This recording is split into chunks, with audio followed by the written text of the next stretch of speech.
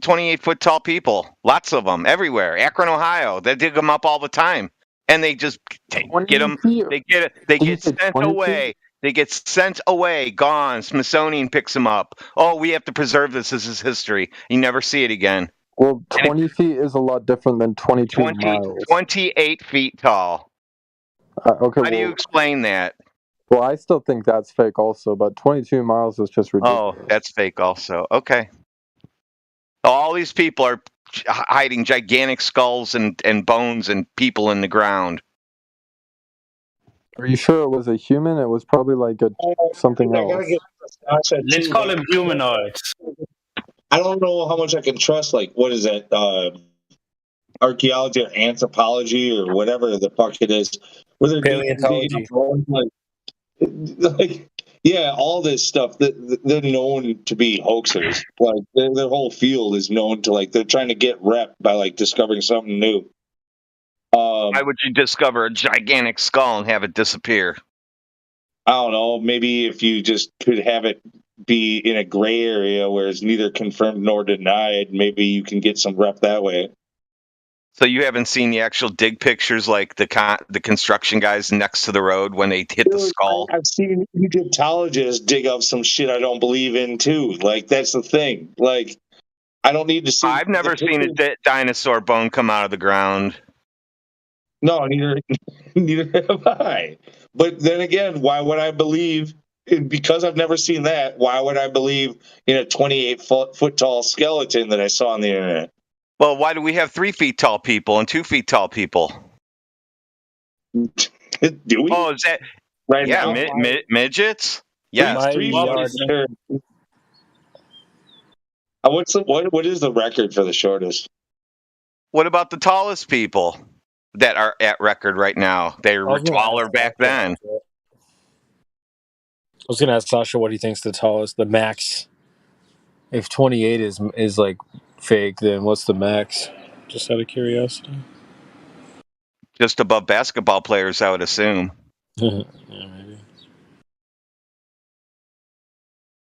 I mean, there has been recorded some pretty big people throughout the last recent years, to be honest. I believe there is also some living right now that is extremely high, also higher than basketball players. Pretty sure that your magical books say there's giants, there's midgets, there's CB, are you asking about people. humans or something else?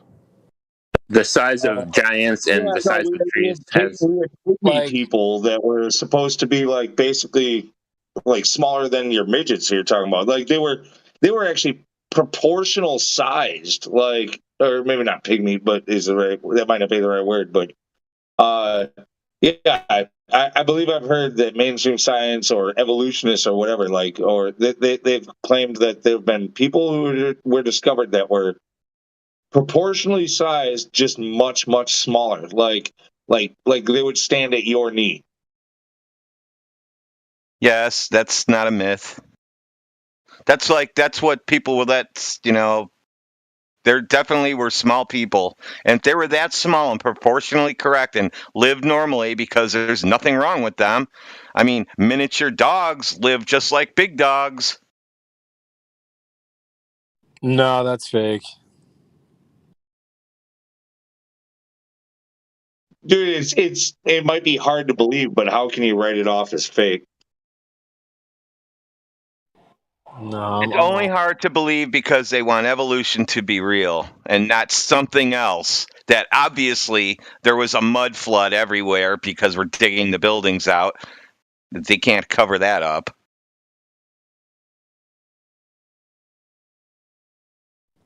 evolution was cool for like a little while, but it's not that cool anymore. So Yeah, but it was only cool like when you knew you were going to the moon someday. What does the size of giants and the size of trees have to do with God the Creator? Because I'm saying that whoever created this is bigger than this place. You won't even see something that big. How do you like that? You can't see the big ones that are laying on the ground right now. Unless you look at them. It doesn't have to have a size, right? Oh, this is a machine we're inside. It's obvious. Please. It's not magical. Why would It's not that need to be? It's not magical dust. I want to point out Sasha's. Like I said, like how could you say that it's completely fake if you believe that you came to existence through a big bang and shit like that? Like everything is possible. Like everything has to be possible if you believe in your story. It's possible, but it just doesn't make sense. But it's your side who claims that these people existed. My side, evolution does not claim that people were 28 feet tall. No, dude, there was giants, and there were also, especially, you will definitely find information. Instead of going big, go small. Find information that there were tiny people, like and races of tiny people. Yep. But Look for that first. They'll tell you that because we were bigger, Neanderthal fucking ate them. We cannibalized their motherfucking asses. And that's the reason why the 28 feet tall people probably got wiped out, because they were eating people our size.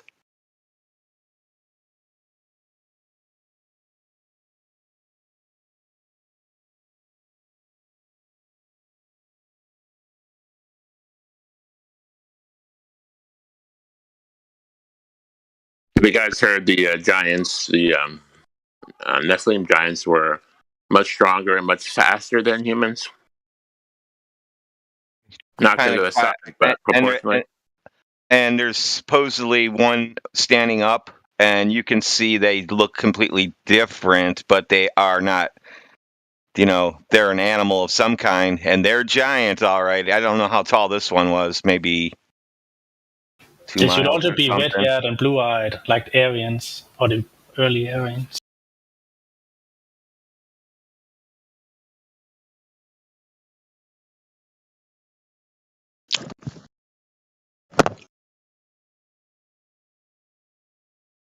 Yeah, Dude, CB, I recommend what CB says. Watch Attack on Titan. I mean, Yep. Sasha, you keep on like throwing out the arguments that your side puts out. You just disregard them like nobody said it. Put Dude, together no the one actual said picture. in evolution that people were Put 28 feet together tall. the actual picture that's trying to be painted, and tell me that that's realistic. I think unless Radwin or whatever his name is can actually show proof of 28-foot people as far as the skeleton, unless he can actually show it, he's full of bullshit, and he's here to embarrass the flat Earth community, and he should be disregarded until he can actually show proof. Because until then, it's BS. All around, Jim. That's a really caustic way to call somebody out. Radwin's been around a long time.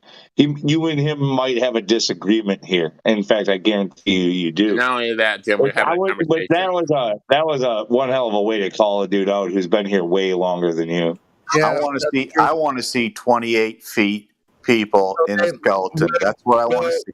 Okay, so the thing is, all we really have to go by on that is we have newspaper reports of eyewitnesses. Yes, I agree. It is a little bit unstable as far as you would consider proof. But as a whole, when you put all of those together, then you have to make some kind of connection and go, now, why are all these actual newspapers with the dates on them? And I mean, okay, so yeah, we know Photoshop has been around. Okay, can that be done with old newspapers? Yeah, sure. So you just have to go through that process. And what I found in looking at it myself is overwhelmingly eyewitness accounts have shown that like there's Sonny and Redwood. What if we are the giants? I think actually the other way. I think we are actually tiny, possibly even. What if we're the giants? What if that's why the trees seem small? That's why the pygmy people got eaten up, and we're still here. No. What if we're the giants? No, I think the giants. were killed off, but I think the bloodline lives on, and I think they're actually the ones that are in controlling everything from behind the scenes, the wizard behind the curtain, and those initial families are still in control that lined up with this evil, whatever it is, this evil bloodline. So the cannibals never went away. Their bloodline is still in those families. That's what I believe. The cannibals are roaring right now. That's a thing. It's not fake. Yeah, it's going Hang on, Jim. Jim, do you believe in the Bible, Jim? Me, myself, Jim? Yes. Yes, and I believe Weren't there that. Nephilim in the Bible? And I believe that Goliath was 9 or 10 feet tall, and that's fine. Hang on. Weren't there Nephilim in the Bible? Was he What's a seed that? of the Was he one of the Nephilim, or a seed of the Nephilim, or the hybrids? One of the hybrids. I just believe that he was around 9 or 10 foot tall. So it's just in your imagination. So you're taking it out of context. Were there Nephilim that came from the Watchers originally, and then mated with women of Earth? Do I believe? Do I believe that something other than the creation of Adam and Eve in the Garden of Eden went into something else other than men and women creating other babies that were men and women, and they created something that was bigger, or something that was around that was bigger? No, I don't believe that at all. Well, it's in the Bible. It's in the Bible. To the daughters of man. Can you explain that verse? It's in the Bible, so you're taking things out of context then.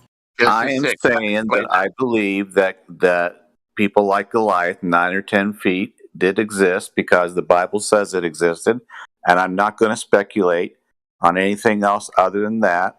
They had measurements back then in the Bible. Jim, that's fine. Jim, that's fine. But like, what is reality, or what was reality, is not necessarily determined only by the Bible. Belief is the enemy of knowing, and so we can have our own belief system. All I can say is if somebody claims that there were humans that or something that was 28 foot tall, that is a claim, and let's see it, please. Debunk the pictures, or I'm going to mute you. Debunk the pictures of what? The giant skulls. Jim, the sons of God came to the daughters of men and bore children. In my opinion, again, Radwin, I think that's taking it a little far too. No, listen. He fucking sat there and just called me out like I was a punk. He's going to do some proving now. No, Jim to explain Genesis 6, please. That's stupid. I don't do that to anyone. I don't do that shit to anyone. The truth is the way that our standard works around here is you would have the burden of proof to prove that those skulls are real. Really? So we don't have to have that standard for Globers? That's what we do tell Globers.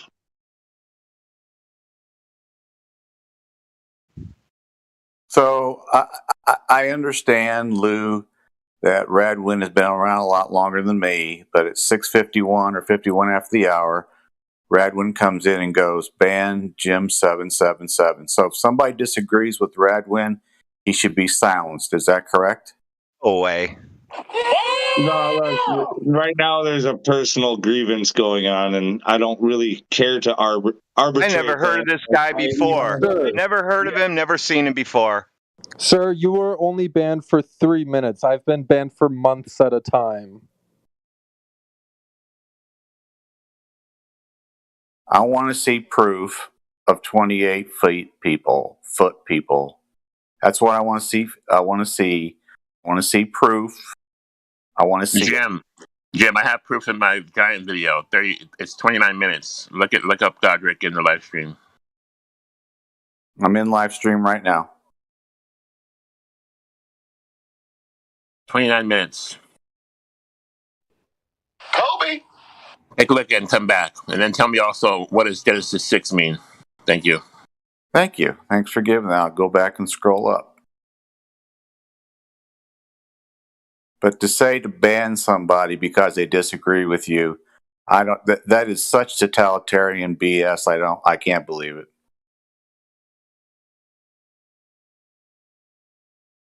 But you're judging him for saying giant. Jim, I'm gonna ridicule you on this.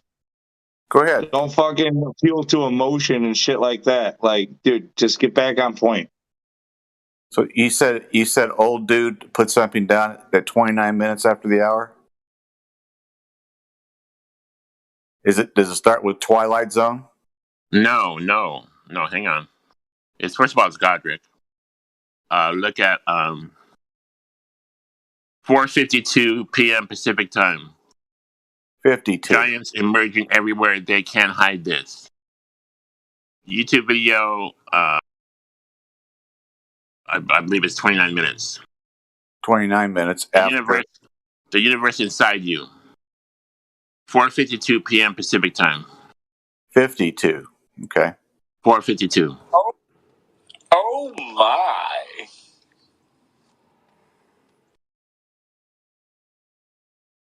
So Pacific time 4:52, which would be 6:52 here. You're on the East Coast? No, I'm in Central Time Zone. Oh, okay. So you said 4:52 p.m. Pacific time. Right. Inside you, giants are everywhere.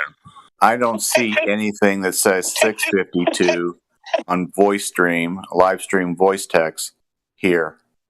Today, Junior?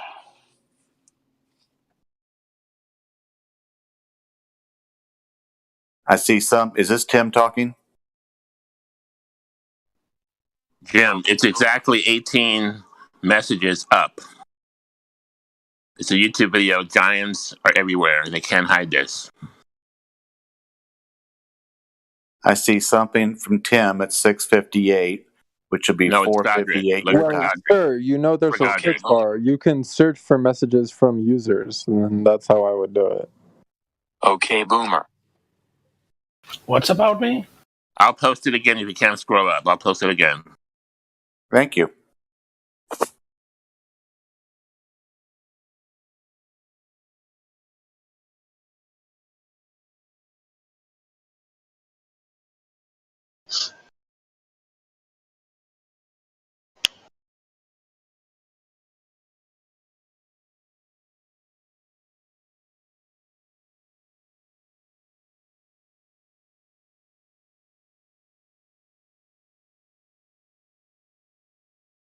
Godric, right?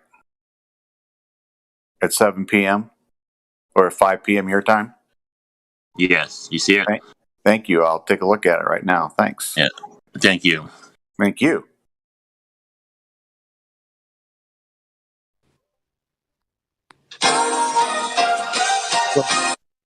Well, Godric, you posted in that video, it looks like there's an astronaut getting a spear through him. Do you have any comments about that? No, I haven't seen that part. Tell me what time zone that is. Well, it's in the thumbnail of the video you posted. Let me look. Hang on. That's an astronaut with socks on? Okay, so the story. Okay, so there's eyewitness story about some military troops from America going to Afghanistan and confronting a real giant. And he had red hair and pale skin, and he killed the guy by impaling him on his spear, and he killed some other people. He ate them, some other military troops. So it's not an astronaut. It's a dude in military gear. It's just a drawing. It's just a story. You can take it for what it's worth. That's my comment. And not in this video, but there's a further story about that where they had to pick him up with a military plane. They had to put him on a pallet. He was over 1,000 pounds. He had 6 fingers, 6 toes, red hairs, 2 rows of teeth. He smelled very. He had a horrific smell to him, like he never took a shower. And he ran like so fast you couldn't barely even see how fast he ran. Seems like we lost both Jim and Radvin. Let's get Jim went to watch the video, so we'll see what he comes back with. Also about those pictures that was posted earlier by these giant skeletons. Like, I know it's from National Geographic, but there is a full article about how the hoax started with those skeleton pictures. Just to add into the whole conversation, I guess. Yeah. Is God Rocking in the house? Are you there, God Rocking, or are you busy?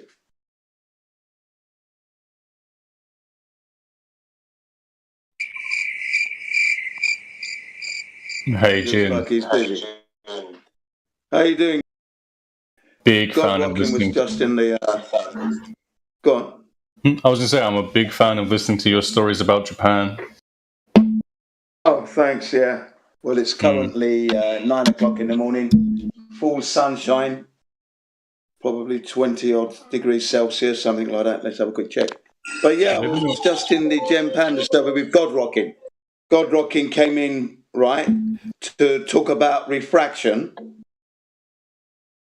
When he came in, they didn't really welcome him as well as best they should have done in Gem Panda. So for the interest of the listeners, I said, the guy that's just talking, his name is God Rocking, a man of high standing and impeccable integrity. With that, Gem Panda got upset. Because why are you telling the people that, Jim? I said, well, he's a contractor of mine. Yeah, you didn't do your job. You didn't welcome him in, did you? And they got really upset with that. You know? they just went into one.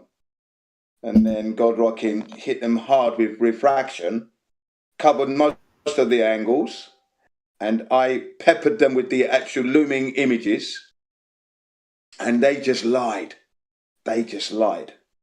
That's what really pissed me off. That they just lied, as you know, and were treating him bad as well. You know, they were really treating God Rocking totally uncivil. God Rocking told them, because you're not being, you're being a bit brash and that. And then Gem Panda apologised, but that's how we are, he said. Yeah, it shows that they're losing hard when they're that butthurt and have that much of a temper about it. Oh, yeah, because I welcomed it. I did the red carpet treatment for God Rocking, as I do for any of the 24/7 that go in there. You know me. On my own, I smash them to hell. I said to Jem, just before I come in here, I goes, Jem, I'm going to wear you out. Your health is going to degrade by your mic. Guarantee you. You are nowhere near my league. I feel sorry for you. You'll do the right thing and you'll unmute my mic, and he unmuted it. Isn't Gem Panda the one who shouts really loud? That's the one. Yeah. He's so annoying. I don't like him. He's really upset. Yeah. And you should see he's upset now. Yeah. Screaming at the high level. But I scream at them back as well. I hold them to task. I mean, we must be on the globe. Just look at how upset that guy is. And anyway, on the last little topic, hi, Jen. Nice to see you. On the giants in America. So here comes the plethora of information from photographic evidence of when they're actually digging these things up, all the way back to Spanish explorers, actual reports themselves of eyewitnesses of people that were twice as tall as the tallest men on the ships. Magellan, for one, and other explorers had these also reports. So I guess if you consider at a whole, all those eyewitnesses, all the newspaper reports, all the actual archaeological digging that is verifiable with their own photographs, that's fine. Eyewitnesses of the actual bones being displayed in museums that were taken out subsequently. So stop repeating me. Who's hot micing? I don't like that. Might be me, sorry. Anyway, so there we have bunches and bunches of evidence you can dig through, just like the information I dig through on the Proto-Hebrew speaking Cherokee. It's the same thing. I mean, am I saying anything definitive? No. How could I? I didn't dig the bones up myself, so no, I couldn't. But if you just want to ignore all of the evidence, then that's fine. I mean, that's your choice. Well, Sonny, I mean, It is up to you if you're going to say it to back it up with whatever your best ability is. You know, you didn't have to necessarily dig them up, but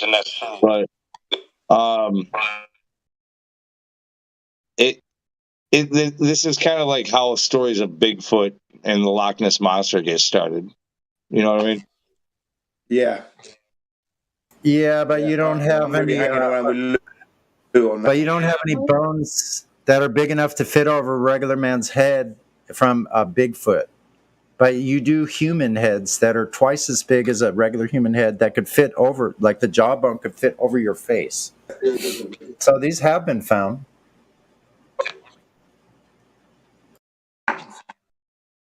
Yeah, but can you verify them that they're human bones? You know, can you? Have you touched the bones yourself? Yeah, can I? Have you had a No, look? that's 'Cause that's true. the only Yeah, way I'm that's going to true. believe. Yeah. I want to touch the bones and magnify them under the That's microscope. true, and that's not a. You're right. That's not a hill I would want to die on. That's true. Any more than I would with giant bones being dinosaurs. You know, I wouldn't. Yeah, I wouldn't die on that hill. Yeah, mountain ranges being freaking titans and trees. You know, like what do they call? What do they call them? Mesas being trees. You know, like it's silicon trees. Yeah, I know that to me is a little far fetched as well. You know, I. Of course it is. Yeah. But very interesting. There might have been the occasional tall man, yeah, and in Africa we have those tall men, but giants, no, man. Yeah, well, okay, then what about the Native Americans then that have their own native oral traditions about these giants that were stealing their women and children and eating them, and they locked them up in a cave and burnt it, and then it's a story. It's a story. I know it is a story. It's a story. So do we just ignore all? That's all that is. It's a story. It's not. You know what? Yeah, that's what I'm going to do. Yeah. I mean, well, listen. The only reason I do it is because it was mentioned. I find it very interesting. That's the only reason I look into it. I'm not. You know, I'm not saying like anything. It's okay. Don't stay. Yeah. but you've got to be able to discern if it's true or not. It's interesting. Yes. Is it true? Here's the problem: is finding it interesting is one thing. A lot of people find it interesting. Too many people around here like to try to talk about that stuff as if it's fact, and then they back it up with the Bible, or even worse, they don't even use the Bible. They use the removed books from the Bible. You know, like all of a sudden it's like here's the Bible didn't want it, you know, because it was too crazy. Jen, reality now doesn't want it because it's too crazy, but because it was once written down, it's now true. What about the buildings that have the steps that are only for awfully huge people? What about those buildings, Lou? Dude, what you're talking about, some of the big steps, that's how you quarry stone. There's steps in front of a building, dude. That's how you... They quarry them right in front of the building to look like steps. When you want slabs of stone, like you make these giant steps to cut the shit out. They're in front of a building, dude. To the doorway. To the giant furniture then that was in the house, all the giant furnishings. No, man, there were no giant. I'm not saying it's proof of anything. I'm just saying there's more than just, you know, there's actual buildings that got steps going up to the front door. That they're 10 feet fucking tall steps. You got to use a ladder to get up them. Someone's playing city buggers. Who the fuck was using those is what I want to know. I'm not saying, you know, I mean, who was it? And when you get to the top, the doorway is fucking 30 feet. The doorway's 30 fucking feet tall. Why? Jen, the flood of Noah, is that a story, just a story? Noah's flood? Yeah, go on. I'm asking Jen because he doesn't believe in stories. What I'm saying is that, you know, that stuff is a story at the moment. I mean, you can see the building, it's real, yeah. Where are the people who used to live in them? What happened to them? Where are they? That's a good question, Jen. We would like to know that. Yeah. Because I just think someone's messing with history, or grandeur gone wild. Who knows? But come on. All the bones are recovered up by the Smithsonian. Yeah, I don't trust Smithsonian for anything these days. They've lied so much. Unless I can actually touch, smell, and get this stuff in my hands and then put it under my microscope and that, then I'm going to say, yeah, okay, it is. Indeed, that's what it is. I'm not going to take their word for anything. I can't do that now. They've lied. They're so saying much. the Smithsonian's Jen is saying that there are no giants. They came and took the bones. The people that were on site said the Smithsonian showed up, took the bones, and now they're saying that they don't exist. Look, here's the thing. Like, this is a big difference between like larger than normal humans to where the average size is like 20, 30, 40, 50 feet tall, or some of them are literally like miles tall. If you want to go down this route, all of a sudden you're talking about mile tall people, 2 mile tall people. Like, that didn't happen. Yeah, where's all the equipment they used to make the stuff and that, to build it? Must be some remnants of this stuff somewhere. Well, that's just it for sure. I'm a builder, and like I said, these buildings that we see around, that they show horses and buggies around them, and they're saying that that's the technology they used to build them. I call bullshit. You have to dig a big hole in the ground. You got to put huge footings in the ground to hold a building of that size, or they settle, they fall apart. It's standard procedure for building. You got to have a footing and a foundation, massive. They don't do that with picks and shovels. They had some form of equipment that we're not aware of. It's been hidden from us. Where is that equipment? Yeah, that's what I'm saying. Yeah, I don't know, Jen. It was probably metal, and if there was any kind of a flood, or if it sat outside for eons of time, it rusted away. It fell apart. Metal, you can't leave metal outside for 100 years, Jen. It turned back to dust. I don't know if that's what took place, but that's at least one explanation for at least some of it. Yeah, you've got to find something. Now, there has to be something. They can't all just die. They have found huge wheels and huge that look like equipment of some sort that's petrified. It appeared to be steel at one time. Steel does petrify and turn to stone. There's tanks. They got pictures of World War II. How long does that process take, though? It depends. It depends on the environment. There's pictures of World War II tanks or World War I tanks. I'm not sure, where they were submerged in mud and they are now turned to steel. They're metal. Check the video. Rock, stone. They turn to stone. Stone. Excuse me. The metal turned to stone. My bad.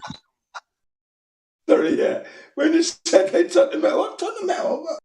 Yeah, the metal turned to stone. You got me there. Yeah, you got me there. I thought, what? I mean, there's pictures of that that have been found, and obviously it didn't take very long. Metal turning to stone. Yep. Metal turning to stone. Yes. Complete stone tank. Yes. I've got to see this stuff. I haven't seen it, so I've just got to see it. Hard to believe. I mean, all I can is... Does that mean the metal is fossilizing the stone? No, that means that the metal was replaced through, I don't know what it's called, but when it's submerged in mud, and as the molecules as they decompose and fall apart, they get replaced with a piece of mud or whatever, and then it solidifies and turns to stone. The basic. I can't understand how that could happen, because you've got the original metal shape. Now, hang on a second, please. How can that, let's say the turrets, yeah? Okay, how can that dissolve or whatever and then rock form? So the rock has to form on the metal. The metal must still be there. Can't change the stone, can it? Because this is a precision tank. It's a vehicle that's got precision. It appears that it did. Nature's hazard. It appears that it did, because it was submerged in mud. All I'm telling you is what it appears to look like. I haven't seen it with my own two eyes. I've just seen pictures, and it looks like they've turned to stone. Yeah. Okay. Yeah, you've seen pictures. That's fine. it's still questionable, isn't it? It's still up in the air. Yeah, It's of not course. fact of any Of kind. course. Yeah. But when you believe petrified wood is real? Yeah. So it does happen. You know, yeah, it does happen. Oh yeah, I do believe petrified wood is real. Yeah. Did all you guys see the hammer, the wooden hammer handle with the metal top was found inside of a rock that it was dated to be like 1 million years old. And it was still metal? No, I haven't seen that. It was still intact. 1 million years old. 1 million years old. Well, we all know a metal hammer with a wooden handle, dated 1 million years old inside of some other granite rock. Well, Okay. Did it look? I don't know anybody here that believes that there's been here for 1 million years. I mean, I don't believe that. So whatever. Yeah, That's the whole point with carbon dating. It's faulty. Yeah, absolutely. Yeah, it's not reliable. Exactly, it's not reliable. I was going to say. And did this 1 million year old hammer look modern or primitive? Was there anything that did it resemble something that could have been made recently? They're the things I'll be looking at. Well, that looks It resembles something like from, I'm going to say the 1800s, like a hammer that you can make with smelting ore and taking a piece of handle and fashioning it and making it tip of a hammer. So, okay.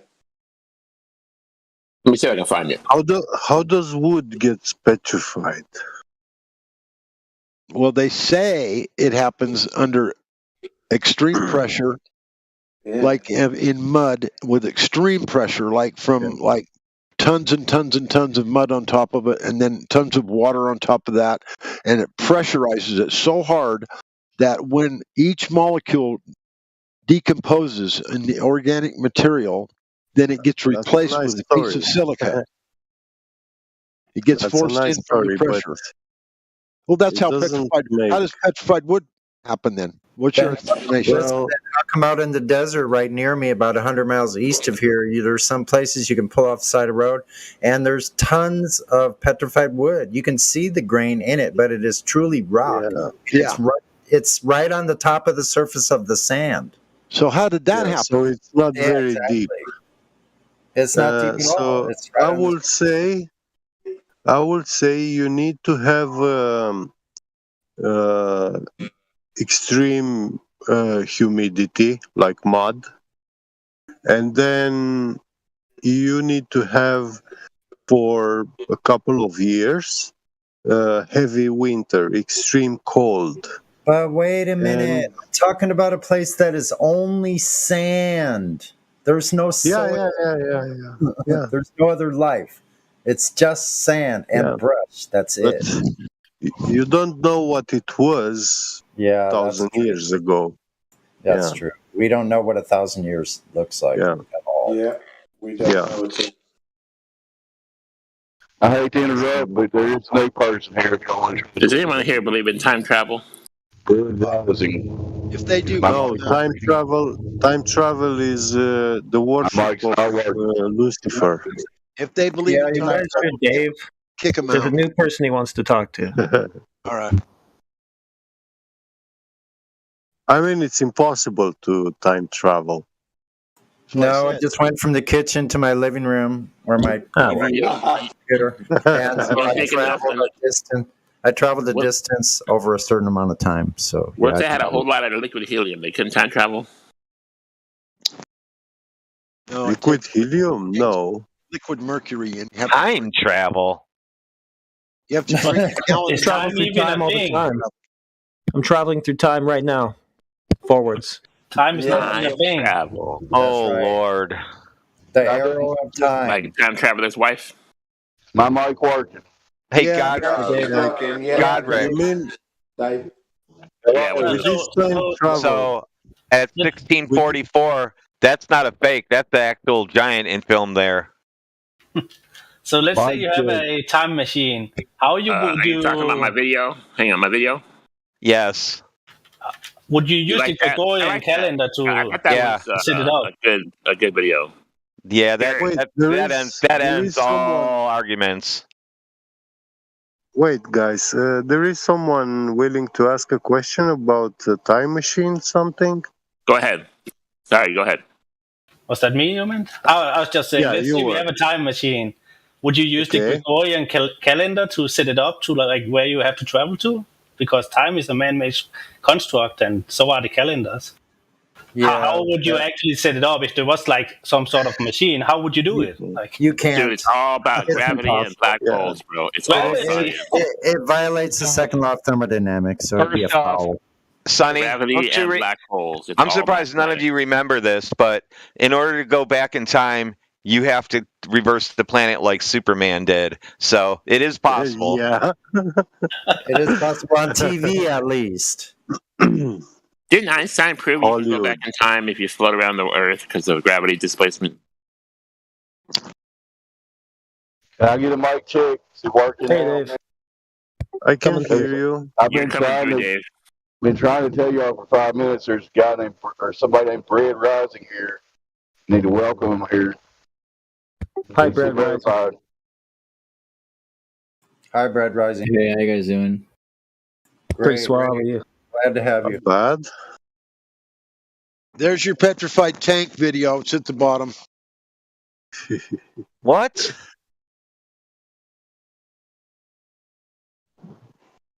Putrefied tank.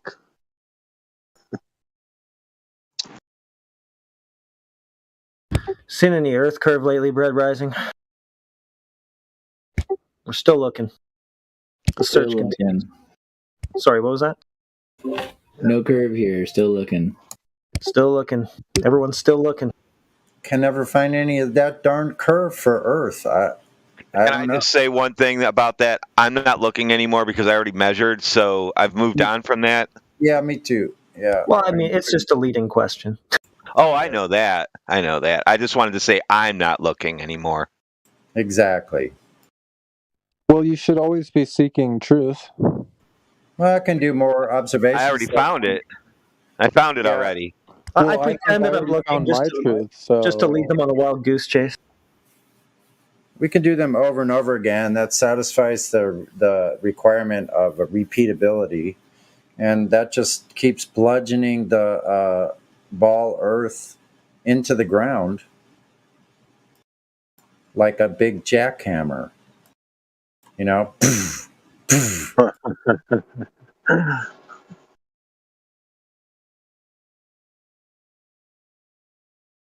So apparently there's just scattered petrified wood all over in the desert out here, everywhere, right on the surface. So I don't know what happened there.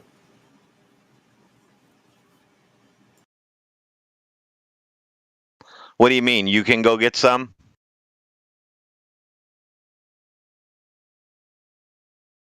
Yes, exactly. I can go get some. Yeah, I could get some easily. Yeah. Wow. I've had it in. I pulled it out of the sand myself. I've kicked it around. I've kicked out over the sand, and see big piles of it under the sand. And you could just grab handfuls of it if you wanted. Can you get any big chunks and I'll pay for shipping? I would have to get my son to go see my ex, but that's their mother, so I'm sure there's no shortage of the petrified wood from what I saw. It was right where they were living, right where she lived. Well, we can't get any here in Ohio, so I'd like a piece. Damn fresh out of. Hey, I'll look into it. I'll talk to my son. There's some here in Utah. I've stood in an area where there was petrified trees laying on the ground. There you go. Where's that? In the Uinta Mountains. Closer. Oh, really? He's closer. Well, I'm in 1,200. I'm in 1,200 foot elevation where I'm at in Ohio, and I'm starting to look at the elevation maps, and it looks like we're on some kind of shelf going to Lake Erie. You're from Ohio too? Yeah. Oh yeah. Hey, there you go. Cleveland. Above the Cleveland. Yeah. The bad sports teams. You live in the good part of Cleveland or the bad part of Cleveland? No, I don't live in the city of Cleveland anymore. I did when I was like Oh. 20, and that was a long time ago. I can't give my location now, but I have quite a different place now. Yeah.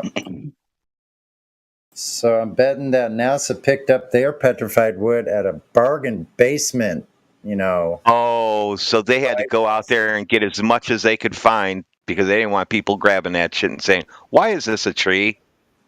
Yeah. Clearly is a tree. So, like all the artifacts found in rock and stuff like that, now either they're million years or whatever they claim that strata is true,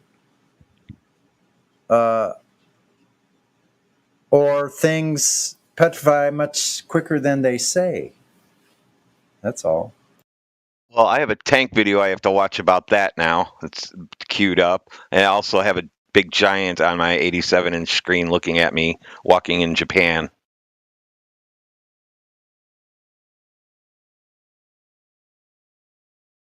That's crazy. Yeah, well, there are tree stumps that have been cut in the 17 and 1800s, and now they are petrified.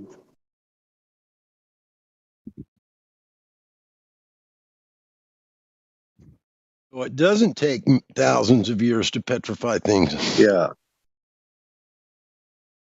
My point exactly. I say it takes only a few winters. One special Interesting. winter, and that's it. Yeah, I didn't think it was anything to do with age. I just didn't know how it was done. Yeah. It's a very interesting. I mean, the man who will discover how this thing is happening is going to be able to make all sorts of gemstones. You know? He's going to be able to make Medusa. Yeah. Yeah. I used to be married to Medusa. Fuck. You don't want to meet her. What'd you do? Send her my way?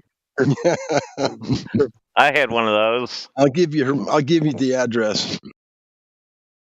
You can turn to stone when you get there. Well, you know they're showing that Medusa on TV all the time. Starbucks. Is that what it was? Yeah. Oh, that on their cup. No, they have a commercial where Medusa's walking around, turns people into stone.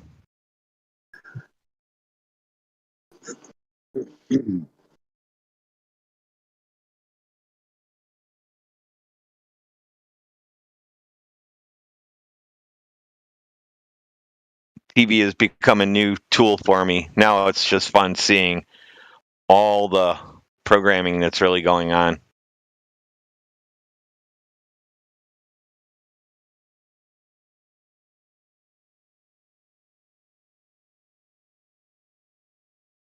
Evil people are funny and they have devil horns and they perform magic tricks. Yeah. Clowns. So do you Mormons. guys are heretics. You don't believe. I know there's people that back east that actually think Mormons have horns.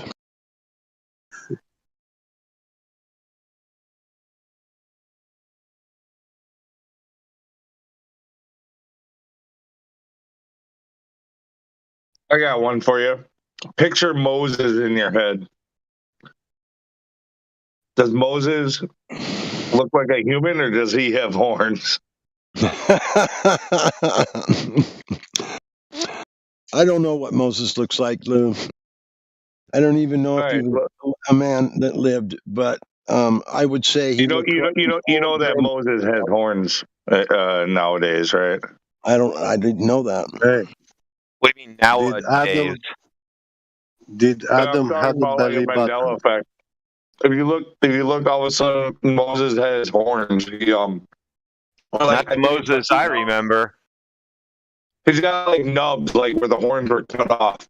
Like God like removed them or something, but like he's got like nubs.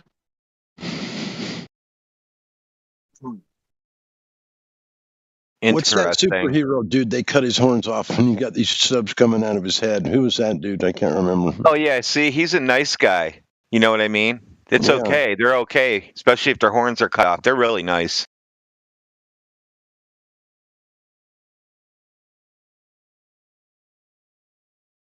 Hellboy. Hellboy, there you go. That's him. Yeah, Hellboy. Not Hell Monster. Hellboy. Well, he was a real person. You know that, right? What do you mean by that?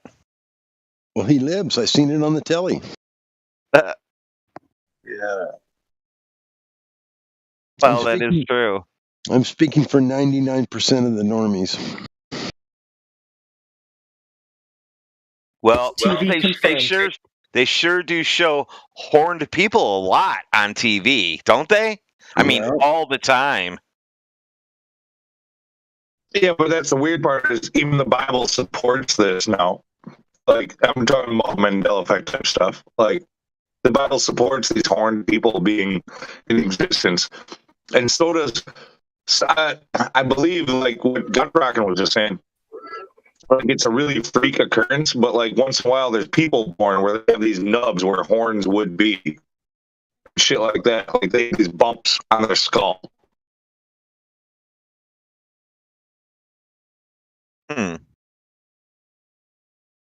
Genetic past to the horned people. Are you sure it's not evolution that we were a goat once?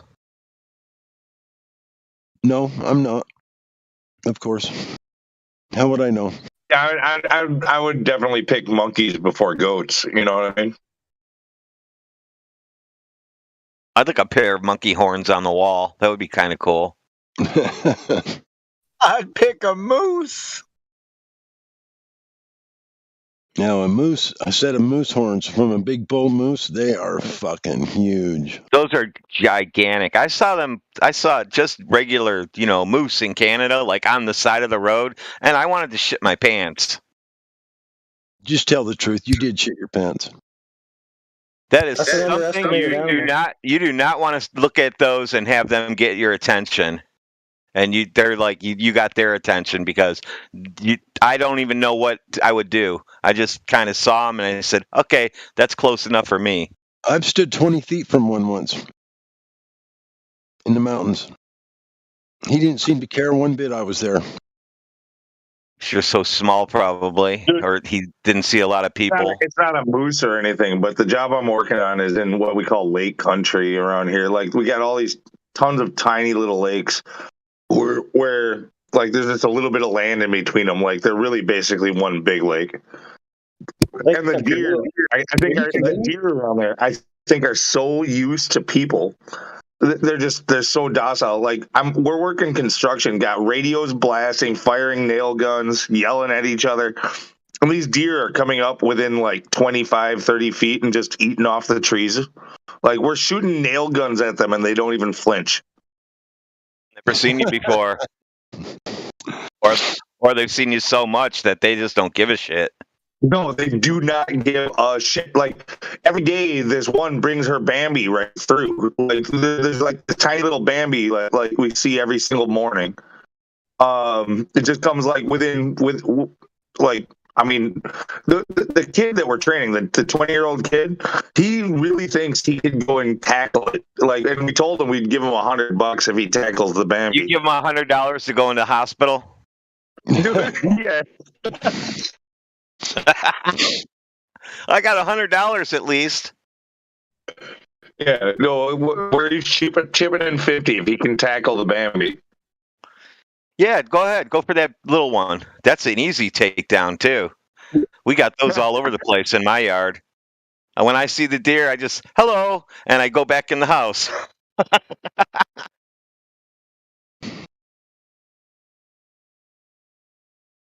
See, we had one time at my other house, nested up against our house in the backyard, and I almost had a heart attack when I was just walking through there, and it was there by itself.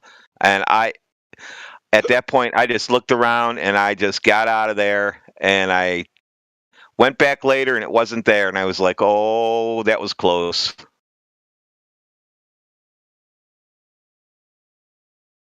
I was doing some work on a cabin up here in a place called Causey Estates. It's a private community. And I built some terraces in the background for the homeowner. And I was staying up there, because it's so far away. I just stayed in the cabin. And I went out one morning, opened the back door, and there was a bull moose laying on the terrace I just built the day before. He was just laying there, big bull moose, and it was probably 40 feet from me. And I just stood there in the door and looked at him, drank my coffee, and he just looked at me. And after about 10 minutes, he got up and walked away like no big deal. Moose aren't scared of people at all. Well, deer are scary enough when they get mad. So, but yeah, you don't want to piss a moose off. If they're coming for you, you're probably going to die. But if you just leave them alone, they really don't give a shit. You know, you don't just encroach up on them and invade their space. But if you stay back, you don't try to tackle their young. Is that what you're trying to tell me? Yeah, pretty much. I wouldn't try that with a deer either, but you can tell your guy to go ahead, but I recommend not trying that.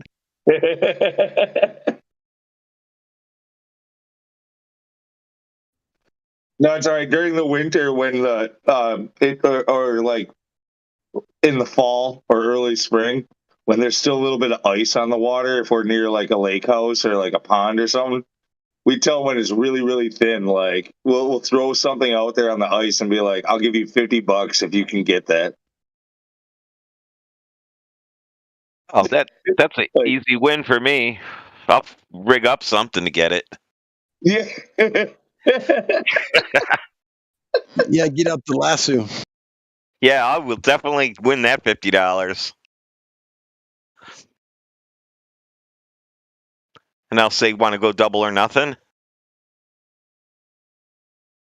Dude, it's pretty funny. Kids will do anything, especially when they need the money. I know they will. That's what I mean. I know they will. And they'll run out there and fall. And I'll be, why would you go out on that ice? You know it's too thin. Just go lasso that thing.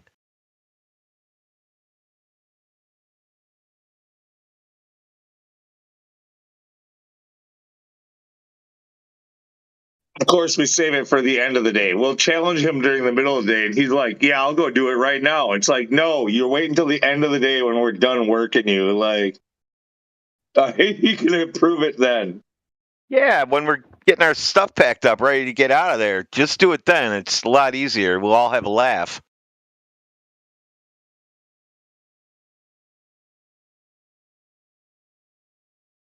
Then he can get in the truck and warm up from his fucking accidental break through the ice.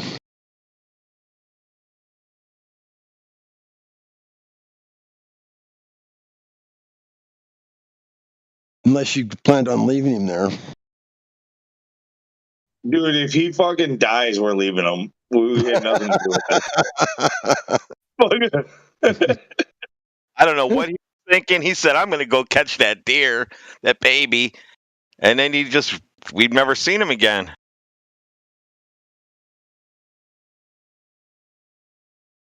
Yeah, absolutely. Yeah, it's like the fire in the sky. You know, the guy saw it was the deer this time. That's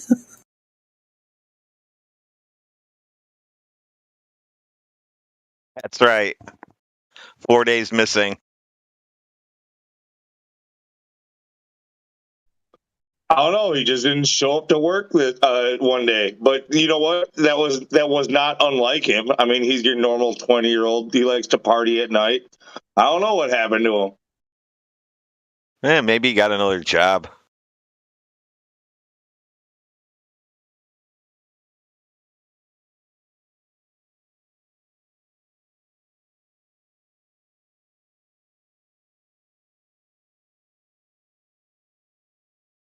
Turkeys around here are ridiculous too. Like we get so many turkeys, and they're not afraid of people. They just come like right up, like within like 15 feet, like just come like strutting by. That's how they are here. They're wild turkeys everywhere. They just go by them. They don't really run too far. Unless you try to go after them, they'll stay out of the way. That's about it. Yeah, no, dude, he's pretty sure he can catch a turkey too. We've got to bet on that one also. How do they taste? You ever eat them, Lou? Do they taste kind of Dude, no, we don't hunt the wild turkeys. I mean, I'm sure there's like a season for it, like, but no, you can't just like shoot turkeys because they're strutting through your yard. You cannot shoot turkeys if they are strutting through your yard. That is correct. There is a turkey season here in Ohio, though. Yeah. That's why there's so many wild turkeys around, and they keep building homes, and the turkeys aren't moving. They're just coming out of the woods and doing their thing, and they're getting displaced, but they're still running around where they were before.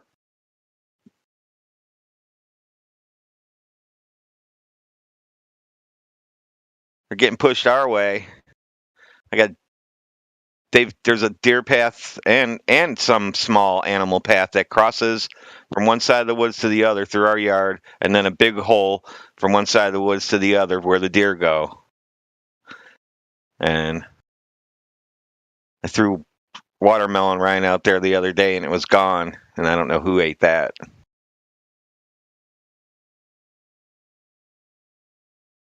You got baby deers out there, don't you? Yep.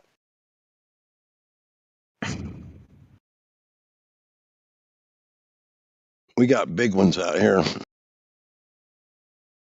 Yeah, there's some big giant ones, but that's rare. Right, especially this time of year, you're just listening to see the regular size. But they're all over the place. It's like having birds in your yard. At night, it's just too freaky. You don't even know they're there because our neighborhood's not lit up. You have to light up your yard if you want to see shit. And I don't light up stuff. I'll go outside and I'll just get a little glimmer, like a reflection of something. I'll be like, "Oh, that deer is standing right there next to our house," and then it'll just be standing there. And then I'll go look out my side window. There'll be like 8 of them down the side. Like, oh boy. They don't do any real damage, but I do notice they like to eat the flowers in the front, in the tree that we hang.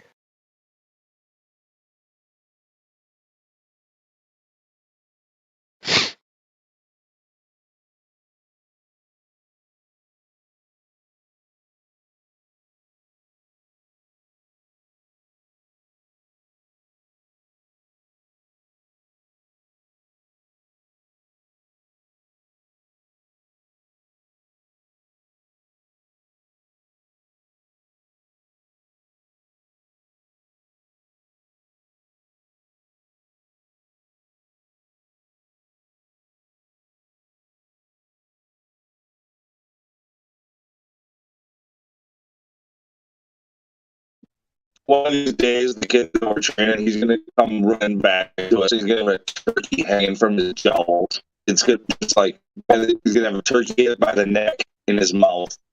He's like, I got him, guys. That's how we're going to know that he deserves this promotion.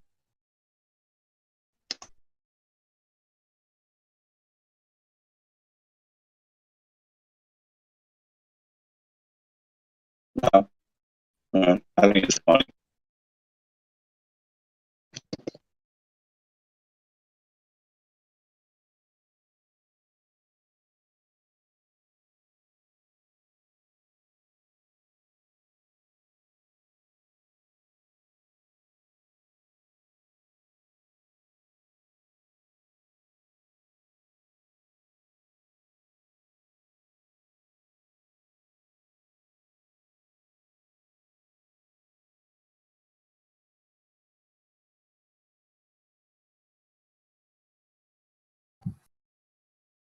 May I ask Lou if we want to have this discussion now about the 30 minutes of a video I just watched about the giants? Or should we wait till scientist comes back? Oh, I don't give a fuck about the Giants. I have my own opinion about it, and I'm not going to hate on people who are for it or people who are against it. Like, personally, I think it's highly unlikely. Okay, like, there's the claims that I've heard. There be large people. You're very robotic. Large people. It's just where do you draw the line? Like how large? You know, like that's kind of where I'm at. Hey, Lou, I don't have a real good connection with you. I want to go to a different part of the house. Yeah, Lou, but robots have no opinions. What's that? Talking to Lou, I'm telling the robots no opinions. No, I have my own. I have my own opinion. I'm just saying. Yeah, but you're roboting.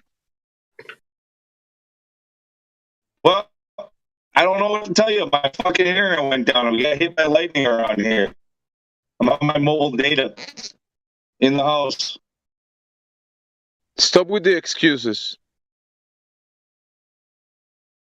So Lou, is it fair to say that I got a red connection? I can't do anything about it. I'm on mobile data with a red connection. You can mute yourself. You can fucking come over here. Yeah, you can mute yourself since how we can't understand a fucking word you're saying. Until fucking 10 seconds ago. No, yeah, I'm good either talking about this or not talking about it. I'll go whatever Lou wants to do. I'll defer to him. No, like I said, no. If you guys want to discuss Giants versus no Giants, that's like it's kind of a fun topic. I'm not gonna like pick a side and say who's right or wrong. It would be more about like what is a logical argument and what is not. You know, like that's where I would interject. But my own personal bias on it is that I mean the Giants. Like I said when I was probably roboting, was that. It's like, where do you draw the line of Giants? Like, how big are we talking? Are we talking about 12-foot people? Are we talking about 30-foot people? Are we talking about 50-foot people? You know, like, I might be able to be on board for 12-foot, even maybe 15 or 18 or 20-foot. Above that, I'm not really on board. And mountains becoming giants? No. Or giants becoming mountains? No, not on that. I can concede to 10 or 11 feet, just because I believe that Goliath was 9 or 10 feet, and obviously I wasn't there. At the end of this 30 minutes, they did state that they believe that dinosaurs and big bugs lived millions and millions of years ago, and I don't agree with that whatsoever. So they're basically giving us an evolutionary viewpoint of these supposed giants, which I totally reject. But, you know, I appreciate whoever whoever did send me that 30-minute video. I thank you very much. It was very good, very informative. I can talk about it with scientists someday, or in this group, whatever you like to do. I like to have scientists around if it's possible. But Lou, I think you're very fair, and I appreciate the chance to talk with you here. Well, that's kind of. I never even actually wanted to be a moderator. This is what I did as a silver or as a gold or whatever. They just kind of were like, since you're doing the job, you're going to have this role, and it's just what I'm going to do no matter what. This is how I behave. Thank you. And I will concede that I came in hot before, and I apologize. I shouldn't have, and I apologize. Well, your behavior is unacceptable, Lou. Yeah, well, you believe in friggin' like 100-foot tall people, so I do. Who told you that? No, I don't know. I believe that there were giants on the earth, but I'm with you. At what height do you call a giant? I mean, I really don't know. I think there's evidence that 8-9 foot tall people. There's still people alive today that are that tall. There's people in countries where there's 9 feet tall people alive today. So how can you say they don't exist? They do. The one thing. Are they giants? I don't think so. Are they giants? I don't think so. They're just, really tall people. Now, a giant would fall into a category to where you don't see average people, or even throughout the times where you'll see occasional 8-9 foot tall people. I think giants are a different thing. They're probably 15 feet tall, or 12 to 15, maybe a little taller. I don't know. But titans, I don't know. That's a whole different story. I've read a little bit about it.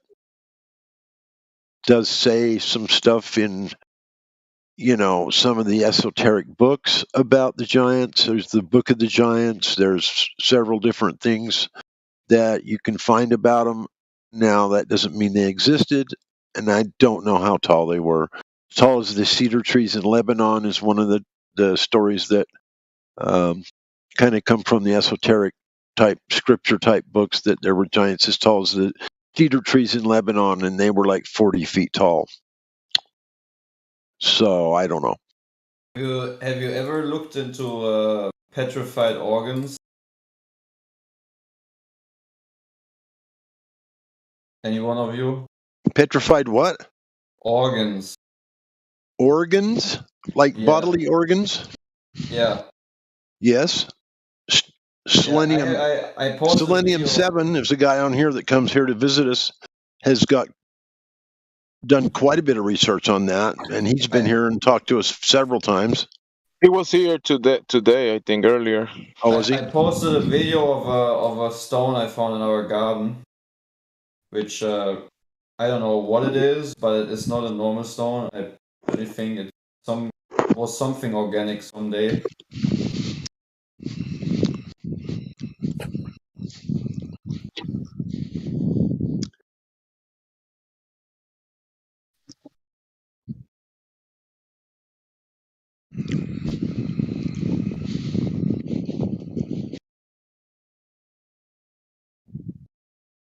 No, maybe someone of you knows what it might have been. I lost my hot mic in yesterday.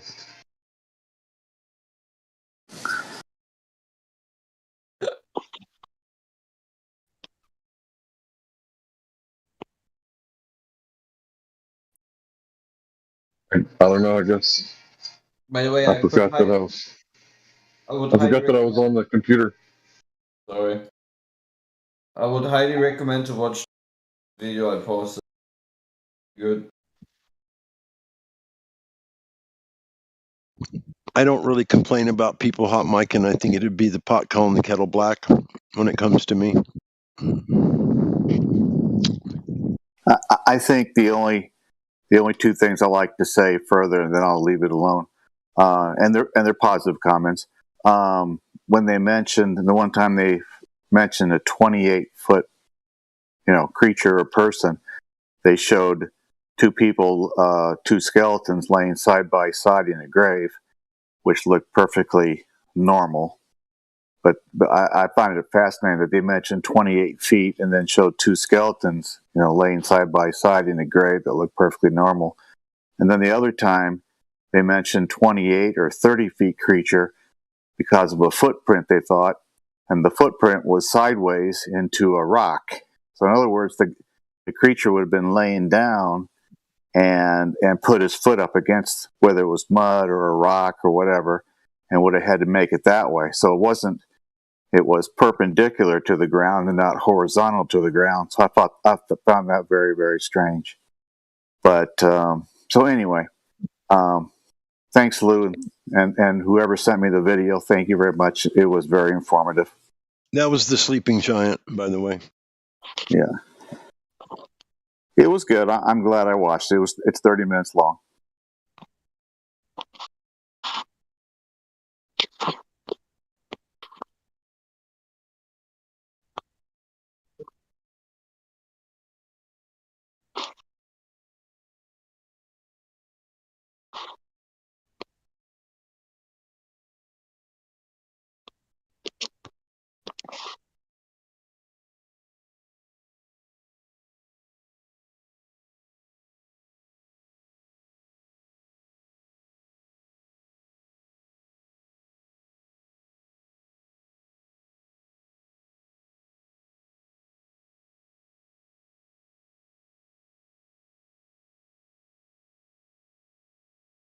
I got disconnected. Did Bread Rising ever talk or anything?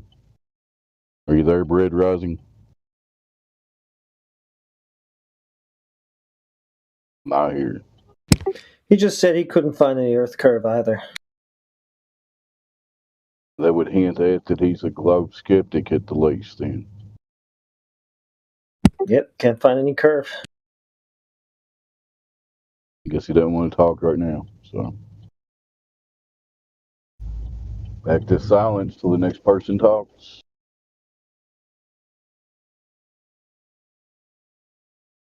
Yeah, again, I think there's a lot of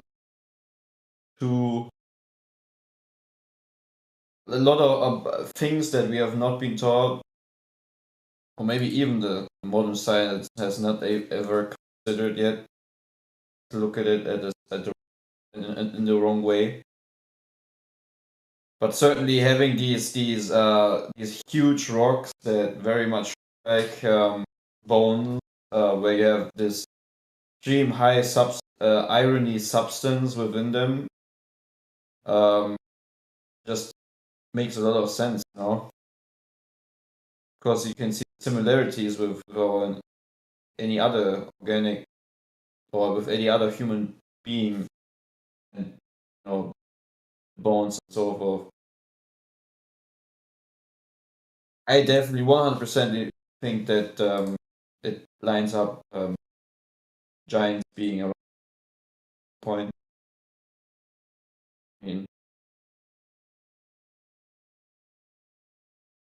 mean, the perversion of genetics is nothing new, right? It's going on today again, where they pervert the blood. Maybe not that was in the days of Noah, but certainly people are willingly perverting their genetics. So it's nothing new under this.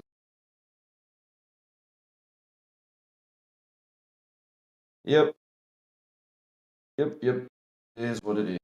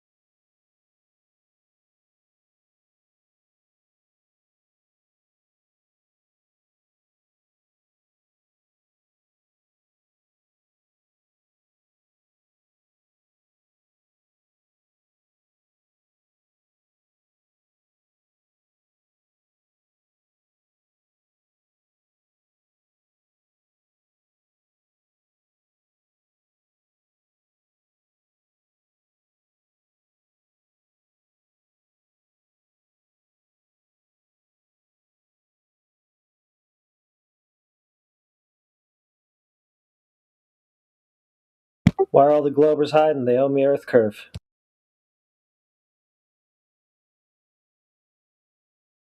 They will always be hiding, man.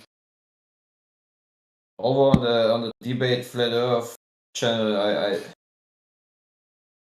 I certainly now see the pattern of how some people trying to get themselves in the religion of the heliocentric absurdity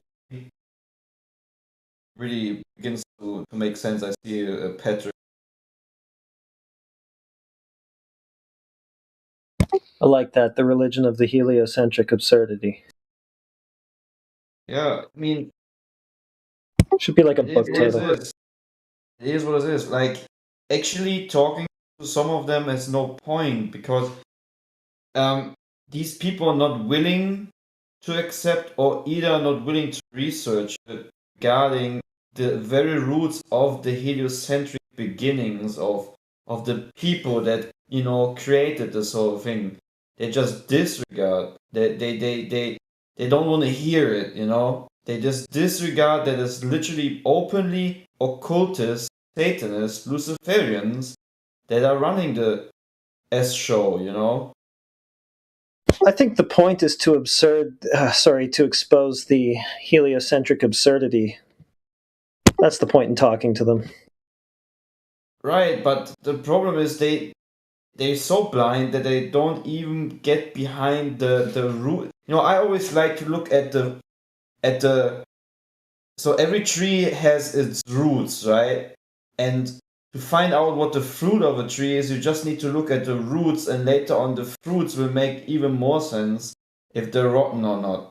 So if you look at the root of the heliocentric religion and what people stand behind it, what was the influence of creating NASA and so forth, you just come to the point of where you're going to be further interested in understanding everything else we flat earthers say, because you realize these people that created this whole system are deceivers. I mean, it literally says it in the word NASA.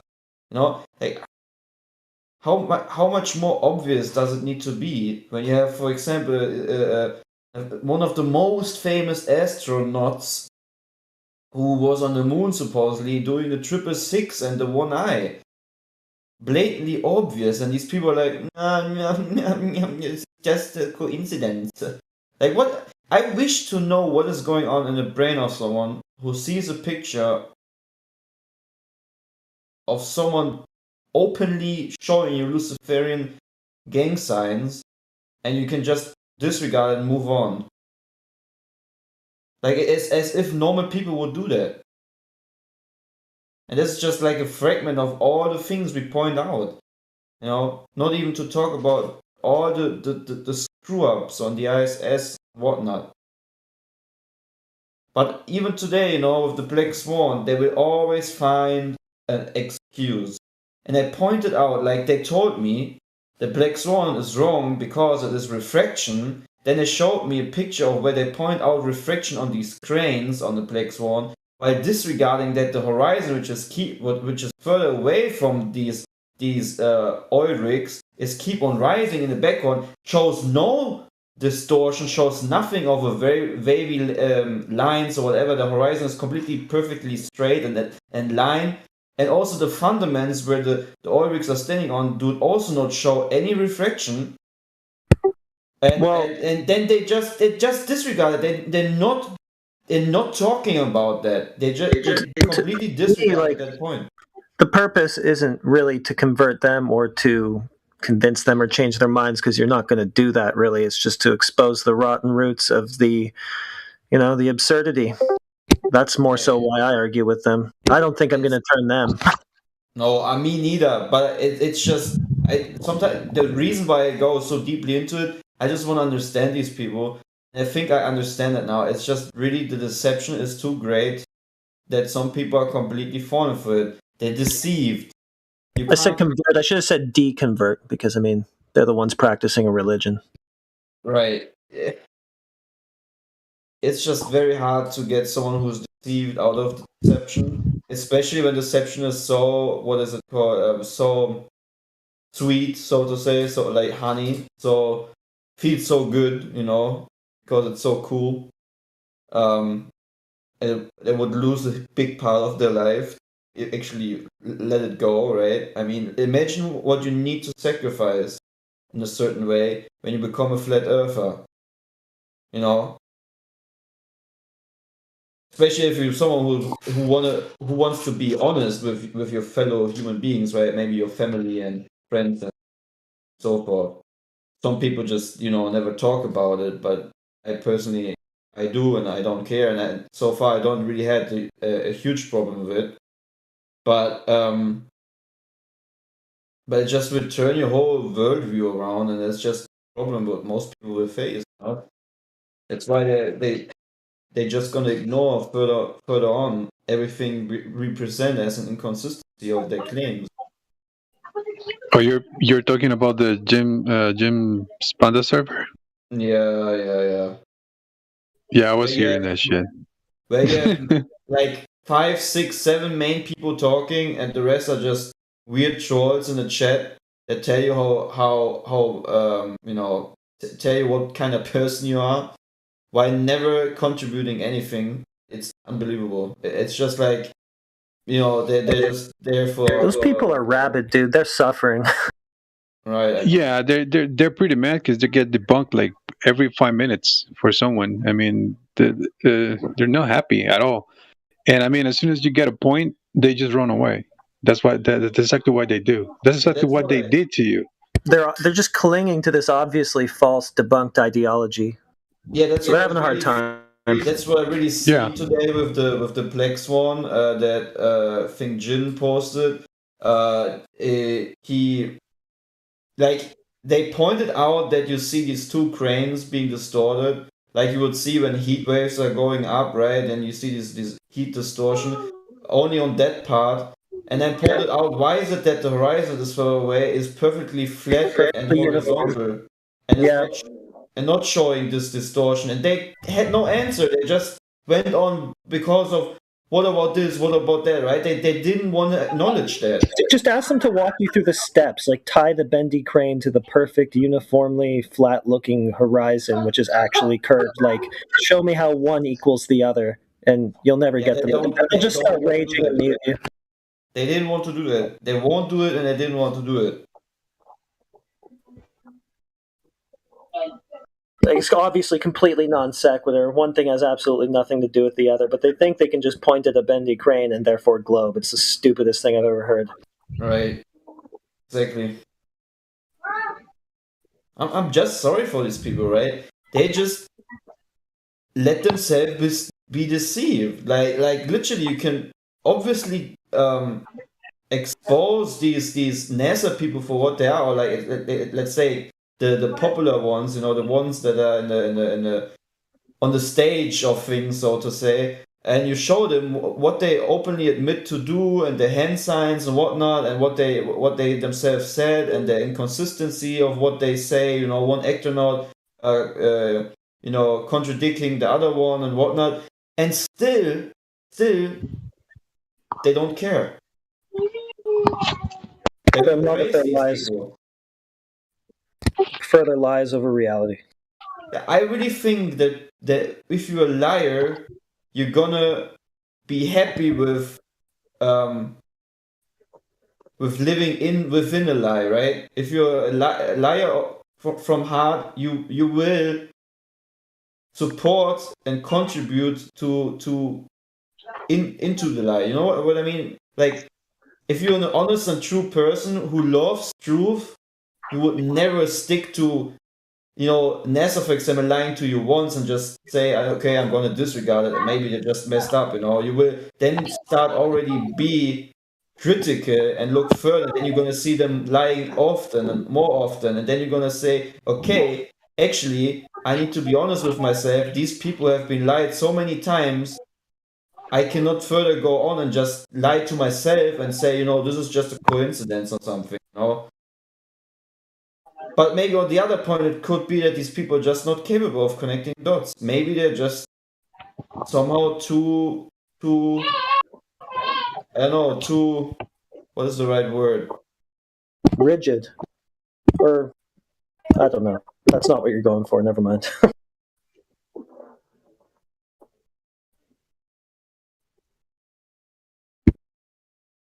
Low pattern recognition skills. I don't know. But I think also that they're just clinging to the ideology. Like, I mean, this story that they were taught of the heliocentric paradigm they think they're in, they just don't want to let that go. But I don't know. I mean, it might come down to the individual in every case. I don't want to speculate on, the minds of that many different people, but they have a problem somewhere, that's for sure. Right. Yeah, they said that the Black Swan was distorted. They said, but they don't mention anything about refraction. So they don't say. I mean, they don't go like deeply into it. They don't explain. I mean, is it? I mean, stooping or I don't know. I mean, what is it? They don't. They don't explain it. Like, I mean, show me what's wrong with the picture. Just like it is. Don't call me with, oh yeah, it is Well, like this. No, you that's what come the up flame of horizon with is. something. It's a distortion, right? But does it look distorted? It's perfectly flat, uniform, and Yeah. horizontal. Right. And the other thing is, when you see a distortion, for example, when you drive on a flat road, right, in a hot summer day, how does a real distortion look like from heat, for example? Yeah, it not looks like that. crazy, right? You don't get a horizontal line, right? And I told them that, and they just said, I hear it in the voice that he didn't want to recognize it. He knew that what I was saying is true, but he could not go on to the point because he has no explanation for it. And yesterday, oh man, I even had a more retarded conversation with I mean, he's a nice guy, right? The moderator owner, at least for conversation I had so far with him, Mr. Panda or something. He seems to be, kind of reasonable. But I I pointed out the stars, flimmering within the waters, right? And he told me that these stars or the lights that's in the sky are flimmering like if they are in water because of the distance of the camera that you're pointing at them, right? So you have a maximum distance of 30 meters, and then things are getting what is it called? Out of focus. And when they're out of focus or not in the right focus, they just tend to look like as if they're flimmering underwater. So that was his proof of things, right? Then I said, okay, let's say I have my geocentric model where I'm going to build a small scale of a light which I put into water, and then I'm going to look at it from the outside while it's in the water, and I get the same outcome, right? And he said that's stupid. So recreating something which we, or at least I think could be reality, and it shows the same thing which I You don't even know better. Hello, what is going on? Hey, Twad, you're hot micing. Yeah. What? Oh shit! No worries.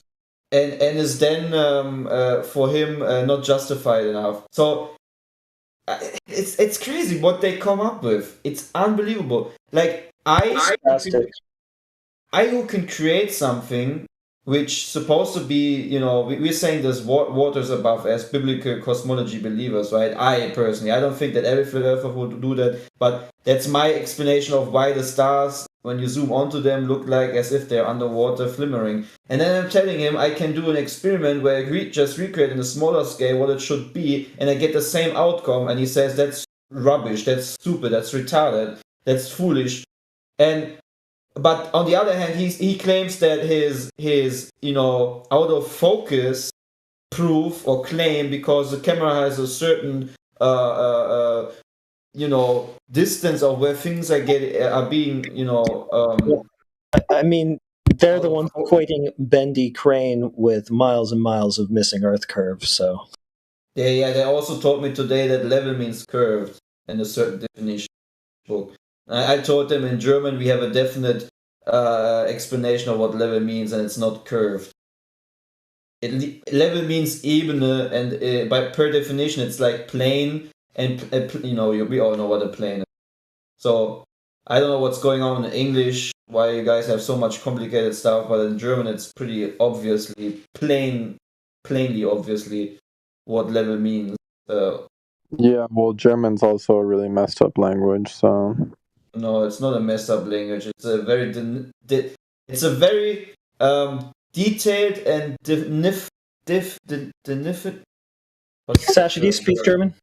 Definitive language, right? Yes, I can. For example, you say bicycle, right? We say Fahrrad, okay? Because within the word it already explains what it is. So let me explain to you what Fahrrad means. I mean, Fahrrad is bicycle in German. But if I would translate it word for word, it would say drive wheel or drivable wheel. Okay? So you say bicycle and we say Fahrrad because it's a Rad that you can drive because it's a wheel that you can drive. 2 wheels you drive, right? Wait. How did Germans mess up language, Sasha? Well, look at the word I just posted in chat. Like, that shouldn't be a word. Kraftfahrzeughaftpflichtversicherung. You just proved my point, man. This is the perfect explanation. Thank you. So Kraftfahrzeughaftpflichtversicherung is just showing how perfect German is because it really tries to, in a short way, tries to put everything in there to explain to you what it's talking about. That makes sense. You just don't know what the word means and you say it's messed up. That's so unlogical. I know the English language. You do not know what Kraftfahrzeughaftpflichtversicherung says. I think It's like insurance for a motor vehicle or something like that. Yeah, something like that. But you cannot Sasha. even say the word, right? Sasha, I remember we were talking about Ukraine earlier. I got a meme for you, man. I thought about you when I saw this meme because all the like people on the left, the virtue signaling people, they're like, "Oh, Ukraine, they're standing for freedom, and no, Russia doesn't want to be free, and they're so progressive." Check out this meme.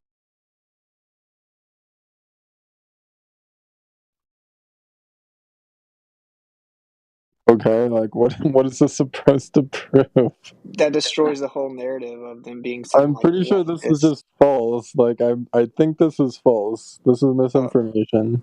No, it's not.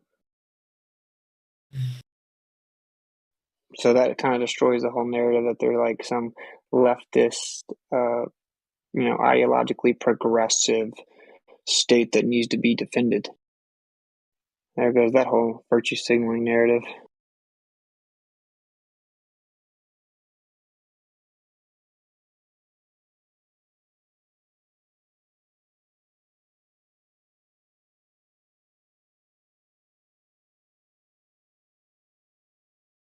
But yeah, again, German is a very, very nice language.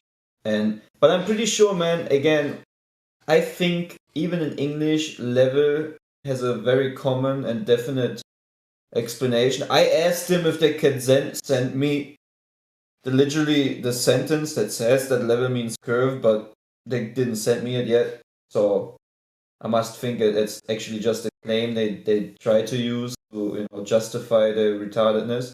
But anyhow, I think level is level, right? Of course. Like it always is. Sasha's rebuttal was that Germans messed up language as if level does mean curved or something.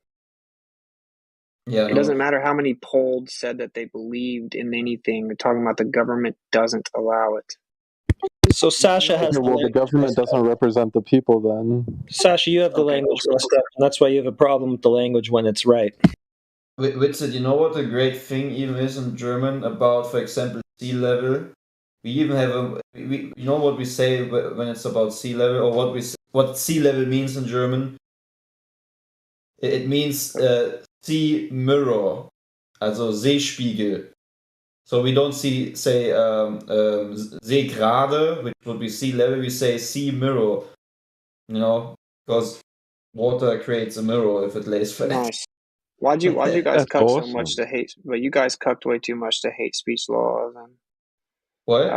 You guys cucked to hate speech laws, and you guys can't talk about one of the most important historical events. Yeah, you're one of the hundreds of countries that just ain't even talking about it, and you guys are really kind of turning into like a socialistic society. So I love a lot of the stuff you guys have come up with. I'm actually German. I have German in my ancestry, but you guys are kind of losing the plot. I'm just going to be honest. They got conquered, but it's not my fault, right? It's the deception that rolls on with the of course, the pride stuff, gender. They want to change it. Like they already gender many things. Like for example, you get a letter from the government, and it says everything must end with a feminine. What is it called? Feminine suffix. Yeah. Yeah. So instead of for let's say let's say you say Lastkraftwagenfahrer. Now, because Fahrer at the end is a masculine pronouns or whatever you call it, or vocal, what I don't know how to describe it in English. Now they need to say LKW-Fahrerinnen. So you need to add the feminine part of it. It's so stupid. Absolutely crazy. Like, this is literally You just do it revelation. the way you're taught. Yeah, but it's literally revelation unfolding. Everything turns into Sodom and Gomorrah. Everything. Everything. I mean, America is even more worse, right? I mean, the whole pride thing, it's even more progressed over there at the moment. But,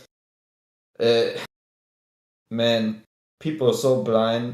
Like, they're waving around the rainbow flag, not understanding what the biblical meaning about it is, which was the establishment of the Most High showing us that he's not wanting to send a flood again, and these people wave it as a pride symbol of their disgusting filthiness. It's like pointing the finger straight up towards the Most High every time. Making fun of him. And these people are unaware of it. Or, I mean, maybe some are aware, but it's just disgusting. Just disgusting. 100% disgusting. There's no excuse. I know, Witzit, have you seen the Alex Stein videos where he exposes kids being in a, weird bar and where transsexual men? Yeah. Have you seen the one where he talks about his daughter Lizzie, the lizard, who identifies as a lizard? He tells the city council that he needs a what's it called, terrarium? Terrarium, a terrarium in the class. He's like, I understand that we can't keep it at 85 degrees for all the other students, but the least you can do is get a terrarium for my daughter Lizzie the lizard. And they have to take him serious because they're so crazy. It's pretty funny. Yeah. I think there was also there was that one time when he played that transsexual woman with using this swimming body wear thing. I don't know, swimming suit or whatever. There's no harm in taking them seriously, so why does that matter? And they're taking them seriously because they're so stupid that they have to take people's opinions like that seriously. It's hilarious. Right. They do take them. Yeah, but there's no harm in taking it seriously, so you might as well just do what makes them happy. Oh, so you should be able to go tell a school they have to put a terrarium in your classroom because your daughter thinks she's a lizard. You think that's legit? Yes. Sasha, you're never going to get a girlfriend, buddy. You're going to have to grow up. Well, you realize girls don't like beta males. No, most girls actually agree with me. But they don't date you, do they? That doesn't matter. It does matter, Sasha. The reason they don't date you is because you're just a dime a dozen. You just agree with whatever they say. They want a man to tell them when they're wrong. They want a man that stands up for what's right whenever it's not popular. They don't want the guy that just regurgitates CNN and thinks that makes them special. That makes you weak. Okay? So when you're like, oh, there's no problem in taking them seriously, how is there not? A 7-year-old can't be a lizard. It's a girl.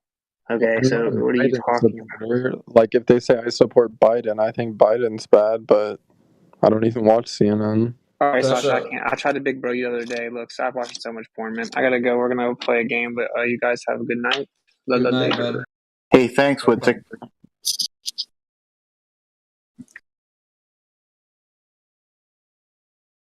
Yeah. They might virtue signal about it, but no girl's gonna date a lizard.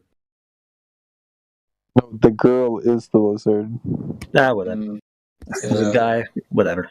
I'll be honest, man. I rather want to have any girlfriend as if my girlfriend would accept people identifying as lizards. I would rather walk alone all my whole life instead of having any girlfriend that would ever accept the fact that identifying as a lizard or a trans woman is normal. No, thank you. I actually don't even want to live in a world like this, but I'm somehow forced to right now. But I know there's a day coming where I don't need to anymore.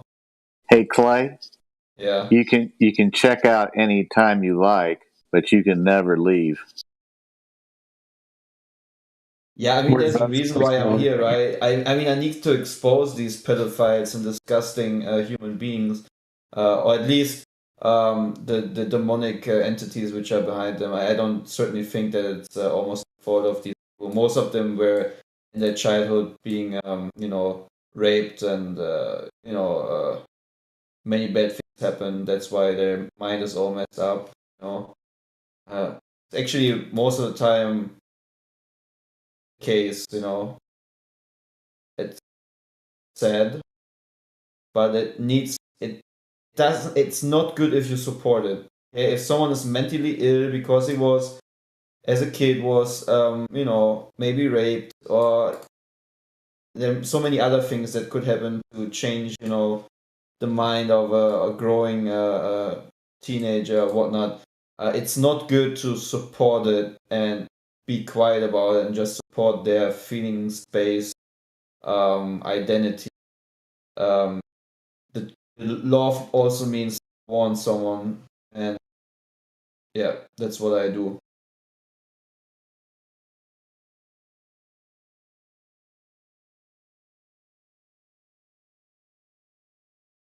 There's a reason why the rate of suicide has been shooting up lately.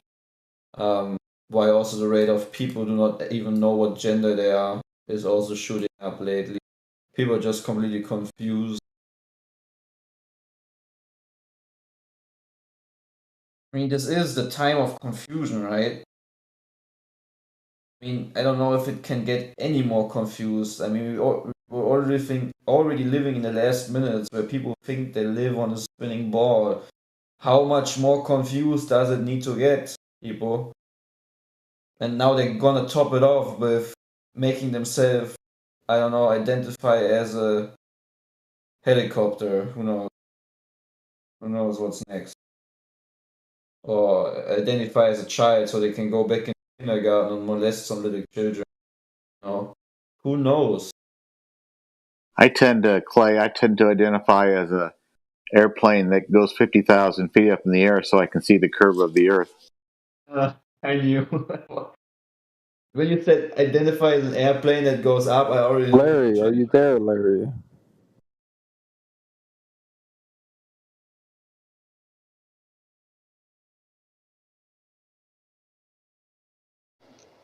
What you want? Just wondering. Hurry up, I'm mowing the yard. Newest season of Hank Hill. No, is there a new season? The most recent one. Yep, haven't seen it. I don't watch much TV. Did you Ain't nobody say, got time for that shit? Did you say, Larry, you're mowing a yard? Is that what you said?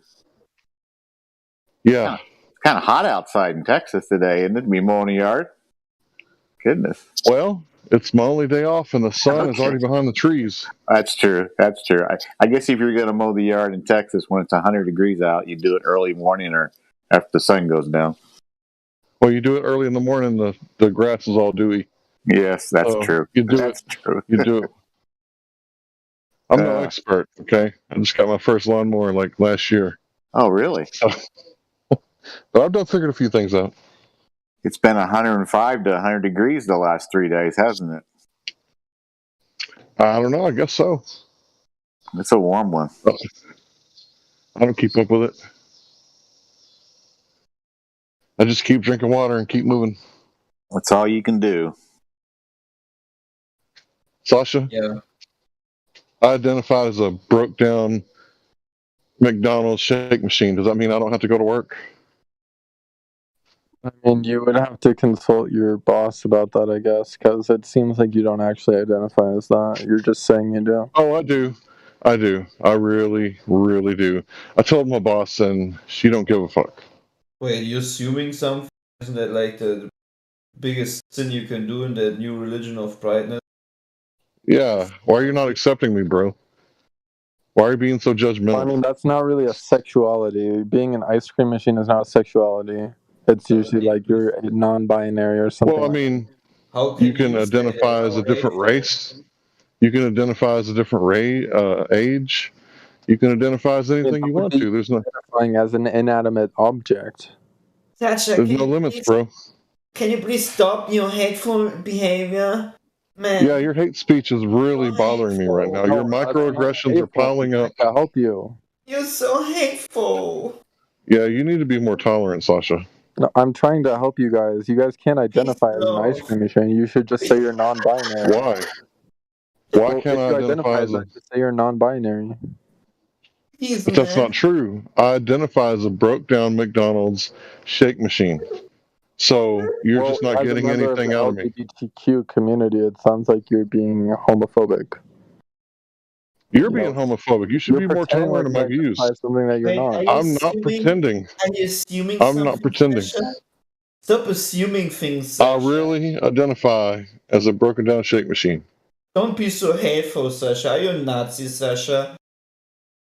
Are you secretly No. a Nazi? Yeah, we I'm punch not the one Nazis who's around here. German, bro. You're the one who's German. Look at that freaking Bro, haircut. that's terrible.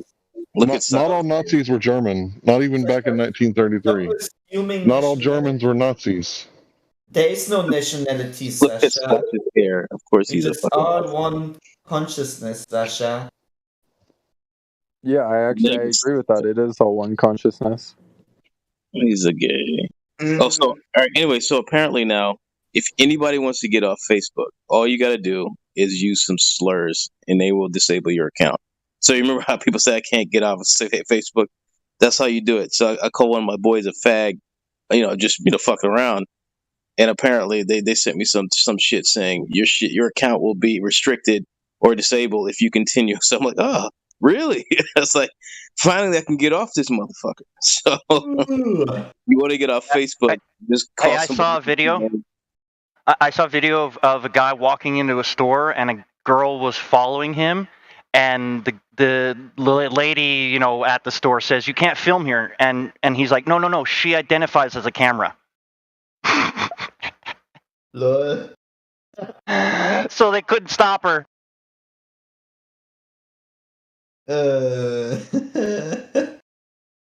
That's ridiculous. Next time you're robbing a bank, oh sorry, I identify as the bank director. I identify. Oh shit! I'm the real. Don't you dare assume I'm not the real bank director. It's my feelings that's telling me that's right to be the bank director. Okay, so just accept that. Okay, otherwise you're homophobic and a Nazi.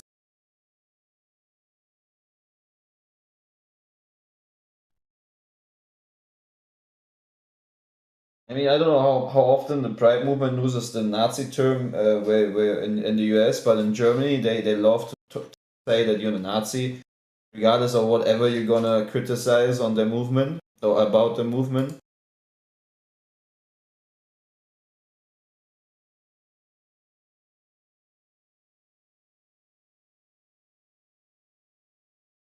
I mean, guys, it's okay if someone's non-binary. Like, I don't know why you guys are so upset about that. Not upset, just I'm sorry for them actually because it shows how much confusion has processed. Yes, Sasha, you kind of look that way, Sasha. Maybe sometimes I feel that way. Yeah. Feelings is not reality. It is. That's why. Just because you feel a certain way atheists are doesn't so mean it. confused. Just because you feel a certain way doesn't mean it is what it is. Dude, he's an evolutionist, so he believes in you can be anything you want to be. So they're fucking weird, man. Right. What I see with that whole evolution theory right now is going very much backwards in society. People seem to be going the backwards path of evolution. Slowly degenerate.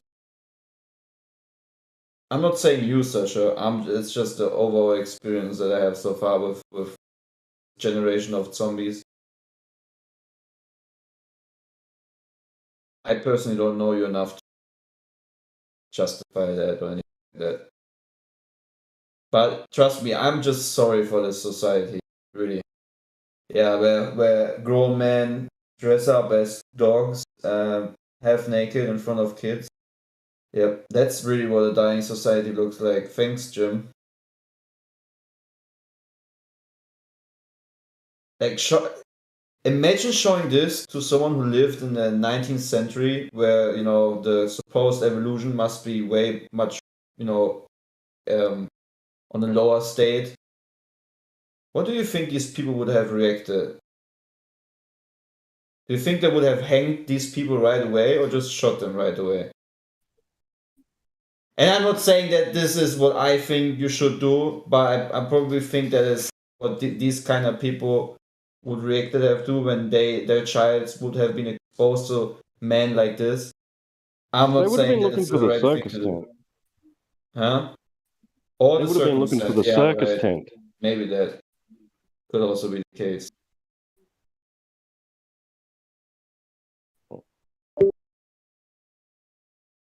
The freak show goes mainstream. Right, yeah. Yeah, they had freak shows back then. They were just, yeah, they had their place.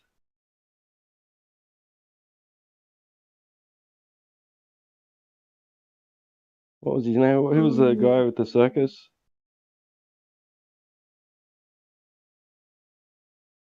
Anyways, there was something I wanted to say, but I forgot.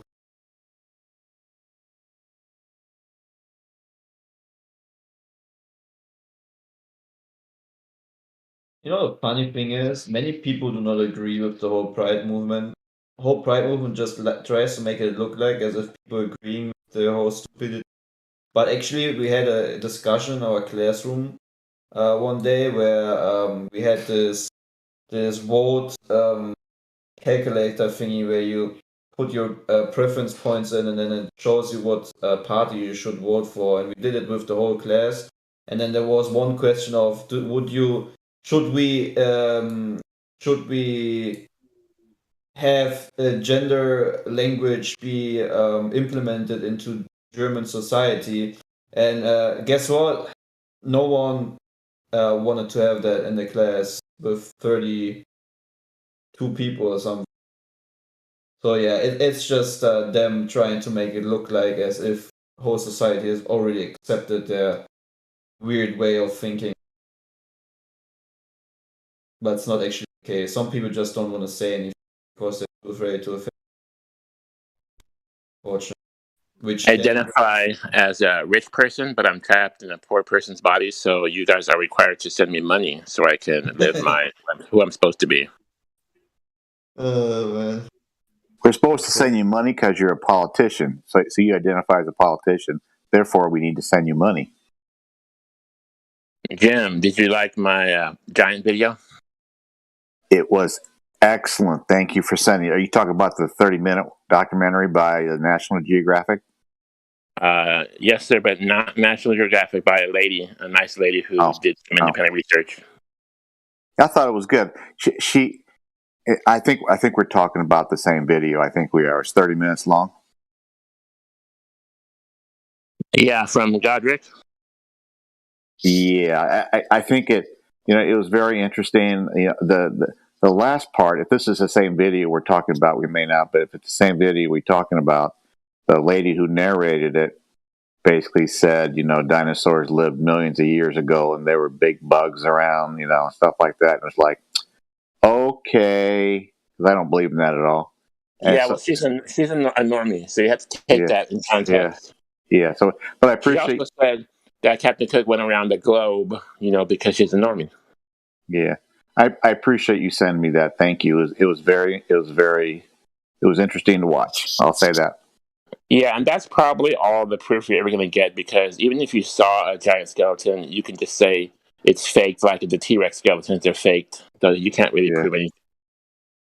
Well, I heard that the dinosaur bones from 65 to 225 million years ago are not on exhibit. They're behind closed doors to protect, because they're so delicate. So the people that brought us the myth, keeps it behind closed doors because they're so fragile. Arr.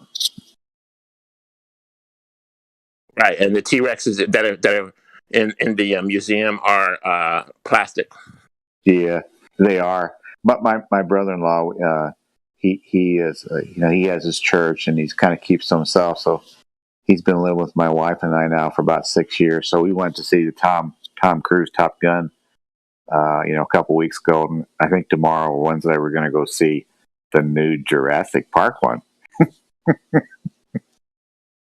So I can't wait.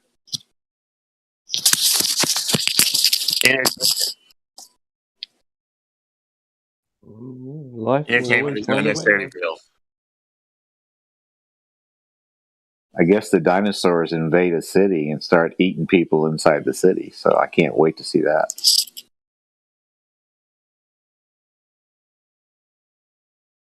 Can't wait to see this whole thing burned down. Yeah. Yeah, that Hotel California song that came out quite a while ago. You listen to the words, it's kind of weird, but at the end it says you can check out anytime you like, but you can never leave. That's like the last 27 months. It's like I want to check out, but I can't leave. Good song, good band. It really is. I mean, the bands back then, 70s and 80s, they were just. As far as Eagles, have you heard the song "Last Resort"? I may have. You may have to sing it. You may have to sing it for me right now. The way you said that, that means you haven't. You have to. Okay. YouTube Eagles "Last Resort." Listen to the words. Eagles "Last Resort." I'll do that. Thank you. It's worth the listen, and because you may not have, meaning you have not. You need to know. Okay. Okay. I'll do that. I'll do that right now. Thank you. So back on binary, what does it mean non-binary? It means you don't identify as a man or a woman. You don't have a gender. Yeah, That's fine, but does that mean we have to accommodate you in some special way? Well, you should respect my pronouns. Okay, what are your pronouns? He, him. But isn't he a male? Well, I never said that I'm non-binary. Oh, I'm not. Okay, sorry, I'm not talking at you. I'm just asking questions. So why do we need? I'm ignorant. We have to respect your pronouns. So explain why how do we respect other people's pronouns, and what's the answer his question? Yeah, if I want to be called like Lord and, let me answer. God, hold on. If I want Hey, Shit. Just Hello, lost him. You were to refer to me as Prince or Your Lordship. He just wants to be called. Okay, well, the way to respect someone's pronouns is to ask them their pronouns when you first meet them, and then after they tell you, There's different call them pronouns. Man, That's awesome. shove that shit up your ass. It's amazing. It's going to be hard for you to find a job if you don't listen to people's pronouns. What a load of No. Guess what? That's called discrimination, and then you can sue. Look it up. You're fucking moronic, dude. Dude, people can fire you if you don't can call them sue if pronouns. you say bad things in a work environment. So don't come at me with that. There's a guy, look him up. He gets jobs just to sue them. That's it. But is it for the pronouns, or what is he suing them Yes, for? he finds people just sitting in like the library, or not the library, the work zone or the cafeteria, just talking about sex or something like that, and then gets the company, sues the company, and files all of this stuff and wins $10,000. Look it up. That's the problem with America. It's become so litigious that it's retarded. Yeah, it's basically Sodom and Gomorrah in a nutshell. Like, these people even want pedophilia to be normal, right? Like, the next nice step to say, identifying as a I guess they're gonna have a nicer word than pedophile. It's a good thing, just because my preference are little children instead of normal people.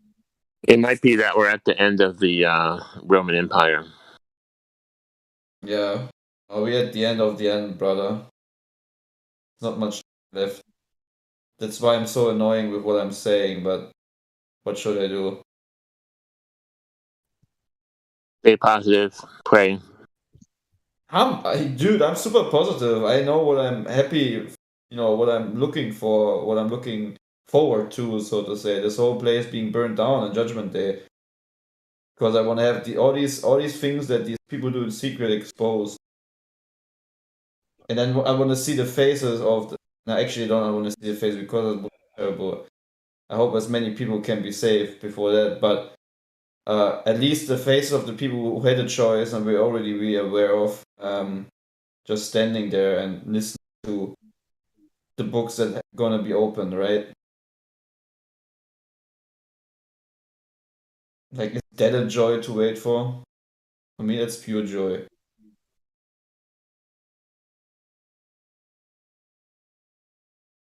Comes back with fire. I had actually a vision of this, when everything was burned down, walking through a valley where I saw dozens of bodies burned like bacon. I mean, it sounds crazy, right? It sounds terrible, but it's just what is written, right? He's coming back to bring a sword. Why would they be burned like bacon? I don't know. I can't describe it. It looks like very dried up, like dry meats, but very dark. And the weird thing about that vision is I was not scared, right? It was not as scary like when you're in a horror movie or something. It was actually not at all as scary. It just every house was almost completely destroyed, and they had like these bodies in the foregarden, completely burned down. Everything was just, I don't know. It's the same as if you put meat on a grill too long. Do you believe in nuclear bombs? No. I'm talking about the one who really brings the nuclear bomb, which is fire. I can read to you what will happen if you want to, but I don't think that. So Sodom and Gomorrah, the Lord destroyed the city with fire from above. Yeah, fire and brimstone. Can that happen again? I don't know if it will happen in that kind of setting. I can only take what is written in Revelation, right? He comes back to bring a sword. He will burn everything with fire, as if the farmer would get the weeds and put it in the oven because they had no fruit. They're just weeds that no one needs, right? Yeah, let's just separate, destroy the things. I mean, it's actually essentially the whole creation in itself, right? He's like a farmer who has spread out seeds, and there are some good seeds which bear fruit and grow to very good trees or plants or whatnot. And then there's the weeds between it that needs to be eliminated, so to say, move on, right? Just the exact same thing that you do in your garden. Have good fruit, you need to get rid of the weeds which are behind it, between it.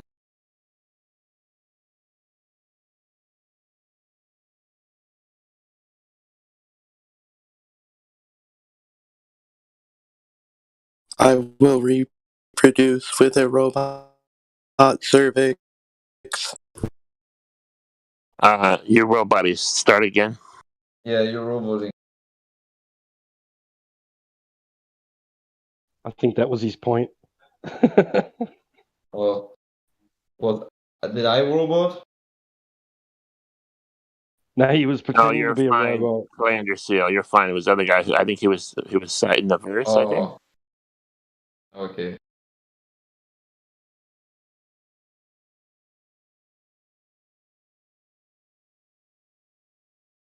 Commander Seal, how do you know that the Bible has not been corrupted by man?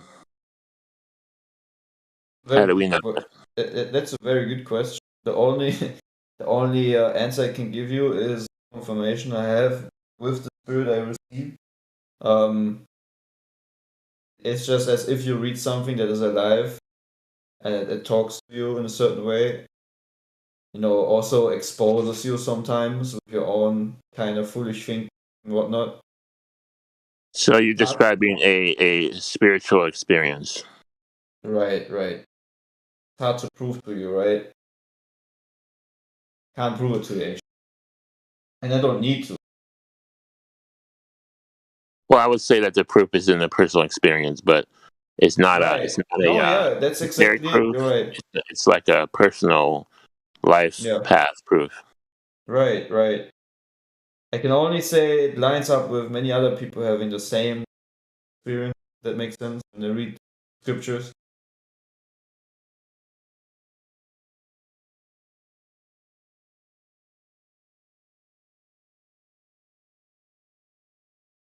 What do you take, Clanderson? What do you Sorry take for interrupting. Excuse me. I know the question wasn't directed at me, but I'm going to go ahead and answer the question. The same question was asked to this guy from Dallas. He's basically like one of those double doctorate, scholar, so to speak.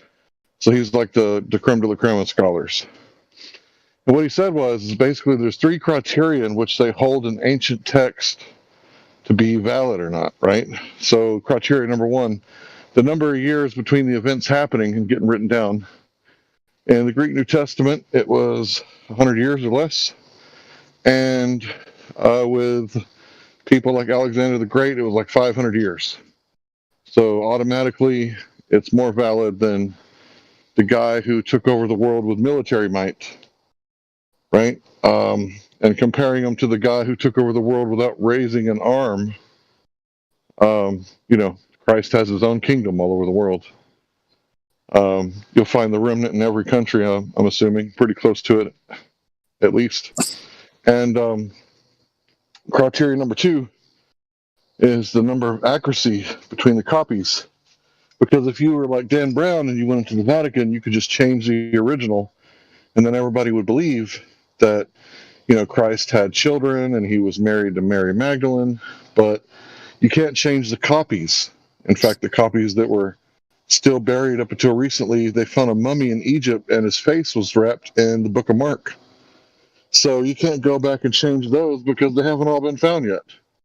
So the number of accuracy or the number of mistakes was 0.6%.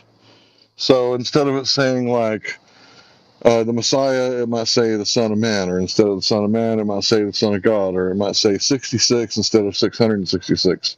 But nowhere in the doctrine is those mistakes changing the doctrine. It's just like spelling errors, etc. Right? So 99.6% accurate, right?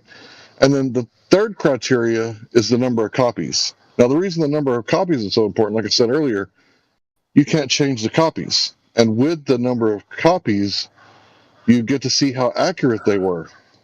So this raises the validity up to the most historical accurate text ever, because the amount of riches we have in the Greek New Testament alone is 5,300 copies. So when you compare that to like Alexander the Great, Iliad, we're talking like 15 copies of the originals. So those 15 copies could be easily changed. And you could have a story about Alexander the Great who maybe wasn't so great, but, that's how they wrote it down, because he ordered 15 copies. Or maybe he ordered hundreds, but only 15 survived, right? So not to mention the 10,000 Latin New Testament. As far as the Old Testament goes, it's a different story. The Greeks did have copies of the Old Testament before Israel was sacked. And there was a Hellenization period where they exchanged culture, and some of it was copied, but it's not as accurate as the New Testament. Now, whether or not you want to argue whether Christ walked on water, right, whether he raised the dead, that's a different argument. But, can you honestly argue whether or not he actually existed or not? That's just an argument made by ignorant people and people who are dishonest. Because if you're going to throw out Christ, the man, then you have to throw out like all these, ancient historical figures who have way less, documentation. Thanks. Thank you, Hank, for that. By the way, I can cite my source if you want to hear the original, because, I copied them the best I could and remembered the talking points the best I could, but I'm sure I left out about an hour and a half worth of stuff. Put it in the live stream for us, please. Okay, back to Clan Seal, or also to Hank, if whoever wants to answer this. Genesis 6, and the sons of God saw the daughters of man, and that they were fair, and they took all they desired, and they bore children, were men of renown. Mm-hmm. What do you make from that? The sons of men are fallen angels, or are angels, which had intercourse with human beings. What it says there. Short touch on the perversion of genetics by the sons of men, which are, does that make sense? So Nephilim. Yeah, the outcome of it wasn't him. Yeah. And where are these Nephilim today? They supposedly died in the flood. From the flood? What? Evil spirits. They were washed away by the flood? Yeah, killed by the flood. Like drowned. Did any survive? Can't say that. No, I don't know. Well, how do you interpret men of renown? Great men of renown. I mean, it's not specific. I mean, I think there's a book of Enoch that tells more, but a lot of people don't accept the book of Enoch. Men of renown would be like Alexander the Great, or Jesus Christ, or Muhammad, or in modern times, maybe like Donald Trump, or Bruce Willis. Like everybody knows who they are. Yeah, big names. Elon Musk. Yeah. Just 5 seconds. Does Larry go by Hank as well? So I know. That is a fact. Okay. Thanks, Hank. Do you prefer one or the other? I prefer to be called Larry. I can't afford any titles. Okay. Good. Thanks for letting me know. Yep. I posted the guy who did it. I think this is the original. If you're kind of on the fence about this sort of thing, I did see a video where he's debating like a scholar who's a biblical scholar, but Bart, I forget his last name, is agnostic. So if you're the type of person to where you want to see both sides of the coin, that stuff is out there for you. Let me see if I can find him debating Bart, just for the skeptics. Yeah, I haven't looked at a lot of debates, but I certainly gonna to it. Probably not today anymore because already 4 a.m. I should have been long in bed. It's okay, bro. Just save it and watch it later. But yeah, for anybody who doesn't necessarily believe that Christ raised the dead, I'm not arguing this proves that. My argument is that you can't discount Jesus Christ as a historical figure and accept all these other ancient historians like the ancient Greek philosophers, Alexander the Great. You have to throw all that history, like the ancient dynasties of China. If you throw out Christ, you have to throw out the lesser verified and bona fide historical figures also. Thanks. Yeah, as a flat earther, or for every flat earther, I would highly recommend watching this video right here of Sodom and Gomorrah, because since you know that the only explanation that from mainstream is a shower of comets or something, coming down, which destroyed that city.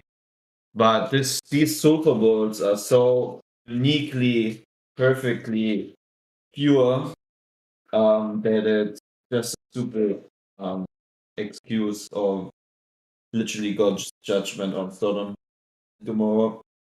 So yeah, I can highly recommend that video. Are you gonna post it for us? Yeah, I already posted it. I would recommend to watch it when for yourself when you have some to concentrate on it and not just skip through it or something like that. But it would really maybe make you think. Hopefully.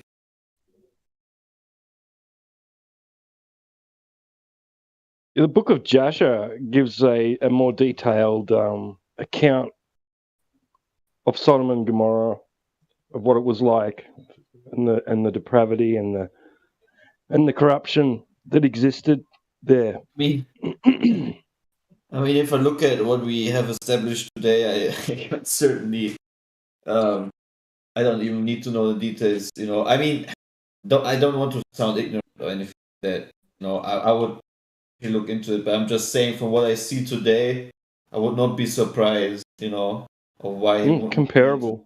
Yeah.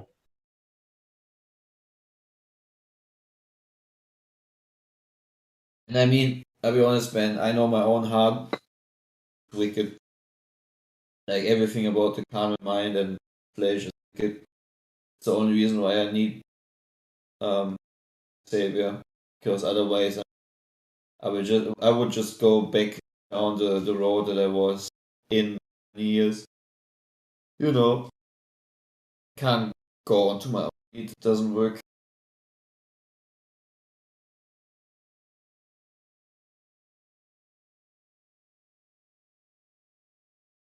Well, my carnal mind and my heart is very wicked.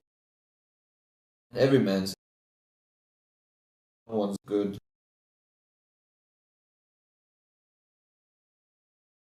Yep. Guys, I think I should go to bed. What would be a wise idea? Hey, then when you wake up, Ichabod Ben Linen, What? or whatever he said. Whenever you wake up, you can be a donut. A donut? Yeah, don't you remember Kennedy? Ichabod in Berlin. Okay. Ik ben een Berliner. Yeah, it's only about 90% of what you sound like and only 10% of what you say. Okay, gotcha.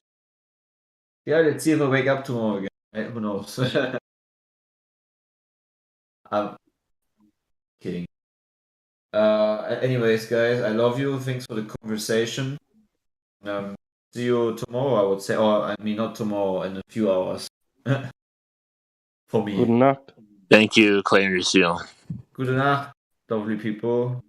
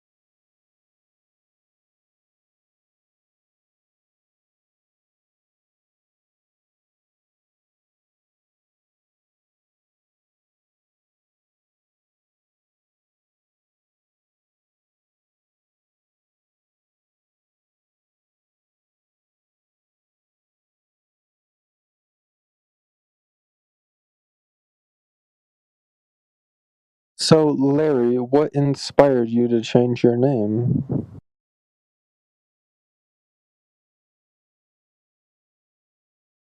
That is his name, isn't it? Well, before he went by a different name.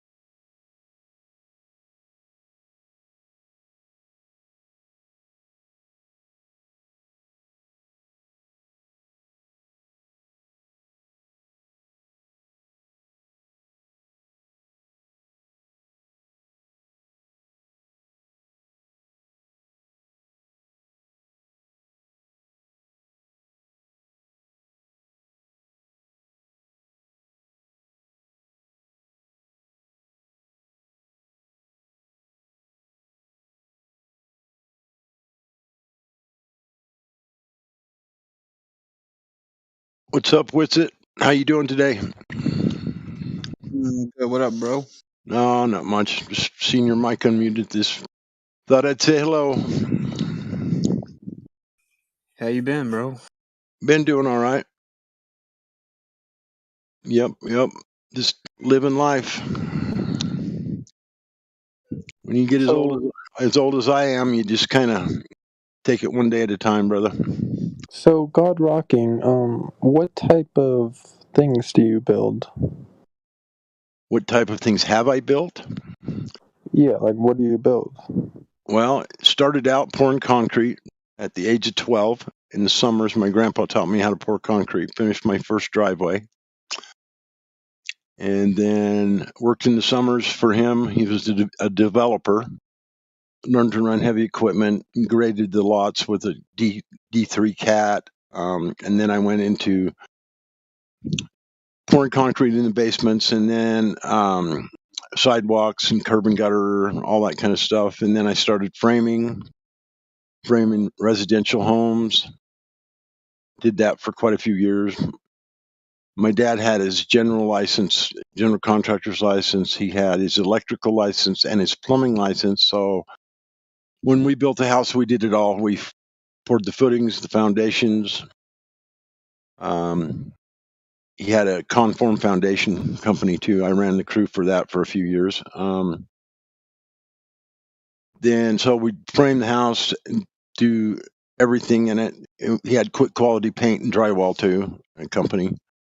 So I learned to do all of it: electrical, plumbing, drywall, painting, framing, you name it, shingles, roofing. And then when I got older, I started working for bigger companies like the 17th largest construction company in the nation is out of Utah here. And I built some commercial buildings, huge ones. Mormon Conference Center for one, the cold storage unit in Corinne, the largest cold storage unit in the western United States. The ice skating rink for the Olympics in Salt Lake. You seem like a man of many skills. Have you considered building your own business? I have before. I've had many businesses. I was contracting for a while, and then I also built a speed shop because I started drag racing, and I had a speed shop called National Speed Equipment, and I sold high performance auto parts and built race car engines, and stuff like that, and drag raced for a few years. I had a real pro stock car. I don't know if you know what a pro stock car is, but there's only 3 pro classes in drag racing. It's top fuel dragster, top fuel funding car, and pro stock. And it was it. In 1987, it was ran on carburetors and gasoline. It's the class that you can't have blowers or turbos or any like shit like that on it. It ran 180 miles an hour in 8 seconds in 1987. Oh, wow. And so I did that for a few years. And so, yeah, I've done a lot of different types of construction. I can do it all pretty much. Journeyman in like probably 7 trades, I would imagine. I haven't counted them all, but I don't need, just give me the blueprints and leave me alone. I can do it on a skyscraper or anything. Doesn't matter.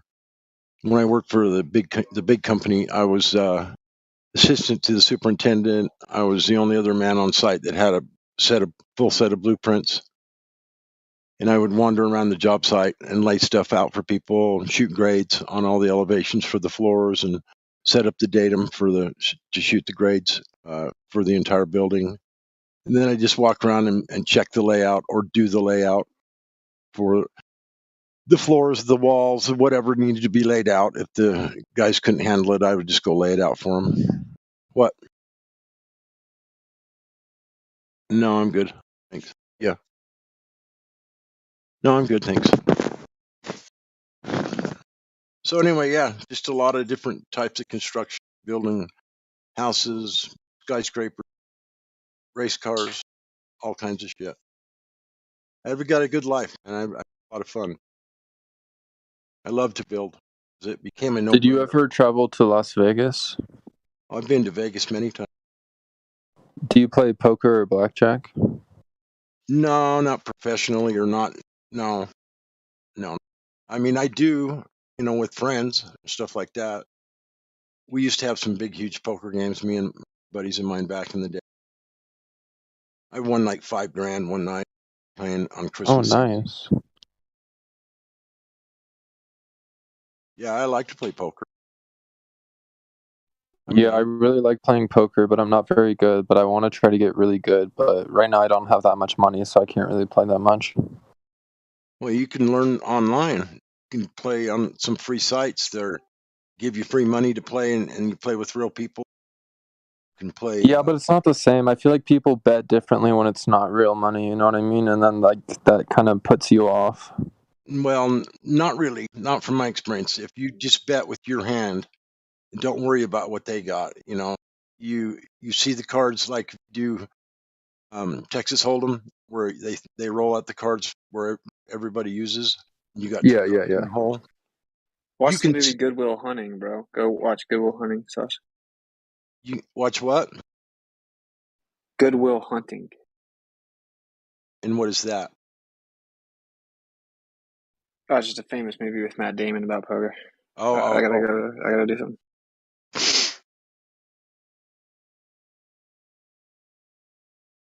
Yeah, you can learn how to play online with. You just thing of it is, I played online on a couple different sites, and I could win. I could be either win the table every time or be second place every. When you get to the end where there's just two people left, sometimes you can just go on for quite some time because neither one of you really want to go all in or risk your whole winnings. But it's pretty easy to not really easy to tell, but as long as you pay attention to the cards that have been played and the cards that are on the table and what you have in your hand, you can kind of figure the odds, you know what I mean, what your chances are to win, and go ahead and figure that by trying to understand the guy you're playing against with the little bit of time you've had, to play with him. You can do. I mean, I've either won the table or taken second place. Got to where I could do that every time, either take first or second place. And so it's just a matter of looking at the cards and realizing what his chances are to get if he's really good, playing with someone that's really good, and he's got the game in the hand. He's got the game pretty much wrapped up, but he suckers you in and makes it look like he's maybe not got quite as good a hand, and he kind of waits it out and waits till the last minute and waits for you to go all in when you think you've got it, and then he just follows you in and then he wins. I mean, there's always things like that can happen, but just pay attention to cards that are on the table and the odds of him getting like winning on the river or whatever. That's not a very good bet ever. Bet on the very last card. Yeah, you can learn to get good online. I would imagine. If you want to practice, it's free. Give you fake money to. They're real people playing this.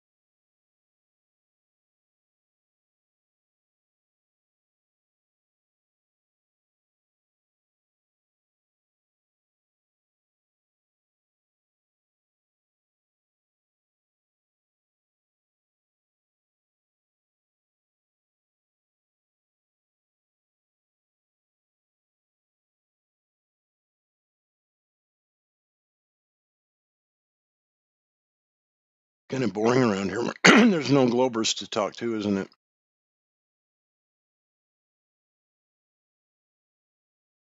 Is Witzik there? He said he had something to do. Okay. He said he'd be back. I'm sure. I just had a question to ask him.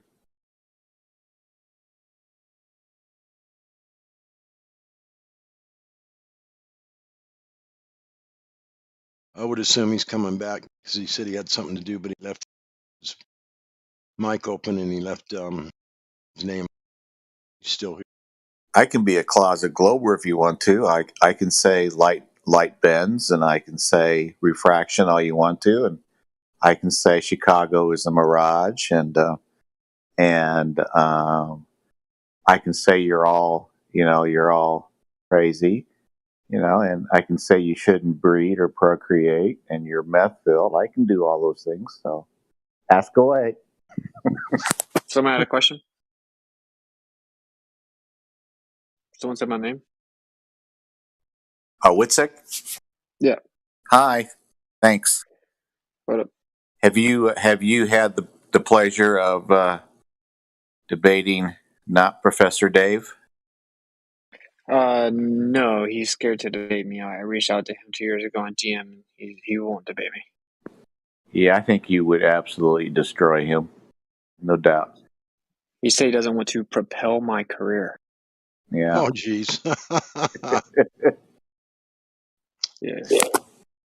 Because Actually, I it's sent famous. screenshots of the DMs. They're pretty funny. I get the idea that not Professor Dave caters to the lowest common denominator of globies. Obviously he ridicules flat earthers, but he talks down to globies and just lies to them as if they would not think twice about believing his lies about us. Yeah, just Professor Dave's disgusting. He really is. His whole approach to the whole thing is very amateur. It's just got to be pretty much brainwashed 100% to believe in his stuff. And there's so many people like that, then that's why he's got so many. They got the algorithms on YouTube such that if you just punch in flat Earth, he comes up like 2 or 3 or 4 down if he doesn't come in first. There's my DMs with him. Oh, nice.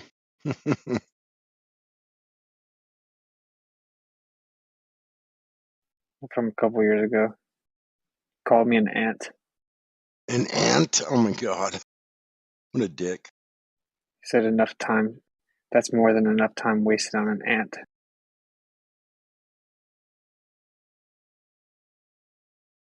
I have a few people trying to set up a debate with him, though, so maybe it'll happen.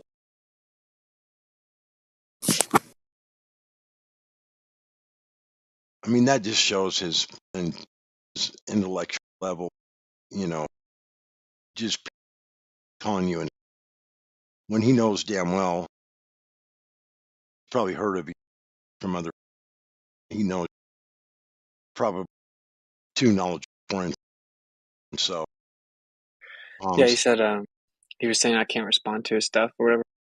And he's like, why would I waste time debating someone that is not only objectively wrong, but can't even construct a coherent thought? What would you say in a debate if you can't say a single thing in the way of refutation here? Why are you so desperate to be humiliated? The only reason I'm even responding to you here is that when I check social media, I'm procrastinating. You're a joke. I said, cool story, bro. So again, are you afraid to debate me live in front of an audience? He said, so again, you can't explain why anything I say is wrong. You're not going to bait me into an interaction to propel your career. Save your breath, kiddo. We are done here. So then I said, Globe Earth is a positive claim of specificity and has the burden of proof. You make videos attacking strawman models founded on presuppositions. For example, in your latest Flat Earth video, you presuppose the solidity of the moon. We also don't know the makeup of the medium differentiation from us of the moon, altitude, or attenuation properties. I would obliterate you in a debate. So again, are you afraid to debate me live time in front of an audience? And he didn't respond. Not after that. That is so fucked up. I saw this Witzik for the first time yesterday. I want to get your opinion. NASA's been getting $23 to $25 billion a year for a number of years now, and I saw that in the 2023 budget, that's come up, the Space Force is getting 24.5 billion. So NASA's getting 23 billion, and now the Space Force is getting 24.5 billion. So they're almost getting $50 billion not to go into outer space. What do you think about that? That's awesome, man. Find that shocking. That's progression. I'm glad they take my money. I just find that shocking. 50 billion. You can line a lot of pockets with $50 billion or buy a lot of propaganda. Yeah, they probably spend very little. They're going to bring. They're definitely going to bring a new level of space propaganda videos, in my opinion. They're gonna it's gonna be a new era of CGI. Yeah. Who knows? Maybe not, because they're kind of nervous to fake stuff again, I think. That's why they're going to crash the ISS supposedly in 2030. You're going to crash it? You say it's going to falter? Yeah, they say they're going to intentionally crash into the ocean, but they're not going to go retrieve any of the parts. Why would you not put it in a museum? That's pretty convenient, huh? Yeah, I'll say. Yeah. And then, of course, we won't get to see it, in its normal orbit and then coming down and getting more visible and then going all the way into the ocean. You'll just see something fall out of the sky into the ocean. They'll be like, yeah, that's the ISS, but you can't go check on it. You can't go see it. We're not going to get any of the parts, but just believe us. Yeah, same old fucking horseshit. I think they probably won't even actually crash it. I think they're just saying that so people kind of forget about it. But I think that I don't even know what that light in the sky is. I don't know if they have something up there for real, if they have fleets of something, or if it's something that's naturally there. So it's possible that they don't even control it. Also, you have electrogravitic propulsion, and it makes the flower of life over top of the Earth. And so if you were to go to that high in the sky, which is nowhere close to 152 miles, but say it's 60 miles up, 50 miles up, you have 100 to 120 volts per meter increase going up. So if you're that high up, there's tons of electricity in the air. So you would be able to move crazy, crazy fast and change direction and levitate and utilize magnetic levitation or quantum locking, electrogravitic propulsion. So they probably do have something up there, honestly, but it's obviously not what they say it is. Yeah, people aren't hanging outside of it. Yeah, there was a video I seen where there was a couple of retired employees that were in Antarctica, and they recently became flat earthers. And I can't remember where I seen it, but one of them was the guy that said he installed some equipment down there to map out the center of Antarctica. And then when he went back, that's when they laid the fiber optics there so that it could transmit this information back and map out the interior of Antarctica. And when he got back down there, he went back down and it still hadn't mapped out the interior of Antarctica. So he looked into it and started poking around and trying to figure out what was going wrong. And then he realized, well, it's because it's not there. There is no center, and the way they show it on the globe. And so that's when he realized that there's a ring around the plane, or it's a ring or not exactly. Yeah, have you guys heard the theory that Antarctica actually isn't an ice ring? No. Why? What is it? Yeah, there's a theory that it's not actually an ice ring. It is some form of continent. It's just really big. And that one day they'll roll out look, we can prove it's a continent, and therefore it debunks flat Earth. Because the truth is, we don't know anything about the Southern Ocean. We can't go that far. We don't know what's out there. We don't know how it's mapped out. We don't know what Antarctica is. We don't know anything. So I don't know. It's an interesting theory. I don't know. And then on that same video I was just talking about, there was a gal that was there, and I can't remember what she said she was doing for government or NASA or whatever, but she claimed that they had vehicles just like what you were talking about, that they were locked into some magnetic field of some sort up there, and they could stay up there for indefinite times. You got these surveillance and whatever type of vehicles up there, and she claimed that they have them and they are there, and they of course, yeah. I think it's like a foregone conclusion. Yeah. I mean, like the Nazis had electric vehicle propulsion in the 30s. I think that existed like thousands of years ago. I think there's definitely stuff up there. I watched them launch Starlinks. You can see Starlinks in the sky. Like you can see what they call the ISS in the sky. You can see that light in the sky. Right.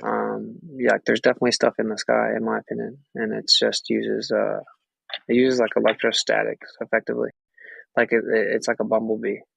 Like if you've ever seen a dragonfly, it like basically reverse engineer the dragonfly. You get the helicopter.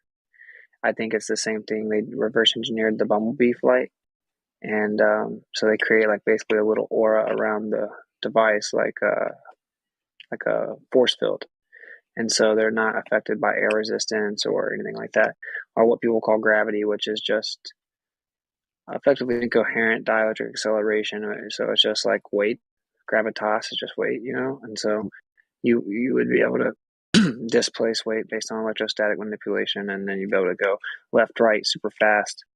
You can do all kinds of crazy stuff, and I think they do have surveillance up there that does that. I think they are creating like a Skynet with electromagnetic propulsion. So, I mean, it's like, yeah, satellites are fake as in what they claim and where they claim they are, but I wouldn't go as far as to say nothing's up there. I think they set some truther traps. I think Antarctica might have been one of them. I think the star trails in the south might be one of them, and I think that satellites are one of them. I think that, yeah, we're right about the fact they lied about what they are, but we're not completely right with the mainstream flat Earth depiction of it. I know this. I know this would probably be speculation, Witzik, but are you thinking 25 to 50 miles high these contraptions might be at? Yeah, I think like 50 to 60. Yeah. Yeah. Thanks.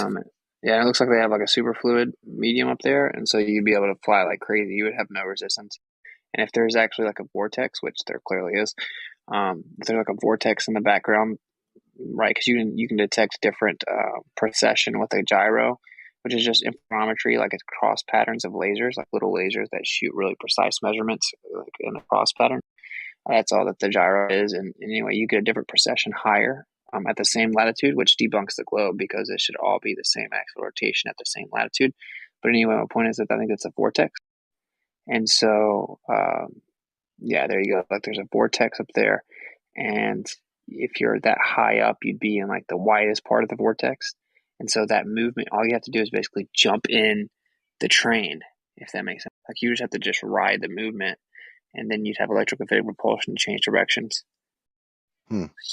So when they say it's a geostationary satellite, well, it's moving, but they claim it's just moving with the sky. I mean, moving with the Earth. No, it's just moving with the vortex, right? So that's my opinion. Are you pretty literal on Genesis 1:6-8 and Psalms 19:1?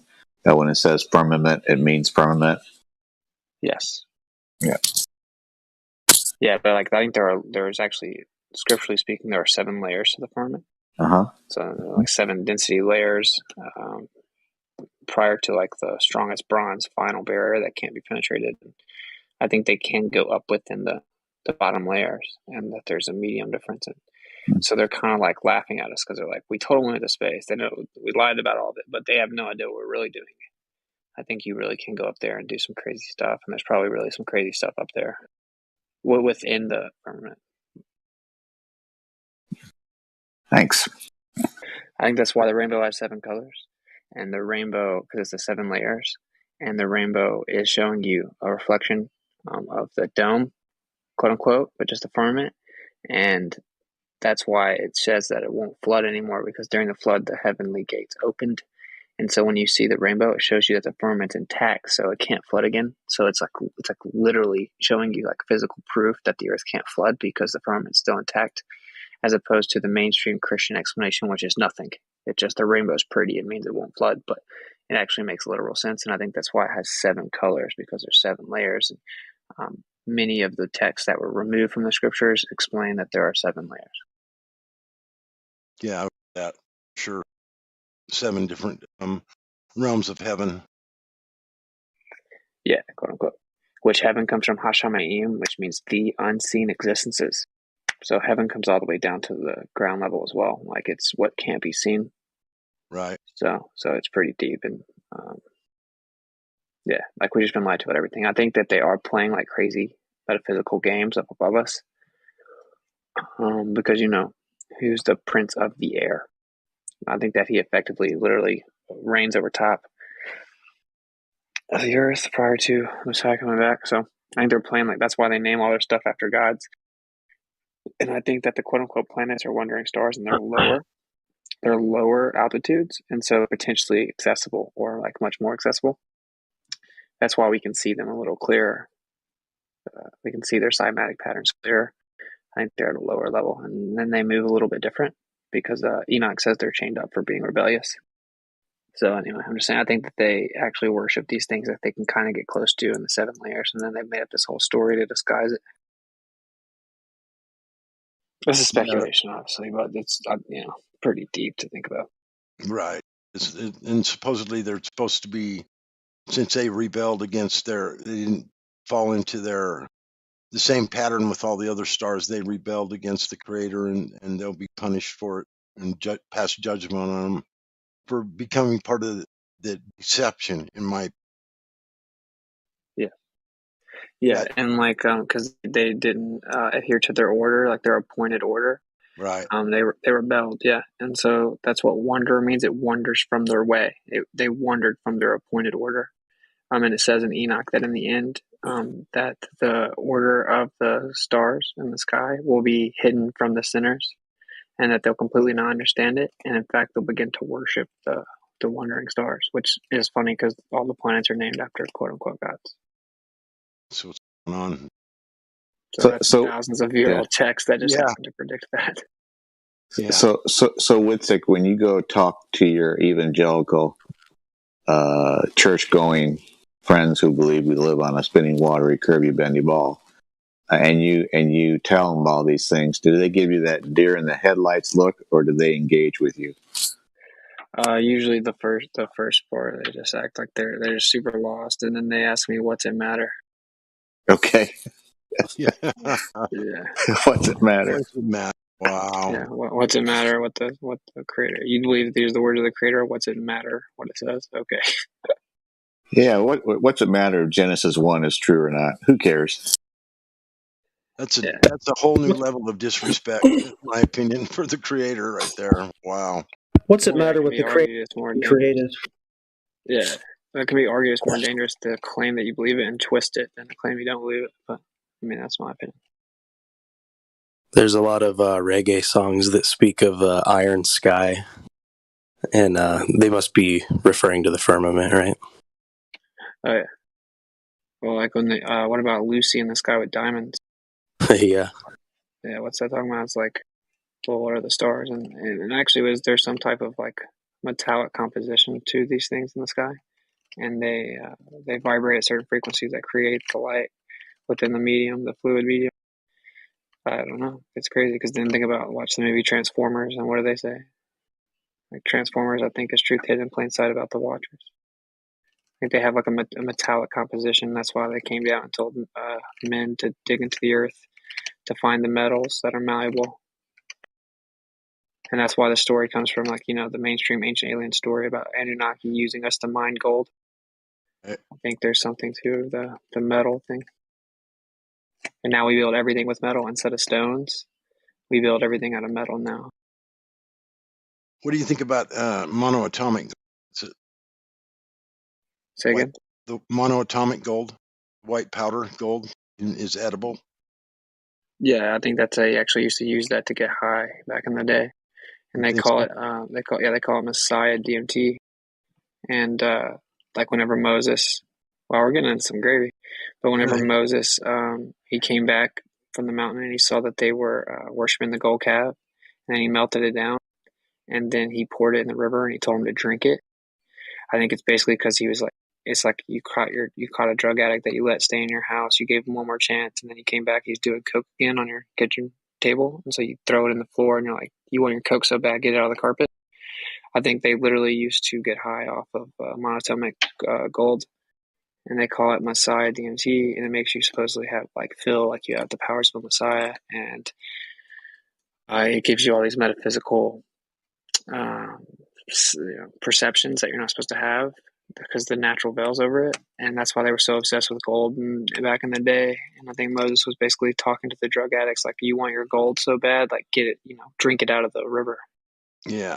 So I've always thought that once I learned about monoatomic gold, I've always thought that got to be something to it as far, because they said, stuff I read about it said that it allowed you to have like more telecommunication, telekinesis and stuff like that, communicate metaphysical beings and or people on the other side, or have just these dream state like communications with beings that you can't see, different things like that. So you right down the same lines of what you're saying, basically. Yeah, well, I mean, like, why was gold so important? Like, why did every major civilization compile gold at like a staggering level? Like, it's not because it's shiny. It's not just because it's durable. It is like the most magnetically permeable, seemingly like the most magnetically permeable element. But I think it's much deeper. Like, yeah, I mean, it's got like insane conductivity capability, but I think it's literally about like ingestion. I think that the pharaohs and the kings, they would ingest this, and people looked at them for their wisdom and treated them like gods because they had like metaphysical knowledge that they did not have. Well, there was that movie where they had the gods that were living in Egypt. Well, I can't remember the name of the movie, but when they cut their arms off, they bled gold. Their veins were full of gold. But I think that was sort of a metaphorical way to say that they were ingesting gold. But I think it was in the monoatomic form. And maybe it does integrate into the blood supply, right? Because blood is the life force. Right. So. Yeah, that's what they say when they hit a gold vein. Yeah. And really, what is the Earth? I think it's just like a giant living being. I think it's sentient. Yeah, we're getting into crazy, crazy gravy right now. I think it is. Yeah, we live on top of a crazy graveyard. Yeah. Like, I think resilience is an attribute characteristic of sentience. And I mean, what's more resilient than the Earth? You can't kill it. Exactly. If anything's sentient, as far as the bodies that we live on or see in the sky, the Earth has got to be one of the most resilient. I mean, it's just can't do anything. I mean, you leave it alone and it would be back to pristine, back to natural, the way it was when it was created, probably in a very short period, without man on it, polluting it and whatever else. I think it would take very short, right back to pristine, 100 years minimum. Turn all of our Doppler radar off, and maybe we could see what weather really looks like. And that's what a living being does. Gravy too. What's the source of weather? Is there like sources on the corners that create the weather? Yep.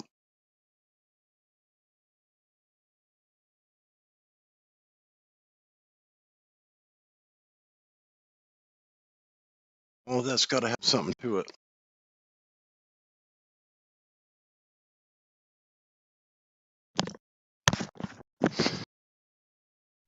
Crazy. Yep. Because gold is still like the standard of wealth. Like, Russia just moved it only sold oil for their currency or gold, which is backed by gold. It's still like the standard of wealth. So there's something to it, right? Yeah, I think it's wealth in more than one area. I think it's not just monetary wealth, but it's it's like spiritual wealth as well too. Yeah, I think that's its actual value is metaphysical. Yeah. I wouldn't even want to consume it though.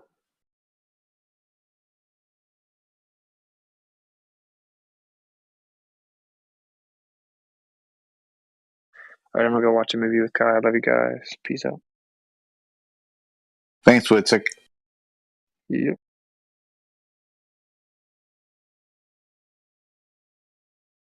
Oh.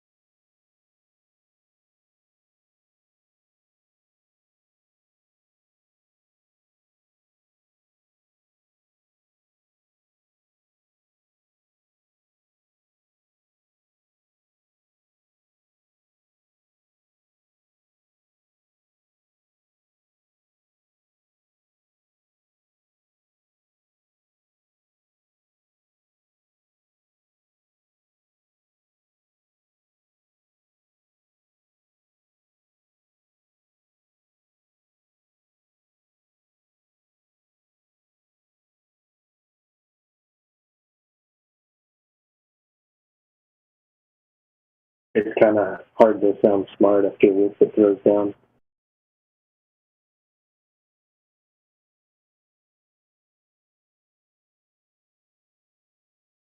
We need some more Don Pettit.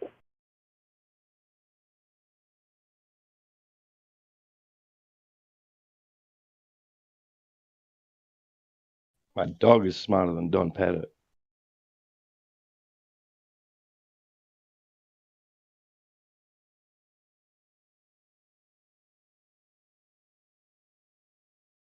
Yoke Smasher is going to have to work on his Don Pettit impersonation. He's going to have to. If he can do that, he'll just be like, "Wow, please, Don, say something, please, please." He's got to take lessons from Glatt.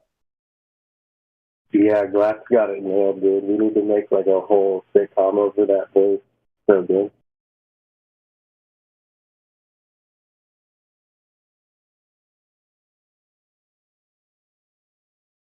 Yoke Smasher has that Seattle sophisticated talk to him, so he's going to have to dumb it down a little bit. Whenever I visit Alabama, where my dad's from, they call me the Yankee because of the way I talk. I'm like, damn, I need an accent.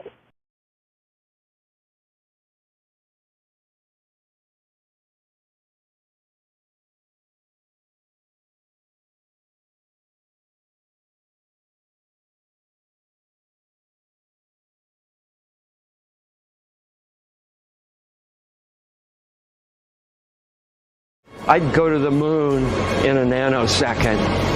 The problem is we don't have the technology to do that anymore. We used to, but we destroyed that technology, and it's a painful process to build it back again. This film you're making now, what is it? Does it have a name? I mean, do you have a name for it yet, or are you calling it Did We Go? Did We Go? Okay. Doesn't have it either. This was so doesn't have it. Right. We've been unable to track it down. I mean, we don't know where this telemetry data ended up, and we don't know what path it may have taken. So, unfortunately, I'm afraid I can't really give you much of a clue as to where this data ended up and whether it still exists. I haven't seen anything that indicates the telemetry data is even in existence, and as I said, even if we had it, we don't have the machines to play it back. But your own research has shown the telemetry data is missing. That's right. Shoot. Okay, let's get off. Get the camera. Okay, hang on 10 seconds. 4 days, push. Mission arm is out there. Okay, I'm going to get the pro. 99, proceeded. 3, 2, 1. Ignition. Right away, Houston.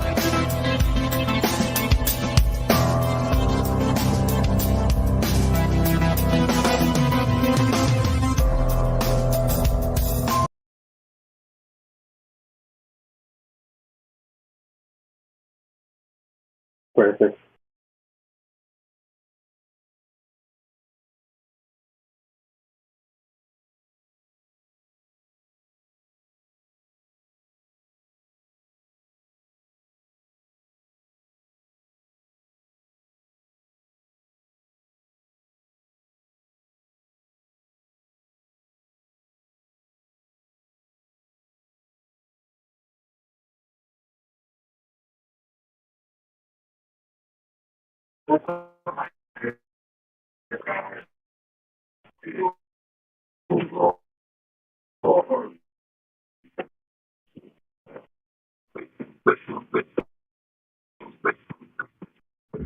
You're roboting hard, man.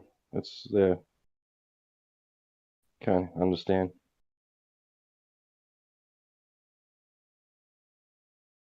It's because he's in space right now. Of course, yes. And there's that delay as well. Yeah.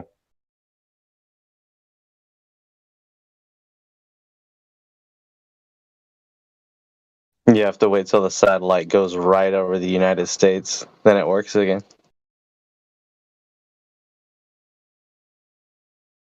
You just look straight up and see it then? Then you have a signal.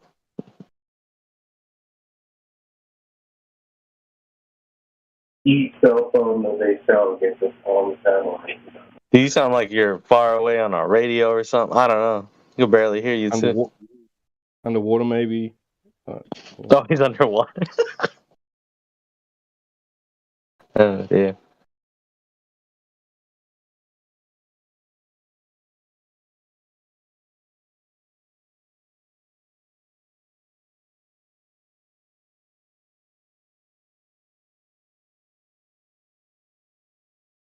It's that it's that old technology that they destroyed. Damn, it's crazy. That tech is older than me. Here's a question I've always wanted to ask, and we have an open forum here. If we evolved from monkeys, then why do monkeys still exist? Because they the dumb ones. Just kidding. I don't know. I would say, like, man, like if I had my tail, I could just hold my tray of food and open the door with my tail. It would be so much easier. And your feet have opposable digit thumbs as well. Man. Which is really handy. Really handy. Get it? Oh.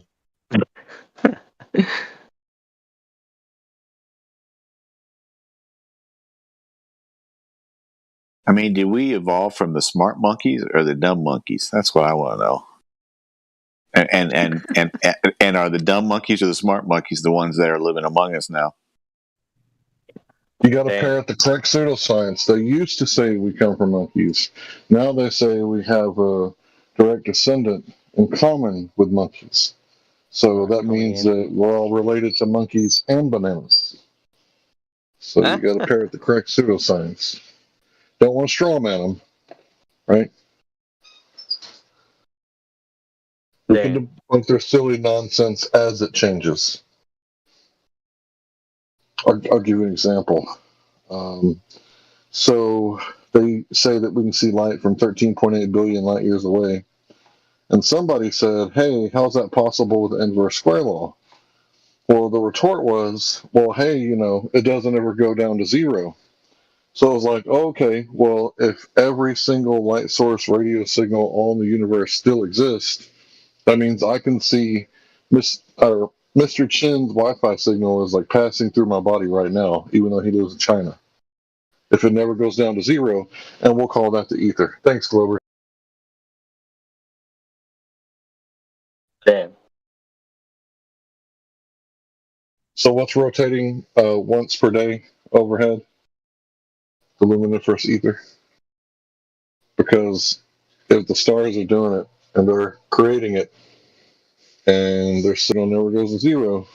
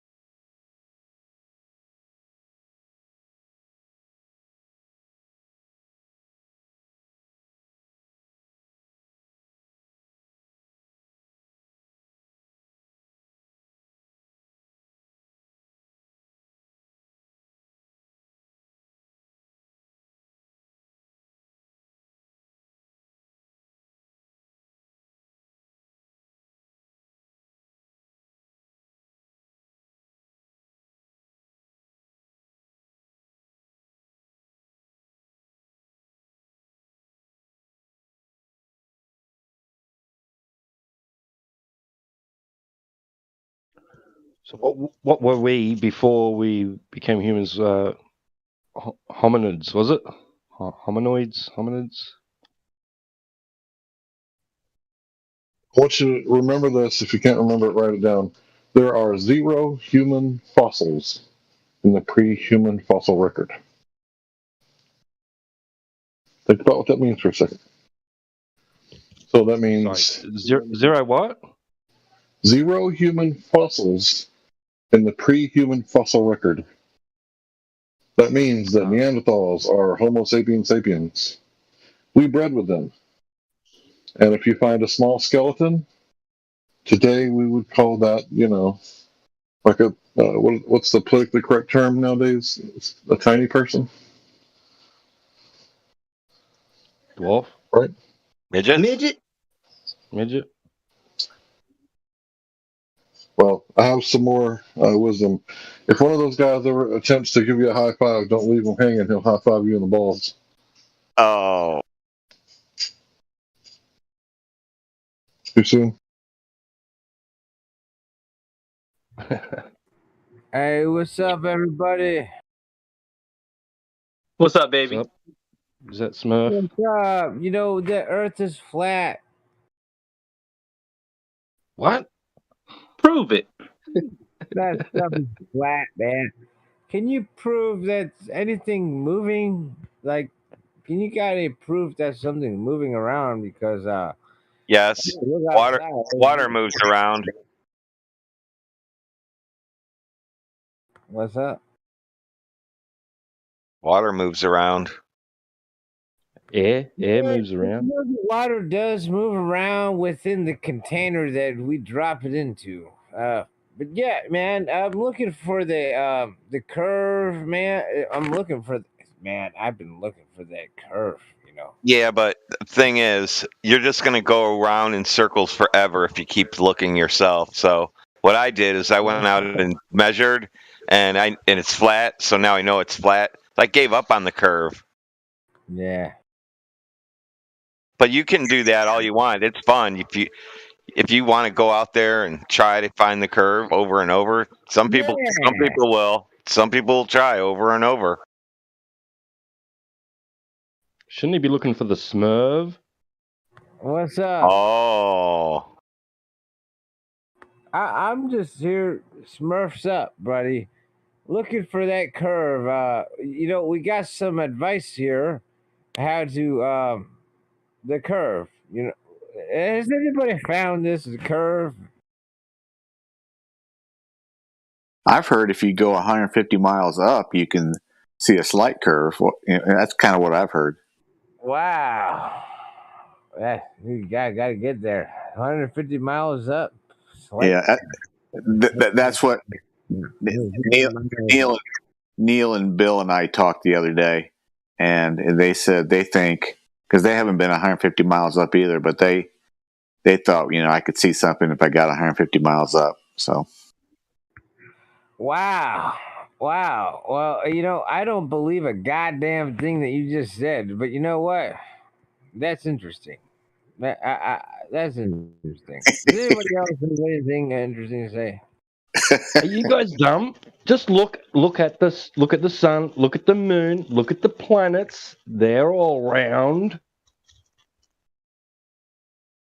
What do you think that thing is that goes across the moon during a lunar eclipse? I mean, obviously that's the Earth's shadow. Come on.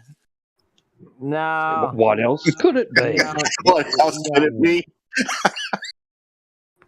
You should not assume that you know what anything is up there, because God placed the thing of the sky that is like beyond our comprehension, man. It's like a big thing. It's like the kind of stuff up there is like the stuff God places. You know what I'm saying? I think that was spoken to in Genesis 1:14 to 19, if I remember. Is that any different, Smurf, than the stuff down here?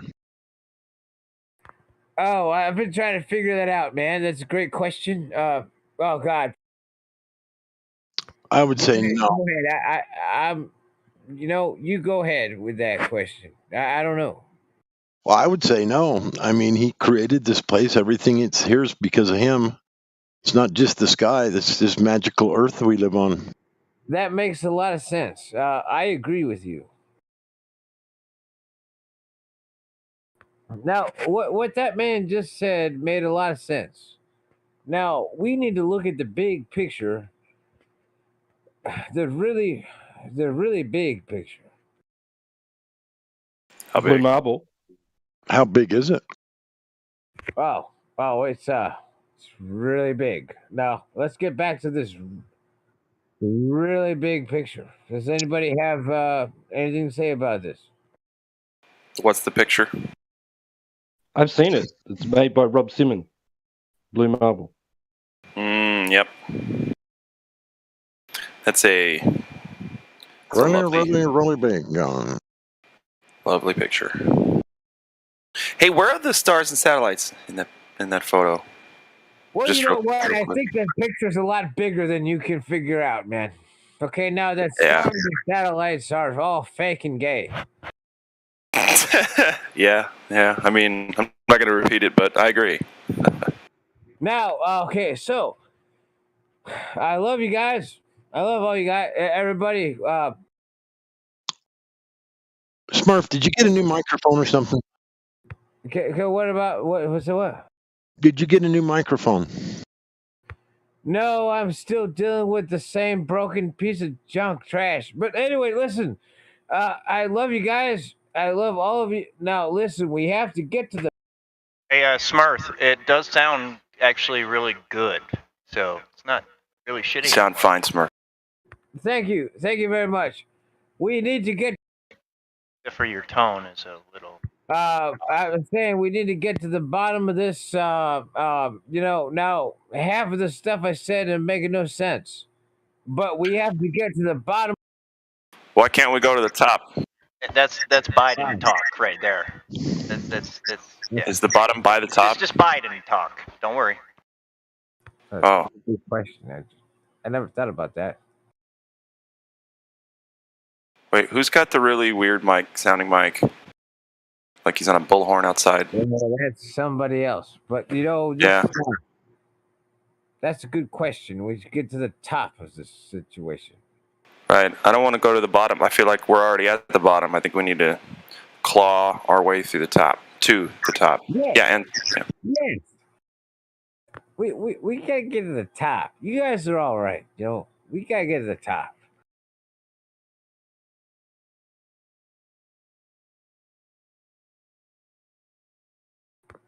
Okay. So well. All right. What's the plan, Smurf? All right. Yeah. It's a long way. Here we are. We build a new tower. At the top. Yeah, the top. Maybe top. A tower? Why? To get to the top. Oh, we're not allowed apparently to do that. They were gonna build an elevator. What happened to that? Oh, right. Yeah, that was something. Except they realized that the Earth atmosphere didn't follow the Earth perfectly, so that strip elevator they were going to put in would have been a disaster.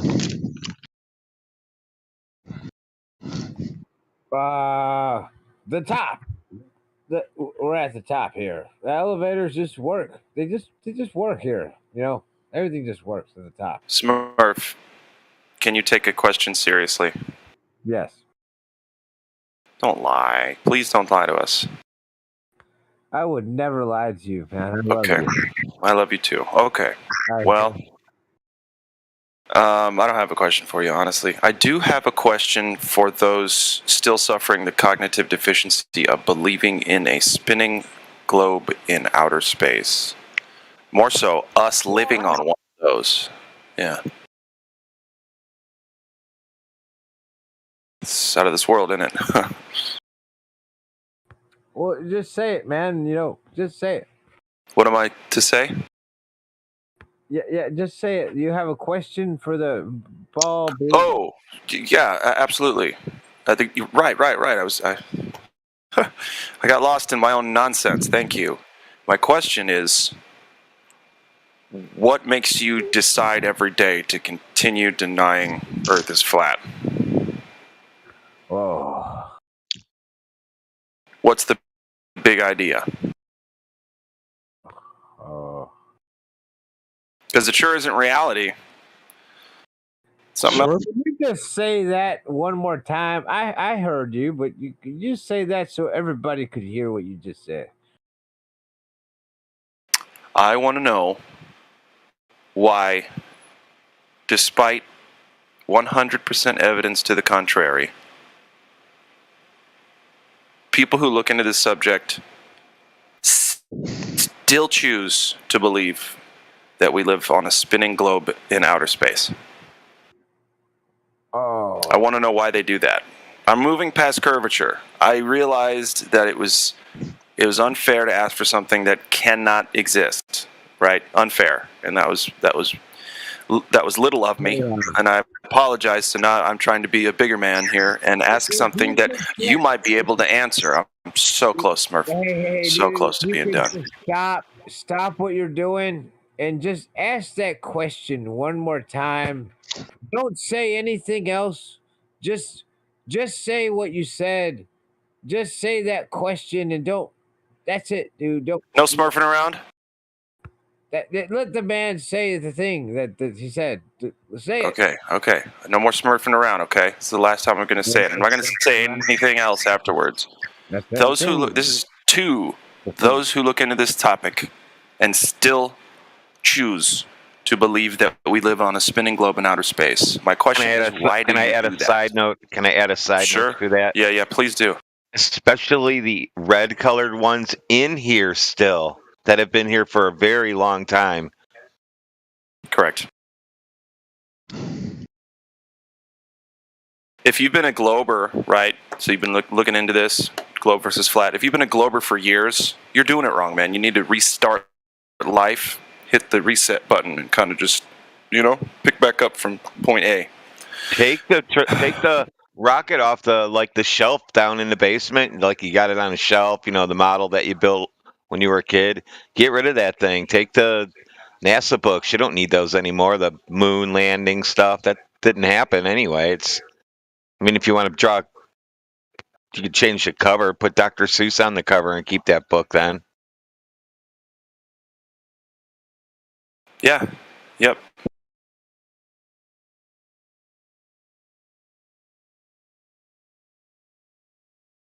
Yeah, just give me the why. Like when the Globers ask, why would they lie? Well, you guys have asked that question enough to where you deserve this question. Why are you still forcing it? It's not a globe. Quit it. Let's talk about it now. Go ahead.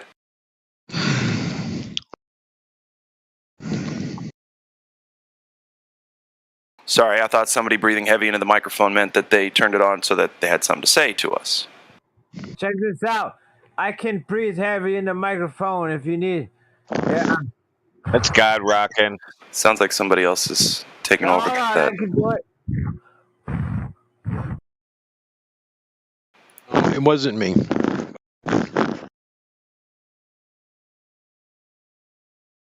Hold on. Okay. I was just being a dick anyway.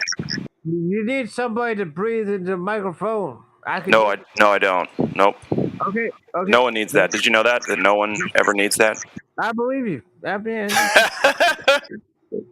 trying to figure out.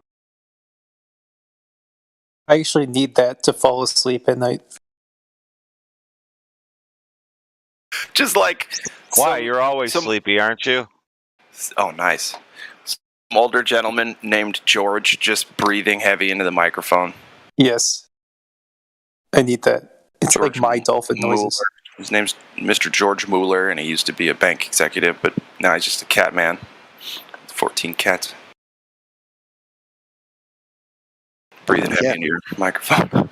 Catman do. That's right.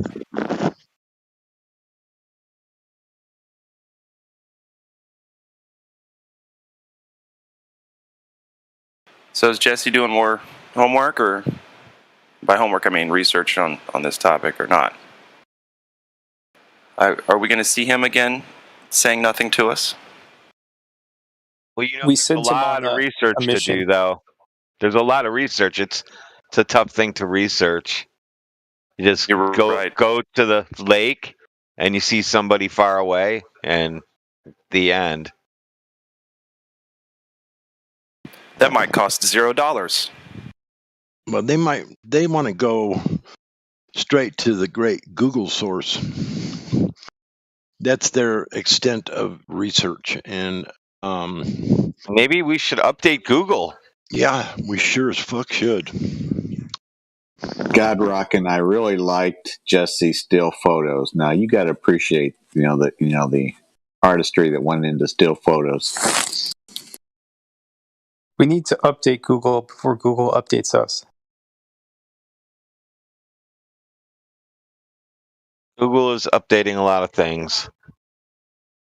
Well, they need to update their Jesse Gordon, too.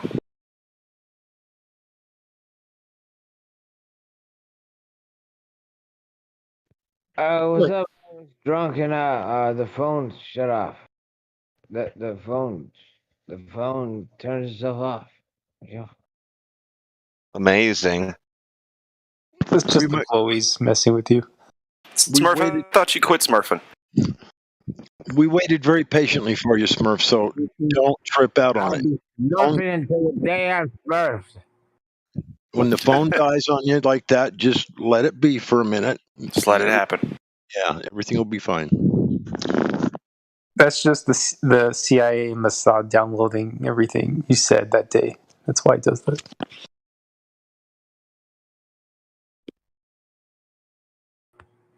I'm here to smurf. The more you know. Smurf it.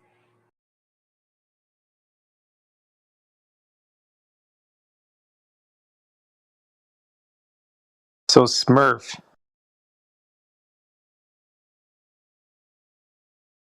Smurf.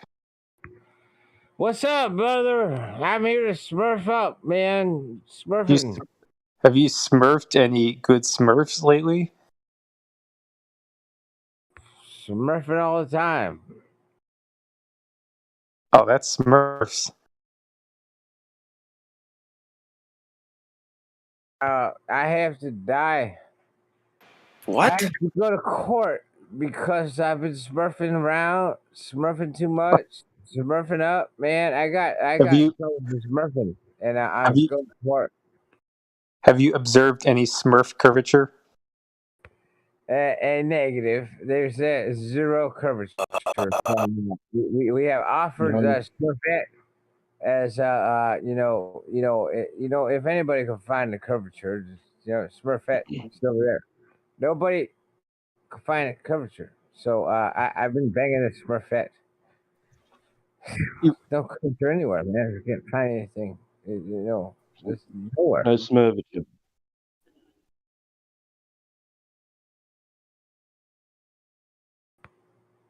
Nowhere. No smurvature to be found. No smurvature. Just saying, there's no curvature anywhere. Hey, QE, what's up, bro? QE, dude, man, hello. Wow. Where are you seeing QE? QE? Where's this QE? dude doesn't say anything. Now, I'm here he's in chat. saying the real thing. That the Earth is flat. The Earth is very flat, and it's always been flat. That's not very flat. Very flat. I gotta go up and down hills all day long. What are you saying? It's not very flat. I go up and down hills all day long. Shit, I go uphill everywhere I go, there and back. Pizza. It's kind of like a pizza. The Earth is a rigorous terrain. Here's what we're gonna do. Can we please speak with Sofa King Stu Pitt? We are so sweet. Videos. Sofa. We're gonna call you Sofa, Mr. or Mrs. Sofa. Sofa King. Retarded. No. It's different. Okay. We Todd Ed. No, he didn't do that. He said Stu Pitt. Sofa King. Sofa.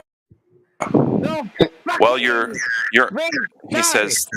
Anyone else? All right, somebody mute Smurf. Thanks. And then so he says, "The fuck do you guys want?" And then so I say, "Sofa, you are VC verified, and you're in charge of 8 kingdoms apparently. So why don't you tell us about that? Because you're in the live stream voice text and you're in the live stream itself. Yes. So no excuse not to talk. Ready, go. Bets on P Diddy.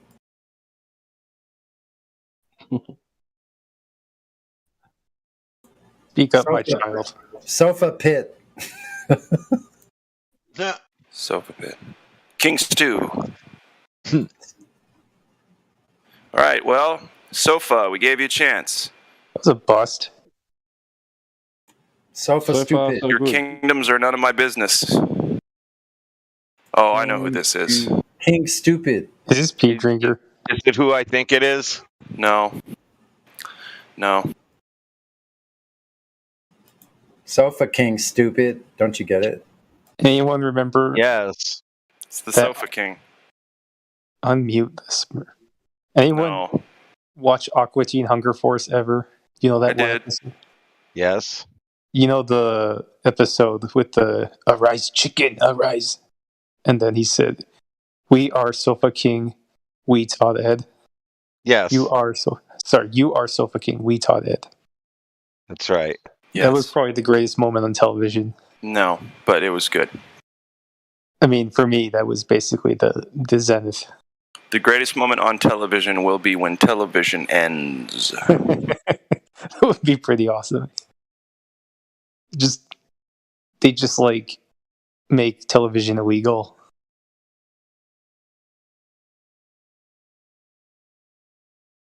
Under threat of like. Well, they will never make that illegal. Holy buckets! If there's they're like, hey, you're gonna own nothing and be happy, except for your TV. You're definitely gonna have to have one of those.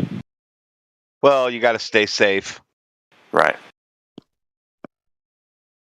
Because if you have a TV, then you don't need to go out into the world to see what's going on. It's right there on the television. Smurf, A couple of years ago, I went outside to see if I could see things that were laying in the street from all the crazy shit going down. There was nothing. Just nothing going on. It's kind of dead around the town a couple of years ago. Which town? Oh, around Cleveland area. Yeah.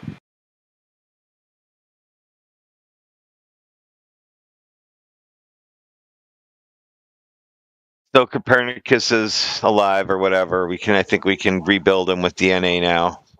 Yeah, sure. Why not? Fuck it. Just like Jurassic Park with Copernicus. Can we mix Abraham Lincoln with Albert Einstein and see what happens? Can we throw Stephen Hawking's in there and have half Lincoln, half Einstein, and half Hawking's? Well, wouldn't the thing be wholly disabled because of Hawking? Or would it just be like its shoulder and left knee, right shoulder and left knee are disabled and the rest is fine? It'd be good till he's 20s, I think.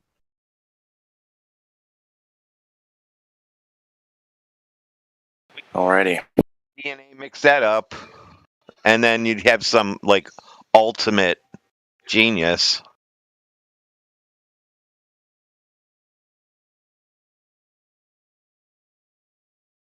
I think the reason, Sleepy Joe, that was funny at the time was because there wasn't a lot of cursing on TV compared to what there is now. And I don't know if Adult Swim allows cursing now or not, but they didn't back then, really. So they had to kind of snake around it. So, yeah, I am Sofa King. They do allow it now. Yeah, but great. HHF was still a gem, regardless. I mean, Yeah.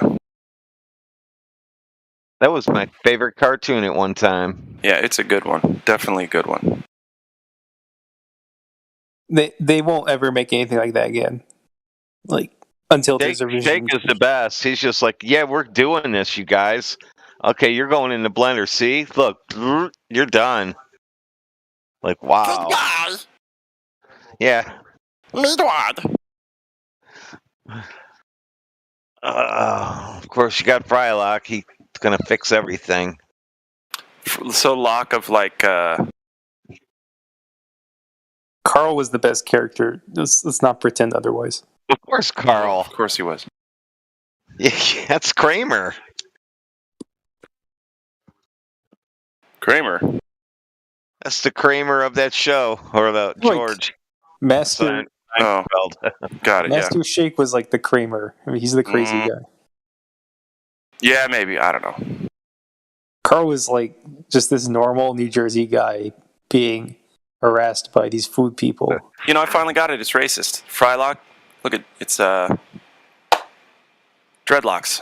The fries are dreadlocks. It is. That's exactly what it is. Jeez, I just got that just now. I can't believe black it. voice. You know that, right? Yeah, I knew that, and I was Yeah, like, he's got some style too. But I never put the. Oh shit! Wow. Okay. There's an episode. There was a joke about that where Shake. I forgot what he said exactly. It's been so long, but he's like, "You're black, right? I mean, your voice is black." And Frylock just looks at it. It's just like really awkward. All right. No, I hear you loud and clear. Yeah, I think that was the episode where Shake got bitten by the radioactive black man and then turned black himself. Another classic. And then he got really good at basketball. I always liked the spider. You mean the monster in the attic? No, the one that had the Chris Rock sounding one, or that. Oh no! God, you reminded me of that one. Oh my god! That spider thing that lived up in the bringing him stuff, bringing him food. I don't remember that one. I have to look that one up again. That was hilarious. And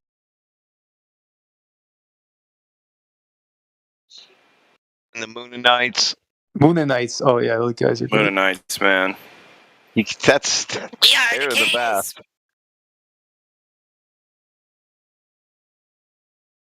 Well, I used to know the quotes. Oh my god, I'm embarrassed. I used to know all the quotes. Don't be embarrassed. That shit was funny. Man, I know all that stuff too. So I would just say this shit randomly, and then people would be like, "What are you talking about?" And then some people would be like, "Oh yeah, that's hilarious." You're just quoting that show. I also think it's funny.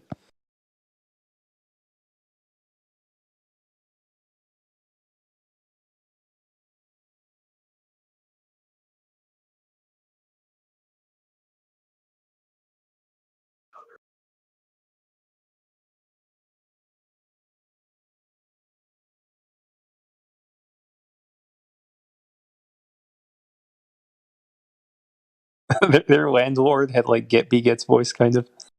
He was like that vampire.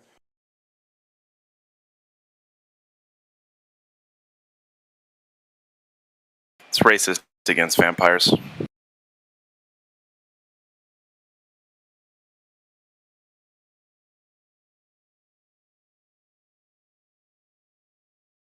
Carl, have you seen the deadbeats around? The food. And no, they kind of left in the middle of the night. That's because I had demons drag them off into the night. It was the one where Meatwad had that was listening to DJ something in his room, and they went and saw him. They had to take him garbage or something. I don't fucking remember. That was a classic one. Yeah. He got brainwashed by the song to gather garbage. Yeah, and bring it to him. I think it was a cow was the villain. Oh, the Christian fruit, another classic. God. This would not fly on TV today.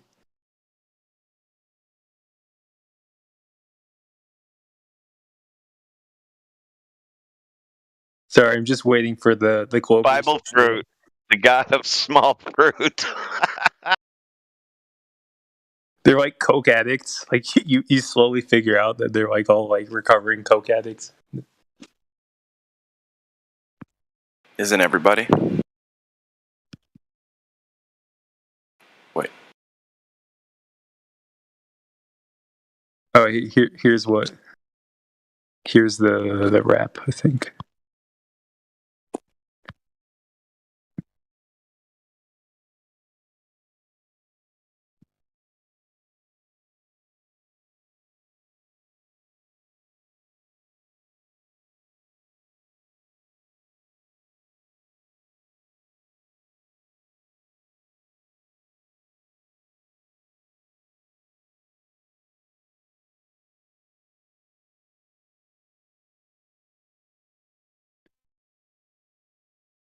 What were the rivals to the Moonanites? They were like those German, like aliens. What were they called? I can't believe I forgot this. I used to watch this show like religiously.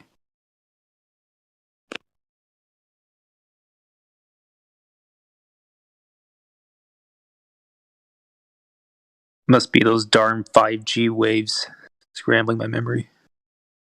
So where's the Shield Team 6 that's supposed to show up? What's going on? Like, where are the Globies?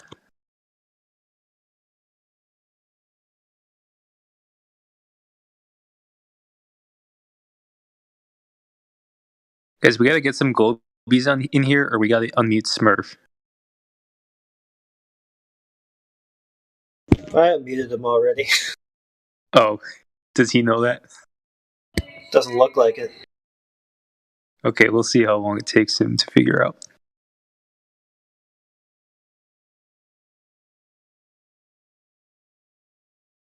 Hey, what's up? Hello, everybody.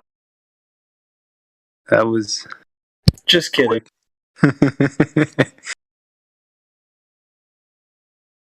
I jest. Smurf, you've been unleashed. You're on parole.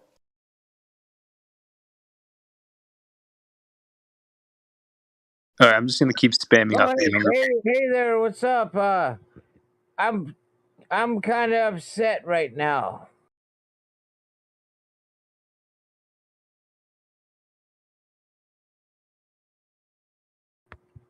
If you want to talk about how fake the it's all fake and the Big Bang, it's all big fake stuff. But Yeah. I'm upset right now, and I would like to confront my accuser, whoever is. You want to talk about how fake and gay space is fake and gay. It's all fake, and your shit's all gay. It's fake, dude. You really believe in that moon shit. I've had enough of this moon landing shit. Yeah. I've had enough. Just tell me what the fuck, man. I've had enough, dude. My name is Smurf. Go ahead. Anybody.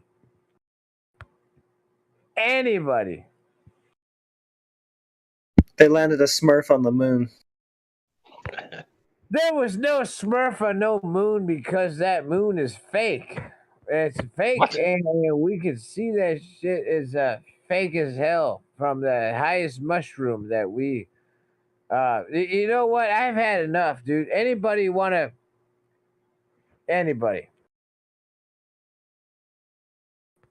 Come on, let's do it.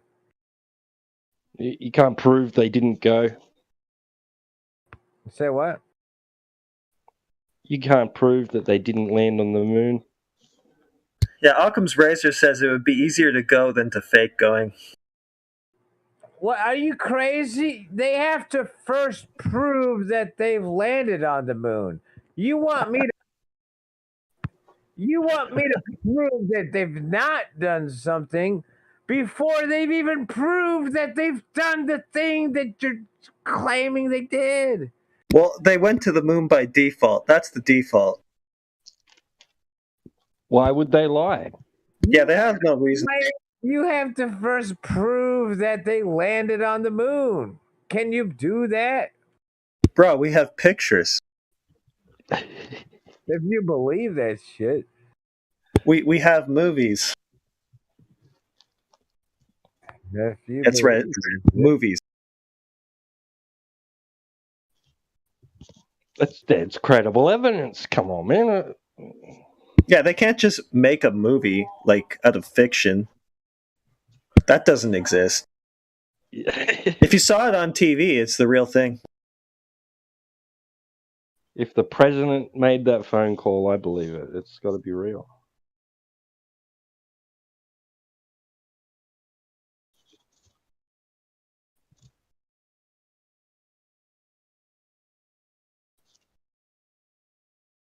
They met reptilians on the moon. That's why we haven't been back.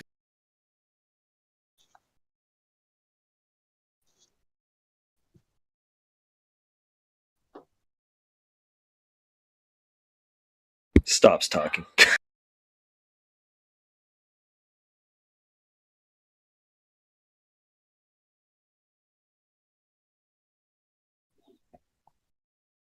We know it is made of petrified wood, Smurf. They gave some. They gave a piece of it to... Who was it? Yeah, the Dutch government, they brought back petrified wood and gave it to the Dutch royalty or whatever it was. Yeah. It's in the Dutch museum. This is Smurf here. My phone died. I've got to wait about 10 minutes, and I'm gonna come back and I'm gonna lay it out, man. I'm gonna lay this out, man. You know, Yeah. the moon rock, you could just eat them, okay? You know, I'll be back in 10 minutes. My All right, phone. can't wait. Yeah, Smurf's gonna crush the moon landing. Can't wait. Bring it. I'll be back. I'll be back very soon. Okay. I'll come back in 10 minutes, okay? You're gonna get these moon rocks right up your nose. Sounds good. I'm gonna go grab a beer on that note. Go See you grab guys you a later. beer. I gotta recharge. You're gonna get it, man. You go grab yourself a beer, man. I'll be ready in 10 minutes. I'm all for it. I'll come back in 10 minutes, okay, everybody? Come back.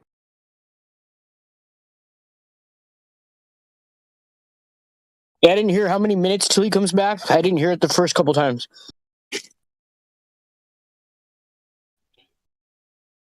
Was what was it? 10? 10 minutes?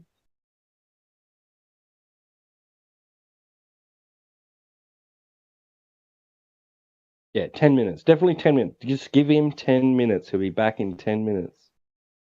Around here, we call that a little tinny tin tin.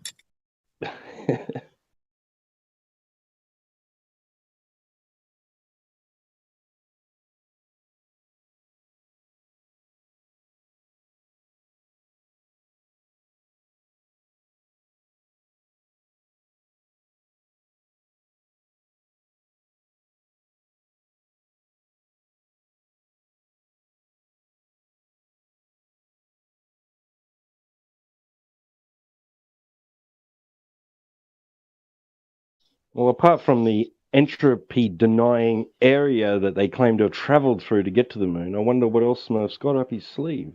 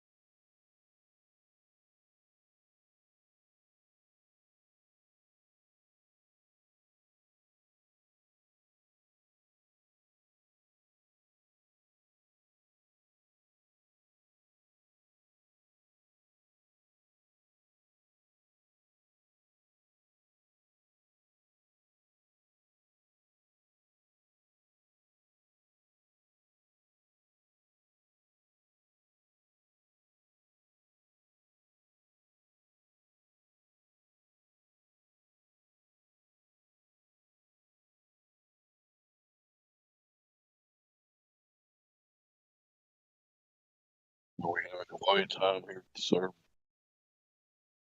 Been interrupted.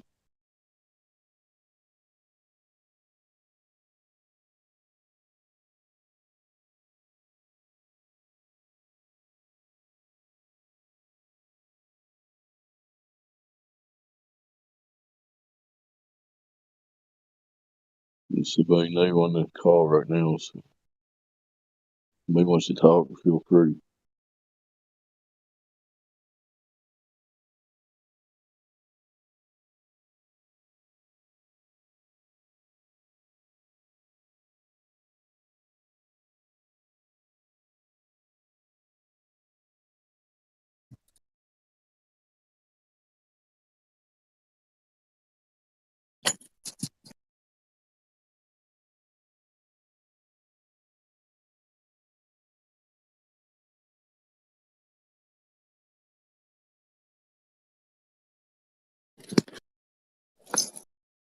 Damn, there's hella gunshots in my neighborhood right now. I'm driving to go investigate.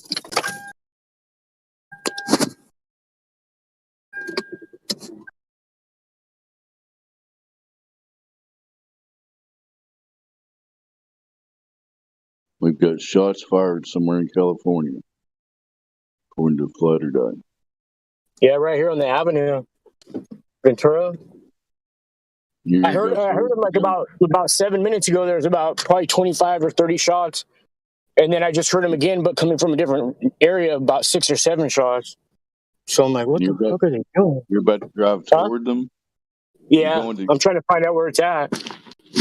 That must be rare. That's a rare event there, right? That many shots in a row? Yeah, there's usually shooting like every weekend, but it's only like 3 or 4 shots, you know. But I mean, these are just drunk people, you know, pointing guns in there and shooting up. It's not like, you know what I mean? Like how they show on the news and stuff. And stuff like this here never makes it to the news. Like a year ago, somebody got killed at the corner where I live. Didn't make the news or anything because it was a real event. Actually, I shouldn't even use the word event. It was real.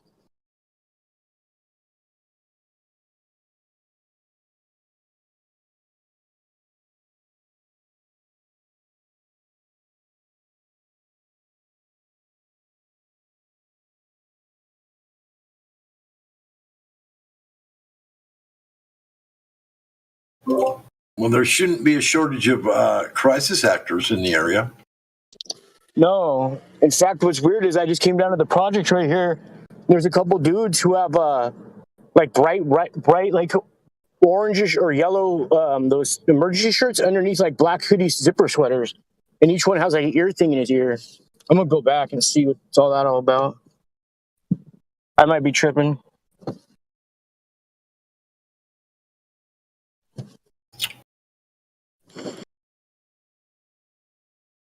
It's a full moon now, or it looks full.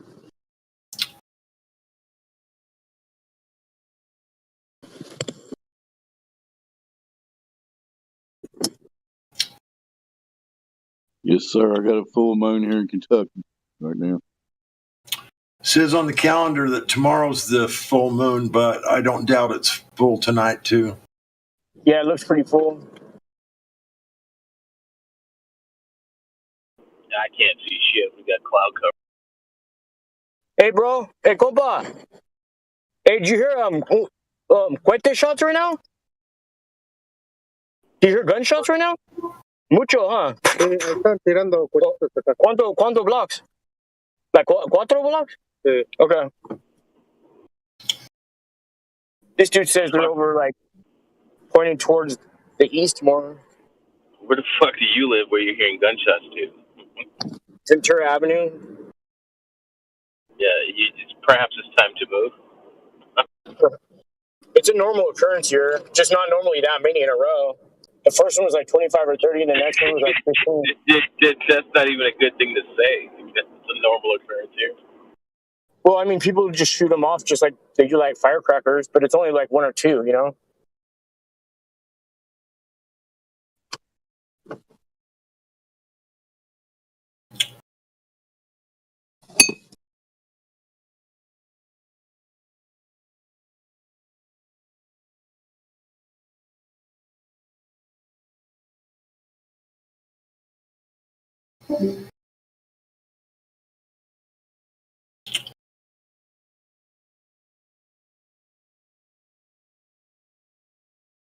We'll keep you updated on the drama on Ventura Avenue in California. Meanwhile, we need some globe evidence. Anybody get any of that? Globe evidence.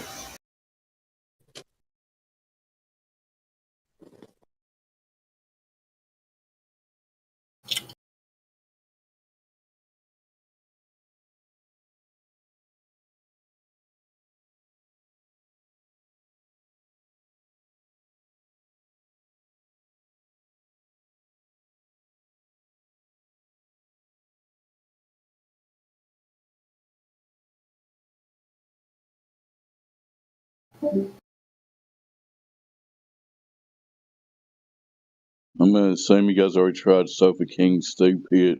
Is it pea drinker? Hello, Sofa King Stupid. I don't think it is. He won't talk nevertheless. You was typing in the chat a minute ago. He was earlier, yeah.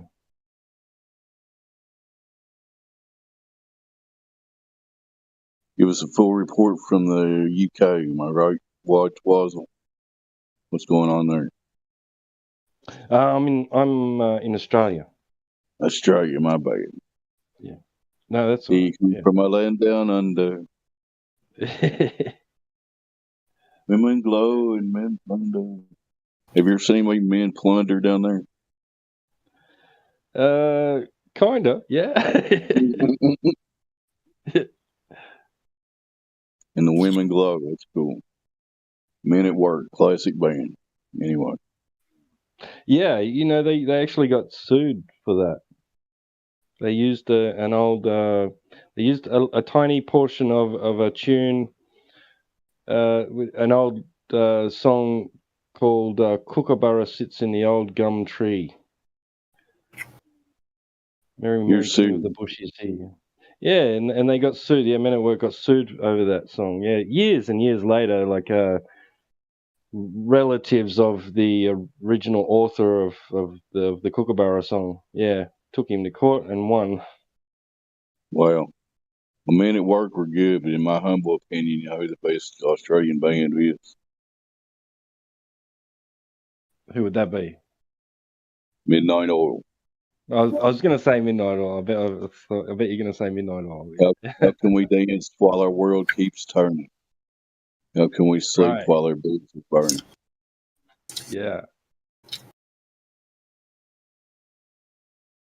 Yeah, no, there's some great Aussie music talent. Definitely. Of course, AC/DC, you go about classic stuff. Yeah, Took absolutely. me Yeah. on. Yeah, they probably American put Australian rock on the map, I'd say. Yeah. Yeah. They paved the way for a lot of bands. Anyway, extra. So is it still draconian rules in Australia and everybody's got a mask on, or what's going on? That's not too bad. Yeah, settle down Okay. a bit. Lighten it up. Cool. Yeah. Yeah, there's still some stragglers, but for the most part, it's pretty relaxed. Around here where I'm at, I see like maybe 5% of the people still all masked up, and even in their car and everything. It's like 5%. Yeah, probably a little bit more than that here. Yeah. I wonder if the TV is still telling them they need to. I don't really pay attention to it. Probably saying you don't have to, but it's safer to. Probably saying that. Yeah. Might as well be safe than sorry, right? Right. So does the good gentleman live in Sydney or Melbourne or Victoria? I'm between Sydney and Brisbane. Brisbane. So I've heard that in Australia, like when you had your vote in May, that if you don't vote, you're fined for not voting. Is that right? What? Yeah, one of the only countries in the world that have one of 3 or 4 countries in the world that have compulsory voting. Yeah. And how much if you don't vote? What's the penalty? I'm not sure what it is now. It could be like a $500 fine, something like that. I know there has been it's a rare occasion that somebody doesn't and gets actually fined for it, and then doesn't pay the fine and doesn't bother contesting it or anything, and ends up with a warrant for their arrest. But that's sort of it's the sort of shit we deal with. Yep. So if you don't vote in Australia, you could actually be thrown in jail if you kind of ignore everything, huh? Yeah, it could lead to that. It could, yeah. That's the craziest thing. That's bullshit. Yeah. There's like a couple of exemptions based on religious grounds, I think. Sounds like jury duty in the U.S. Yeah, true. Yeah. Right. Yeah. There you go. Have you gone out? I've heard Australia.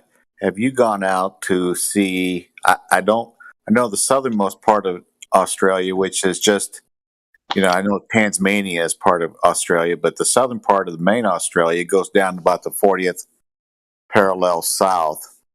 I don't think you're that far south. Have you ever gone outside and looked and see if you could see the North Star Polaris from where you are?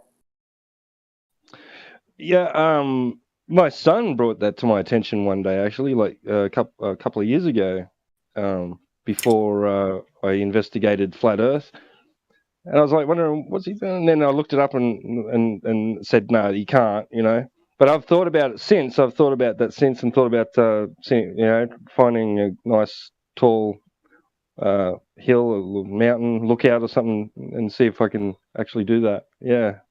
Yeah, it'd be awful low because of law of perspective and vanishing point, but I think it'd be really interesting. There was somebody, I don't know, it might have been on here, that said they lived in Africa at 25 degree south latitude, and I said, can you see the Polaris? And he said he's trying to get back with us, but I kind of wondered if you wanted to get back with us and just kind of say, hey, I went to a little elevation and I saw it. Yeah, one day I'll give that a try. There's maybe a few good spots where I could think of trying to make that observation from. Feel free to try, Wad, but I think I remember from researching back in 2016, or it's been a while, but the farthest south anybody saw Polaris is like 30 degrees, 30-something degrees. Yeah. I've heard Allegedly. I've heard 20, 24 and a half, and 30. That's what I've heard. And now from pretty long ago, like 100 years or 200 years ago, wasn't it? Those observations. Doesn't seem like anybody's interested in trying to make that observation in recent times. I'd have to look mine up, but I think the one I remember is sometime in the 1900s, 1940 something, maybe. Anyway.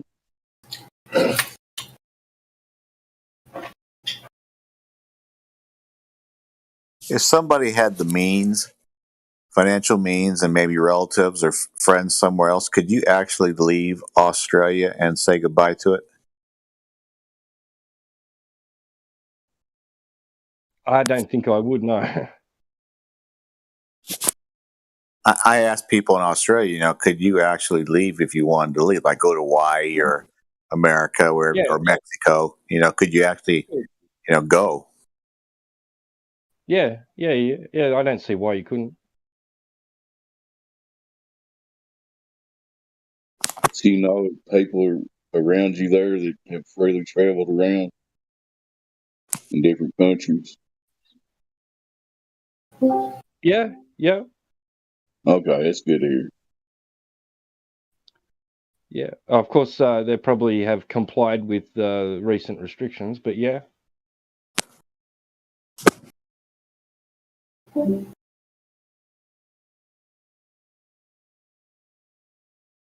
You just worry about you guys in Australia because all the mainstream stuff here tells us it's like a draconian state, where y'all are just shutting your houses and suffering and stuff.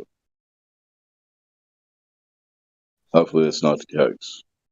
It was like that for a while. Yeah. It seems to be just something that's like fading away into the background now. But of course, there's still all those things that they put in place. Employment's they had that thing. Sounds like they had that thing last fall or when you were in your summer last year, that you had to stay within 3.1 miles or 5 kilometers for your home, and that they actually had people coming out to beaches with their blowhorns or their microphones or whatever and saying, if you're more than 5 kilometers from your home, you need to go home, and we're going to come by and check and see, get your address and see if you're actually complying. But here you are, 6, 8 kilometers from your home on a nice day on the beach, and they're telling you to go home. Right. Yeah. That happened especially in like the big city areas, metropolitan areas. Like we were pretty blessed here in the rural areas. We were sort of the last to get it, and even when when it came into effect here, it wasn't really policed that hard. Though I did hear of a couple of incidences where got a bit some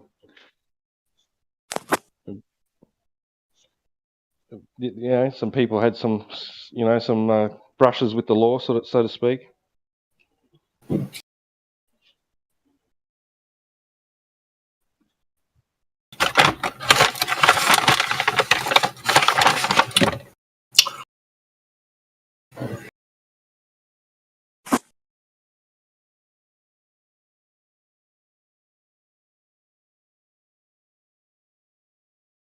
Yeah, I know 2 or 3 people from Australia from Instagram that can't find jobs, can't get work because they decide not to comply, and they're living on their savings and their credit cards, and I don't know what they're going to do when they run out of their money. I know at least 2 that just kind of hang out and don't really do too much, and they just don't want to comply, which is what I would do, not comply. That's I suspect that's going to be the case all over, everywhere in the world. It's but yeah, it is like that. Like I said, employment's going to be hard to get, and certain types of travel, international travel will be harder if you don't. Like, you can get exemptions, I know that, but I'm not sure. So I don't really worry about any of that because I've got no intention to do international travel.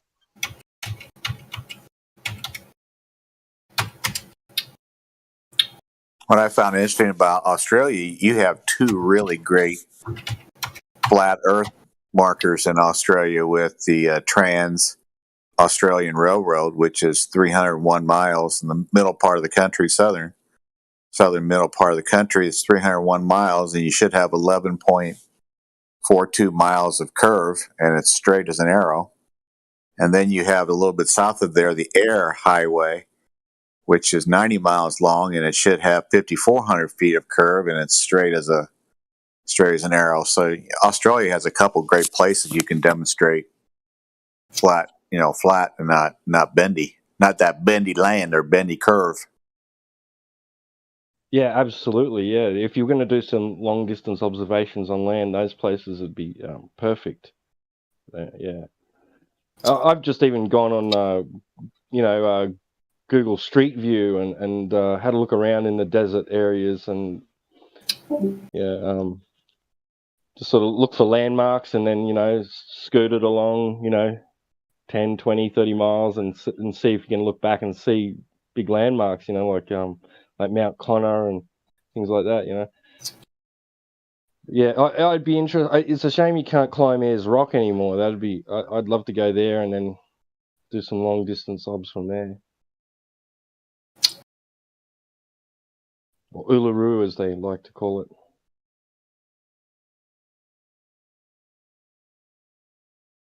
Well, I wish you well in Australia. I think in America we started learning about you last July and August.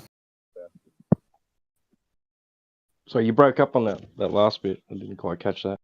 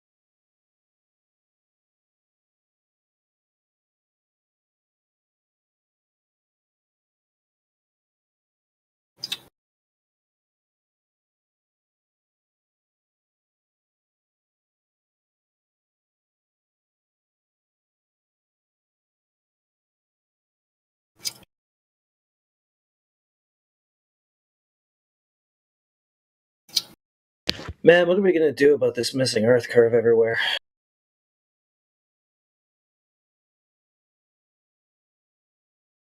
I don't know. How do we handle this?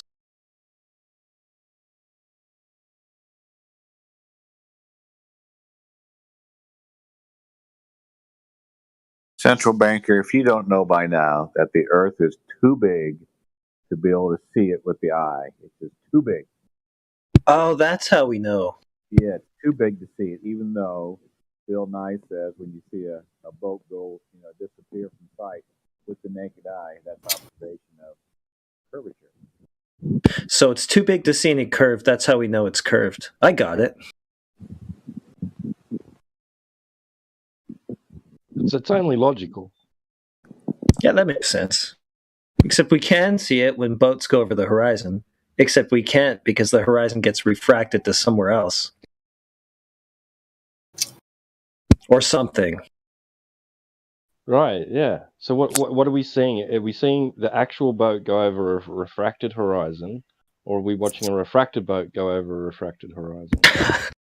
Don't you love it when they claim the boats over the geometric horizon thing, and then you show them one of those boat zoom videos, and they're like, "Bro, it didn't go over the horizon." Well, it disappeared, right? It wasn't far enough away. So then why did it disappear? Like originally their claim is it disappears because it goes over Earth curve. We show them a video of it disappearing and being zoomed in, and then it's, no, it didn't go over a horizon. It's like, what are you even saying at this point?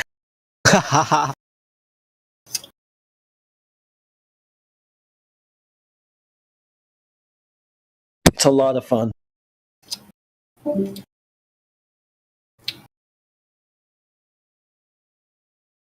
It's not so much fun debating and talking to people that are on the other side that are paid chills or just good-natured people like Matthew. But it's another thing to get a globe normie who just assumes all their life that they live on a spinning, watery, curvy, bendy ball, and you rattle off a few things at them that's like prove that they're on a flat stationary plane. And they give you that deer in the headlights look. It's like, okay, and they have absolutely no response, none. They're just dead in the water. They have no idea that they could be wrong. A lot of people just have a Pavlovian response to just fight it, I find.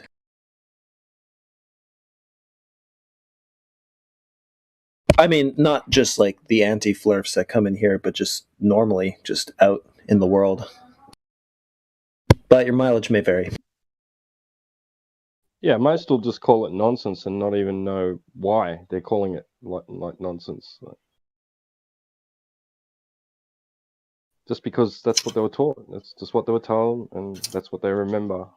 So flat Earth's nonsense. Yeah, they've been conditioned forever to think that. I was. Although I never got hysterical like some of these ones do.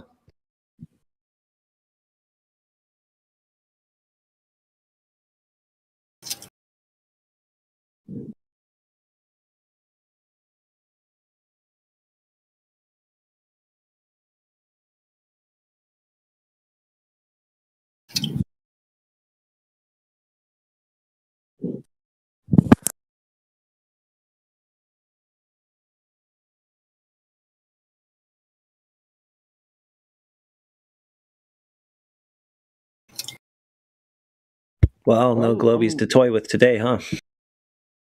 No.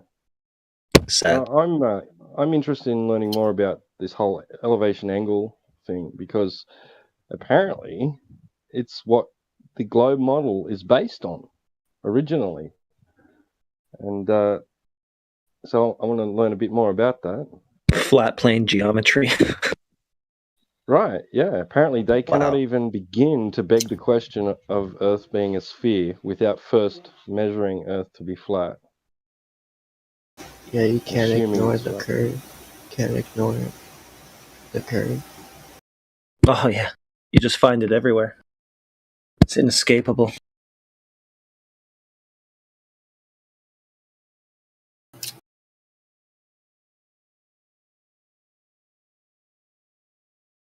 Yeah, hilarious. Flat plane angle measurements equals globe. Right, yeah. And I was making a point the other day, something like Globers will do absolutely anything to avoid directly measuring the Earth's surface, because when they do, it doesn't turn out the way that they're wanting it to. And that Jesse guy who's been in here for like the last week was like, that's not true. I measure the surface directly. And then he's been on a spiel for about 5 days since that, doing anything but directly looking at the surface. Is that main surveyor? No, it's a different guy. But same sort of thing.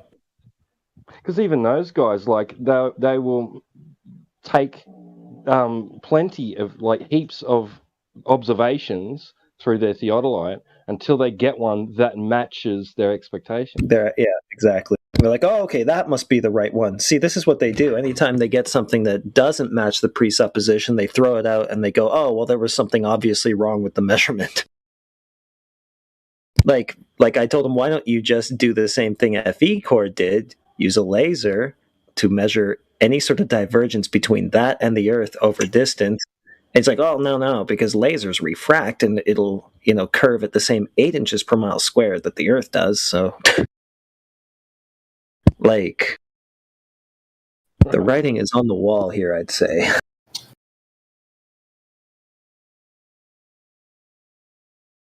So yeah, he can't do that. He's going to go do the angle measurements and get just the right ones that he's looking for and come back and be like, aha, I found the globe. Right. But if it's any kind of elevation angle measurement, then you can't suppose that the Earth's curved. Right, because it depends on a flat baseline to begin with. Right, and that is supposed to be representative of the surface you're standing on. So, because it's from so crazy. Your feet to what you're taking an elevation angle measurement of in the vertical plane. So it's and the surface to form the angle. It's just crazy. Where's the curve? Well, it ain't on Earth, that's for sure.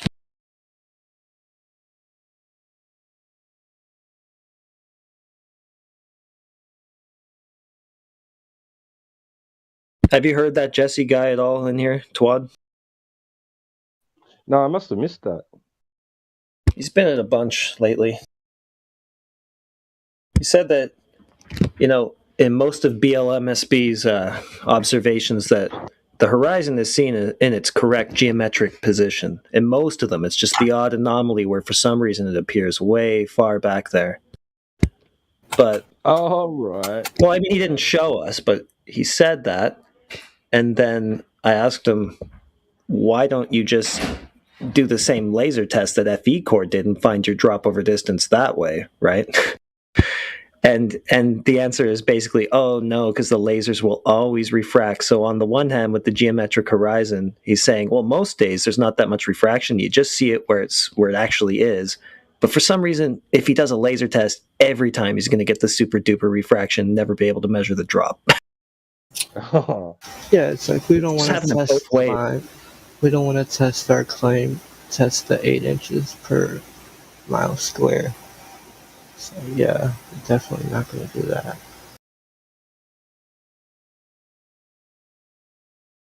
He's flying in the face of other anti-flat earthers that declare there isn't any such thing as no Atmos day. So it's always refracted.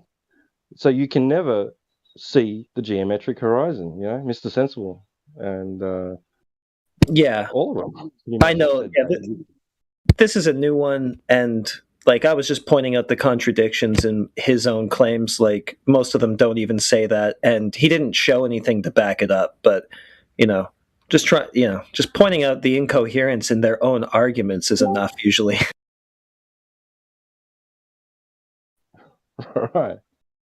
Right. So he claims to actually see the geometric horizon on most days. I think he was just appealing to BMLSB, that guy, because he said in one of his videos that most of the time I can't see further than platform habitat or whichever one it is, right? But like, I mean, that's an old video, and I don't think he was necessarily saying that he usually sees the horizon where it would be geometrically. And there's so many observations that absolutely shatter the geometry that, from him that I don't know. He's just going off of something that BMLSB said one time, and he's not even talking about actual observations that he's seen. Yeah, they just look past the black swan, just 10 miles away. It should be like 66 feet below. You can still see this. This is just fine, though.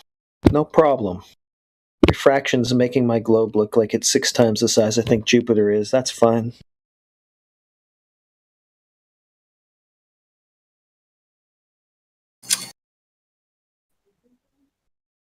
And then you see the horizon behind that, too. It's like, oh my god, what are you guys claiming at this point? Where is your curvature? So, Central Banker, do you think Jesse, because he sounds like he's about 25 years old, do you think that he's in here just because he has a lot of time on his hands? Is he in here because he may be doing a school project? Is he doing it to, what do you think his motivation for spending the last week in here for a couple hours a day? Yeah, I don't know. He is pretty sus, and he is pretty motivated. Like, he goes out into the field and tries to gather angle measurements and stuff that will support the globe. So he might be doing some sort of a project, but I could only speculate. I don't know. Because he doesn't seem to be in the category of being a paid shill. I think he's not quite at that level where they're going to actually pay him to go do stuff like come in here. But so I get the idea he's doing some sort of school project.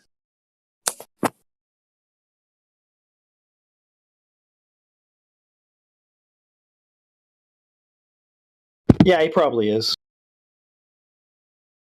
It usually just comes down to them talking about us, though, and not the actual argument.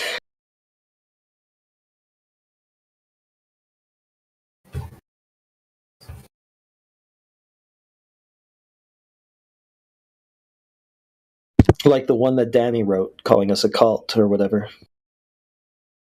Is he even talking about the argument or just talking about us as people? I don't think, reading his biography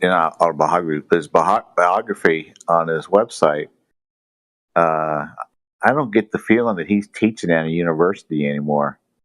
I think he's some sort of independent or part of some institute. So he'd be getting money from that. Of course, he's getting money from his books. So I just kind of wonder, what kind of income he's getting as opposed to being a full-fledged professor in a college or university setting. Kind of, unless he's doing online teaching.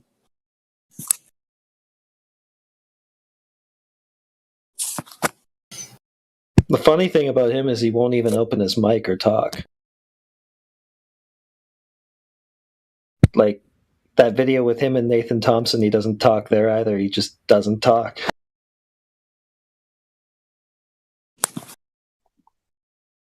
He's worried. He's worried as soon as he does, someone will ping Quantum Eraser. Or he'll get clipped or something. Right. Saying something goofy. Yeah, we'll never know because we'll never see an account, of his, but I wouldn't be surprised if he's not getting some sort of stipend from somebody in a government agency to do what he's doing. I wouldn't be surprised at all. Someone in Danny's position? Yeah, probably.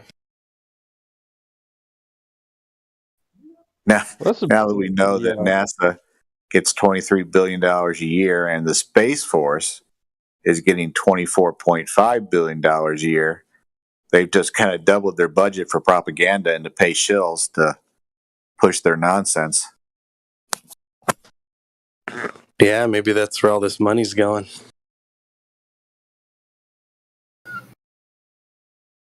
Hey, Don Pettit, you be good now. I'm gonna start thinking you're a paid shill for the enemy. So you be good.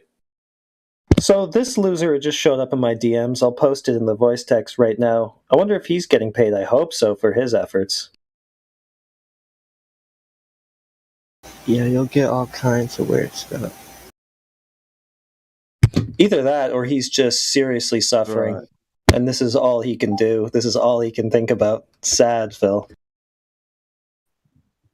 It's just a measurement. He said triangle, number 1, his first sphere proof. Triangle. Well, I guess he doesn't know what a sphere or a triangle is, or both.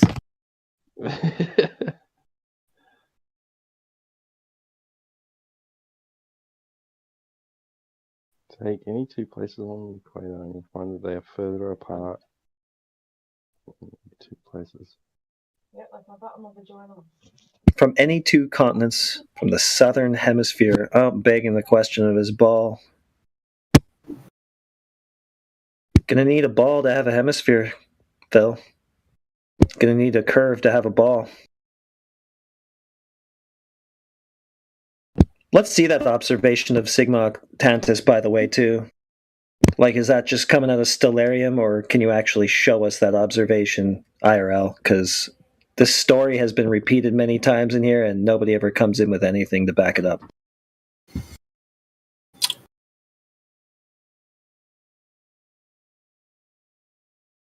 And anyway, that is a lot of avoiding direct measurements of curvature, which is exactly what I said you guys always do. So thank you for making that point for me again, Phil.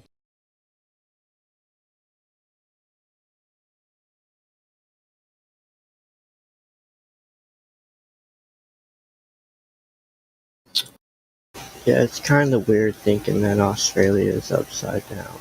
This is what this guy does. He sits and he just creeps on the live stream and just slides into people's DMs. Like, what is he doing with his life? Weirdos. Well, this.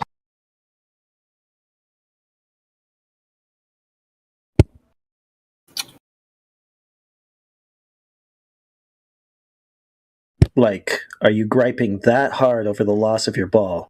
What did the Globe ever do for you anyway, Phil? A paycheck, maybe. Do you think Professor Phil is a professor, or do you think he's kind of like Professor Dave and not a professor? He's not as goofy as Dave, but...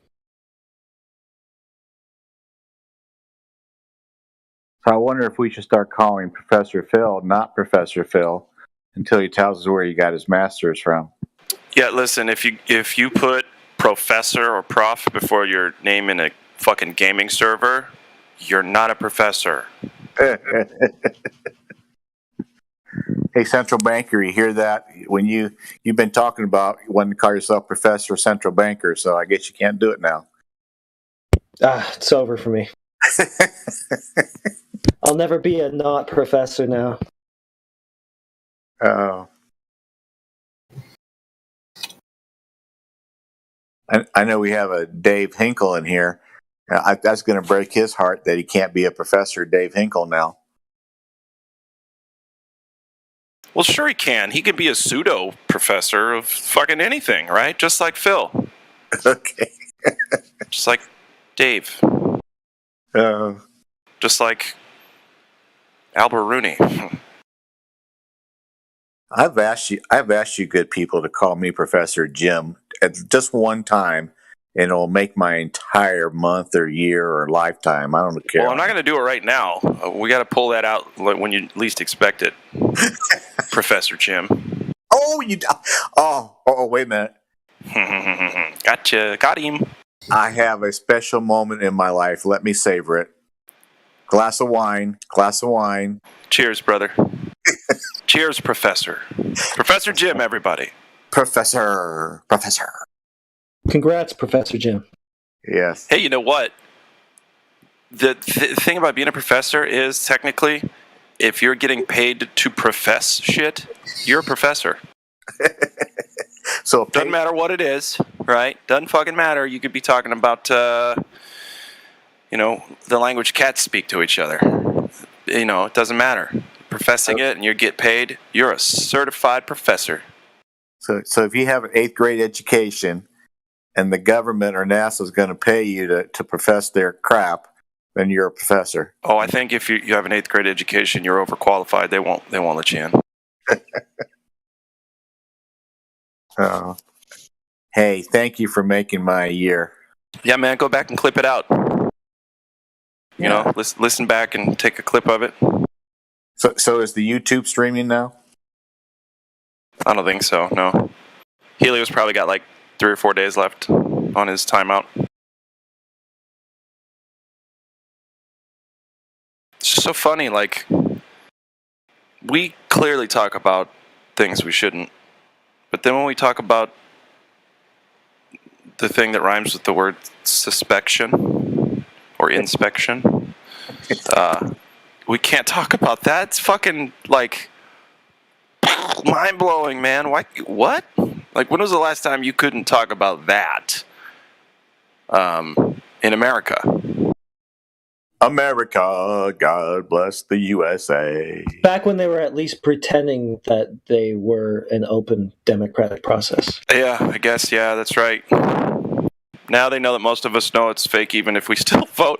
Oh, man, sorry. Change the subject. Sasha is talking about the ISS photos demonstrating curvature. Okay. No, more stories, more reification, Sasha. That's all you got. You just tell stories, because you can't directly measure the thing that you're telling your story about. I feel like you don't know what the word photograph means first off, Sasha. Yeah, that would be the first problem. And then the word demonstrate, and then the word demonstrating, and how they're both similar. Yeah, and the word curvature. My cartoon CGI video demonstrates. And then curvature, the thing you're never going to get. Well, what's your demonstration of, Sasha? Cartoon curvature? That's great, but we're talking about the Earth.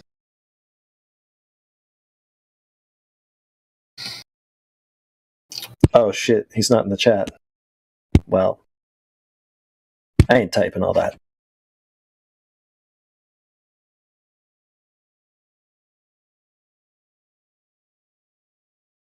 Well, I wouldn't worry too hard about it.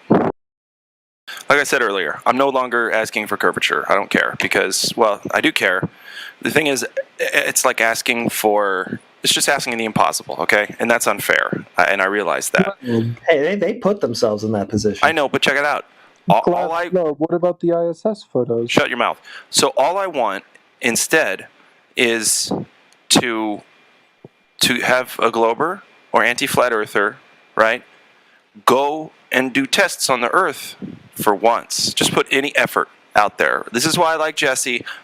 Barely. Jesse's acting like he's putting a lot of work into it. Now, it's not going to fly. It's not going to land, okay? It doesn't have legs, obviously. But at the very least, he's using his Adderall to, do a little research every now and again. Maybe do one kind of test. See, y'all won't even fucking go out and do observations and get the data from that and come back and talk to us about it, like apparently this Jesse character is doing. Now, I know it's a ploy, it's a ruse, I get it. But it should at least motivate you, on the side of what should be so fucking obvious, Earth is a globe, to go out and really try to find out, really try. Can you do that? I'm not asking for curvature, I'm asking for effort, bruh. Well, their effort is to just sit there on the couch and watch NASA, fake live stream videos. Oh, that's perfect. Perfect segue. Sasha 2.0, do you think that it's impossible to edit a live stream? No. Was that a no or a yes? No, sir. Oh, good. So it's possible to do that, to fake a live stream then, right? It's possible? Well, why would they lie? Never mind, but you did answer the question. Asked first. Why would they tell the truth? Why would we lie to you, Sasha? Why do you think we're the liars and the proven government liars are not the liars? I don't think you guys are liars. I think you guys are just misguided. Yeah, because we sound like we're dumb enough to be misguided at this point. I appreciate that. You're a dickhead. Yeah, so, Sasha, here's the deal. So those cool cartoon videos of Earth curve that they're showing you are only that because we've measured it directly on the ground, and we know that it is not curving at the necessary 8 inches per mile squared rate, right, that the globe needs. So therefore, automatically, any of those so-called live stream videos from space are just cartoons. The reason I called you that name, dude, is because you're it's like offensive at this point to think that we're the misguided ones. Well, he's misguided, so he sees people who aren't misguided as misguided. Yeah. I got it. That's cult mentality. Yeah, so the ground would have to be curving, right? Measurably curving, Sasha, in order for those videos to add up, right? So if it's not, they're just showing you some bullshit. Like a movie, basically. What do you say? Yeah, I mean, it would have to be, right? It would have to line up, right? The measurements of the ground would have to line up with what they're showing us for them to validity. You admitted yourself that videos can be doctored, they can be manipulated, so all you're doing is taking that stuff on faith. Faith that they wouldn't lie to you, because that was your very next point. Why would they lie to me? Like, are you kidding?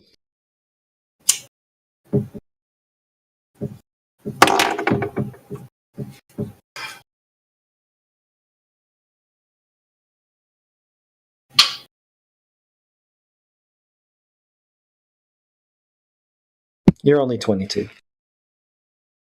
You'll get it. I have faith in you, buddy.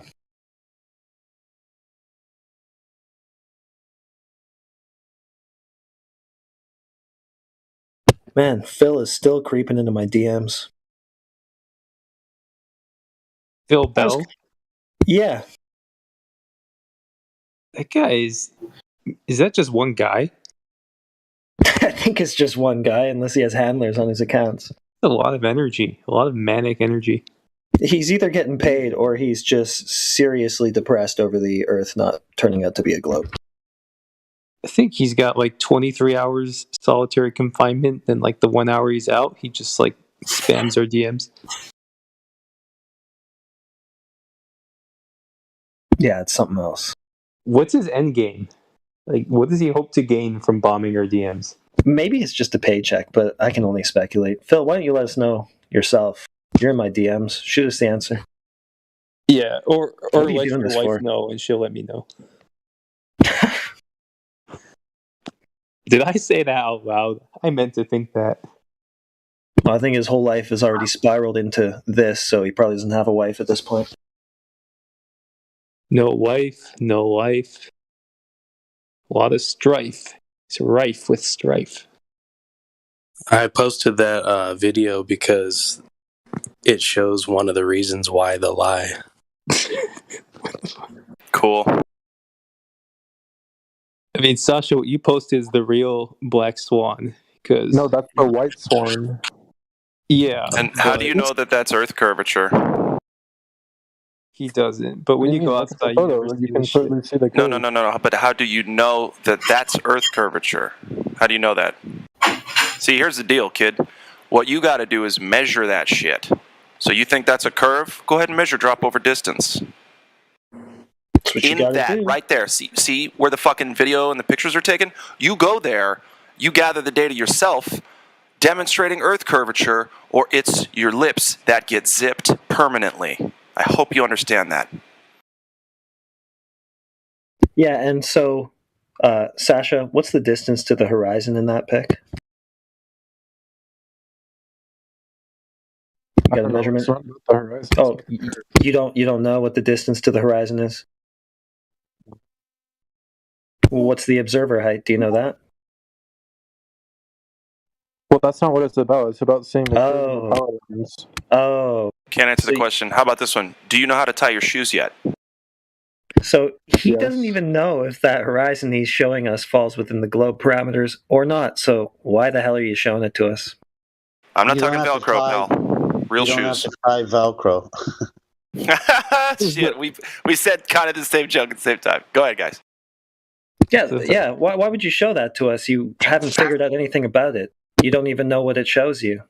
A curvy, you can bendy literally bridge? see the curve. You don't need to know anything What about curve? it. You can see What it. curve? What's the Hey, did distance you to the yeah, horizon? exactly. Did you see what Platter posted at 37 after the hour in the live stream voice text?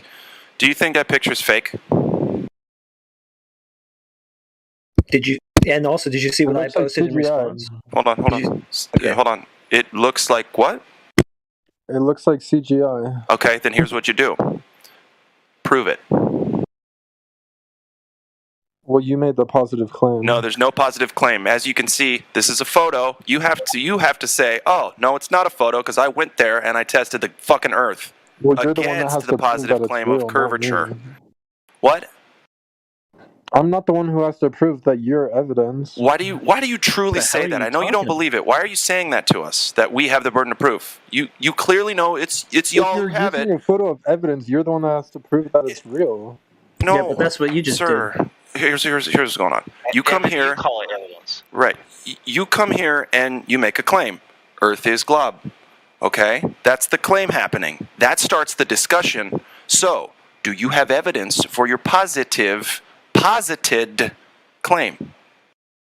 I think what Professor Phil said was pretty smart. Like, So is that a yes or a no? Yes, I'm explaining it. So if you take 3 points in the globe and then you measure the internal angle, it should So be no more drop than over 180 distance. as far as So the globe. no drop over distance then. Just reifications. Angle measurements that are usually done wrong. You couldn't explain your way out of a wet paper bag, kid. Yeah, so you don't You're know gonna end any. up in one at this rate. You don't know any of the metrics in that picture that you showed us there. So why are you showing it to us? Because you don't even know what it actually shows.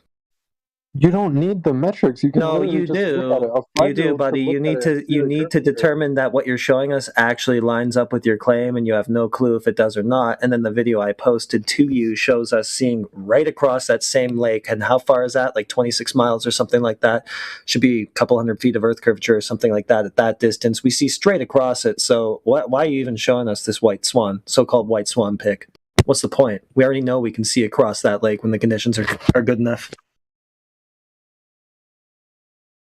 I thought it would convince you guys, but I guess not. You don't think that we've seen that like a million times? It's like the only thing you guys have. And you don't know the distance to the horizon. You don't know what the observer height was. You don't know anything about it. But You that's just see what looks like a irrelevant. That's bendy not what it's bridge. about. Okay, so you're not trying to prove glob? I'm proving the globe through the curvature of the power lines. Okay, then we need the distance to the horizon. Curvature of power lines, that's not the Earth. You know that power lines aren't the Earth, right? Yeah, but the power lines are all the same size, so it would have to be the Earth. Do power lines refract into like misty nothingness like that? Like physically? Power lines aren't the Earth, Sasha. So maybe you got lost on your way to the 24/7 curved power lines Discord. But this one's about the Earth. You took a left at Albuquerque. Flat power lines Discord, whatever. Yeah, I'm not sure which one you were looking for, but it sounds like it's not us. He was looking for wet paper bags Discord, but he couldn't get there. Yeah, so nice job on the curved power lines proof C there, Sasha, but the search for curvature continues.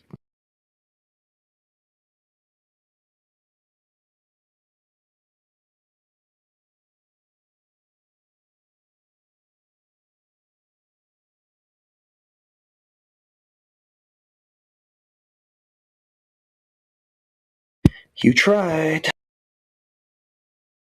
Tried so hard and didn't get very far. So, Sasha, are you just going to hand wave what Mod Justin posted for you there? Just going to ignore that and come back with your same bendy bridge picture tomorrow? Is that what you're going to do? Stay in here lying.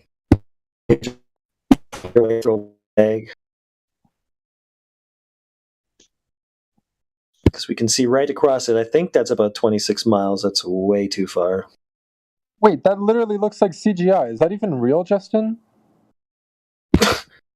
That's from a video off of YouTube. Yes. At the beginning of the video, it looks like CGI. When it loops, it looks at the beginning, the power lines look fake. It's refraction, brah. Let me try to find the video. No, that's just light. Yeah, I'm just bugging them. How's the globe an observation? Sasha? Now he said everything. He said that they observe flat Earth, so I'm allowed to observe the globe. What globe? There's no globe to be observed. That's like saying I'm allowed to observe unicorns, Mr. 52 genders, or whatever it is now. Hey, Sasha 2.0, why do we call the black swan the black swan? Do you know? Yes. Go on. Why? Because you need one black swan to prove that black swans exist. No, you need one black swan to prove that not all swans are white. Swans are white. So even if you show us lots of white swans after we've already found one black swan, not all swans are white. So all we need to do is find one observation falsifying the radius, and the radius is falsified. Mm-hmm. Nobody's playing a trick on you. I've told you before, Sasha, right, how big your globe has to be for that black swan horizon to be geometric, right? How many what there has to be? How big the globe has to be for the black swan horizon to be geometric? I don't know. How big does it have to be? You don't even know that, and you hand wave that observation. That seems like important information to have. Oh, isn't it like 10 times further? So I'm guessing the globe would have to be 10 times bigger or something? No, that's not how that works. Right, Miles, you need a way bigger radius.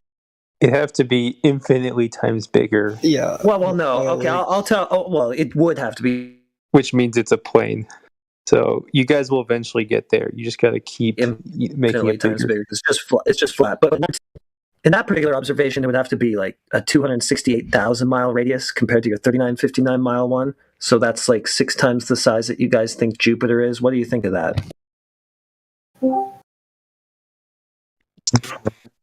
Jupiter. Do you guys think that light refraction is making your 3959 mile radius ball look like it's 6 times the size you guys think Jupiter is? That's what you think's going on? I mean, that's what I think, but it's just there crazy. could be another explanation. Yeah, the other explanation is there's no ball.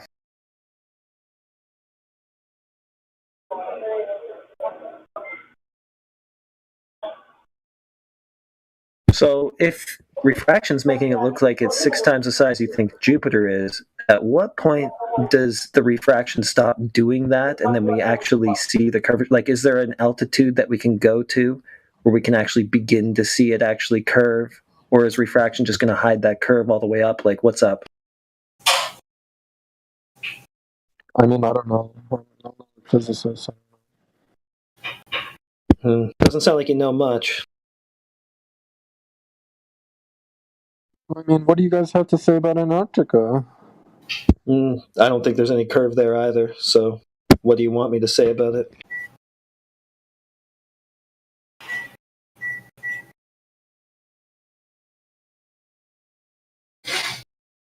Yeah, what goes on in Antarctica stays in Antarctica. You found some curve in Antarctica that you want to show us? Otherwise, I don't really see why we have to talk about it.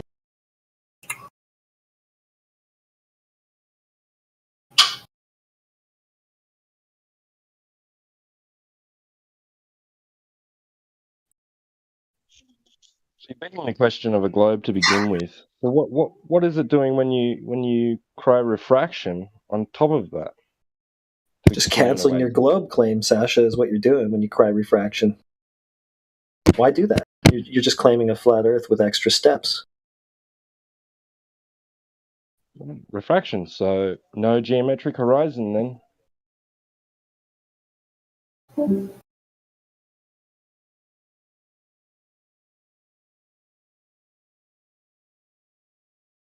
Sasha, you just posted a cartoon. What for? Are you for real, buddy? This is just a troll.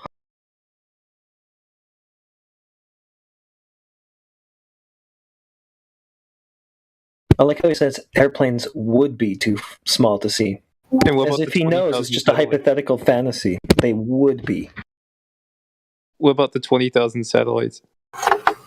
They would be too small to see, too. If they existed, that is, they would. The satellites are in the abyss of space, so I guess you can't see it. Oh, okay. So they would just be absorbed to the blackness, because that's how light works. I mean, yeah, if there's no light, you're not going to see it. Don't they just tell you that those pics are composites? Like, what's the point here?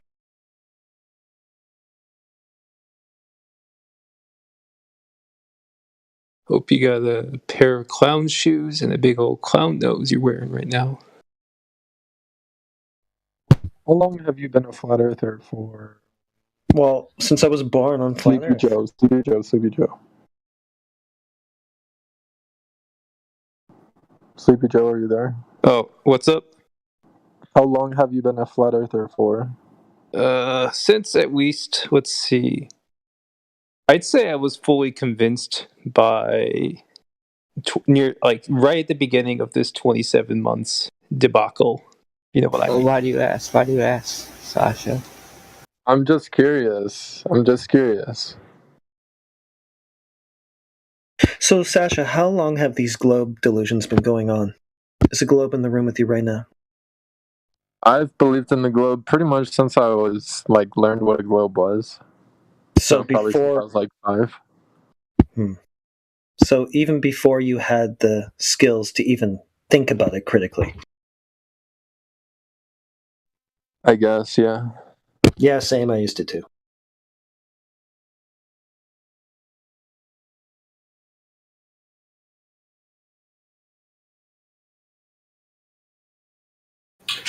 So how long did it take you to accept that Santa Claus wasn't real?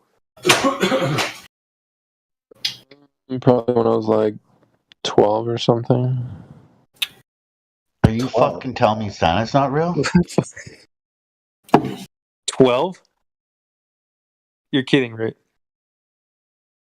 Oh my God, I knew Santa Claus wasn't real when I was 5 years old.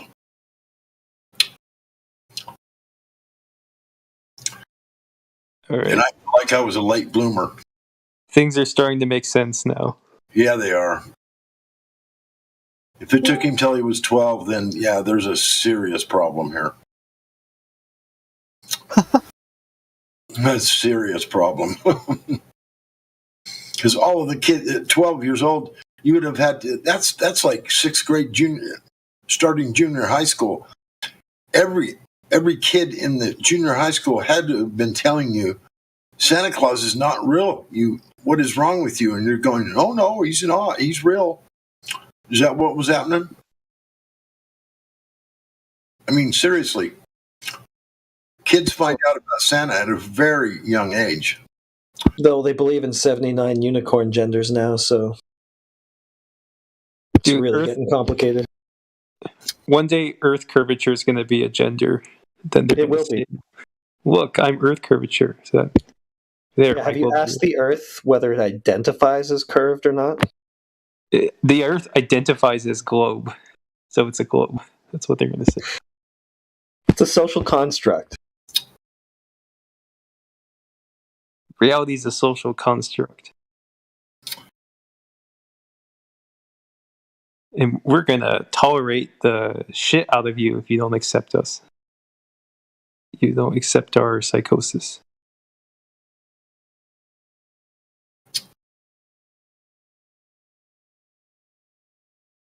You admit you are under psychosis, Sasha? Could you repeat that? Huh? Did you ask me a question? Yeah. I'm sorry, I didn't catch it. Did you say something about psychosis? I never said anything about that. I thought it was me. I thought it was you. My bad. Sorry. Shit, do I have the same voice as him? Shit. Sounds pretty similar. I'm going to rage quit. See you guys. It should be like Sasha 2.0. We're both the Zoomers. Sasha 2.0.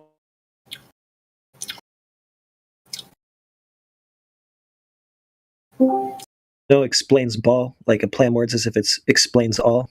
I mean, there's so many things about the globe that just cannot be possible. One of them is it's spinning at 1,000 miles an hour. There's no way the water could stay on the globe spinning that fast. It would fly off, I mean, at a much lower speed than that. It would just fly right off. How to get water at rest in that situation? And the fact that it's spinning 1,000 miles an hour, there would be 1,000 mile an hour wind. There wouldn't be any trees standing. The Earth would be spinning 1,000 miles an hour, and the wind would be 1,000 miles. There wouldn't be a tree standing on the Earth. It would have been mowed down by the wind. Completely mowed down by the wind, going that fast. So it's just there's so many things that make it impossible. You know, they say that we're in a vacuum, and the atmosphere. If you understand what a vacuum is, the air around the Earth would just instantly go into the vacuum. Equalize into that vacuum, which you say is infinite or infinitely expanding. I mean, it would just be so powerful the positive pressure of the Earth would just push right out into the vacuum because there's no resistance, so to speak. It's just like there's nothing holding it down. The vacuum is empty, and the air would just instantly, I mean, within seconds, be all gone. Just poof. Like when you open a pop can, it's high pressure, like the Earth. You pop the lid, it goes, and all the air goes right out to equalize with what's outside of it. So that's the same scenario. So you've got that, the 2 or 3 other things I've explained to you, and it's just there's so many things that are impossible to happen. It's just totally ridiculous to think that this ball could exist in a vacuum. The air would just completely exit stage left. And you'll notice that instead of any positive proof for any of this crazy stuff they claim, they'll give you nothing but excuses for why they can't give you that positive proof. Right. Apologetics. That's all we'll ever get. I mean, the Earth is really bendy, but the light is so bendy too that it all just looks flat. And the speed that it's rotating at can't be felt because it's not accelerating enough, so it's just like there's no motion at all. Exactly. After someone like Sasha having learned what we know, and then still leaning towards the globe, right? Well, he's come to that point where he's making an actual choice. It's not like when you're born and you're just indoctrinated and you just take it for granted. He's actually making a conscious choice now to believe in the globe, in the spinning globe fantasy. He would rather choose to believe something he can't prove for reasons I don't know. It's on him. Bet you there's social reasons. Right. Than to accept observable, demonstrable reality.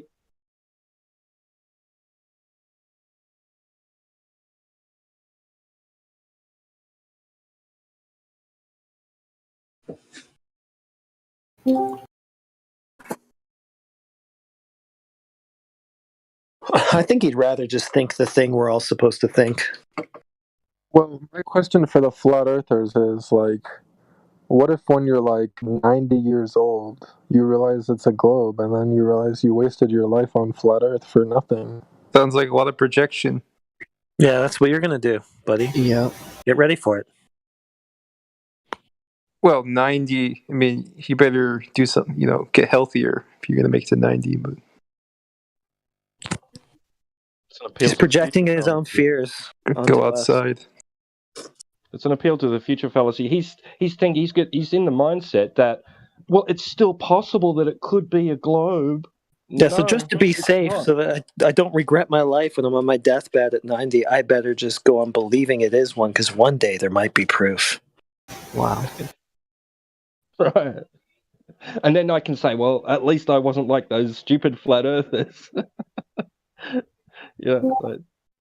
It ain't going to happen, Sasha. It hasn't happened already after the 500 years you guys been trying, or thousands if you want to stretch it that far. It's not happening now, or in 90 years.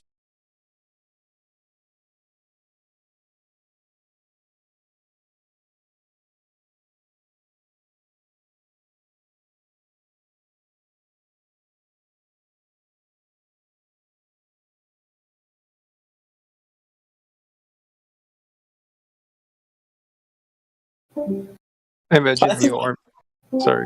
I think the Earth is just a social construct to Sasha, though, like pretty much everything. I think there are social reasons that he chooses the stance that he does. Don't think it really has to do with the stuff that we talk about here. I think the trend of calling things a social construct is a social construct. Hey, central banker, the Earth is a donut, and it tastes great. I see no reason to doubt that. You think Neil Armstrong lived a long, fulfilled life into old age? Like, on his deathbed, he's like, yeah, like, I was right. It was a globe. I made the right choice in the globe. Yeah. Yeah, because I was from space, and me just being an alcoholic for the last several decades was just something else that was unrelated. But at least I know it's a globe. I want to know if my donut globe is glazed or not. I hope it's glazed because that tastes better. I mean, it'd technically be a donut hole if it was a globe, right?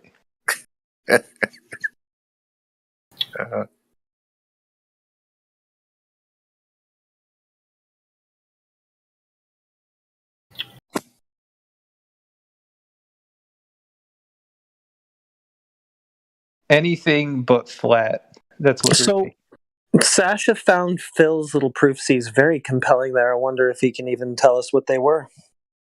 Or if he just found them compelling because it sounded globe positive.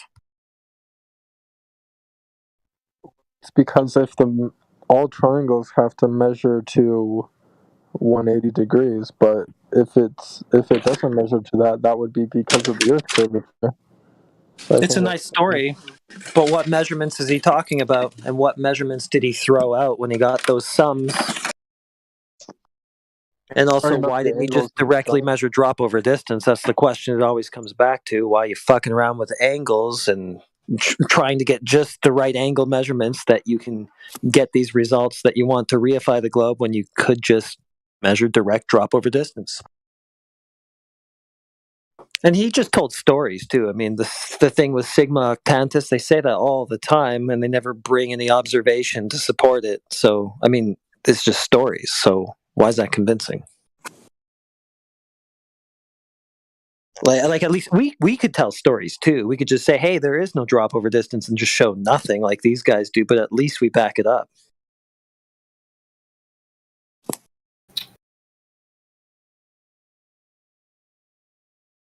Well, that's not fair, I guess. I mean, like the main surveyor does bring in his reifications, but most of the time we just get stories. Sasha, are you with us the last week or so because you like being around our dry sense of humor and you're a closet flat earther, or is because you're a third year university and you have some downtime, so you decided not to do anything destructive with yourself, but come listen to us? Or are you working on a project that you're going to turn in and try to get an A on? So I guess it's an A, B, or C question. with D being none of the above. So what do you think? Probably B.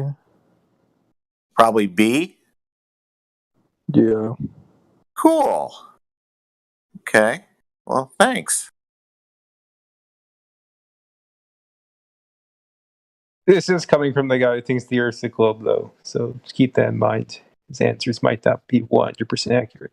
So you're okay, Sasha, with your globe looking like it's 6 times the size you think Jupiter is in the Black Swan pick? That's cool. You think light can do that? Yeah, I'm not too worried about it. Okay. Cool belief system you got there. Cool religion. Worried about it. It's an interesting way to put it. At this point, I mean, you might as well just be in the 24/7 Easter Bunny Discord. Hey, I like my Easter Bunny. Leave my Easter Bunny alone. I had a really hard time when I was 24 when they told me Santa Claus didn't exist. So come on, give me a break. So, Jim, what do you do for work? What do I do for work? Yeah. I am retired in Dallas, Texas. And before that? What's that? Say again?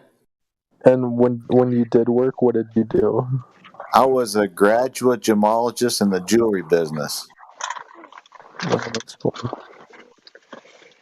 He sold Easter bunnies. I sold Easter bunnies with amethyst draped all over their neck. Yep. Cherokee Easter bunnies. Yeah, and Indians really like their Indians really like their turquoise. I mean, they're really big into the light blue stuff. That's so right. I tried to sell a lot of turquoise as well. I mean, I'm telling you right now, guys and girls, that the Iroquois and the Creek Indians loved turquoise. They just loved it to death. And you throw a little onyx in that black and light blue, they would spend tons of money on that stuff. It's good stuff. It's precious stones. Precious stones. That refraction is good stuff, man. It's funny when you study gemstones, refraction does come into it. Do you know? Really? Oh, that's right. It really does, because it changes medium. It gets inside there and changes the medium. What? And we like the curvature on those stones. Curvature comes into play too, right? And you know who really likes curvature on their gemstones? The Cherokee.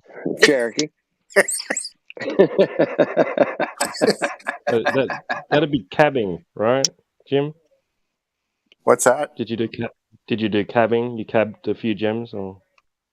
As far as cabs, not really. I was into some of the appraisal stuff, and then I was into some of the selling stuff, and that's what I did for majority of my adult life.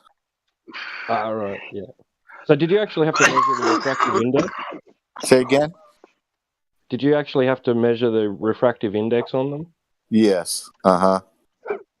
Cool. Because with gemstones, you get into species and variety. And when you identify gemstones, you have to kind of eliminate what they aren't. And so you do that through a process of elimination. And there are certain tests, and one of them is refraction. And it's been a number of years, so I can't. In 1998, I went out to New York City and finished, and it was all experiments and everything. And to pass, to become a GG, you had to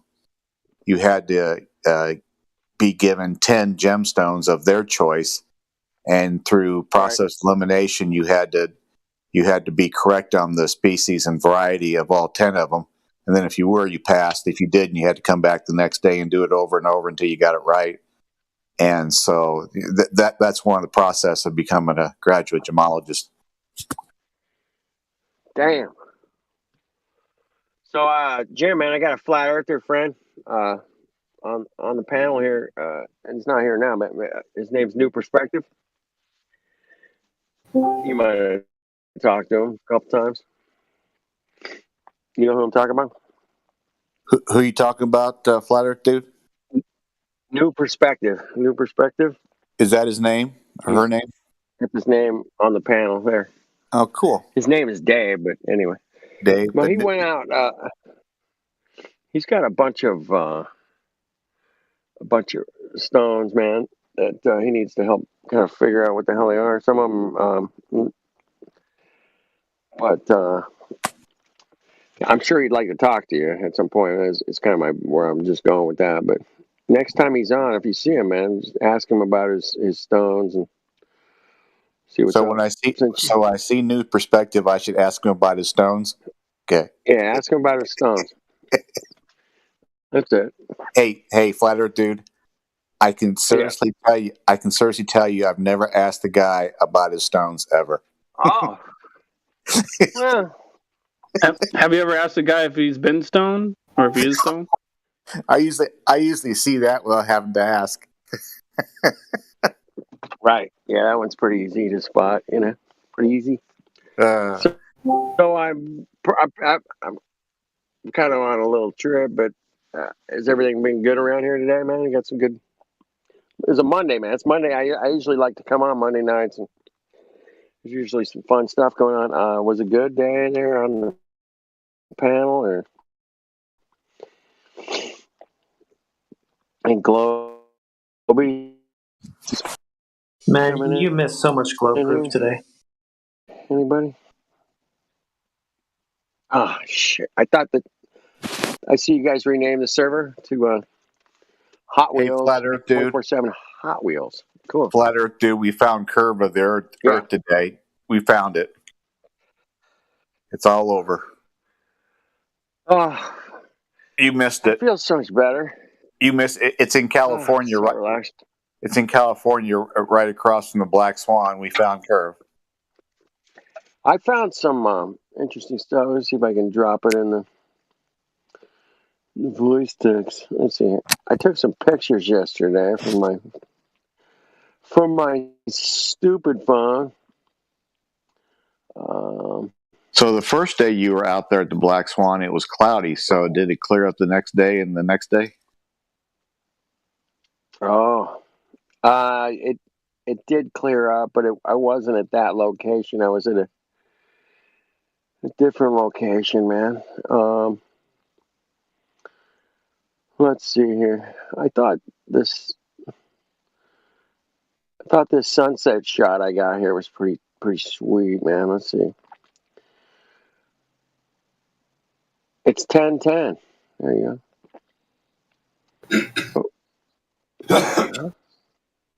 Yeah, that's nice. That's pretty sweet, huh? Yeah, the sun's moving away from us. I know. Becoming a flat earther, you have to change your vocabulary. Oh, yeah. Moving away. Getting closer. Yeah. We got a full moon right now, man. I'm staring at. Yes, it is. It's full outside. Yes, it is. Sweet, though. Pretty bright out here tonight. Hey, I really enjoy the full moon nights. I've heard when we have an eclipse and the thing starts to be covered by a round sphere, it's the Earth. Have you heard that too? Well, I've seen a shadow go across the moon on eclipses, and it doesn't actually eclipse it. I mean, I think that's kind of a misnomer. I think it kind of shadows it, not eclipses it. I think it's a bad name. I think we should change that to moon shadow night instead of an eclipse, because it really doesn't eclipse. Like when I saw this solar eclipse, man, that fucking thing, it just went black, man. There was nothing there, man. Although there was a lot of like light coming off the edges, you can still see. Well, according to Dr. Danny Faulkner, Aristotle was right 2,500 years ago. It was, it was the Earth shadow going across it. So, hey, got to be right. The 25-year, 100-year history in our knowledge, what we know about, it could have, somebody could have fudged some stuff. Yeah, it could have. I don't know. Could be wrong. People like to get famous. People will do almost anything to get famous. And if they're into something and they look at something and go, "Hey, man, this is what's happening. Check it out. Here's a paper." Well, when it comes to something like 2,500 years ago, we wouldn't necessarily know the difference between what they told us and a story. Exactly. So it's automatically under suspicion.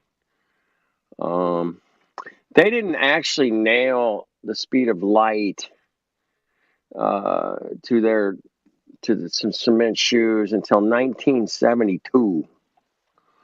Yeah, and they say they had this figured out. It's anyway. That's when they finally said, "That's it, 186,500 miles a second." That's definitely the number. 1972. Most of you cats weren't born yet. Yeah, but the thing I hate about light is whenever you use a collimated ray of it to try to measure the Earth, it bends at the same goddamn 8 inches per mile square that the Earth does. That is an interesting phenomenon. We should discuss that more around here. Phil Bell hates that. We should do a deep dive 24/7 into that. I don't know. It just does get kind of ridiculous, right, Jim? I think that we'll let Flat Earth Dude do the first mile and analyze 8 inches for us. And then somebody else can analyze the second mile, and they can analyze 32 inches for us. And then 3 miles, 72 inches for us. And then whoever wants to do the 666 at 10 miles has to volunteer, because I'm not going to assign that to anybody because that's the devil's number. Anyway, and of course 100 miles is 6666. So I'm definitely not going to give that to anybody. They got to volunteer. I think the 666 is the Kabbalah. That's their frequency or something. They like that. I don't know. I think they like the 660 hertz tunings on their piano. I don't know. I could be wrong. It's hard to say. I mean, I think the more you're into Revelation 13, 16 to 18, the more you assign that 666 to the planet. Excuse me. I am so sorry. That's it. You have to hang up. Hey, you have a timeout. You have to time yourself out. I'm putting you in cog disc, Jim. I am so we have to have sorry. We have to have a flat Earth fucking pool. If you say planet, you have to throw a 5 spot into the. I pool. am What do you guys think of that? Sorry. I remember on Instagram, I did on Instagram back in February, I did my first live, and my first live ever was by myself, and it was on Flat Earth. And it ended up being about 35 minutes. And I said planet accidentally. I caught myself. It was like, what an idiot. Dude, you see how deep the brainwashing is? It's so deep. It's fucked. I hate that they totally pulled one over on us and made us think these words and believe these words and believe these. So believe the Cavendish. I deeply apologize. Well, apologies. Don't worry, guys. I took care of it in the chat. I timed that to the cog disc room for 5 seconds. He'll be okay now. He'll get his act together. There you go. He doesn't want that to happen again. That was an alpha move, dude. Like alpha mom. That's terrible. That's terrible. That'll teach him. That'll teach him. Yeah, I love these people who do these little lives on Instagram, and they think they're real smart. They say, I looked around the planet and I decided that I was going to help the planet by, trying to sell some stuff to save the planet. And they say planet like 5 times in 30 seconds, and they think they're really smart for saying so. Oh. I'll just read in the chat here a little bit. I see what's going on out here. Yep, you're cog disc, bro. Sorry. I'm done. I'm finished. Is Jesse? It's all over. Is Jesse in the talk now? Yep. I hope he didn't hear me say that 6-letter word because I feel bad now. It's okay. We've all been there. We've all been there. It happens, man. I'm way better than I was like 3 years ago. I'm like, big shout out to Flat Earth Dude. How you doing, my man? Kenny Dude? Here in Japan, the earth is flat, and I tell everyone I know. No, I don't. I love you, brother Jim. Konnichiwa. Hey, the next time somebody says to me the words, "What planet do you live on?" I'm going to say, "Why, none at all." None at all. That's right. I don't live on a planet, dude. That's right. Sorry. It's a flat, stationary plane, man. Yeah. It's a beautiful place, man. I heard you on here, Jen. Yeah, yesterday, I think it was. I mean, you were going off, man. It was good. You were talking about going in the other servers and how to deal with those cocks. That's right. And you've kind of encouraged me to maybe I should go in there and just hold my ground and just let the audience hear how stupid these Mongos are, right? That's right. That's exactly what I'm doing. That's it. They're suffering in those rooms, man. Like, they just have a mental breakdown the second you go in there. I know. That's right. But that's, the audience needs to keep seeing that so that, we move along the truth. We move along the truth, bro. And you can see that they're lying and cheating and stealing. And we're just like, we got concrete truth shoes, bitches. Smoke that in your pipe. They're really, really upset about it. Yeah, we should show people that. It's good when they melt down and they go into full cog dis and cuck it up and lie and lie and lie and lie and lie and lie and lie. Yeah. I don't want them to feel comfortable in their lie. Sometimes I go in there, I don't say anything, or I might listen in the YouTube, right? And they're just everything they say is a lie.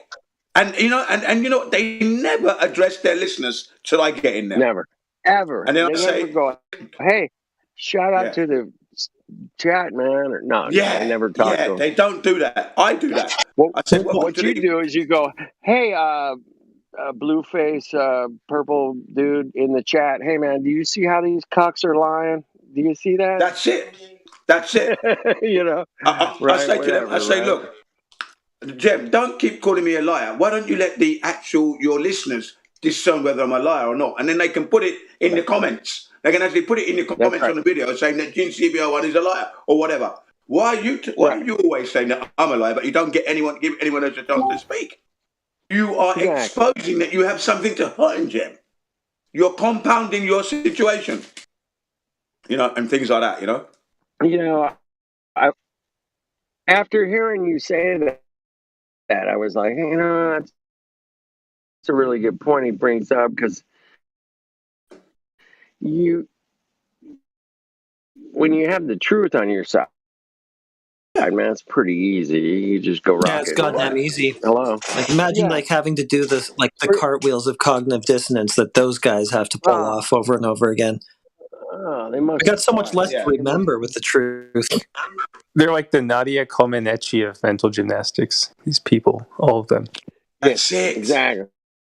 That's it, exactly. Guess what they say? But Jin, you always repeat yourself, Jin. Jin, you keep repeating yourself. I said, repetition breeds excellence. It's called driving or pressing home the truth. And I like to drive and press. Yeah. You know what I mean? It's like, I just tell them, I'll repeat myself as many times as it takes for you to get the point. Yeah. Well, I think that was a really kind of encouraged me. I might go in there maybe later in the month or something. Yeah, go in there and wake them up. God Rocking went in there yesterday. Okay? I prefer, but... Yeah, God Rocking went in there yesterday because I got a question for you guys. Right? Now, God Rocking goes in there. He's polite. Right. Silky smooth with his politeness. Silky smooth. God Rocking, right? Do they introduce him? They don't even introduce him yet. So I said, to the listeners, I said, because God Rockin introduced what he was going to talk about. He was talking about refraction, okay? And the black swan thing, okay? Now, they've already started trembling and lying already. So when they finished shitting up and not really addressing what God Rockin was going to talk about, I said, well, welcome to this episode of the Debate Flat Earth and More. And I am the more that you're going to get. Now, listen up. The man that just spoke... The man that just spoke is his name is God Rockin, a man of high standards and impeccable integrity. And after I said that, Jem Panda went berserk.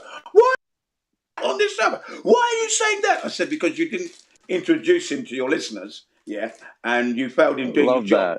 You know what I mean? You know, and he's a compatriot of mine. He's a compatriot of mine. Of course, I'm going to pick him up. What do you think this is? Huh?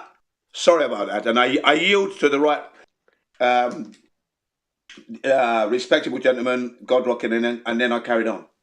I let God Rock carry on describing refraction, right?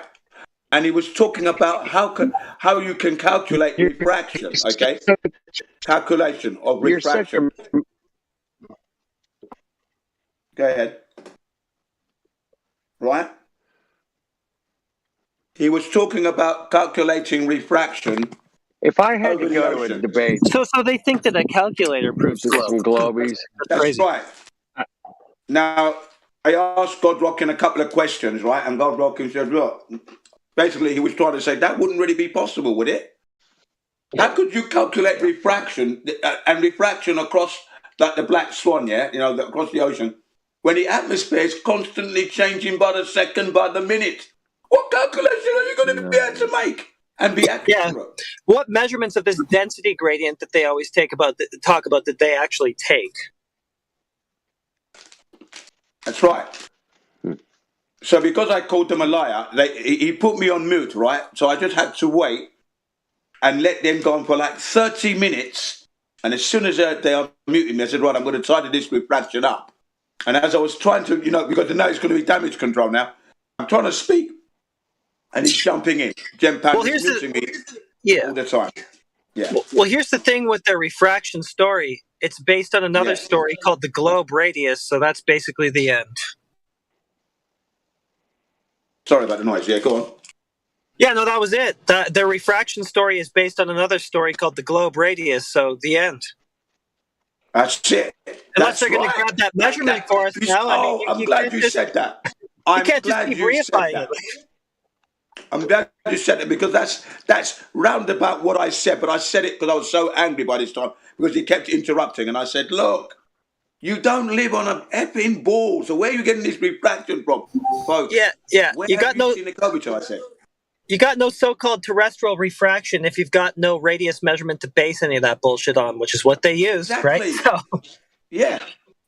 We don't live on a bloody spinning ball.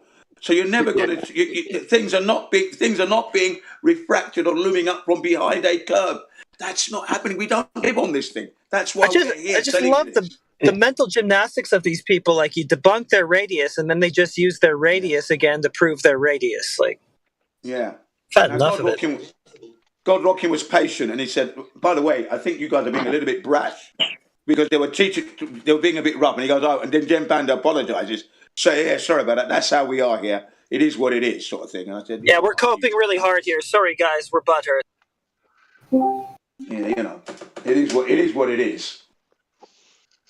The globe is. I'm absolutely angry because I've had to do that many times about the refraction. It's impossible to calculate something that is in flux, always changing.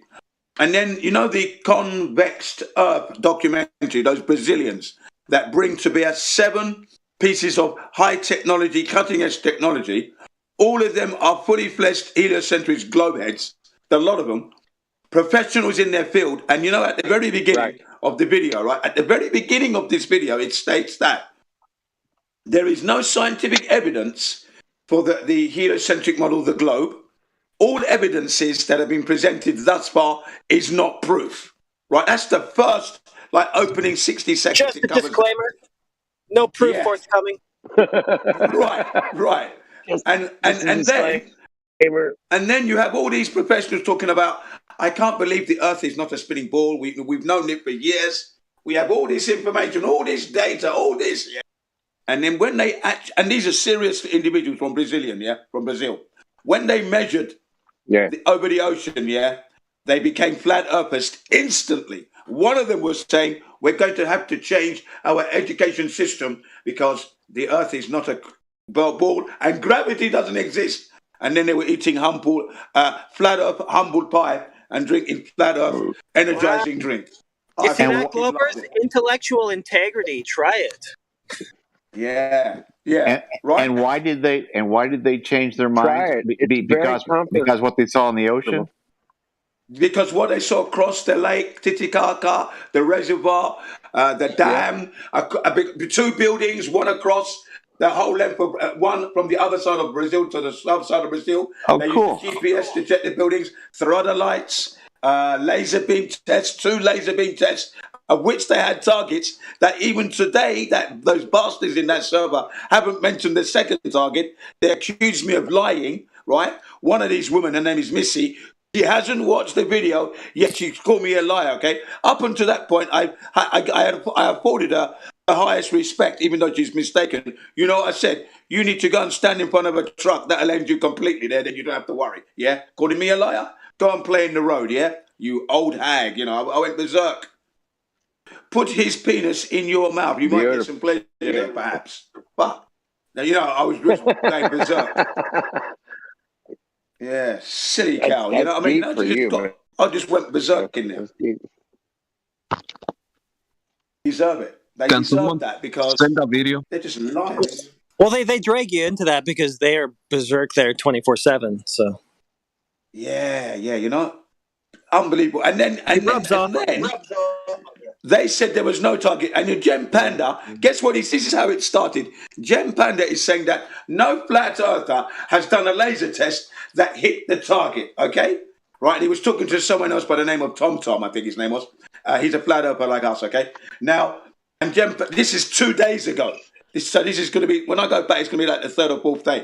2 days ago now, he was, shouting out that no flat earther has done a laser beam test that hits the target. He claims that the laser beams fans out, as it goes across the distance across the ocean, where it starts to spread out, yeah? Right. So that's when I dropped this Convex Earth documentary, okay? Because in this documentary, they customized a laser beam. They had one specially made so it wouldn't fan out, yeah? It had to hit a small target on a pole. Right. So you've got to focus your beam now. And I'm talking the target they would have to hit would be something like in the region of 3 inches square. 3 inches square, okay? 3 inches square across 35 kilometers. That's 21 miles across Lake Titicaca, or 18 miles. That's 18 kilometers, 9 miles across this reservoir, okay? Okay, it has to be focused, yeah? And then they said, when I gave them the video, I said, take your time because they hit 2 targets. And Gem Panda goes, I've seen that video 6 times. You do not see a target, he says. He goes, what is the target? I said, I gave you the video. You said you watched it. You should have seen the targets. There were 2 targets. No, you're a liar. And then he changed my name. You're a pathological liar. Listen to the red herrings from these freaks. So, here's the thing. Is there a laser test that shows divergence between the laser and the Earth? The answer is no. Nope. All right. That's right. Distractions, right? They just keep trying to distract you. It's like, what do you mean? What do you mean our laser tests aren't good enough? What do you mean they're fraudulent or whatever? Is there a laser test that FE Corps did that found curvature of the Earth, divergence between the Earth and the laser that they're covering up or something? Like, no, that doesn't exist. So still no Earth curve, buddy. So they slagged off Generism. They discredit. They tried to discredit Generism. Then I mentioned Roxanne Glenn. Okay. Then this other guy brought up some of his videos, and then I decided to put this convex documentary in there. Right. And now I said, Gem, they hit 2 targets. Gem, they hit 2 targets. Go back to the video. Right. You got to give me a timestamp. I said, Gem, you know that Jin never gives you a timestamp. And then the woman chimes in, well, why don't you do that? Because I want you to watch the video and go through the emotional transition that I did when I watched it. Look at the integrity that they do. These people are fully fledged heliocentrists that become flat earthers. Why did that happen? You need to feel that transition. That's why I'm never going to give you a timestamp. Intellectual honesty, bitches. Right. I've given you the material. You must watch it all the way through. That is the sign of a teacher. A teacher doesn't give the kids the answers to a problem. They said, here's your homework. Go find the answer. Get it done. Right? And with that now, you know, they've had to, of course, they're going to have to go and watch it. So some of them have lied that they watched it because they missed the targets. They've lied that they watched it. I said, you haven't watched it because if you watched it, you would know the technical name for this target. You would know it. They prepare you at the beginning of the documentary. They tell you how they're going to use the equipment. Then they use the equipment and you see it hit the target. What target? You know, and they're calling me all the lies and that, okay? Then one of them was 36 hours later. 36 hours later is now looking at the video, mentioning one of the targets. He doesn't realize that's the target. He's talking about a pole. I said, great, you're now vindicating me. Fantastic. You're not quite there, though. So you've got the pole. Isn't that not a target? He says, no, okay. Now go back to the video and look at the target again, that pole. There's a piece of equipment that has a special name. The name of that special equipment is called total station. So you have your laser beam, and your laser beam will hit and communicate to the total station at a given distance, and it flashes. It flashes, yeah? And they miss all that. You see? It flashes. That's when you know the target's been hit, when the light is flashing. Isn't that not right, folks? 21 miles. 21 miles, right? So, and then the second target is where they hit a bunch of trees. That's the other target. Granted, it was like a few feet high, maybe 6 foot high, but then they bring that laser beam down. And they put it across the water, across that lake. Yeah? Zero. So hey, Jen, that laser was bending at 8 inches per mile squared, though, so they can't use that because that matches the curvature of the Earth perfectly, so it looks flat. You know, everything is so bendy in reality that it all just looks flat.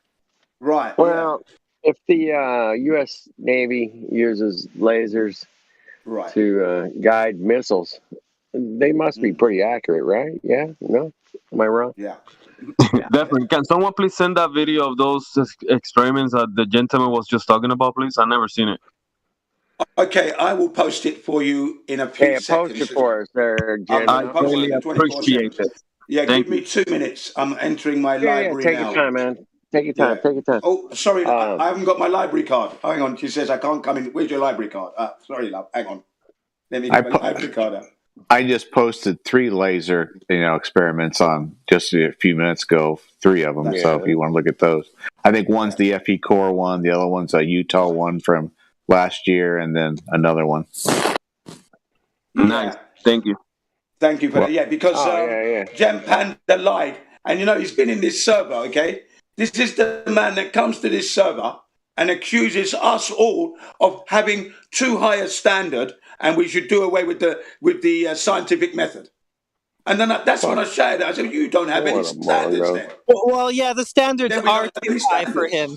The standards are too high because if our standard is reality, then he's never going to reach that. So we definitely have to lower the bar for him.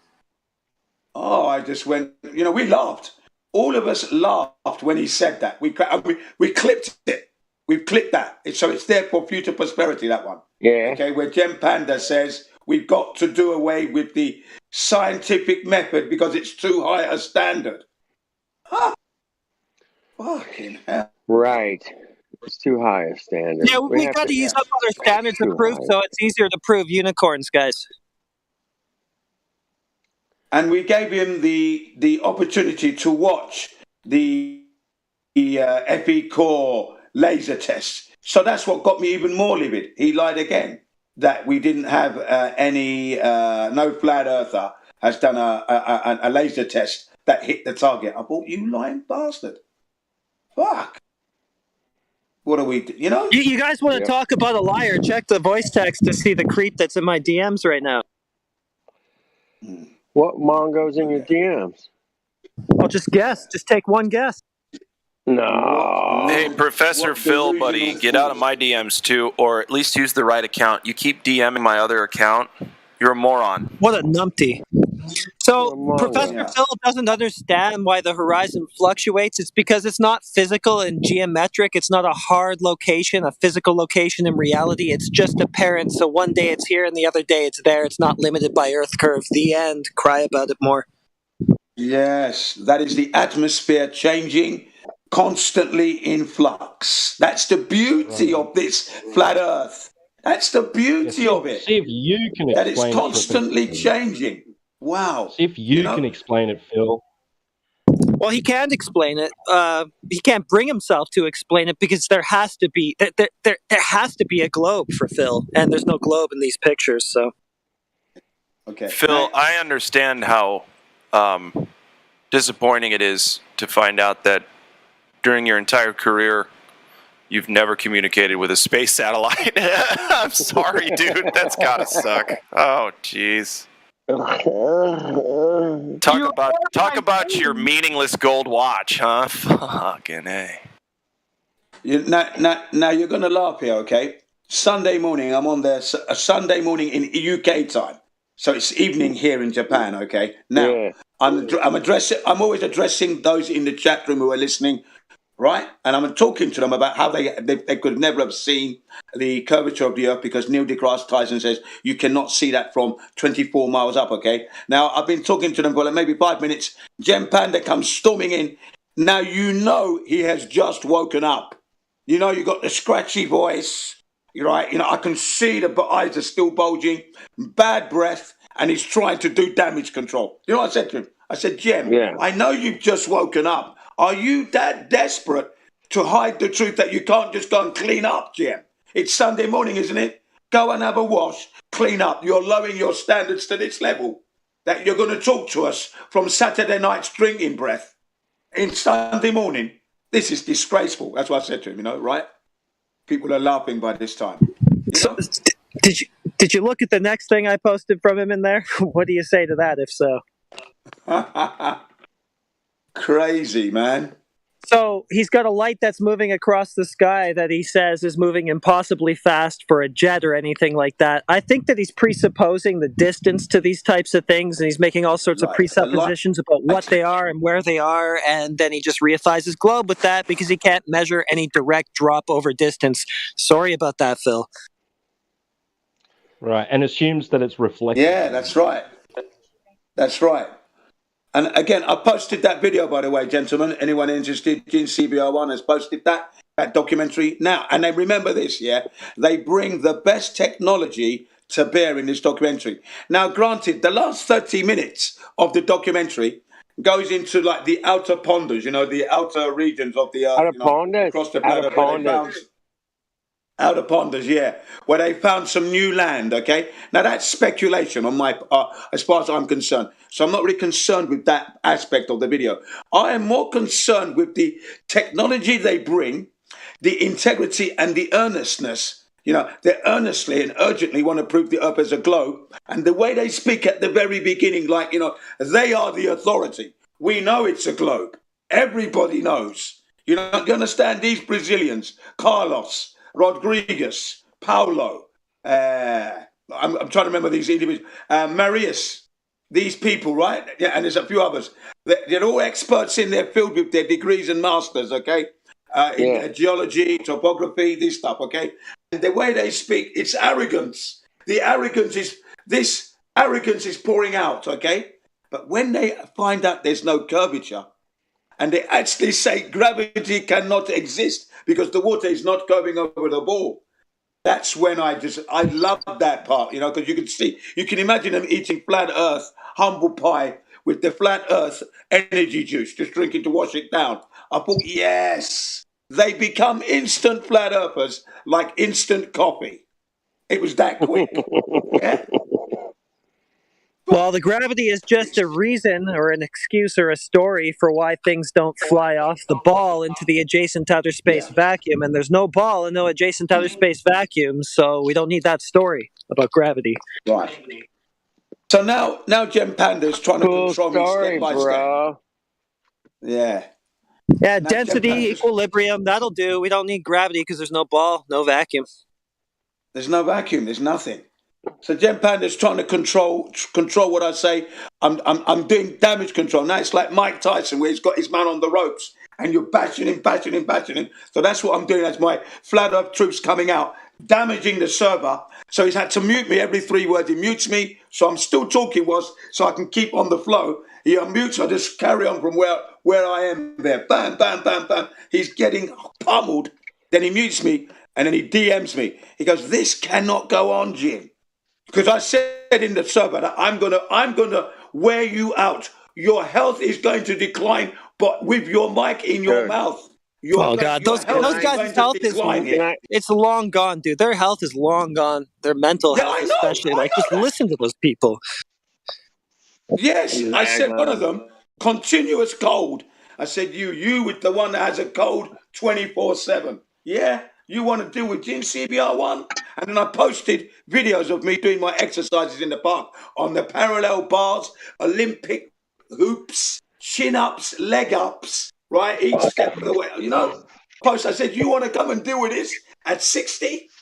A man who has nothing to, no reason, not scared of dying. That's what I was saying, You can't stop this at 60.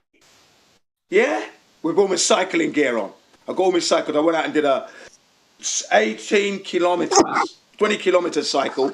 And I did these exercises in the park and then I'll do another 20. Right? So I posted that. You people are unhealthy. You don't do your exercises.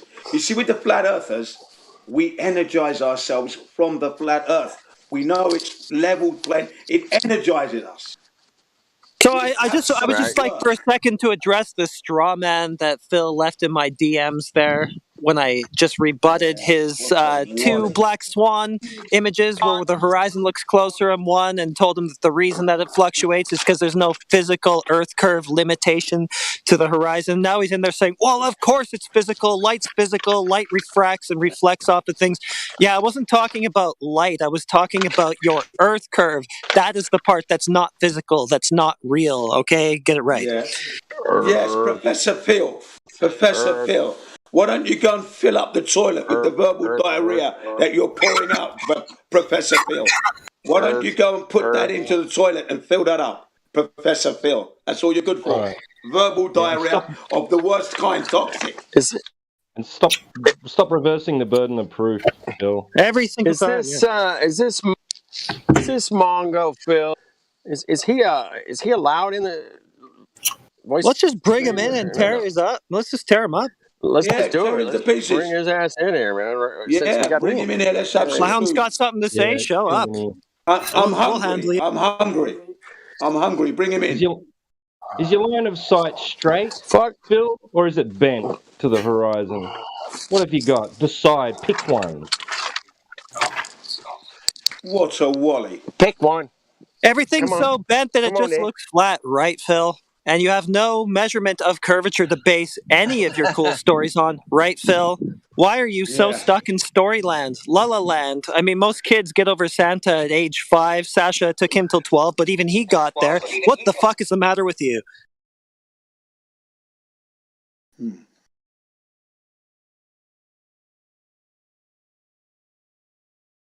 The thing is, he's a paid shill because the way he articulates in the chat room and he's speaking, he's an intelligent man.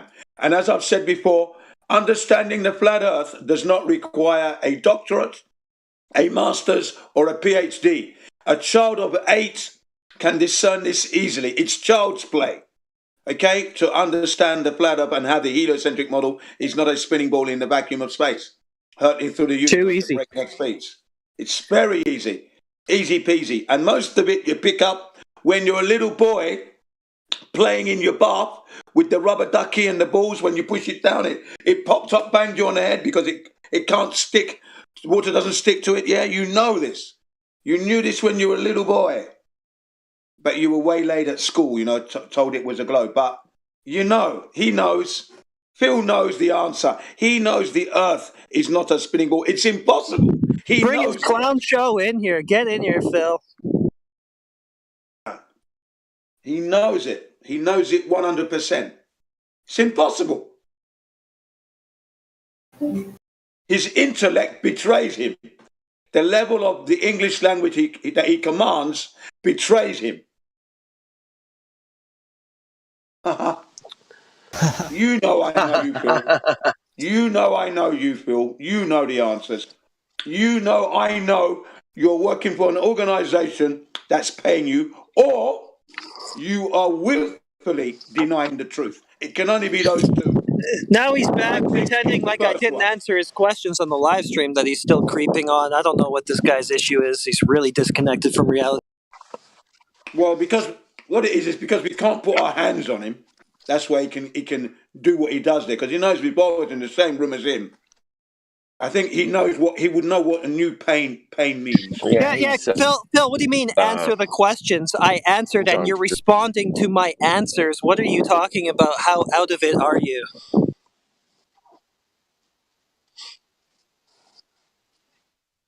Clown. Hey, baby. Come on. I'd love to have him in a dojo, right? Don't be wrestling. Come on, and we're doing wrestling and get him to submit. He's got to say flat. The earth is flat. He's got to say the earth is flat, and then he submits. Yeah, I'd love to do that. He's so unhealthy. You'll sleep better tonight, Phil. You'll sleep better tonight, Phil. It'll be a load off when you just drop the ball, man. Let it go. It's weighing you down. It's weighing you down, man. It's like ball and chain, dude. It's really fucked up. You don't want to go there, man. Trust me. Look at what it's doing to you. It's destroying every fabric of your integrity. Every fabric of your integrity has been destroyed now. You know? You don't have it. Not one shred now. It must suck, man. It's gotta be. It's gotta be really sorry bad, luck you man. got. What a sorry man. Sorry excuse for a human being you are at this moment, man. You've degraded to this level. Hiding on a server. So Sad. It's Totally sad, man. It's totally called sad. separation anxiety syndrome, disorder. Sorry. Separation anxiety disorder. Sad. Very sad indeed. He was really looking forward to terraforming Mars. His choice to engage with any one of us is a concession. Sad. A concession that he has to even bother to try and prove the globe. Otherwise, it wouldn't matter. He would just go off and go about his life, and it wouldn't bother him. Let it go. Yeah. Sorry, man. He is. Sorry. So Yeah, this, no is, worries. this is what he wants, right? He wants to hijack the live stream. He's every day in Nathan Oakley's YouTube chat. He's slipping in DMs of flat earthers. This is a disorder, right? It's not. It is. It's Sad. a disorder. You got it correct. It's sad. Separation anxiety syndrome. Roger, do you think we can bring him in here at all? No, he's not allowed here. No. Phil uses alt accounts, slips in DMs, tries to pull back people that are hesitating, right? We don't need that kind of people here. Yeah, that's too much. When he's caught on an alt account, he's not even man enough to concede that he used an alt account. So in my schooling, I've come upon a few things that helped me form a definition of, just the type of character Professor Phil is. And I call this disorder, he's got a disorder, and here's what it is. It's called globus hystericus.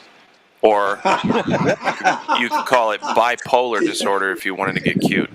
Glad, is that you who coined that? Because that's a tag that we have. No, I stole it. Somebody else did it. I like it. That's good. Yeah. Okay, so here's the disorder. You guys ready for the definition of this kind of person? Go on. Oh, yeah. This is really just for the audience. It's not necessarily for us. We know who the fuck this loser is, but for the audience, you might be coming in new saying, who's Phil? What's going on with this Try to guy? pronounce global hysteria. Globus hystericus. It's a non-existent hystericus. Latin-sounding word. Okay, just let me get through this. Here's the definition, and y'all can species. Y'all can have fun with it. Species, yeah. So, someone suffering from globus hystericus disorder. They are an individual that consistently defends the globe model and, as a result, experiences both acute and long-term periods of irrational excitement, hyperactivity, delusions, further delusions, euphoria, known as mania, and other periods of feeling sad and hopeless, known as not having an argument. That works. Yep, checks out. That works. Phil, we just read your bio to you. How's that? Yeah. So, thank you, Phil. I think actually there hasn't been a person so far. There's your Bible. That fits the bill like that, such as yourself. I mean, congrats on that, right? Yeah, tailor-made for him particularly. Correct. That's the guy. That's the guy. It's going to be his picture in the dictionary next to that one. That is his MO. That's right. And I think I'll keep the crying globe with water spilling off the bottom because that's that represents the argument a lot better than Phil ever will. So the poster child.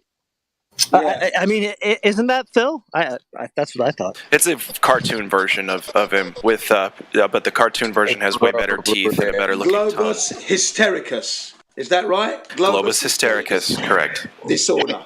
Hey, thank you, Globe hystericus. Hey, what I want to do is help people out, okay? And the best way to do that is to hold up a mirror. Hey, is it Dr. Glatflobe? Or no, is it just not yet. good enough? It probably won't be doctor. Okay. Professor Glatflobe. So we're going to leave that for Dr. Danny Faulkner. Okay, we'll leave it for him. Yeah, exact doctor. Fucking Danny. Yep. Is he supposed to be, does he have a license to practice medicine? Hope not. Anyway, go ahead, Flat Earth dude.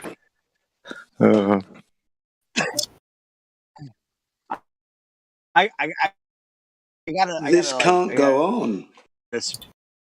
I gotta spit. What's this stuff? That's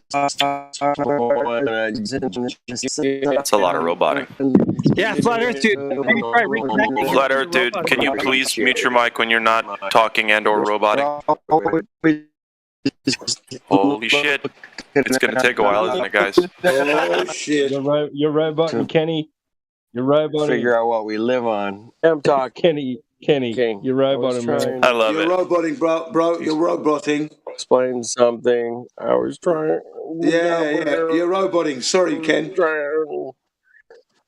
It's roboting right, like am I crazy. back yet? You're good now, man. Like crazy? Yeah, that was crazy, You man. good That now? was like, wow, you were possessed. Holy shit. Are we Yeah, back? I Is this heard- back on track here? That's the satellites are fucked up.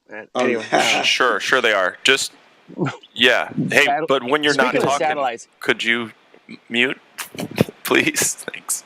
Yes, I can. Yeah. Sweet. So I'm trying to talk. I was trying to spit something out, man. Jen will appreciate it because they always take it to the stars. Like this proves that we're on a ball. I like to take it to the ISS bathroom to prove that you're not on a fucking ISS. That's right. You know, I haven't been up in there since the It can't be renovation. up there. It's too, according to their story. According to their story, they have to. That's They have right. a little ISS. suction. They have a little suction tube that takes care of their poo poo and pee pee. But if somebody had explosive diarrhea, that $23 million contraption. $23 million contraption that was fitted 2 years ago in September of 2019. Because the one prior to that, 19 million, backed up. It was backing up all the poo and the piss. Yeah? Yeah. So they Don Pettit here, and we had to spend $18 million to unclog that toilet now. That's basically what it was. Wow. It was a $22 million plumbing. 23. And that is exactly what you are thinking that it is. Sounds like a pretty good money laundering scheme. That's what it is, Right, yes. and if you look at this contraption, if you look at this toilet, it looks like the old vacuum cleaners from the 1930s. You know, the aluminium capsule-looking thing with a tube hanging out one end and a cable. That's what it looks like. Yeah. You know, like an oval-shaped capsule. One of those, $23 million for that. I want to reinvent. $23 million. I want to reinvent the entire pooping system, man. We have to reinvent it. Come on, Jen. Yeah. We can do it. Yeah, we got it, man. Come on. Yeah, We kind of incorporate saying satellites this. into this somehow. Well, it's the ISS. I was saying, right, that listen. Oh, yeah. Listen, you're on the ISS, okay? You're on the ISS. Go to the toilet. All you've got for privacy is this little screen, okay, that goes around you. Now out there's a guy doing his training on the upside down treadmill, pumping away, right? And you're doing your business right there. Now that's $23 million. But I'm sure if you go when you've flown in an aeroplane and you go to the loo, now that cubicle is perfect, isn't it? The vacuum is nice. You know, sucks it right powerful vacuum they've got there. And that's not $23 million for that. No, that's not $23 million. It's $47,000. That's it. Yeah, it's so perfect to have one of those, and it would be just right in the ISF if they were up there. You know, they shoot themselves in the foot every time. You know, the whole tube thing, man, threw me off. Like, and then you got to it's ridiculous. No. Yeah. The thing is, the previous model that broke down in 2019, at least the cup for the women to use to go for a number one, at least it had the curvature on it to follow the contours of the vagina area. Right. Right. The new one is just a round hole, only good for a penis to go in. Yep. Yeah. Only good for a penis. Sorry, ladies. Good for a penis, not good for the woman. So I was thinking, how could this be better? How could this be? But there's going to be a lot of mess. The women are going to mess that up. That's going to spray, get wet. How are you going to hygienically clean that properly when you can't have water flying around everywhere? Yes. How are you going to attain that level of hygiene? We're talking about hygiene here, people, man. We're not talking about, I mean, I could have just, poop in my shop vac, but, that's not cool, man. Yeah. Not cool at all. We're talking the level of hygiene where I'm talking the level of hygiene we're talking about. You got to be able to lick that thing and not feel uncomfortable. Yeah, smiling because you know it's that clean. You can actually lick it. That's the level of hygiene I'm talking about. You're not going to attain that. We need to have like a clean room kind of environment here, is what I'm thinking. Because if somebody had explosive diarrhea, I'm going to have to I better wear goggles and a hazmat suit just to float around. No. You don't run for your life. You got to float for your life. Yeah, float for your life. Because there's fecal matter going into my eyeball. Thanks. Oh, that's just great. That's not going to work out well. Have any of you guys ever had pink eye? Ugh, it's not good. No. I've never had it. I've seen it. You've never had it, Jim? You've never been sick. No, never had that. You've never had pink eye. Damn. No. All right. No. Well, apparently it comes from fecal matter getting into your eyeball. I've heard. I've had red eye. No. I've had the red eye. Red eyes, but not pink eyes. Because pink eyes, it's like a pimple. It swells up, doesn't it? No? Yeah. Swells up. Yeah, no, I've never had that. I've seen it, but I've never had that. No, I've never had anything. All right. I've had red eyes. Yeah.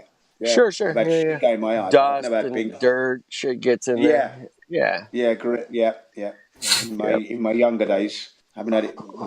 Like I said, 41 years. 41 years not been sick. That's I'm still trucking. Man, well, anyway, guys, do you think Glover's can tell the difference? Write a book, between Jen. left and right? Fuck, quit fucking around. Write a book, Jen. Go ahead. Yeah, thanks. I should do. Yeah, I should. Well, Well, your sky stuff, there's sky stories that they try to divert to, got me thinking about whether or not they can tell the difference between left or right. Well, how could they? How could they? Well, because they always say, hey, look, when I'm in the northern hemisphere and I look towards Polaris, I see a counterclockwise rotation of the stars, right? I guess they just didn't realize that when they're in the so-called northern hemisphere that they can also turn around and look south. Right. Exactly. Stupid. Honestly. It's and there's ridiculous. Southern Stars. There's Southern Star. What do they call that? What's it called? The Southern Star. Yeah, Southern Cross, right? Yeah. When I'm looking towards the Southern Cross, yeah. I see clockwise star rotation. Hey, buddy, east to west. Yeah. It's like standing on one side of the street or another and seeing the cars go left to right or the other way. That's all it is. Yeah. East to west, you're looking south, you're looking north. That's the only difference. Yeah, the thing is, right, it's not the same as the Polaris where it's almost above your head, almost, yeah? That's like looking outwards to the horizon. Where's the South Pole? It's wrong. It's in the wrong position. It's not conducive to a globe, is it? It's not, is it? No, Am I right? not at all. Trying so hard. It's also seen from something like 27 degrees north latitude as well. It should be totally impossible to fall. Totally not conducive to congruent to a globe. Just doesn't make any sense at all. And when I say that to them, it's like when you shave a beehive and they all go into a frenzy. That's what it was like. Bad news for them all the way down. Yeah, it is. Bad news. And then I hammer home the truth by saying, and folks, you won't believe this, folks. They've been down there supposedly for 60 years, and yet they don't have a single video that actually shows us the 24-hour sun above the horizon for 3 months. They don't have it. 60 years they've been down there.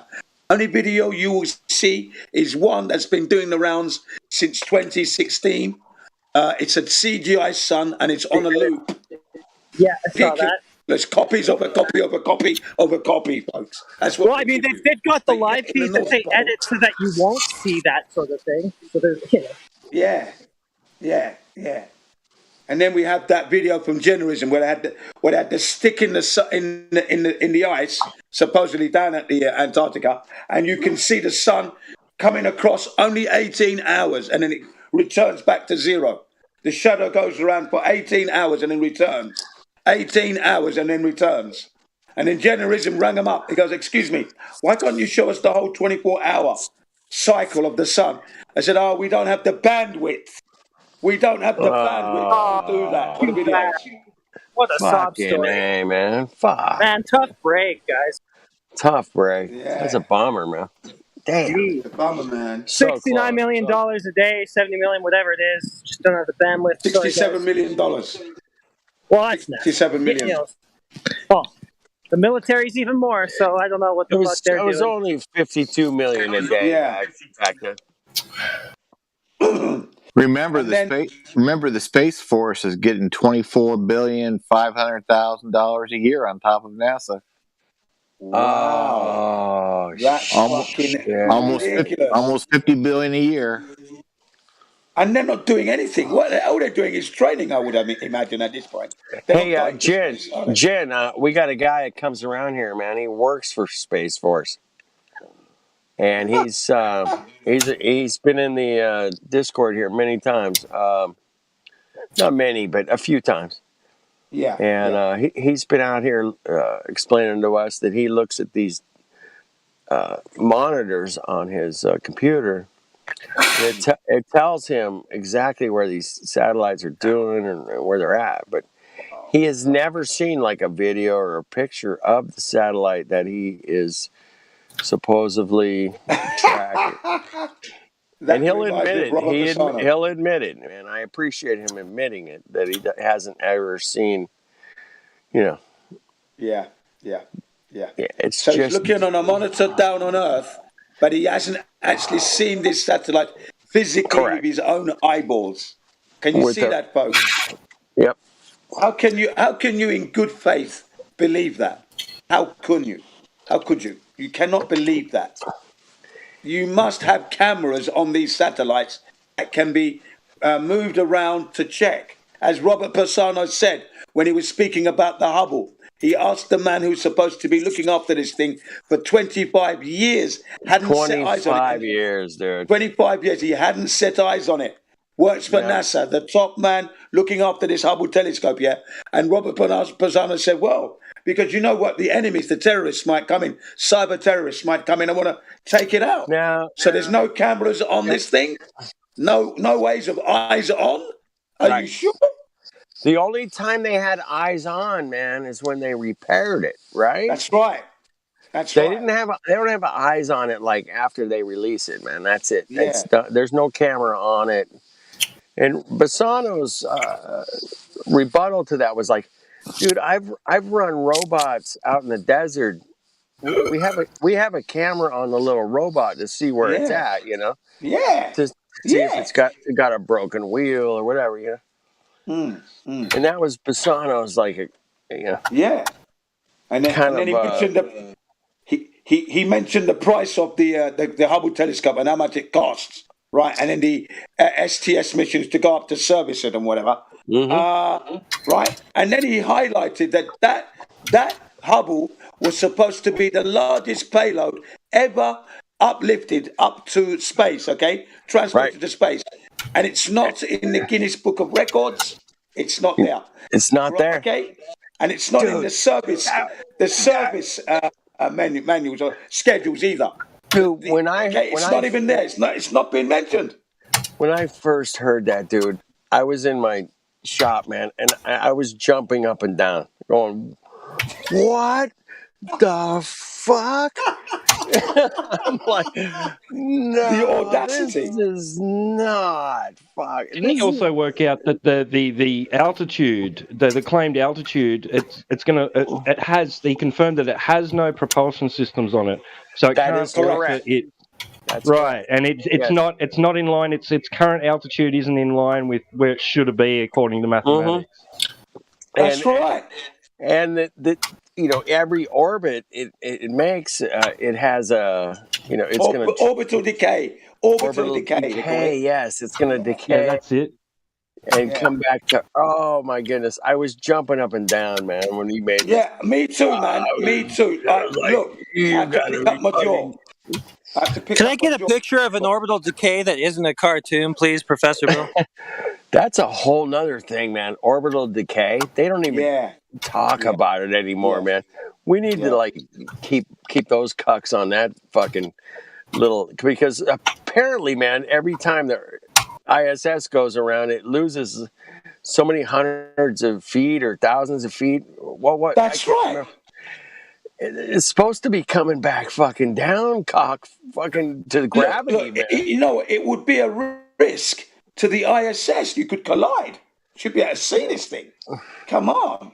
But, you know, orbital decay is like, one of the things that Bassano did say, man, he goes, according to my math, you know, the orbital decay, it should have been in the Mariana Trench, you know, years ago.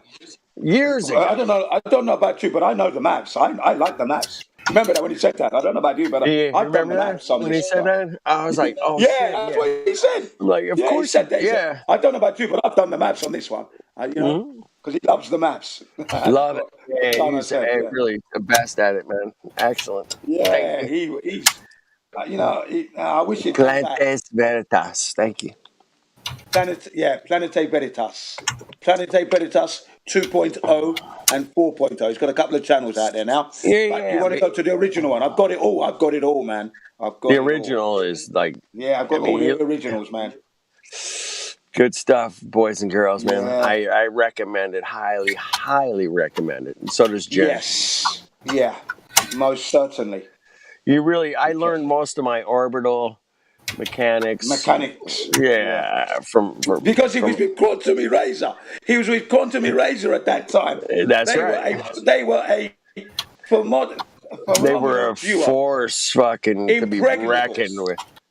You're gonna get wrecked. Dangerous. To get reckoned dangerous is with only what is you to can say get there. wrecked, and they Yeah. were wrecking the fucking globe. They were knocking the speculation section of their discussion just Yes, uplifting. Just it was uplifting. just Yeah.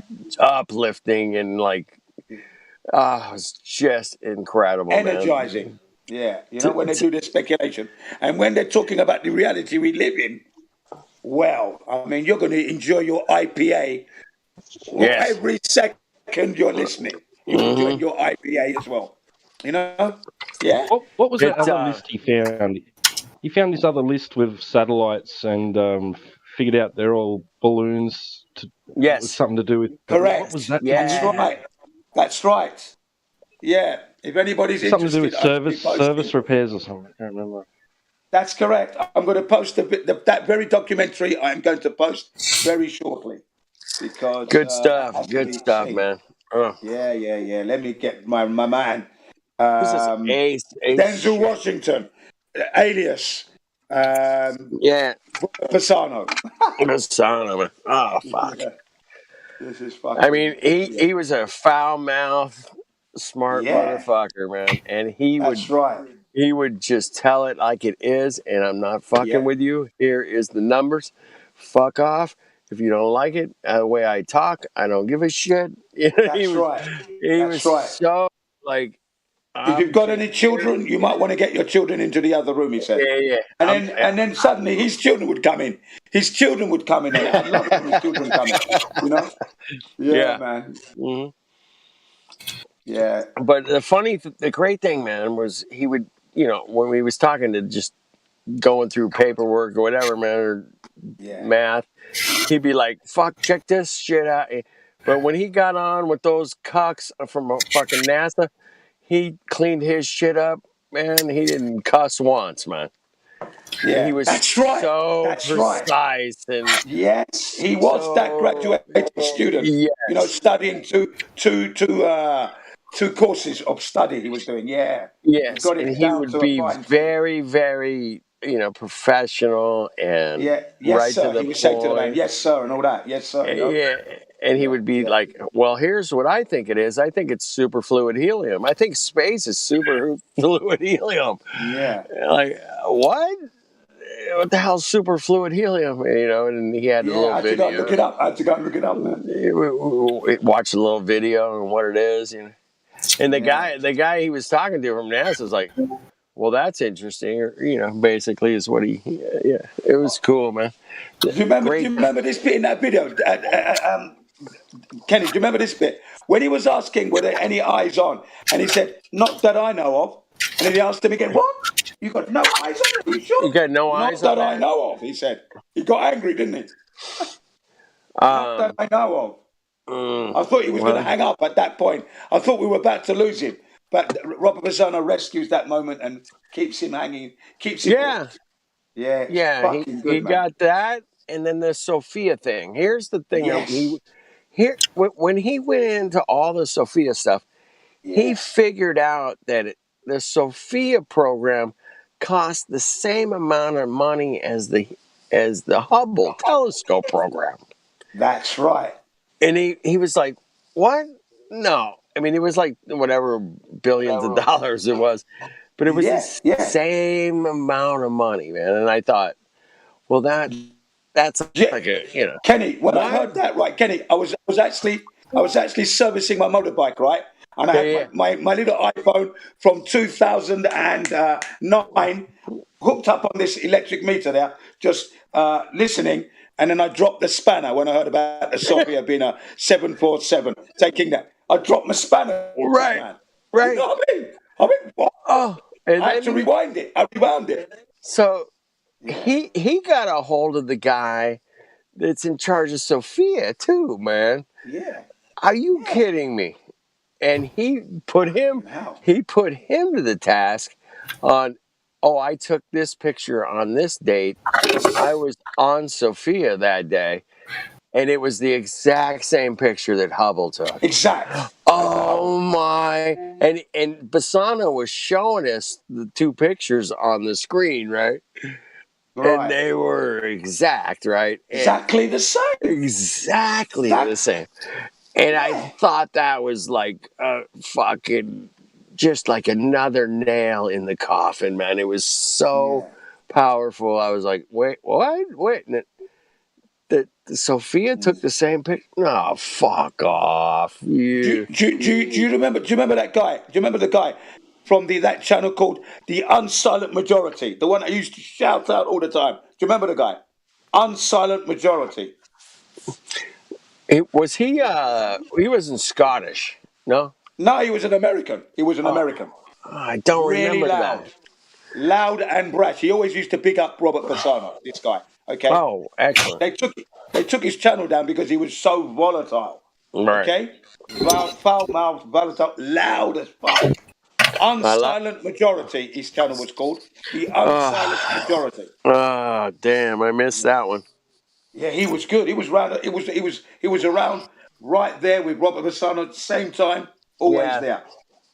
Great guy. You know, he you know, because he got demonetized. Okay, he went into gaming instead. This guy. Okay, just to keep on YouTube. He's not around now, but you know, maybe he's still doing something a little bit. But before that, he was volatile, slagging off the government, slagging off the space agencies, heavy hitting. Right. I love it. Heavy hitting. Love it.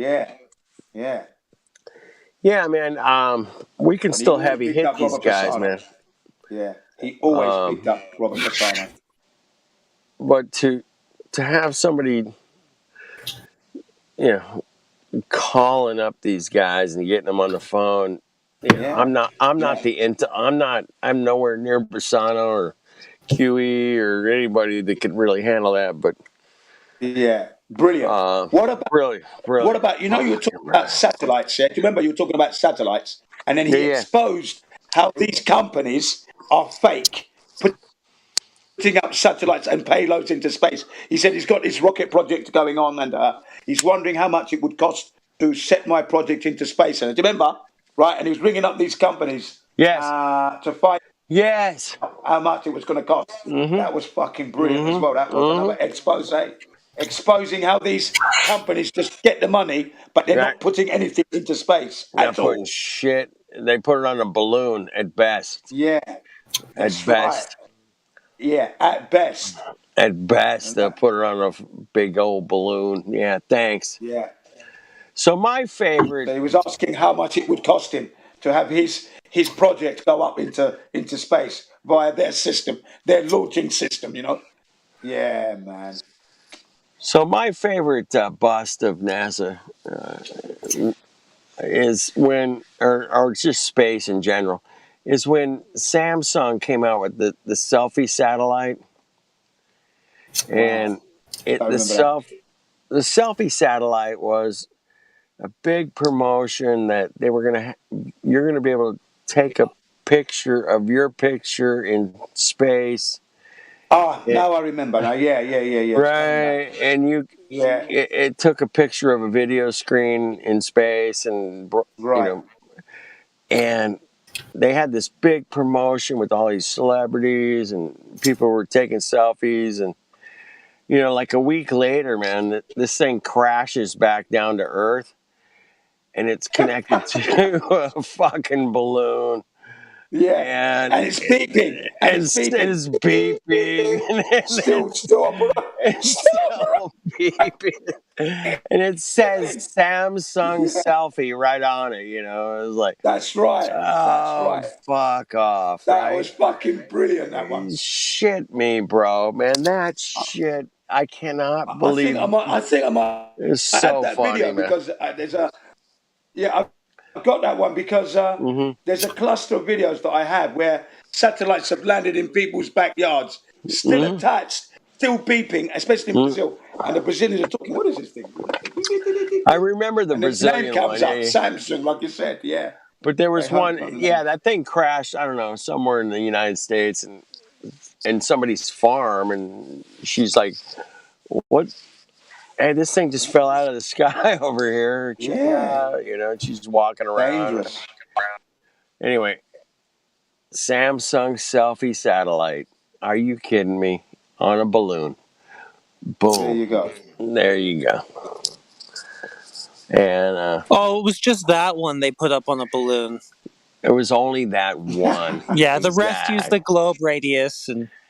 Yes. Yeah. And they get deployed from a spacecraft. Yeah. Their deployment. And just the ones that come down are on balloons. Just those ones. Yeah. Exactly. And whilst it's being deployed, you see a man's head just looking to make sure it's deploying properly in space. Yeah, you know that video? Do you remember that video, guys? Yeah, all the ones you see in cartoons, those are definitely in space. Yeah, just the ones that come down are on balloons. You hear the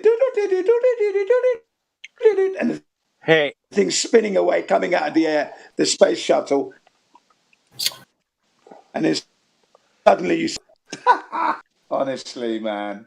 Well, shenanigans they play. As far as I know, I'm the only one to capture a moon transit of a balloon with some kind of payload on it. I don't know, man, but I've been waiting for somebody else to capture it too, man, but it hasn't happened. But and the other one that Robert Bassano did was about on the moon. The moon is not 258,000 miles away. Okay, and he explains how from the Earth, looking at the moon, you can recognize certain craters with the naked eye. Okay, right. Mm-hmm. But then he goes, but when you're looking at the Tycho Earth from Tycho, yes, when you're looking at the Earth from the moon now, I can see Tycho right now, man. It's full moon, right? Brilliant. You can't recognize any landmass, he says, any landmass at all. Yeah, right. No. But with an ordinary pair of binoculars from the military, a pair of binoculars, folks, you can see the moon clearly with a pair of binoculars. Yeah. 258,000 miles? No, just a pair of binoculars. Yeah. You can see. But it's the way he emphasizes the binoculars, a pair of binoculars. Binoculars, folks. I mean, you could see a crater that's only 7 miles across, according, whatever they say. With a pair of binoculars. With a pair of binoculars? Really? Oh, that's interesting. That's some really, really nice binoculars, man. Really nice. Yeah, that's what he said, and he showed you them. He showed you them. When you have these binoculars and you can put them on a stand in the middle, it connects to the middle of the binoculars, the two eyepieces, and it's a long pole. He shows you it, spinning it around, because this is a pair of binoculars. Yeah. And then he said his daughter was looking through the binoculars, okay? Yeah. Or his niece, perhaps it was, right? Looking through the binoculars, and then she asks him, how come she can see the moon so clearly? And he said, because the moon is not 248,000 miles away. That's right. That's why. It has to be closer for you to be able to see it. Yeah. That's a good one. That's a great one, man. So many. I mean, I'm going to drop that one in the chat right now as we speak. Thank you. Yeah. Thank you. Thank you for doing that, man. People get up. Jen, man, people get on you for Flat Earth Revolution. And man, I'm not on you about that, man. I'm with you on that one, bro. Thank you. You know what? I've been talking in the other servers, like the Geo servers and that, okay, and you're talking their politics. I said, look, you have a two-party dictatorship. That's what's going on. Now, Jesse Ventura was saying that there's only one thing left for the US, and that is revolution. Now, he wants to, at the time, he wanted to run for presidency, okay? Presidency, he said, but you people have to put my name on your ballot. And if you do that, I would be compelled to do this, to become the Prime Minister of your country. But you've got to write my name on your ballots. Right. Okay? But that's all that's left. Okay? That's what he said, He goes, and the first thing I would do is cut the military budget and return all American personnel from all those bases back to America, because I don't want to see America as the world police. Who gave us that permission? He said, Jesse Ventura. I said, yeah, you see, there's a man who wants to do it right. You see, yeah, and integrity. They are speaking. He was the mayor of Minnesota before he was, and then he became the governor. Before that, he was a wrestler, Navy Right. SEAL. Right. He has a right to speak, right? And he doesn't like what he sees. Yeah. Right. So, yeah, you know, there you go. There's your man.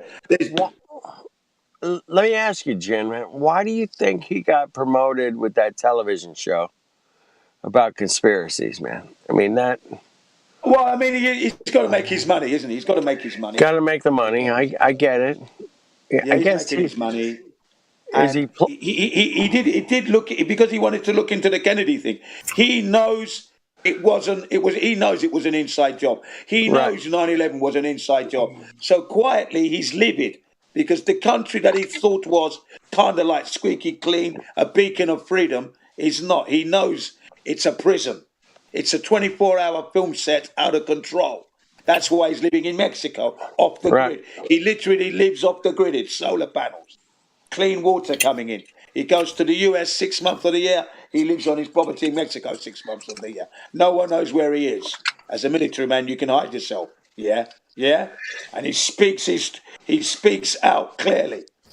So you know he's showing a level of integrity. The only thing I disagree with him on is that he thinks he's on a planet.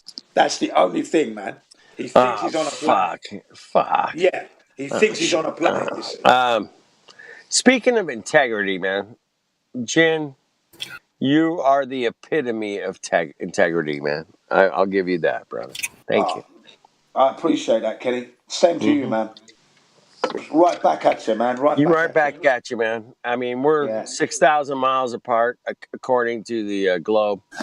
Right. And I think we're much closer, by the way.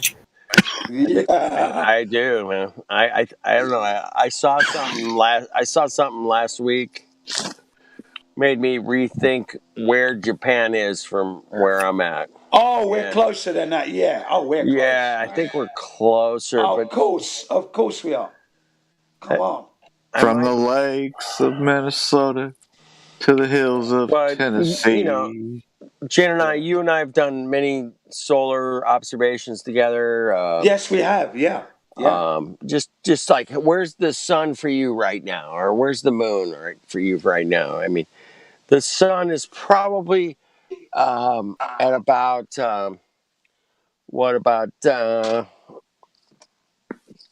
45 degrees over your head right now. Yeah, that would be about right. Right there, right? Degrees. 45 degrees east, right? 45 degrees east, right? Wait a minute. Let me just have another quick look at 1 second. Give me a moment. Okay. The moon is about 30 degrees on my horizon right now.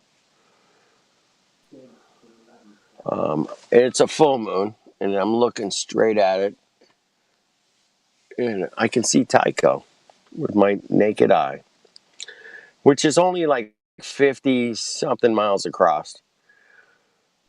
From 238,000 miles away, I'm seeing something 50 miles across. What? It's currently it's just gone 20 past 3. Okay, so it would be it's south for me, over my head, but more to the south at the moment, just slightly. So it's southeast. Yeah, at the moment. Yeah.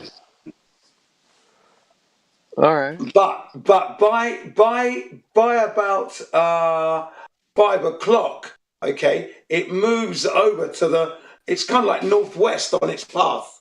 Northwest. Right. Northwest, okay? Yeah. Yeah. By about 5 o'clock in the afternoon. So the next 2.5 hours, it's going to be moving across. It'll end up if I'm walking west, if I'm heading west, the sun is to my right, which is northwest. Yes. If you know what I mean. Okay? Yes. Exactly same here. Yeah. Beautiful, man. Yeah. Hey, flat stationary plane. We're not spinning, people. Get that through your noggin. Come on now. Yeah. We don't move. We're not spinning. Nothing like that is happening. Hate to burst your fucking bubble globe sorry. I'm sorry. Yeah. It's, that thing doesn't exist. That thing doesn't exist. Your little fairy tale bubble globe thing, man, it's in the past. Sorry. Yeah. It's in the past. We've been doing this for 7 years straight. Yep. And when I joined the Hangouts with Poncho, Pete and that, I couldn't believe I'd landed in another university. I thought, wow, the level of intellect there was just blowing me away, Hey, I liked what you said about the server yesterday. Thank you. About being a university. Yep, that's what this server is. And it is. Yeah. Oh, it is. With integrity, because that's why we have the standard. I mean, it's so true because Jem Panda said it. We've got too high of a standard here. I said we can't be like you with no standards. That's why you're in disarray, confused, delusional. Come on, man. No. We have to adhere to the scientific method. Nature's laws come first. That's it. Yeah, and those Mongos over there, man, they just, I don't know if they're making money doing what they're doing, but look, they're making money. Look, if a man is panicking, jumping out of bed, he hasn't even brushed his teeth yet. He's still got yesterday's beer breath. Yeah. Stubble, and he's trying to do damage control. You can tell he's panicking. Come on, man. They're getting paid. Hey, Elon Musk is paying me by the hour, guys. So, hey. There you go. That's good. It's good. I'm not going to tell you how much either because you'd be jealous. You'd be jealous. Uh-oh. Excuse me, gentlemen. Hang on. Go ahead, Jen. Okay, let me...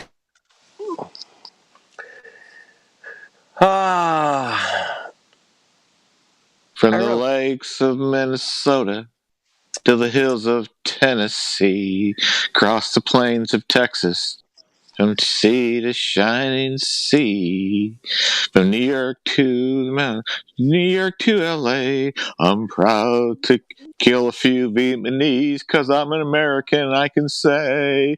I'm proud to own a AK-47 when I go to Vietnam and kill a few Vietnamese because LBJ told me to, and I gladly stand up and kill Vietnamese because I was sent here to do, and there ain't no doubt I love this land. I love killing me some Vietnamese. I'm glad you're retired, Jim. You have time to. I do. Bust out a few truths in music, rhyme, rhythm, whatever you want to call it, man. If I could play the guitar like you, I would be dangerous. Dangerous, dude. You'd be like, you'd be like Truth Central dangerous, man. Like, hey, I was gonna ask you, do you play James Taylor on your guitar? No, I've never played it. I can't. I mean, I could. I mean, I'd probably sit down and learn a couple of his songs, but no. You would be awesome as a James Taylor. He'd be great. James Taylor's. I saw him in concert once, man. Pretty chill, man. Pretty chill. Truther. You would be awesome. I've seen fire and I've seen rain. I've seen lonely days that I thought would never end. Right. I've seen lonely times when I could not find a friend. But I always thought that I'd see you again. Yeah. No, we live in an amazing place that tells us everything we need to know about this living place. Why? Because we live on it, Mongos. If you think you live in outer space, man, you got another thing coming, man. As Judas Priest would say. Excuse me. You got another thing coming if you think you're living in outer space and some shooting outer space ball space thing. And if you want to call yourself a monkey, go ahead. Mm-hmm. Hey, I'm just a speck of dust that turned into a monkey that landed on a rock. Come on, Jim. We're monkeys that landed on rocks, dude. That's what happened. From magical fairy dust that came out of a unicorn's fart, okay? And it totally works perfectly with refraction and gravity, okay? Come on. It's I love these people who get on video and say, well, we're in this big universe and we're just a speck passing through and we're nothing. It's like, thanks very much. Speak for yourself. Don't speak for me. There you go. and that's a good position to have, actually, man. It's like, do you really think you came out of some magical fairy dust, Big Bang, spinning monkey, gravity, shooting star, galaxy, universe thing, man, that potentially could have come from some asteroid with, some bacteria on it that created sand. And some bacteria on it.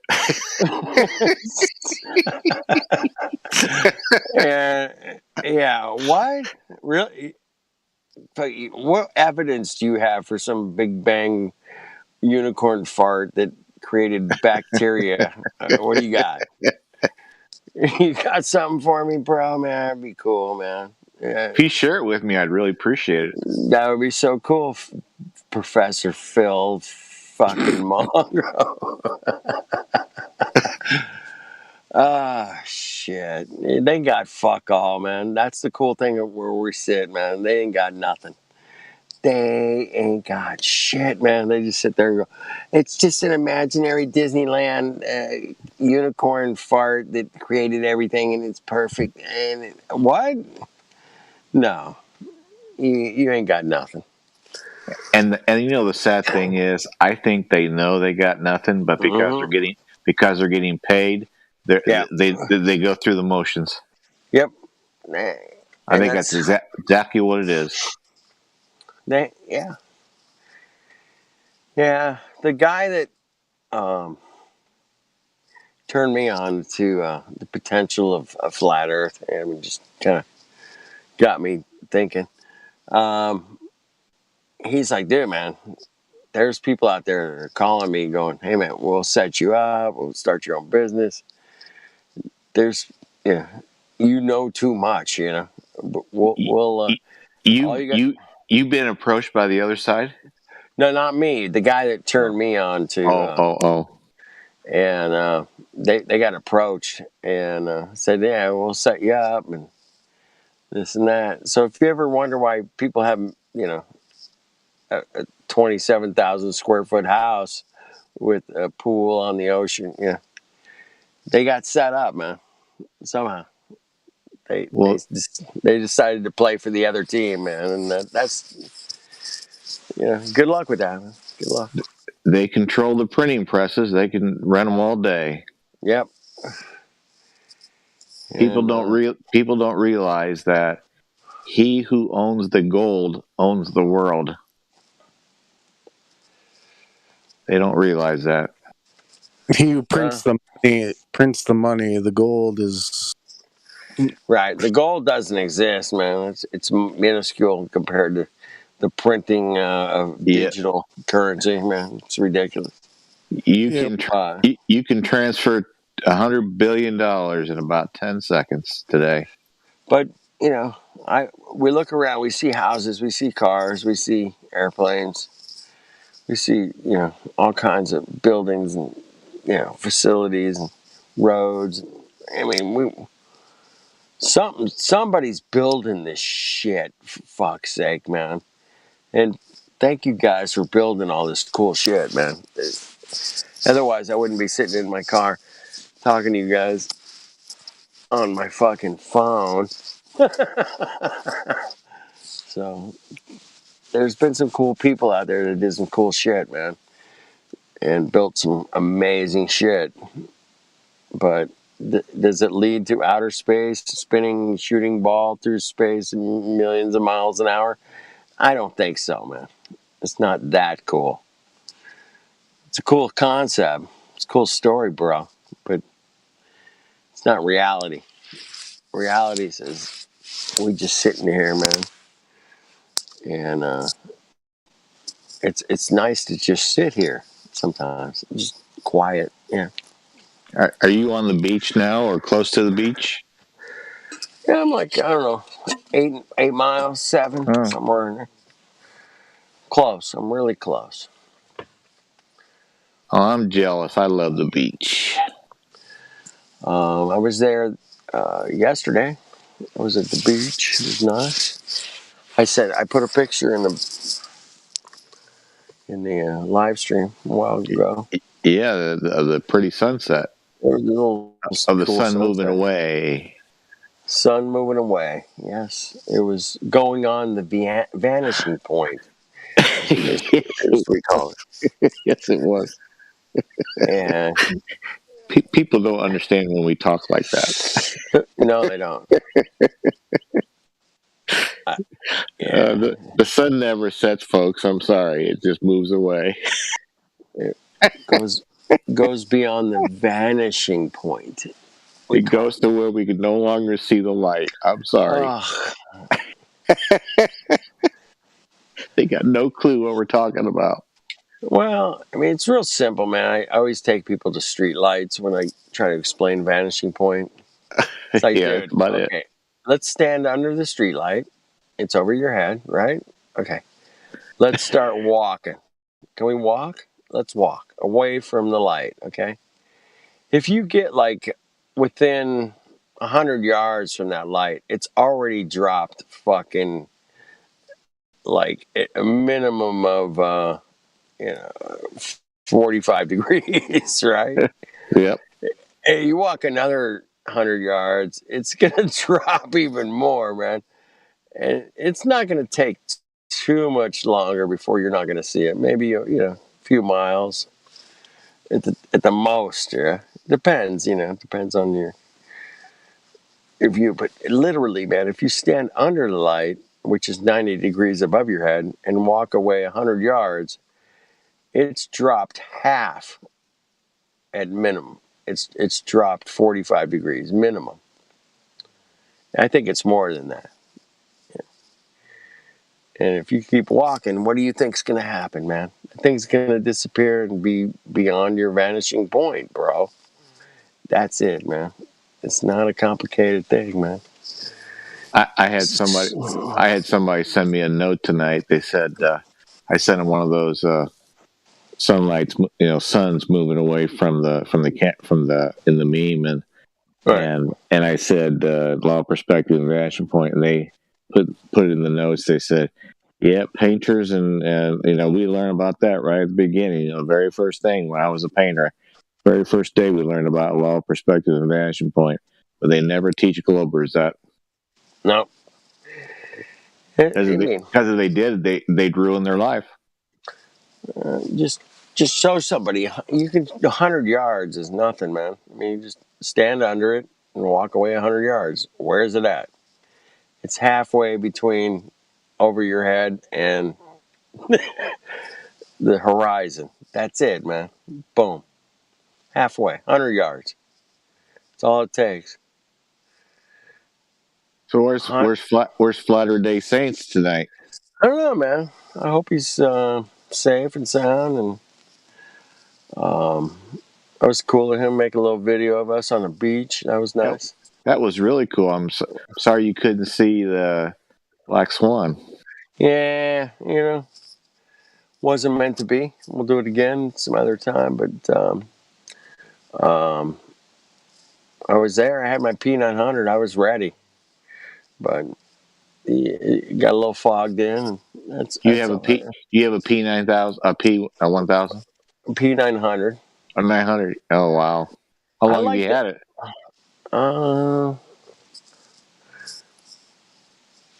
Over 3 years, for sure. Wow, that's awesome. Maybe 4. You got every tool in the book to destroy the globe. That's all you need, man. It's P900 Globe Killer. Yep. Yeah, Globe Killer. Oh, the cops are here, man. Oh, shit. Earlier, I heard some fireworks. I think they're coming to check it out. Anyway, I'm at my friend's house, but he's a light sleeper, so I came out to my car, and I'm just sitting in my car here in his driveway. I'm talking to you good people that love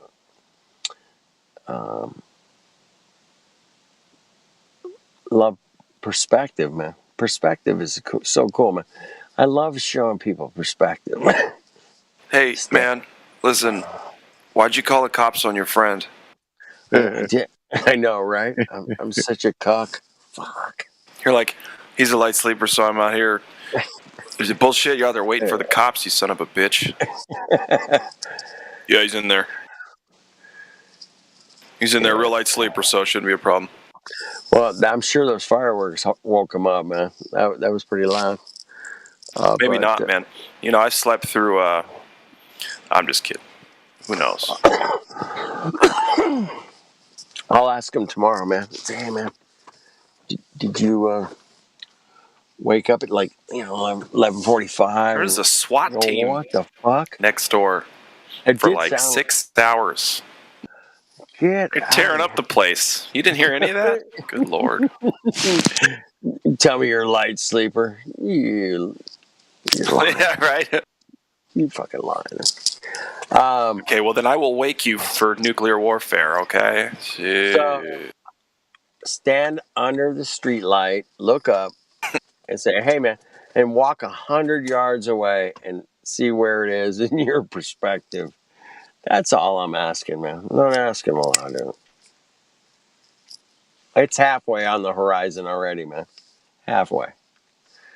Minimum. And just keep walking. Eventually, it'll go beyond your vanishing point. Oh my! I don't care about any of that. I want to see them. One of them measure the surface of what we're living on. One measurement, right? They're like, well, what's an acceptable measurement? Motherfucker, we got videos upon videos. You figure it out. Gotta be kidding me. 10 miles, man. Can you give me a 10-mile measurement? Dude, you could debunk it 3 to 4 miles. Could. It's silly. It's a fucking silly thing. Under 10 miles. Certainly under 10. Yeah, 1 foot observer height to under 10 miles. And like, how is that hard? For real though. It's not. It's obvious. It makes it obvious. Like, they're like, well, we're just going to hang out on the internet instead. Like, no. Did you ever once think that maybe if you could provide the evidence for the thing that should be so obvious, we wouldn't be here. We wouldn't know each other. I wouldn't be pointing out your character flaws like this. But here we are. Silly. Here we are, man. Professor. Yeah. Come on. Depressor. Depressor. You guys had some exchanges with some DMs. I don't know. I didn't get any. Thank you. Good. That's good. He's leaving you out of it. Yeah. He's just yelling at us. That's all it is. He's saying I'm right, and I'm yelling about it. Yeah. Hey, did you just describe Radius from a pirate? I did. I sure did. Yep. Also, no, I don't know what you're talking about. In R we trust. But yes, R. Oh, now I get it. We're going to trust the R, that it's correct, and we're going to put our cement shoes in this R.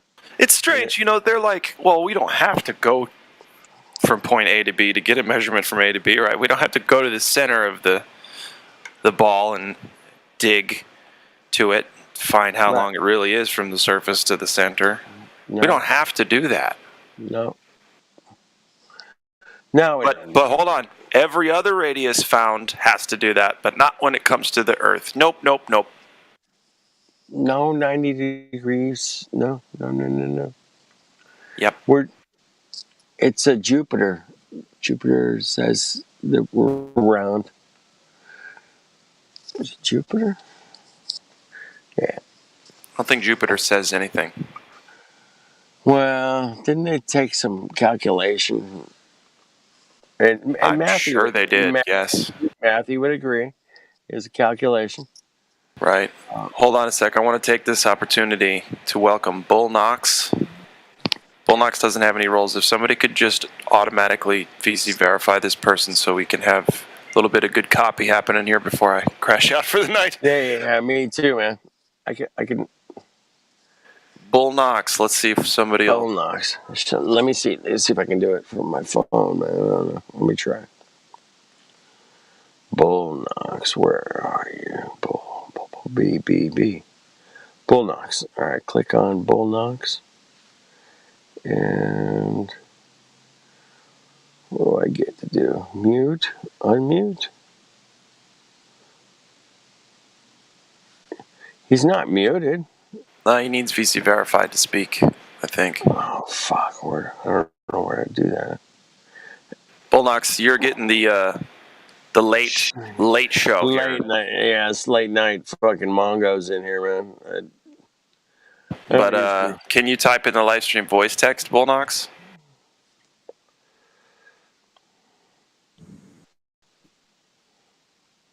Damn it. Suppose that's a no. Alright. This could have been good, damn it. Right, just a nice quick one before bed.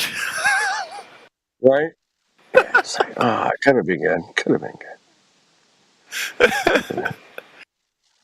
Oh well. Okay, Bull Knox, I gotta let you know something. If you can hear us. The reality of the situation is that the Earth measures flat.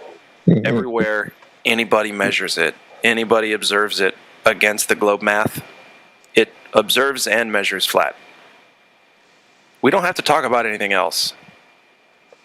They can't detect rotation. They can't prove that we are pressurized but next to a vacuum. They can't prove that shit either. But the best part is that the supposedly most obvious thing about a globe, right, would be that it's rounded, it's curved. We can't seem to find it, so everything else is just kind of irrelevant at this point, even though we've destroyed those quote-unquote arguments as well. So I think what the thing is if you're a glober, if you're listening, because I know I just scared you off, that's fine. I don't think he went up. I don't think he went to DC, did he? Just go out and measure it. That's all I'm trying to say. No, he's in my DMs though. Oh, is he? Oh, there he's back. Yes, back. I can hear you. Okay. Bull Knox, let's try it again. Go to the live stream voice text and type there, at the very least. Oh, he doesn't need verified. Okay. Yeah, just, well, whatever.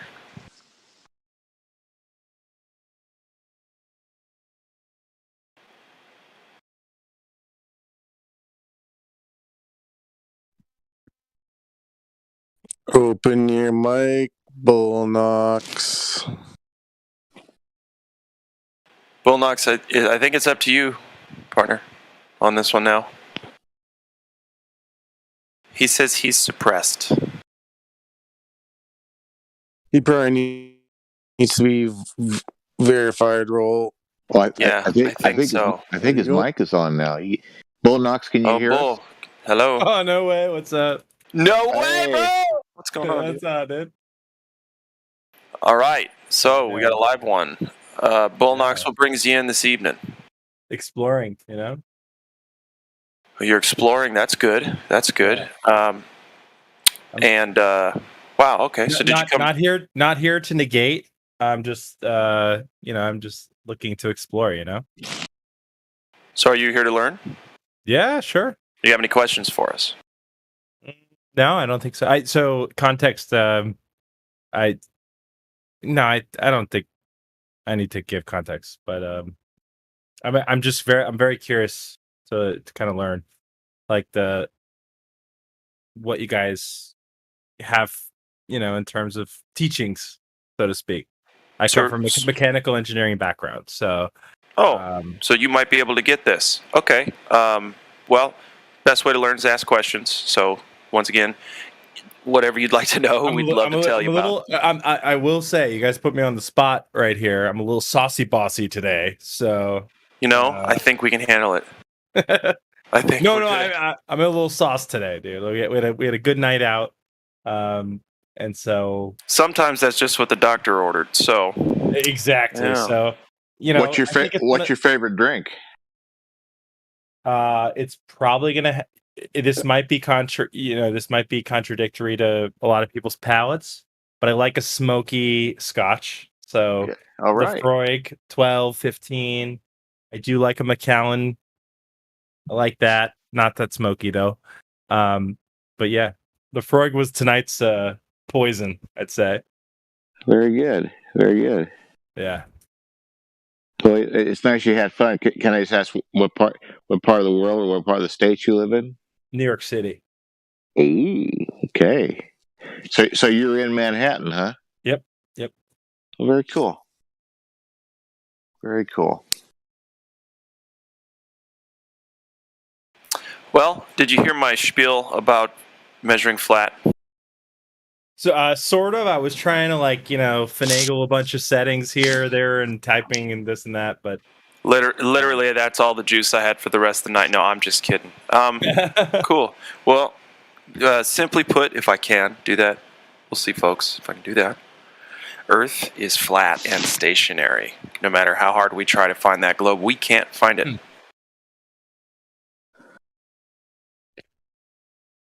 That's the reality situation. And we've tested every single micro or macro way to try and find that globe. And every time we believe the official narrative down the road of one of our tests, experiments, measurements, observations, we're disappointed because we don't find the globe math to match reality whatsoever.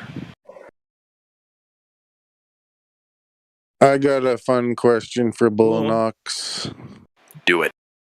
Okay. Do it. What is your best globe proof without NASA and without pointing at the sky? I got nothing for you guys. Can I ask a question to Mr. Bullinox from New York City? Oh, why am I getting pummeled, dude? I'm in a poker tournament right now. Oh, no, you're not. I'm gonna bow out because I got some shit to do. So go ahead. So are you a Yankee fan or a Met fan? I'm a Met fan. Okay. Hey, they're pretty good this year. They're doing pretty. I mean, I'm a bigger NBA fan and hockey fan, so it sucks for our Rangers, but yeah, Mets are doing all right. Maybe. So are your Knicks ever going to get back on the saddle? I'm a Nets fan. I'm sorry. Oh, Nets. Sorry. Okay. Yeah. I'm from Jersey, so dirty Jers. For all you want to troll me. And, the Nets underperformed a little bit this year, but that's okay. They really did, but hey, at least Boston's in the finals. So yeah, Boston's going to win it. I think Boston's going to win it. Well, Boston had the lead going into the fourth quarter, but they blew it tonight, so they're down 3-2. Anyway, I'm curious, in everyone's opinion,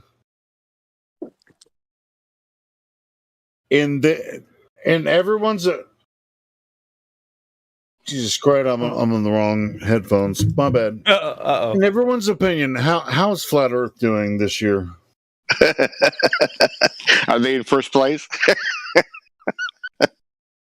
What kind of? I feel like that's a loaded question in this. Well, Certainly is, but it's in last place this year. Like, come on, dude. Hey! I just looked at the standings. It's Flat Earth has 49 wins and 25 losses, and the Globe has 0 wins and 74 losses, and there's 24 ties.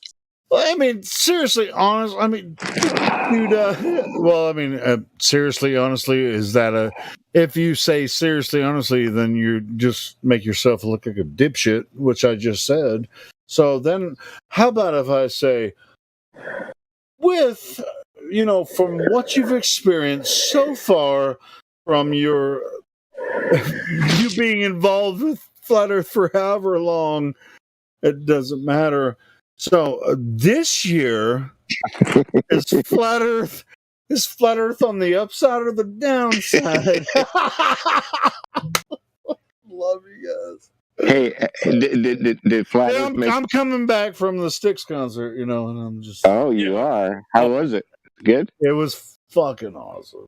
Oh, that's great. Styx is awesome.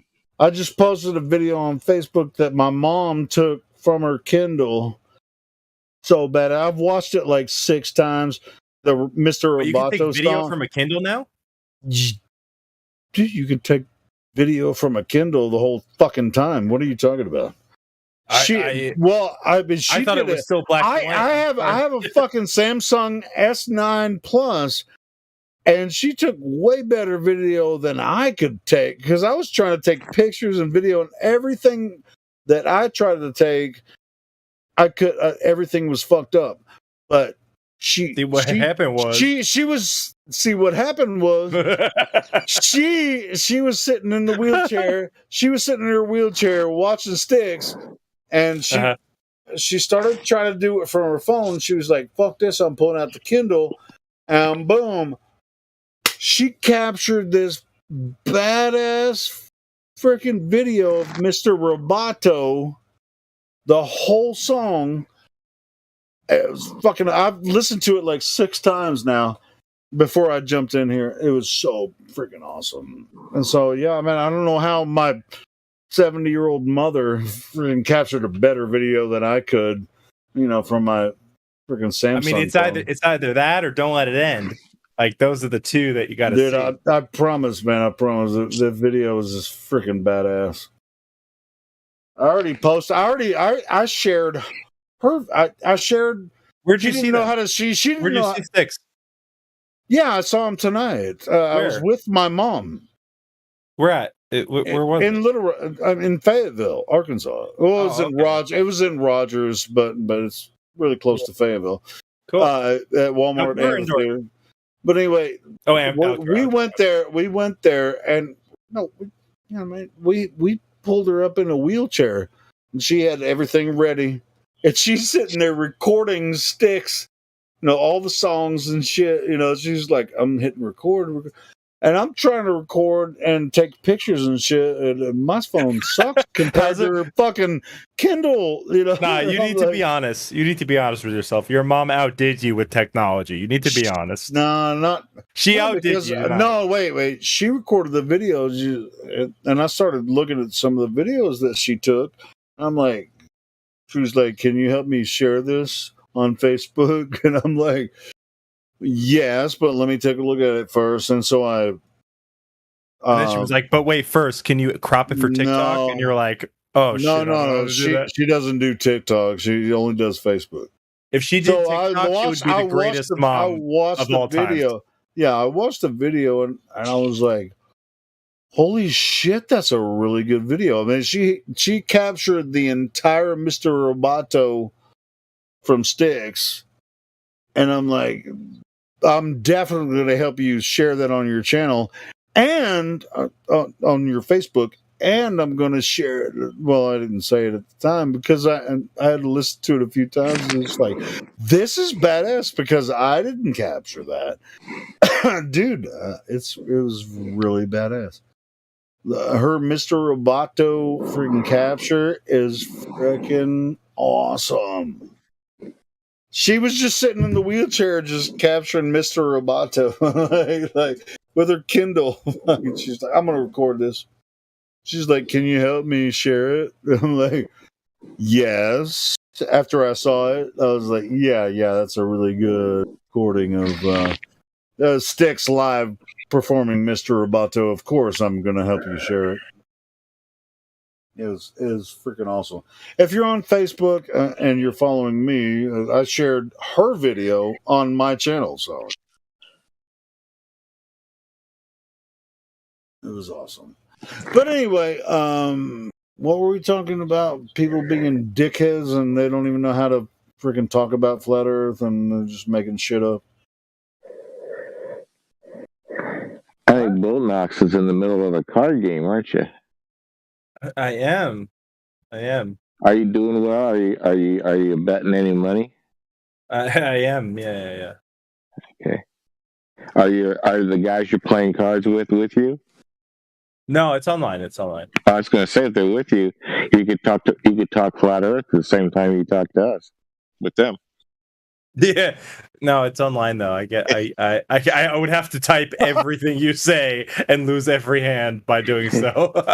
If you were at the apartment or the house, you could put us on voice and we could get all your responses at one time. Nah. I don't think my wifey wants to hear any of that. Oh, your wife doesn't know you're talking to flat earthers tonight. Oh, that's really bad. If she doesn't want you to talk to flat earthers, or she doesn't know. We've never had this conversation before. Really? Yeah. Okay. I don't think it's ever come up. Like there's never been a scenario. Well, since it's never come up, have you ever talked to flat earthers before? I've been in this chat. I've been like dabbling in, but I've never actually in person ever met one. Well, what's a dabble? I mean, have you been curious about? Hold on. Have you been curious about the topic before? Oh my god, it's like you're trying to convert a gay or something like that. I'm not trying to convert a goddamn person. I'm just asking what you think about it so far. Have you ever talked to anyone about this before? I've only been able to listen in said Discord. What do you think? Yeah. Since you've been able to listen, I love you guys. Hey, yeah, we're fun. And do you think that anything we talk about is legit or whatever? Yes, we're jokers. We can be funny and fun to talk to. But how about the information? I mean, what do you think about it? I think a lot of people in here are. Well, no, I'm not doing that. I think a lot of fucking morons. Yeah, because your wife would probably really feel bad. It's like, you motherfucker! I found out you were talking to those motherfucking flat earthers.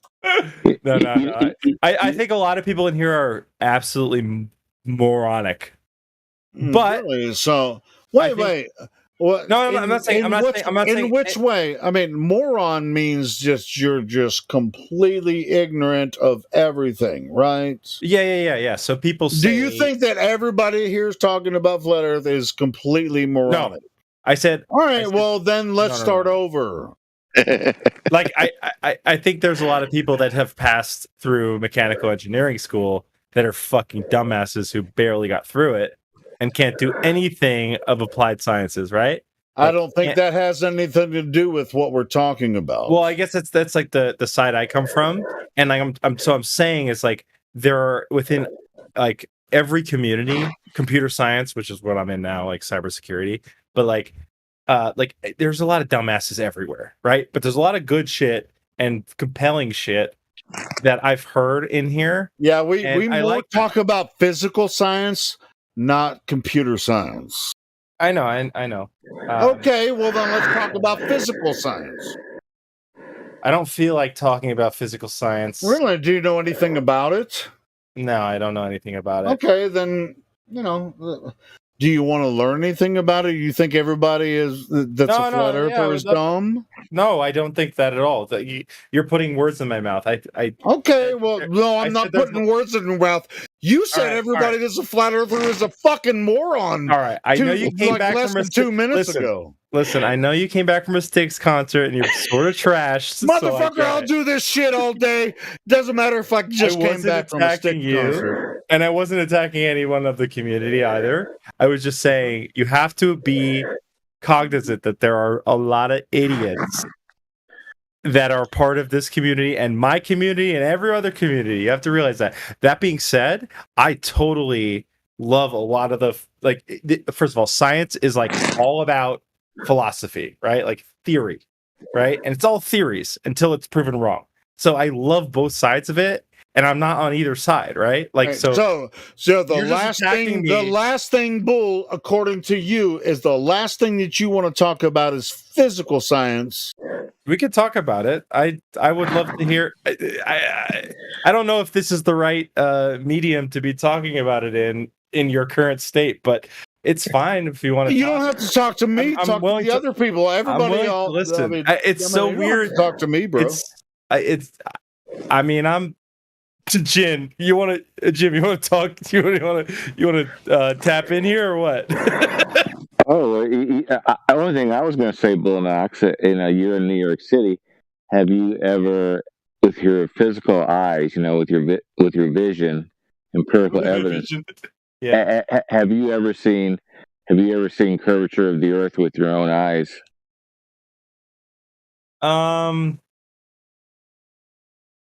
I mean, you guys have probably debunked this, and I probably haven't heard of it, but I do go fishing, and oftentimes, boats disappear past where I could see them in the same direction. So I'm sure you guys have a reason for that. So I'd be curious to hear that, but that's probably the only physical experience, that I've ever, other than in like scientific, like microscopic levels of like, when I was doing like wind turbine testing, and we did vibration analysis as well as like we did laser analysis to determine like the harmonic frequencies of the structure that we were developing. Other than that, which is a very short amount of, it was maybe about 10 feet within a wind tunnel, rather, with a laser pointing at our structure, we were able to like detect curvature of the laser, like deflection, so on and so forth. But in the physical eye, the only thing I could say is, when I was, fishing 60 miles off, and there's another boat way far out, and it just disappears straight. So you probably have an answer for that. Are you about Give her accurate description of natural science? Thank you so much. Are you about 6 foot tall? Yeah, 6 foot. Yeah. If you happen to be, just as an example, if you happen to be on a shoreline and you're 6 feet tall. Oh yeah, I do. Oh, sorry. Yeah, if you're on the shoreline and you're 6 foot tall, the Earth Curve Calculator, which is what NASA uses, and all the people who believe we live on a spinning, watery, curvy, bendy ball, a globe, they'll calculate that the geometric horizon, or the horizon, will be out there 3 miles, and that's when boats will start going over the horizon or going over the curve. And so, what happens there? So that's basically what you're explaining when you're out in your boat, like and very, you see other very, boats. very simplistic, just observatory, natural human. That's what I see. Like because that was what you were asking for, right? Like from my what eyes. is natural human? What do you mean? I mean, this is weird. When I use my eyes, dude. Okay, natural human. No, I mean, no, you're just using terms that nobody ever uses. You're just saying shit. I mean, you're being willy-nilly, incredibly condescending, so I'm going to be condescending back. Okay, fine, but you're just absolutely you were talking to someone else. You were talking to someone else, and you're still using these bullshit terms like human this and that. Well, Jim said like. Why don't you talk about what we're talking about, and then we can maybe be able to come to a Jim, conclusion. Next. So yeah, Jim, to your question, yes. The only thing that I said was from the sailboat analogy, or like whatever. Yeah. So if you happen to take that, if you stand up and you have a 6 feet observation height above the water in your sailboat, then NASA and everybody who believes that we live on a spinning, watery, bendy, curvy ball. What happens? They will say that it's going over the curve. What happens is, your eye can only go a certain distance. You can only see a certain distance. And because of law of perspective and vanishing point, as that boat moves away from you that you think goes over the curve, it's just moving out of your sight. And if you have some sort of why does the sail start lowering then? Yeah, well, it's Hey, wait. I have an answer. Yeah, go ahead. The sail doesn't lower. It just gets smaller. Hold on. It does get smaller, and the boat does as well as it moves away from you. Yep. All right, check this out. And I always ask this, and it may be offensive to you. Do you think the horizon is the curvature of the Earth? Nope. All right, so Bull, the horizon is not the curvature of the Earth? Nope. Okay, cool. So what is the horizon? I don't know. We have to start there before you even start to describe what you might or might not see if you're standing on the shore of Earth and what I don't know. boat is doing. I honestly don't know. Wow, God damn. I would have assumed it's curved. Unless I'm just gonna get banned for saying anything. Nobody's gonna ban you, bro. No, this is why I asked this simple question. You said I don't know. That's the best answer you could give.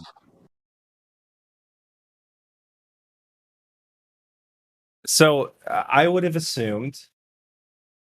So in the horizon, right? What you're saying? You would have assumed that the curvature of the Earth is the horizon, right? In that scenario where the boat, you can see the sail last as it moves away from you.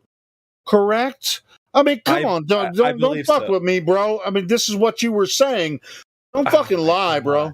That's what you were saying. I don't like your attitude, but yeah, because I'm a dick.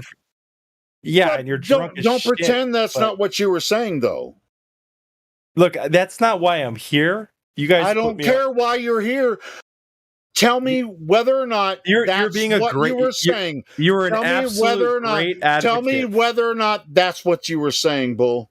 Tell me, yes or no. That's what you were saying. I could just go on mute again. The reason that you can see the top part of the sail is because it's whatever you like. It's because it's going over the curvature of the Earth. We heard you say it. I mean, you can lie all you want to. I'm not lying, dude. All right. So, is the horizon the curvature of the Earth? Yes or no? Here's what I'm going to recommend to you. You should probably drink some water. You don't have to recommend a goddamn maybe take an Advil. Bro, I've been on this shit for a long time, so you don't have to. I'm sure you have, but tonight you came back from a Strix concert and you're trashed. So you might want to go to bed, dude. I even if I come back from a concert, I mean, people know. Back from a concert. Helios a truth seeker. You don't. Need Everybody knows shit about me. I mean, you don't know shit about me, bro. You're being I'm here. Look. Either you want to, dude. I'm asking you a yes or no freaking question. Why are you trying to freaking throw in there? As you know, if I'm inebriated, and that's why What would you like me to? What would you like me to tell you? I want you to tell me what you think about what are the boats disappearing over the horizon, which is the curvature of the Earth, or are they disappearing due to relative perspective, not relative perspective. That's okay. I'm going to say the first one because you can't even back up your own argument. All right, cool. So, hey, everyone, he said the first one. He said the horizon is curvature of the Earth and the boats are going over it. You guys have at it. Go ahead, Jim. Oh, I would just say we've been taught. Bill Nye and all those people have been, teaching us that it's the curvature of the Earth and the boat is disappearing over the horizon. The only problem with that is that you're never taught law of perspective and vanishing point, which every painter who has ever started, day one of being a painter is taught about law of perspective and vanishing point from day one. Basically, the boat is. I'm curious on what it is. Yeah, your eyes can only see so far. Relative perspective or something around those lines? Law of perspective and vanishing point. Your eyes can only see so far, and you can no longer see the boat. because it's gone out of your view of sight, as your eyes can do. But makes sense. What great technology we have today! You can take a Nikon 900 or a Nikon 1000. The 900 has a enhance what you can actually see. Is what you're saying. It actually has an 86 magnification on the P900, and you can use that. And something that you couldn't see with your eyes, then we have like the advanced technology of like a certain lens, and then boom, there it is again, right? Actually, the hull, the everything on the boat, and you can even see the water on the other side of the boat, which is interesting. That's an argument for flat Earth. That's pretty awesome. Yes, because as long as we have more technology to see even farther, we can continuously prove that flat Earth still exists. Because we see the water in front of the boat, we still see the hull, but we don't see it with our eyes. No, right? Exactly. That's the type of logic that I like to hear, rather than screaming at me, Helio, and telling me to pick one or the other. Like, fuck you. Commentating on the moderation or other people, right? Bro, I was That's just pointing out. That's not necessary. Helio, I'm dealing with this. Yeah, go ahead. So that's not necessary, right? People are people. People have different approaches. You may or may not like one's approach. This is not the forum to complain about somebody's approach. So the logic states that you have been told you live on a globe with the radius of 3959, right? With that radius, what does that mean? What is 3959? The amount of miles, which is the proclaimed radius of the globe Earth. Okay. From the center to the outside of the globe. Okay. So with that radius, we can calculate where the horizon must be on a certain observer height. So at an observer height at 1 feet, or 1 foot or 10 feet, we can figure it out, right? 1 foot observer height, the horizon must be at 1.225 miles. That's just geometry, right? Without like clouds or any obstructions, so on and so forth. Yeah, makes sense. Right. When you're looking at a large lake, and you're lying on your belly on the mathematically beach. speaking, period, end of story. Correct. So this horizon, right, which is which the globe says is the geometric edge, which boats and buildings should get blocked by, is at 1.225 miles when you're lying on your belly looking over the water. So we have observations at 1 foot where we see the horizon almost 10 times further than the globe geometric limitations. Do we have an image we can show? Sure. Yeah, I'm going to post it. Hell yeah. Are you following the live stream voice text? I'm in it. I'm in it now. Yeah. I want to it's like, you know what I mean? Like when someone has like these images and their thoughts in their head, it makes so much sense to explain it. But then if there's like an image everyone else can see, for example, like even not just me, but like everyone else in the chat. I know. Like you are not the first one coming here asking for the evidence, right? So yes, I'm not even just for me. It's just for other people who are like maybe not like all on this mute is being stuff. This will be helpful for them too. Yes. Right. Like I'm in tech sales at this point. Like I got out of software engineering. That's all. The money's right? in sales. So, right. But everyone loves images. Everybody knows this argument already, right? You're the first one apparently to hear way. Wait, is There's tech probably a sales couple. better than software engineering? Yeah, definitely. Yeah. I'm going into software engineering. Should I change that? No, it's good. What's your stack? Like, what's your prefer? I mean, what are you looking to do in software engineering? It's like very vague. What is it? Like React. Wait, I can't hear. Can anyone else hear? I can hear you just fine. Sasha, it was like it's like. No, two tech wizards are talking, and it's unlistenable. I was You saying do like realize maybe Bullnox, Yeah. Sasha, add me and we can talk offline. It's fine. Hey, Bullnox, when you're claiming that boats go over the curve, you do understand that you're also claiming a geometric horizon at that point, right? Agreed. Yes. Okay. Focus. So I've posted the Black Swan argument, right? Where is that? Where is it? Flat Buddha? Flat Earth Buddha? Yeah. Uh-huh. Yeah. So do you see those two oil rigs? You see them? Yeah. That makes sense, in my opinion. Right. So this observation has been done. Can you focus and not interrupt me because I'm sorry. I'm just like getting thinking a bit out loud annoyed now, right?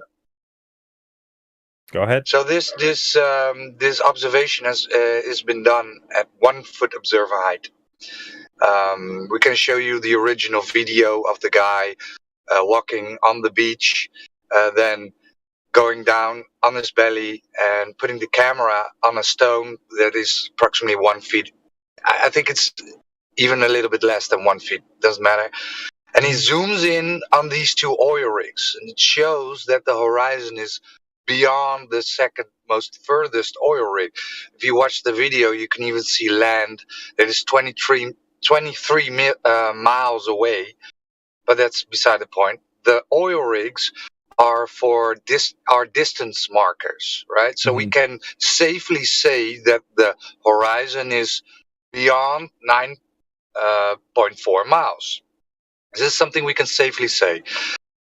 With the observation at 1 foot, the horizon had to be at 1.225 miles, right? Because this is what geometry tells us if you are on a globe with the radius of 3959. Yet we are seeing it almost 10 times further, thus debunking the radius. Now, this is not the only observation we can show you, right? We can show you the Guinness Book of World Records longest distance photograph, which is 270 miles. We can show you laser tests going from 5 miles, 10 miles, 15 miles, 20 miles, 24 miles, 30 miles, right? All these laser tests are done over water, frozen, not a frozen ice lake, that was a light test, but these laser tests are done over large lakes where they put the laser at point A at a certain observer height, right? The laser is at a certain height. Then they go to the other side of the lake, stand on the same observer height, and see the laser hitting the target. Yeah, and the best part of it all. Roger, well, go ahead. Finish your. No, can I say something? Yeah, please. And I'm going to finish up, and then I'm going to yield the floor again, right? I'm going to finish up, and then I'm going to mute myself. So the best part of it all, Bulk, is that you can do this yourself, right? You can actually go to a beach or a large lake and validate this. You can actually go out and test the globe claims and see if it's actually true or not. Right? Because the only time Earth is a ball is on your screen. That is the only time. For the rest, every human being alive and was ever alive, right, has experienced the Earth as a flat, non-rotating Earth. That is how the Earth presents itself to us. Now, the claim lies on the table that, well, actually, right, your senses are incorrect. Don't trust your senses. Earth is actually a ball hurtling through space, spinning around at 1,000 miles per hour. But you don't have to trust your senses. Trust your screen, because we know better. But the only thing you will ever have is the floor you are standing on. So why not test the floor you are standing on?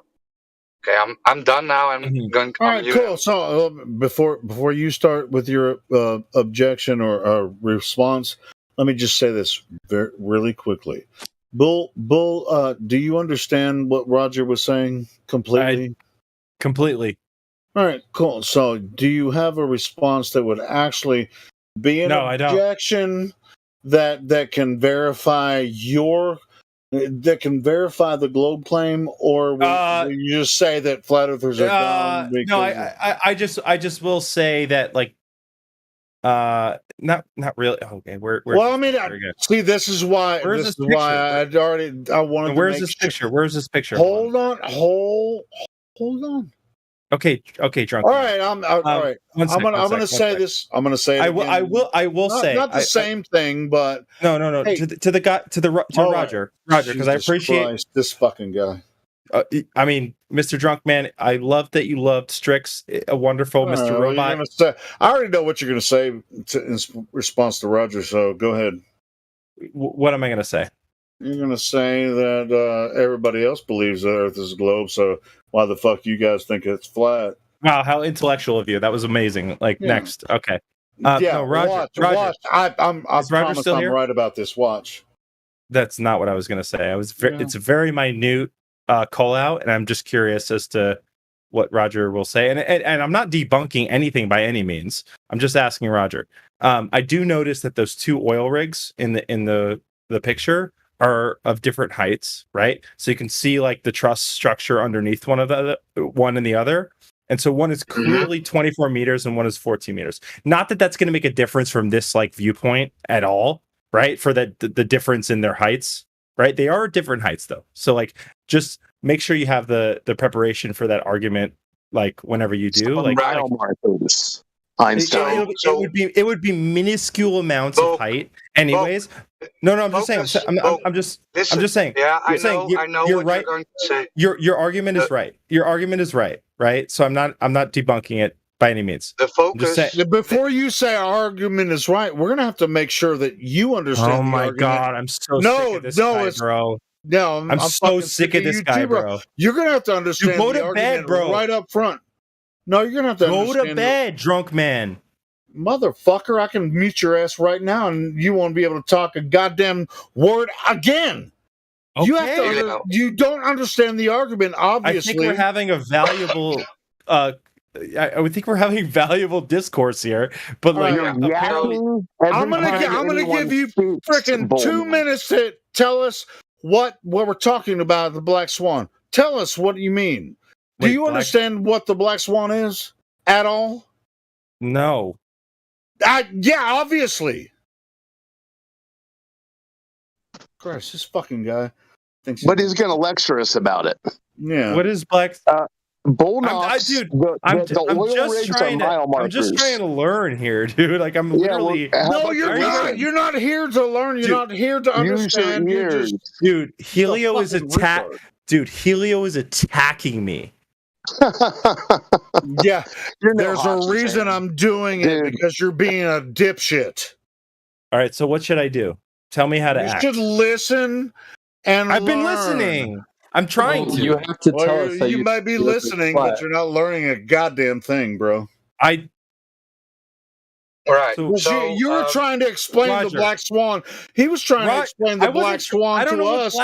I don't know what Black Swan is, dude. I was listening to Roger. Shit, I can tell. I was listening to Roger, who brought a very good analogy and very good, piece of evidence to the table, and I just asked a question, and you came in and screamed at me, dude. You better relax with yourself, dude. I'm trying to have a conversation. You ain't gonna tell me I better do anything. Roger, take care of your dog, dude. Roger, take care of your dog. No. Yeah. So I'm done. So, Bulk, this will be the last time you're commenting on other people, right? Sorry. Point is, those two oil rigs are not the argument. It is about the horizon, right? We know, and you know, that shit shrinks in the distance. Yeah, so absolutely. Of course, the furthest one is a little bit smaller, right? But it is about the horizon. So when before this picture came, Globus will tell us, well, the horizon is the leading edge of a sphere where boats and buildings should get blocked by, right? So this leading edge of a sphere is obviously proof of Earth curvature, right? Because I can see boats and buildings getting blocked by it. Now we have this image of these two oil rigs clearly showing that the horizon is not blocking boats and buildings, where it actually should have been blocking boats and buildings. So the horizon is not the geometric edge, right? It's not the leading edge of a sphere. It is an apparent location where the sky seems to meet the ground. And it can vary. It can vary. And it will never be at 1.225 miles at 1 foot observer height. Yet it has to be there That's actually if it is a globe with a range of 3959. Yeah, that actually makes.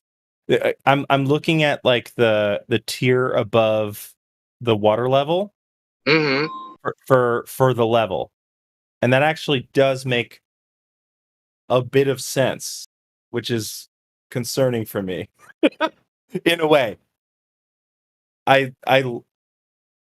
It's concerning that you're figuring out that you've been duped. That concerns you? Well, in a way, yes. I'm not there yet. I'm not there yet. No, why does that concern you? That's a really good argument. Unless you want me to say, "Oh, hail Savior! Oh, I love you guys. I'm flat Earth." Dude, nobody here is trying to convert you to flat Earth. We're just telling you why we believe you can. As long as you understand both sides, as long as you understand both sides, you can make your own decision. That's what humans do. Here's the deal. I don't even have a counter argument. So like, here I am stuck with my blank between my hands here. Like, can you give me more of this right now? Or can you give a hint for the counter argument? That's why we're here. Wait. Can I point something out real quick before you start in? I'm almost done. But I'm done. Sorry. You guys, you handle it. I will say it's really good to have like the counter side to just like argue and say their spiel and so on and so forth. I want to let that happen. Okay, good. Okay.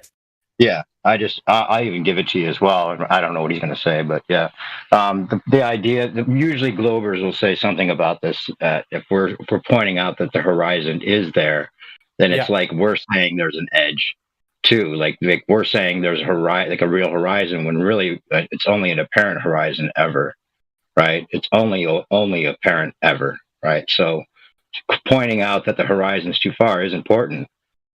They'll claim refraction for anything, no matter how far the refraction observation in terms is. Okay. Yeah, looming up. They have all kinds of ways of saying the light will be bending up, right? For a Glober, it's important that the light actually bends down to bring the image up. When one of the arguments that's interesting on our side, or on the flat Earth side, Northern Rebellion posted a different picture, by the way. There's lots more. Yeah, hold on, I haven't seen this one. It's a side by side. Someone who stared at this picture way longer than I have. Explain what's going on between A and B. What's going on between A and B? Of Northern Rebellion 3.0. What I want to say real quick. Oh, sorry. I just want to make a point. I want to make a point about this being called the Black Swan. Oh, my bad. Because it's called the Black Swan, but it kind of gives a new person that's never seen it the idea that this is like the one exception to the rule of all white swans, being like that we see globe proof every time we take a picture. And then this is the one example that we don't see it, but that's not true. That's not the reason it's called Black Swan. It's because you only need one black swan to prove that not all swans are white. That's the reason it's called that, right? But every picture you ever take is a stationary plane, and there's lots of refraction, even right. That makes showing sense. That it's not about this is the exception to the rule. You can go out and do your own observations and see that you see too far. Even Globers will agree that we see too far, even though they claim refraction, right? But the interesting thing on our side that isn't brought up a lot is that light will bend up if there is a less dense medium, right? And it could be argued that because it's next to water, anytime you're looking over water, especially at that height, you might assume that the light would bend up instead of down. And you need the light to bend up or bend down to bring the image up. And you need, it's like the opposite, the way the light would work, right, for refraction. But if there's evaporation going on at the water, always, which we know is happening, it would make a layer of less dense air right there at the water, which wouldn't make the light bend down. It would make it bend up. Mm-hmm. So, and that seems to be what might be going on in general, but any kind of observation isn't proof of anything. There's so many proofs that we're not on a spinning ball. In fact, there should be thousands and there should be millions that we are on a spinning ball, and there's none. Doesn't that concern you whatsoever? A little bit, yeah. I mean, there's a lot of unanswered questions that, like, I honestly don't even have the questions to formulate, but like I'm curious for people that are more expert in this, like, this field, to kind of guide me in the way of like answering them. Like, about it's as easy as this. I could just say it's as easy as, do you feel like you're spinning? Wait, which field? I'm curious. Which field? Helio's spinning right now, dude. After that Styx concert, dude. I didn't say field. Did you go to Styx concert? He said, "I want more people to talk about." What are you talking about? The flat Earth field or the globe Earth field? Which field are you talking about? We don't feel any fields. Nobody feels any fields. Okay. No, are you talking about me saying field? Fuck the Styx concert, dude. I'm the same fucking guy that. No, I'm just saying. Was here all the time before I went to Styx tonight. Was that question to all of us or just me? This is dumb. No, this guy said, "I just want to talk to people that are familiar with the field." Helio, I'm trying to have like a little bit of a calm discussion with him about my perspective, real quick. All right. But I'm curious about what field he's talking about. Field of study. Being reasonable. There's no reason to yell at him right now, please. Yeah, please. Like, I'm like, I've had great conversations with the people in here, so like, I'm just trying to. He's not being a dick. I don't think. Anyway, so yeah, I'm not. There's no experts. There's no experts necessarily, except for that. If you look into it, like, this is science. The whole idea of science is theory, right? Like, proven until proven wrong. Like, that's the whole idea of this whole science that you think it's really. You think it's proven until proven wrong? What's your favorite aspect of it, though? Like, I think. Wait, hold on. Let me just go back and forth real quick, Helio, please. Go ahead. I'll shut up. Go ahead. Back up, I guess. Right.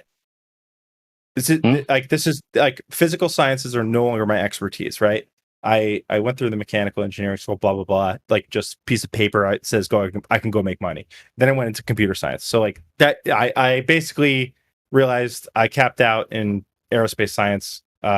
Doing literally, you probably hear aerospace science all the time. I was literally doing almost nothing, right? I was building gerotors for like fluid systems for a gas turbine division of I can't say what company, and we did some cool stuff. But every airplane, I'm like, what airplane are we flying? And then I'm like, oh shit, one of the patents that I have in my name, like my team has in my name, is in this. Let's get the fuck off this plane, dude. like that's how confident I am in my my mechanical engineering. Oh, like you didn't trust what your patent was actually supposed to do? Well, it was fine, but like the fact that like I was a part of a 6-member team that like developed something that's in some military some military planes and helicopters in their lubrication system. You didn't have a lot of confidence in it, is what you're saying. Well, I don't have a lot of confidence in myself, so yeah, absolutely. But that I know the. But you were kind of skating by, huh? That's what you're saying. It's a joke. It's a joke. But like, okay. But yeah, it's kind of like they're just taking the money and not really doing much. I basically, the only reason I got out of mechanical engineering is because my name is not on that patent. There was 6 people that did the research and development for that material that went into that part, and I got no credit. Right, so I just dipped out and went straight into tech. And now it's a whole different world for me. But like, we're not getting into that. But not in the public forum. Absolutely not. I just ask, what about the I'm just NASA here to the NASA live stream of like the globe? Wait a minute. What?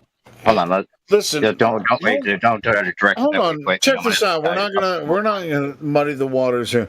So the reason that you're talking to us about Flat Earth tonight Listen, we've all been through different paths of education and everything. There's no reason.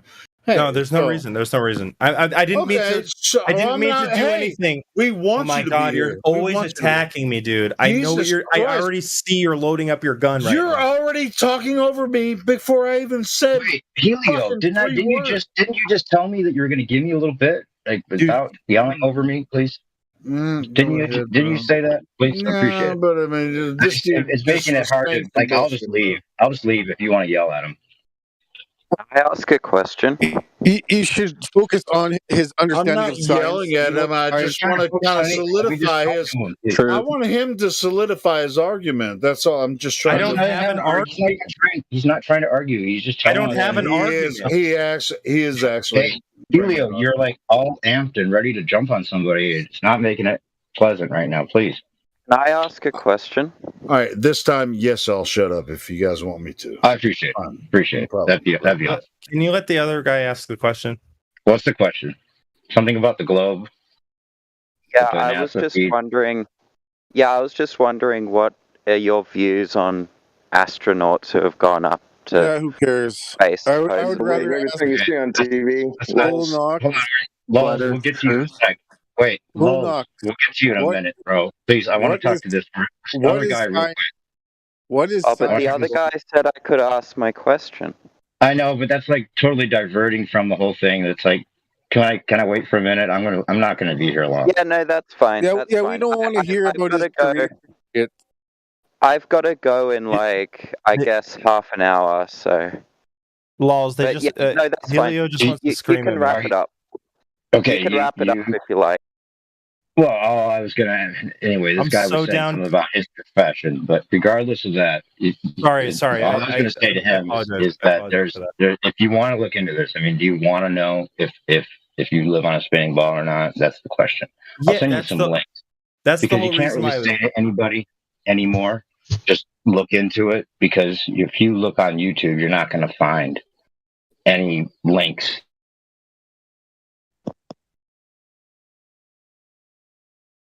Is that for me or is that for the other for Lols?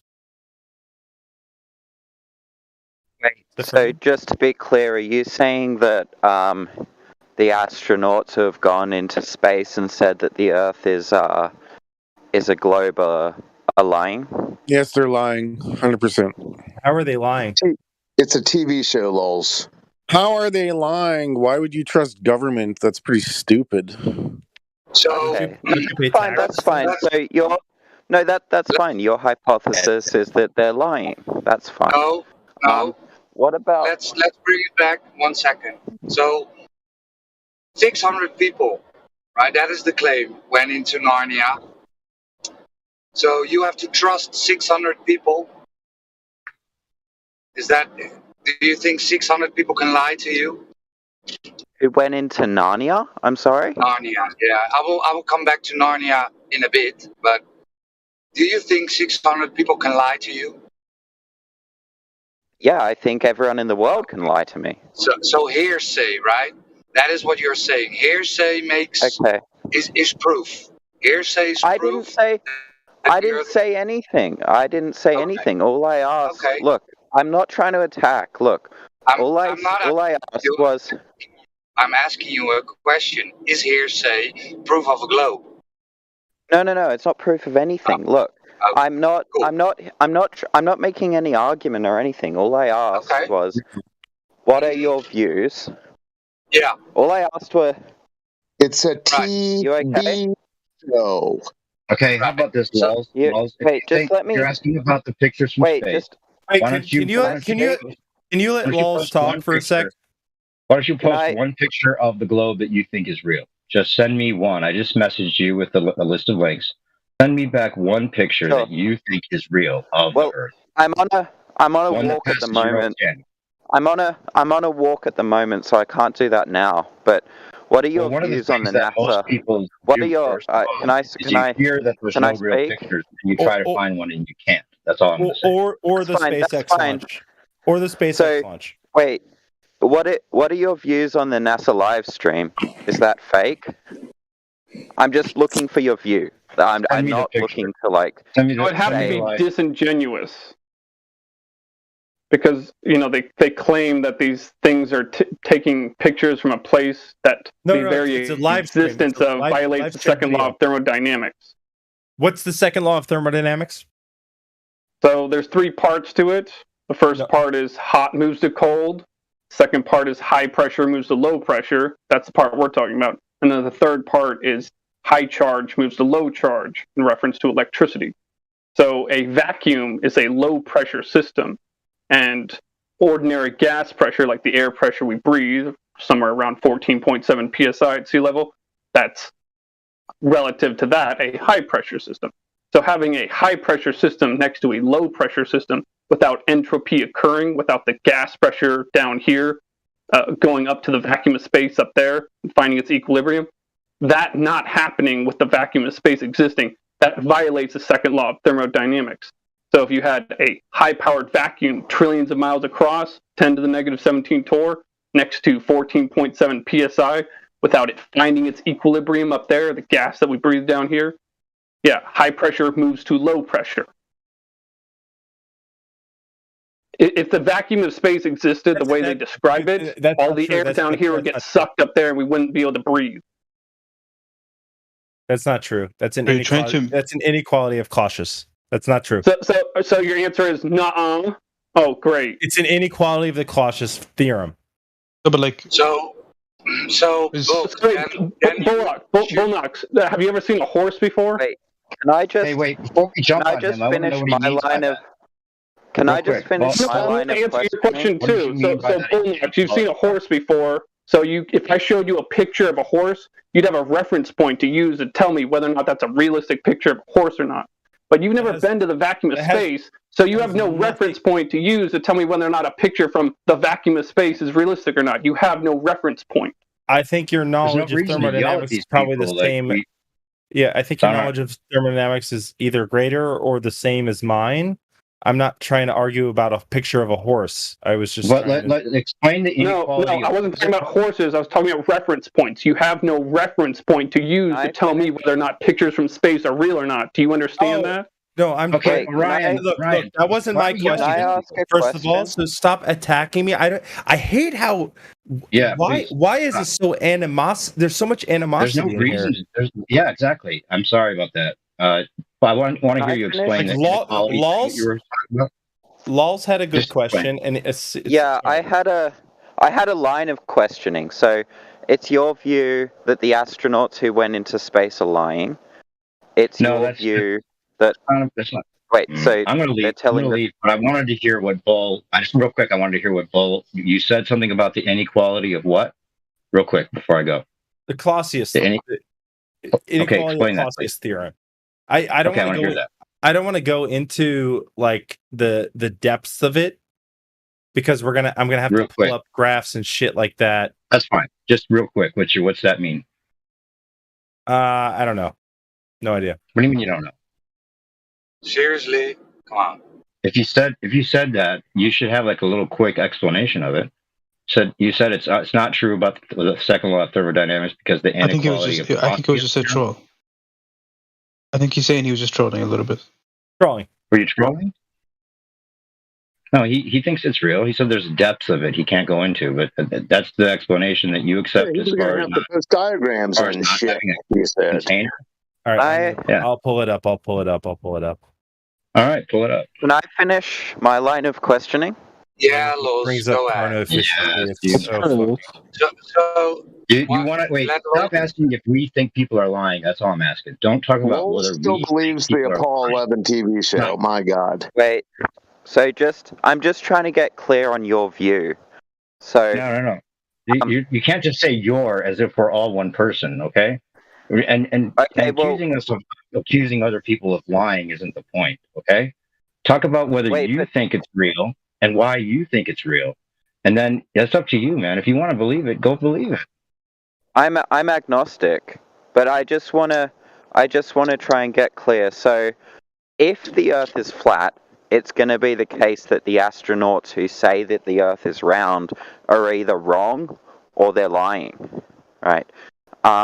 It's also going to be the case that the NASA live feed is a hoax.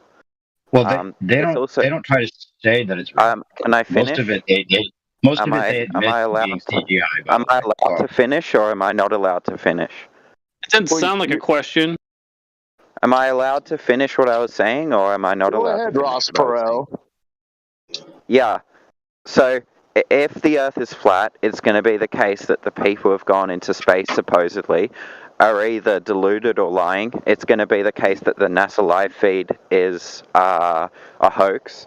And it's going to be the case that when people go on planes and see the curvature of the Earth, or go onto a high mountain place and go on to see the curvature of the Earth, that is somehow an illusion or something like that. So Santa Claus doesn't exist. Let me address that. I don't know why I'm being overtalked. So because you're throwing out. I don't know why people are overtalking me.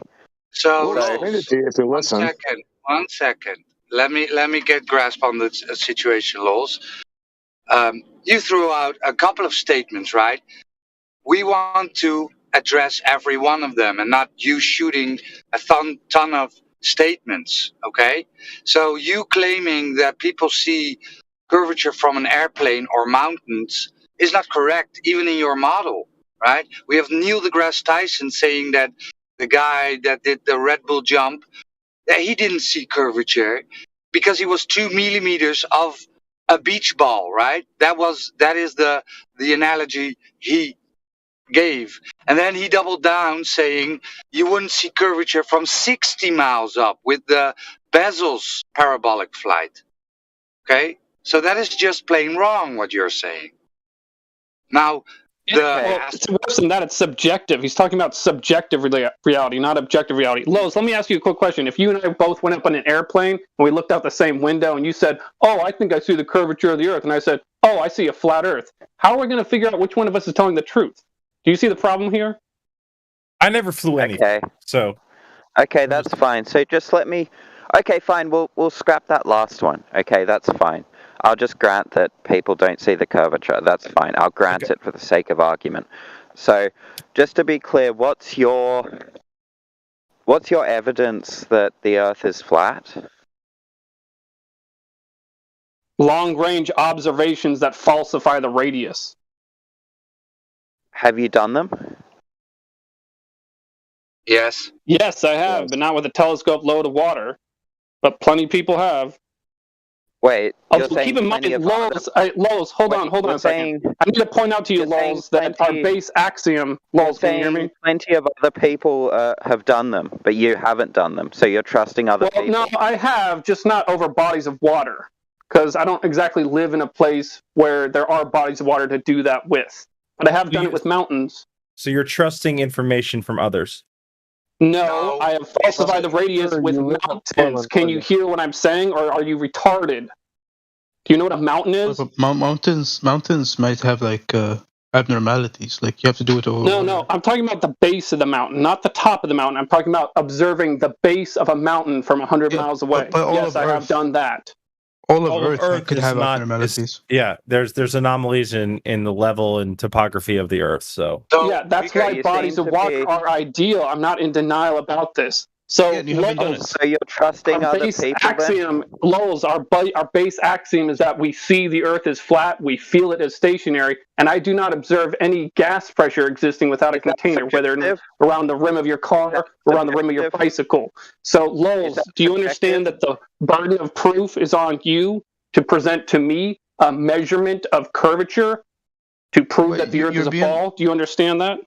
Well, but to be fair, like just a third person. As like a third person. That's not subjective. That's objective. Can I just say, as like a third person perspective? I mean, like Laws is kind of like you're kind of like going away from his questioning, right?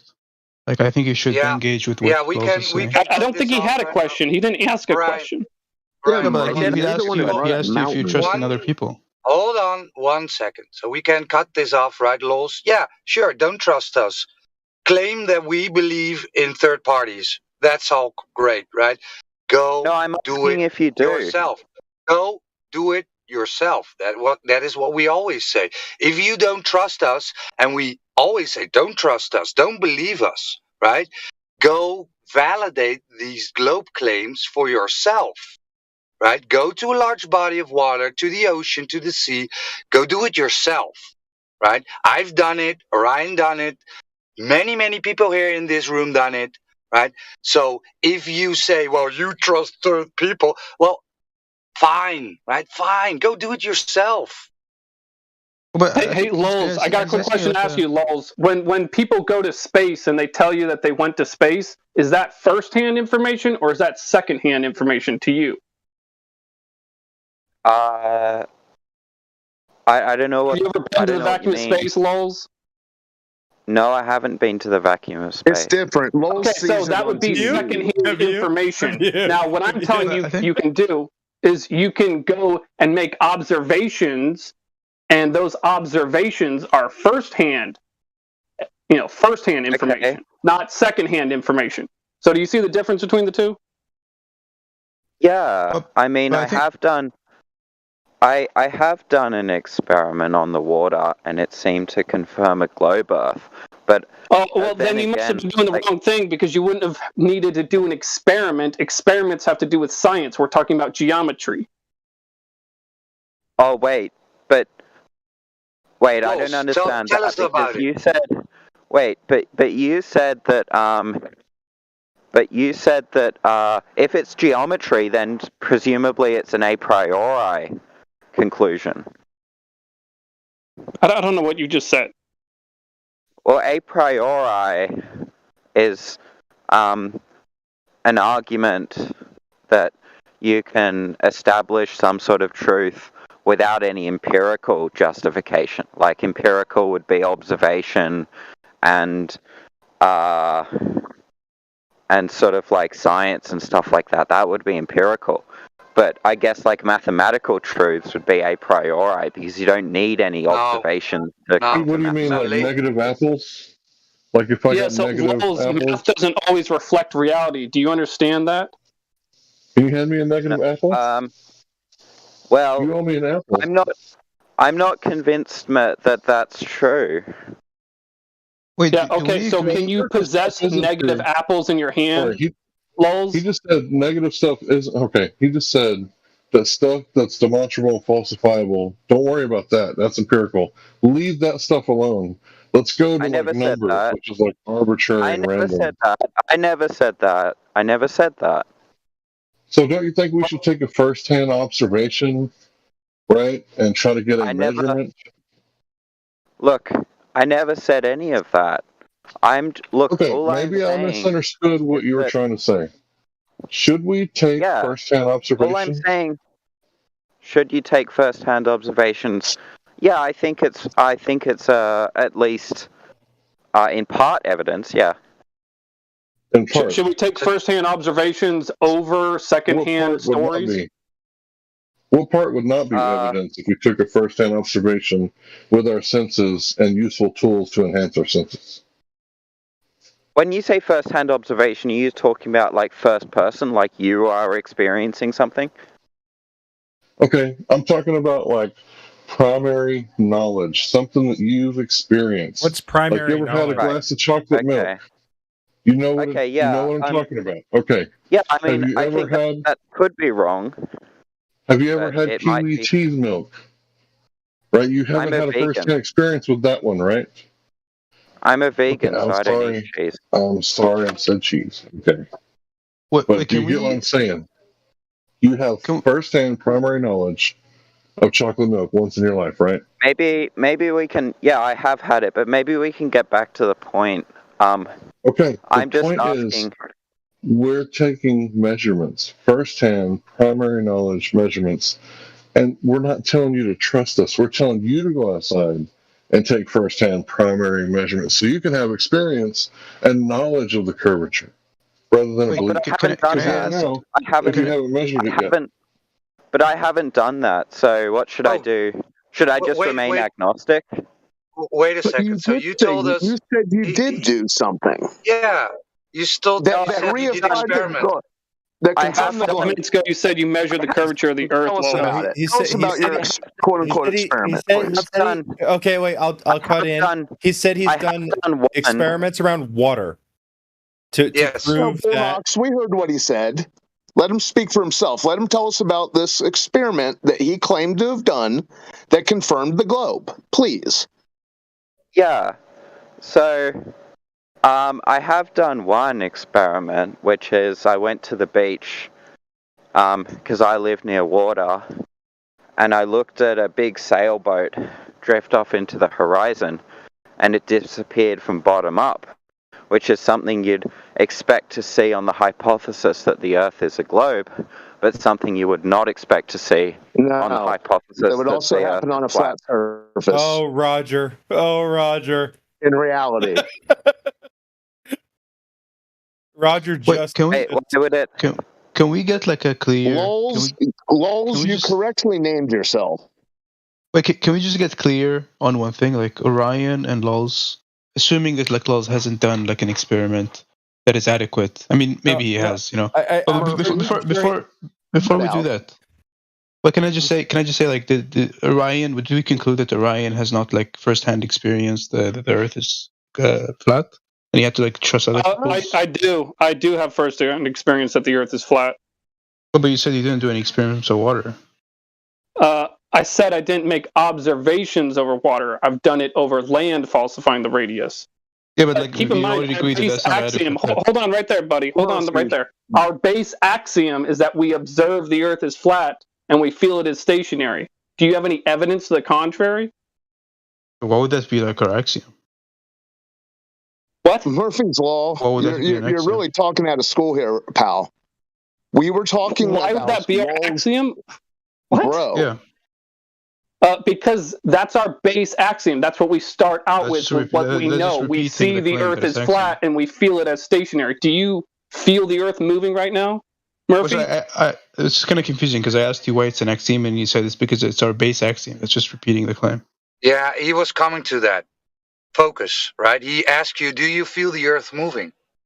That's not. Look, I'm asking for like a reason. But look, the reason was confusing, right? Do you know what a base axiom is, Murphy? It's like a thing. I guess it's like a thing you don't have any justification for, and you just take on faith. Like, is that the idea? No, it's actually kind of the opposite of that. A base axiom is what you know to begin with.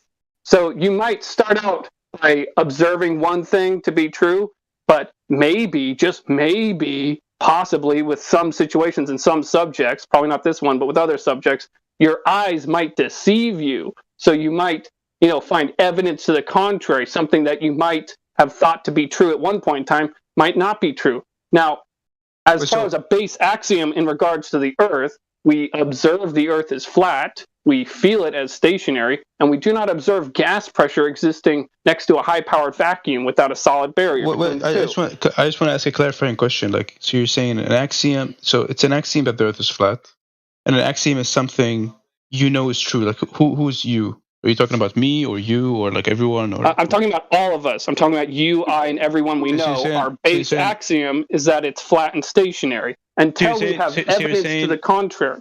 Wait, so you're saying everyone knows that the Earth is flat? Oh, everybody at the very least subconsciously, probably, yeah. But Murphy, let me ask you an important question, Murphy. What's the argument for that? Oh, hold on, what's the argument? You're saying I have like a knowledge that the Earth is flat. What's the argument? I said subconsciously. Did you hear that, Murphy? Do you see the curve, Murphy? Yeah. Do you see the curve, Murphy? Why are you guys asking me questions? Look, he just made a claim. Yeah. No, listen. No, it's not a claim, Murphy. That's an observation, not a claim. Murphy, let's go into the 3 points with you. Spinning? Do you feel the Earth spinning? Do you see curvature? Are you having trouble breathing, sir? No, do you not having experience any of those things? The oxygen might not get into his brain. Pay attention like your breathing plan, then. Do you feel yourself spinning? No. But wait, do you see curvature right now? No.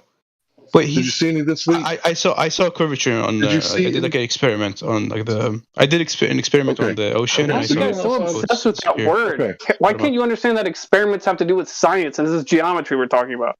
Yeah, it's an observation. It's an observation. Okay. Oh, wait, Murphy, let's make this conversation more productive.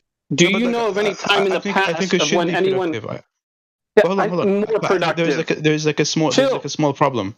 There's a small problem. So you said no. There's no small problem. Dude. Let me just point it out. Let me just point it out. No, it's not. Let's just you move on to the finish next and I thing. point it out after. No, you finish and then I point it out after. Okay, go ahead. Yeah. Okay. So Murphy, do you know of any time in the past of when anyone has made a direct measurement of the curvature of the Earth that you believe in, proving the Earth to be a sphere? No.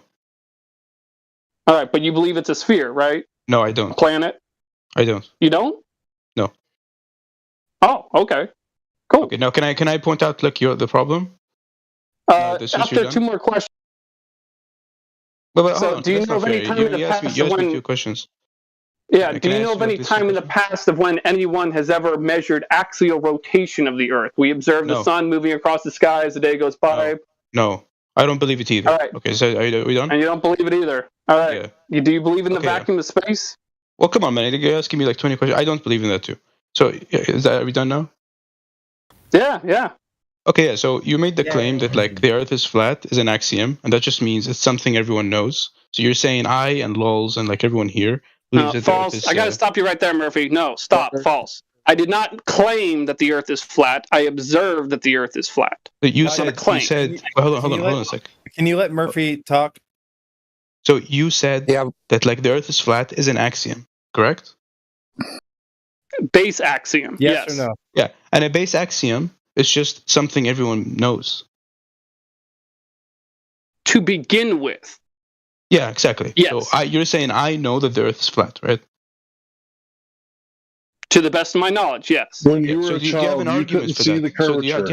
Does he have an argument for that? Let's just ask him. Do you have an argument that I know that there is? Yes. When you were a child, did you see the curvature? No, you had to develop your senses. That's a question. That's not an argument.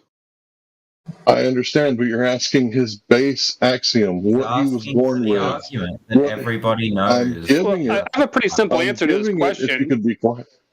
No, but like, guys, it's a very simple thing. He's saying right now, I have the knowledge that the Earth is flat, and I'm just asking, why should anyone believe that? No, that's the knowledge you born with when you were like 5 years old. Let him answer, man. Can you just let him answer? Yeah, go ahead. Okay, so why should anyone believe, Orion, that the Earth is that I know that the Earth is flat? Because there's no evidence that it's curving or conforming to the shape of a sphere. So if there's no evidence that it's round, then it follows that I know that it's flat? You mean spherical, right? Yeah. There's no evidence that it's a ball. You're saying there's like an entailment. You're saying there's an entailment. You're saying there is an entailment from there is no evidence that it's round to I know that it's flat. What's the entailment? I don't see it. I observe it as flat, and I have no evidence for it being a ball. Thus, it is flat. But I don't see the entailment from there's no evidence for. I don't see the entailment from there's no evidence that the Earth is round. To I personally, Murphy's Law, know that it's like flat. But you're saying entailment? Can you define entailment? I don't even know what you're saying.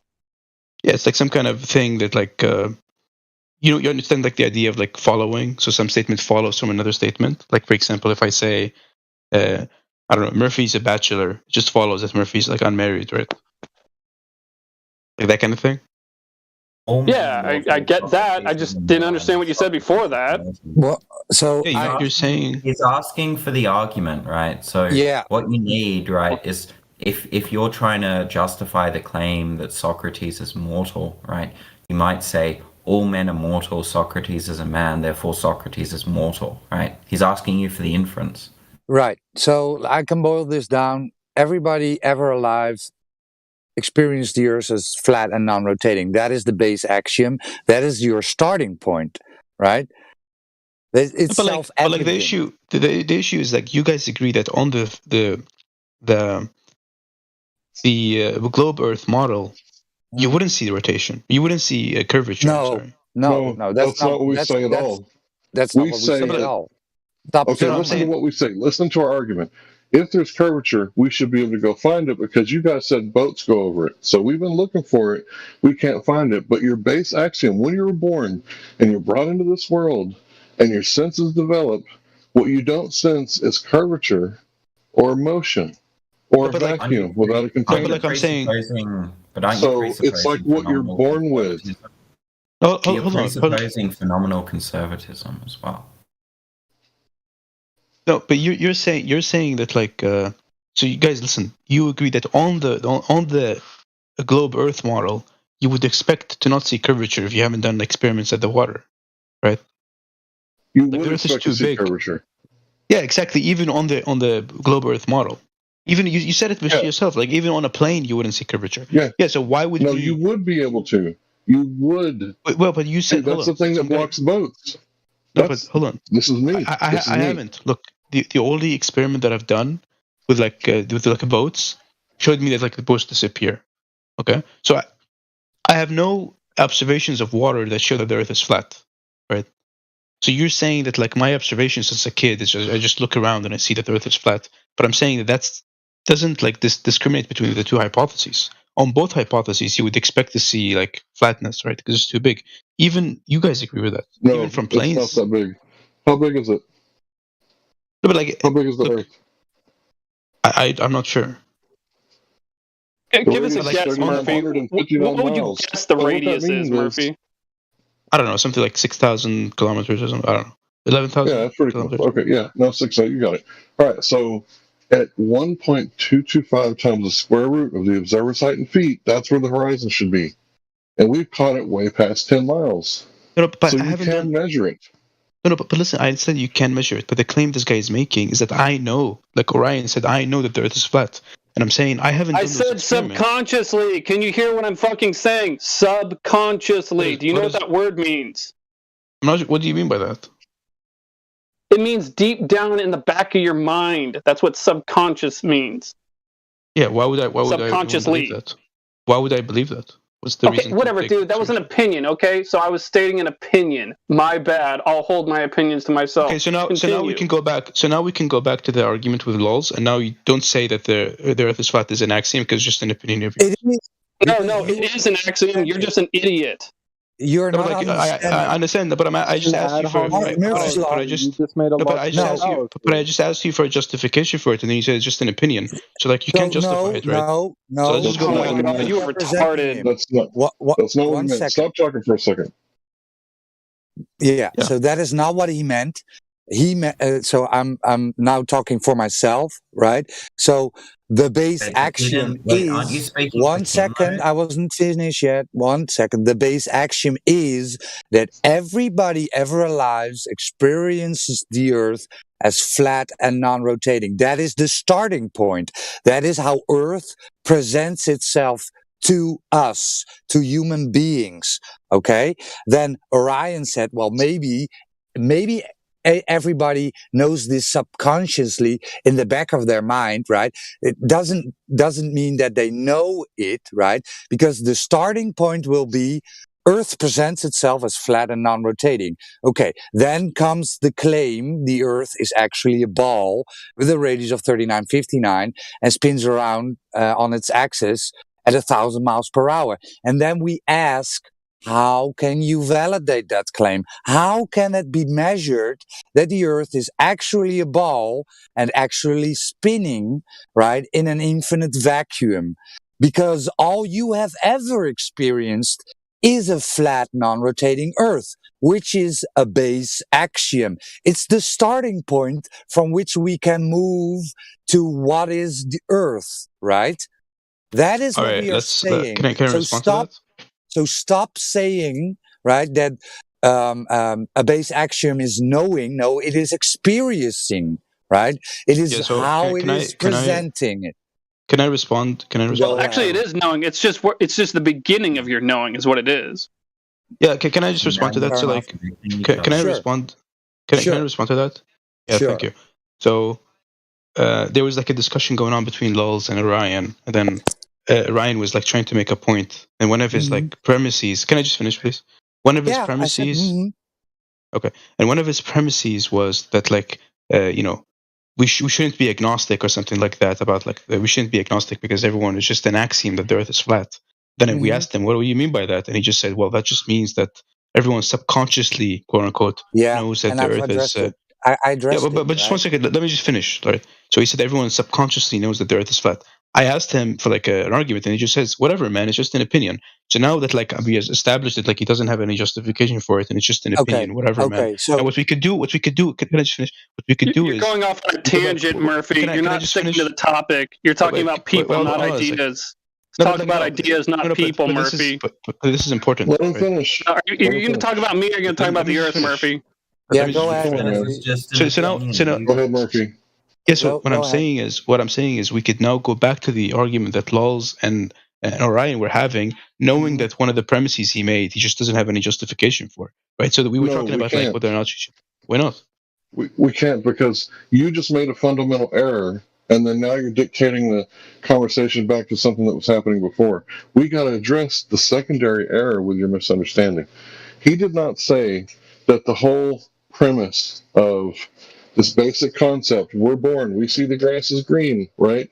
And then we experience droughts, right? And then, sometimes it's brown. Okay, the base axiom was grass is green, because that's what you were born like, right? That's what he was saying. Do you agree that he said... Hold on, sir. This is the important part where I really want you to pay attention. The part where he says you subconsciously know it is the part that was his opinion. Okay? So he's not saying the whole concept, right, is an opinion, just the part that you may know it subconsciously. That's what he said, okay, I'll give you that. Maybe you don't know it subconsciously. But the premise is, grass is green, we're not worried about falling off the edges, we're not worried about experiencing vacuums way up there, or dirt way up there, because all dirt is on the water, right? That's where we find dirt. So new worlds, right, like the old world, new world, right, with the Americas, right, and the old world being like China and Siberia and, Alaska and all that, right? Mm-hmm. Okay, they don't worry about falling off. That's what a new world is. You guys are saying there's dirt in the sky and that we can go there and experience this, but we can't experience it. We're saying that things fall to the ground like when you drop a rock because of density. You guys are saying balls are like following each other in space and like patterns. And these balls of dirt. I'm not saying anything, man. I'm just agnostic.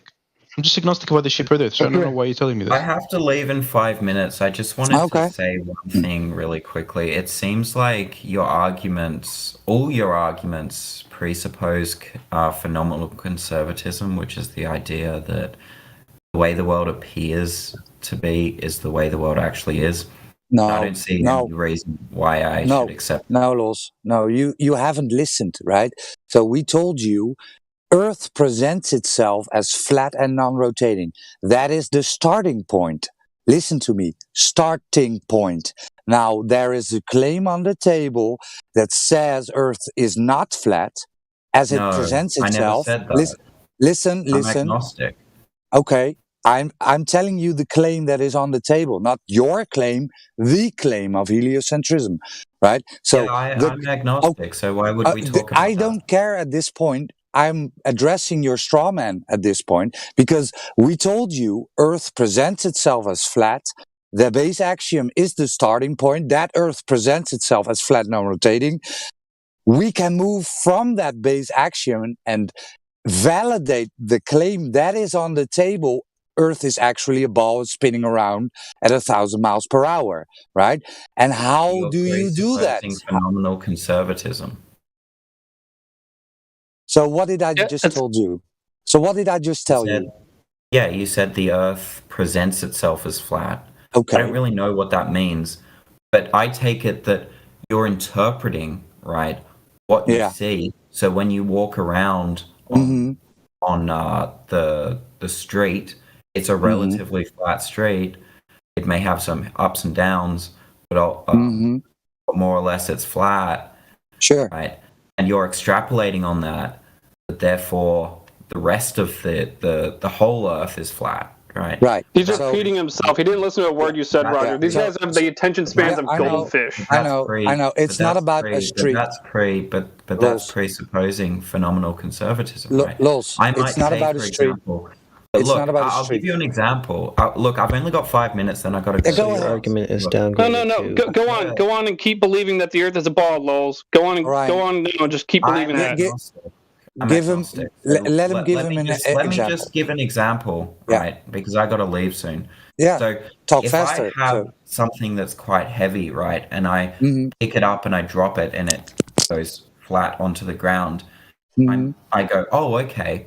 So every single object that I bring up into the air and I drop down is going to fall, right? So I'm assuming that that's going to be the case whenever, right? But lo and behold, when I fly a kite, that's not what happens. Lo and behold, when a helicopter or a plane goes up in the air, that's not or what a helium balloon. Yeah, so I'm saying, sure. yeah, exactly. So I'm saying that when you say that, okay, well, the Earth presents itself as flat, therefore the whole Earth is flat, right? No. That's a faulty inference, right? Because it doesn't really follow. Listen, and then secondly, I don't understand why you're over talking me. So first of all, the conclusion isn't logically necessitated, right? But I'm willing to, steelman you and say maybe you're making an inductive inference, and that's fine. And second of all, you appear to be presupposing phenomenal conservatism, that the way the world appears is the way the world actually is. And I haven't seen an argument for that. Oh, okay. So okay. Before you go, I just want to No. Hold on. You gotta let Roger address what he just said. You can't just interrupt right now. I just want to let you know that Laws is an expert on that topic. So sure. Well, cool. Excellent. So, Lols, when we're talking about the Earth presents itself as flat, non-rotating, we are not talking about a street, right? We are talking about the water, right? You experience water as flat and level when it's in your glass, in your bathtub, in your swimming pool, in a small lake, big lake, sea, or ocean. To you, the water will always look flat and level, right? To you, the world does not spin. You do not feel it. You do not experience it. So yes, the base axiom will still be Earth presents itself as flat, non-rotating. When we talk about dropping things, right, we can observe when we drop stuff that it falls, and when we drop a helium balloon, it goes up, right? So not everything falls down. That is what we say, right? This is what we say. Not everything drops down, but you do not have any example of Earth not presenting itself as flat and non-rotating. Because of that, that is why we say Earth. The base axiom is Earth presents itself as flat and non-rotating. Okay, until you have an experience or an observation where you can say, "Well, here you go. This is something that doesn't conform to the base axiom." Well, we can talk about that, but point remains. Everybody ever alive on Earth experiences the Earth as flat and non-rotating, specifically when we're looking at water, right? Not to a street or to a mountain, because of course the Earth has topography. Sorry for my English.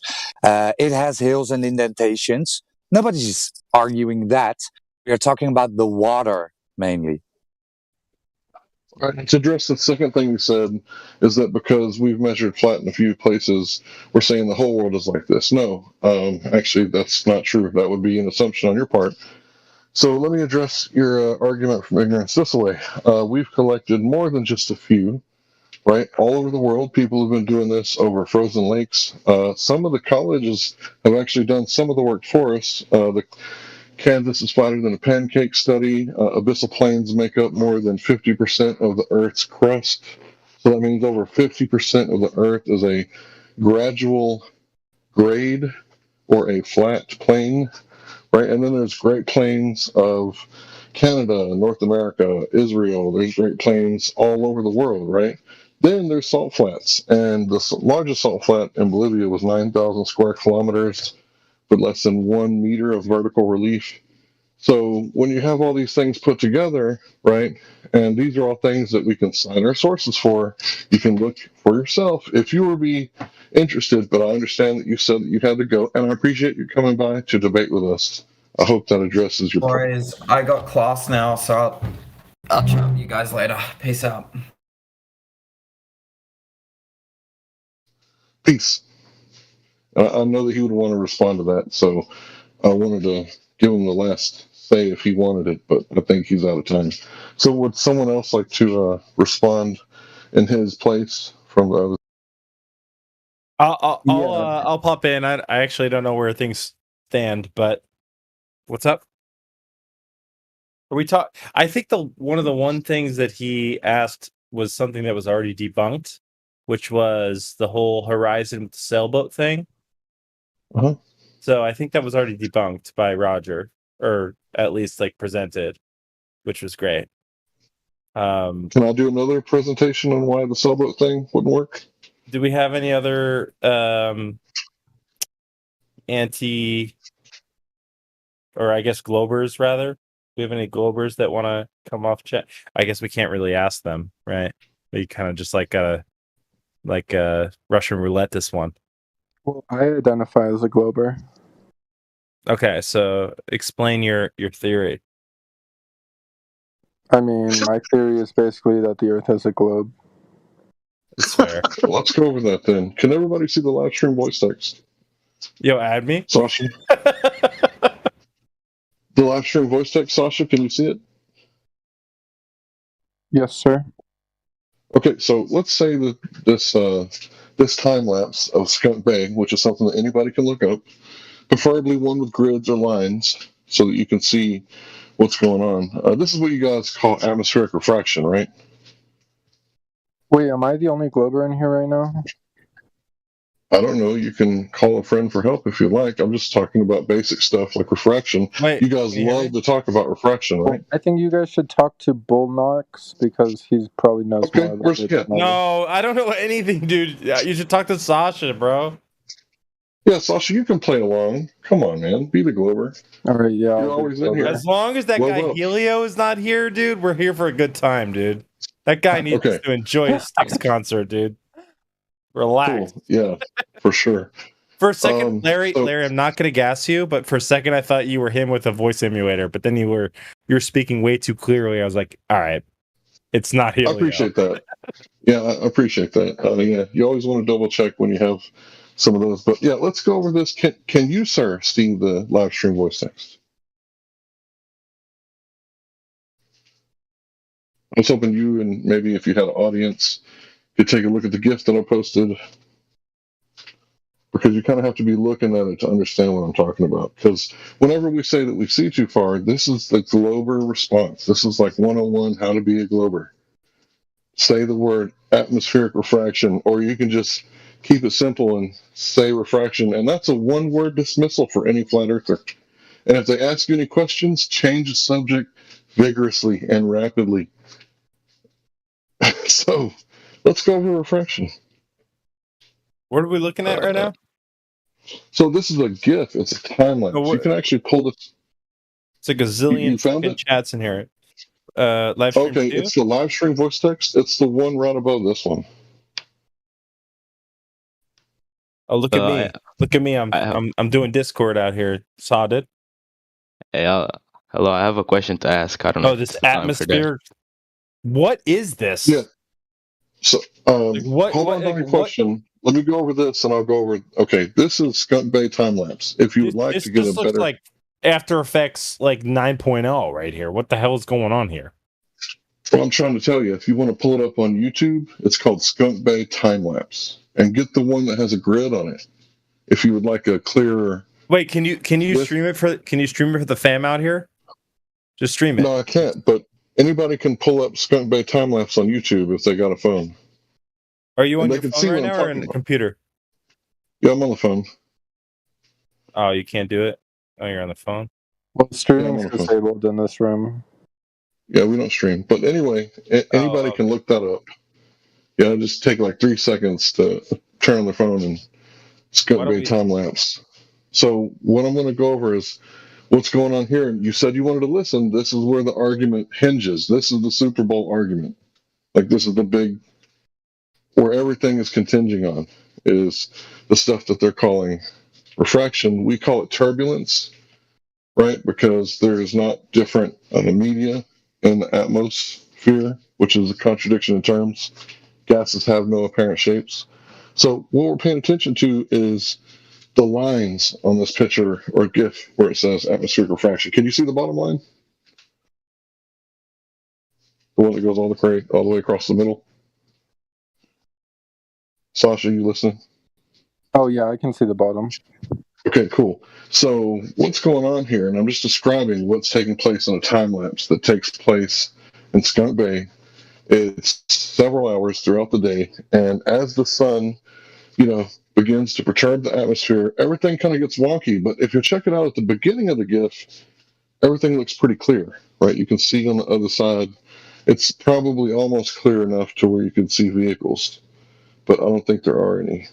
So my point is that when you see the sun perturb the atmosphere, what it looks like is happening, it looks like that little bay over there is appearing from the bottom up, because you can see the blue. Hang on just a second. Yeah, you can see the blue, which is the water, go up over that line, and it looks like they're flooding over there, but that's only what it looks like. So what's actually happening is that the sun is perturbing the atmosphere, causing turbulence, right? So this is where we get like things like the different types of, things that people see, like mirages and stuff like this.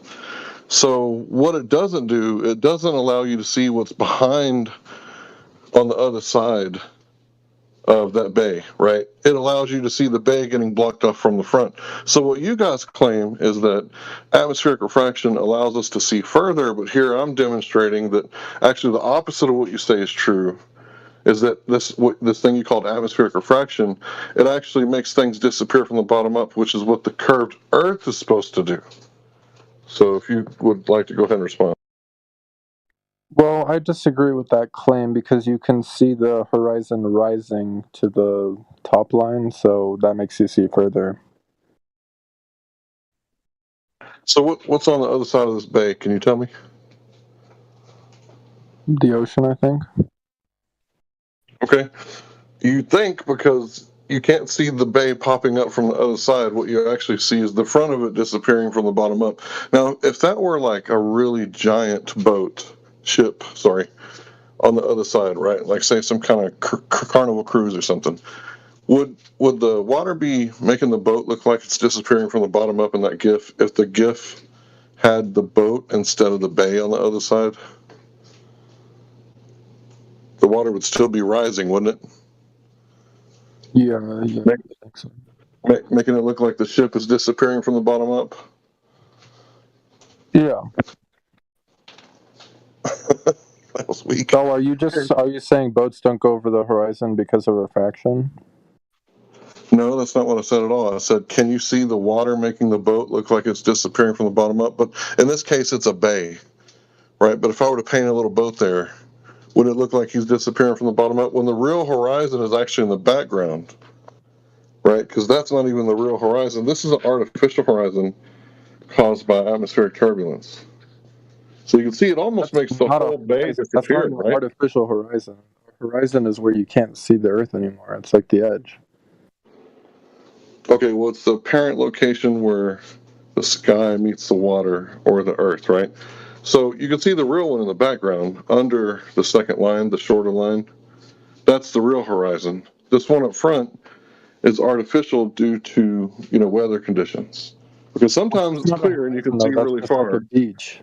That's just where the water meets the sand. This is the worst GIF for an argument. Period. End of story. Can we have another one for flat Earth? This is really bad. You can go to YouTube and view it at like 1080p or something. If you were just to hit Alt Tab, open up E. Do we have another? Like I like the images with arguments. I don't like people like throwing statistics. Like at least. I haven't spoken about statistics. I don't want to hear. I like imagery, GIFs, whatever.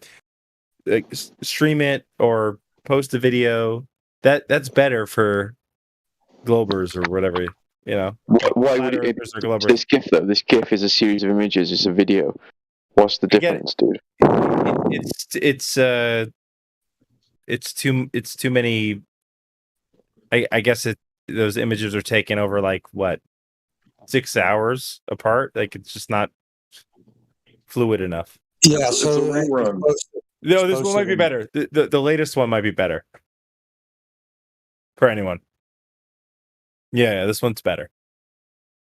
Looks like we have a great here. I went and pulled it up. I should have, cited my source, but I don't know. Should I stream, or we're not allowed to stream in here, or should I stream this for people? You can stream it for ACGI. That's why you don't like it. What's that?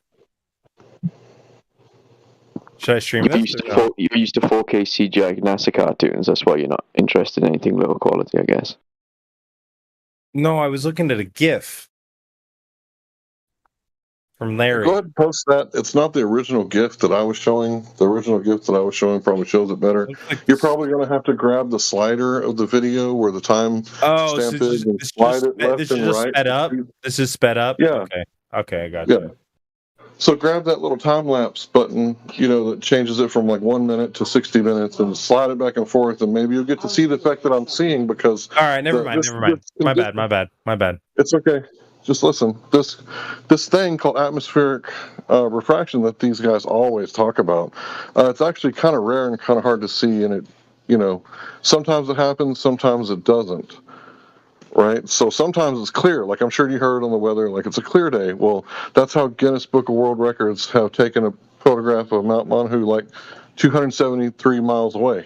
Because it was a clear day, they could see 273 miles, and that mountain should have been under a mile of curvature. If it wasn't a clear day, like a little bit of fog, maybe some rain, and think about it, 273 miles, like that's almost 300 miles.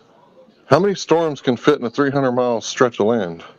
So it was clear all the way, and he saw it and got the shot. And he wasn't even a flat earther. He was just a guy trying to do long-distance photography. So this is stuff that you can look up. This is Guinness Book of World Records. I think he's been beat by someone recently. But, yeah.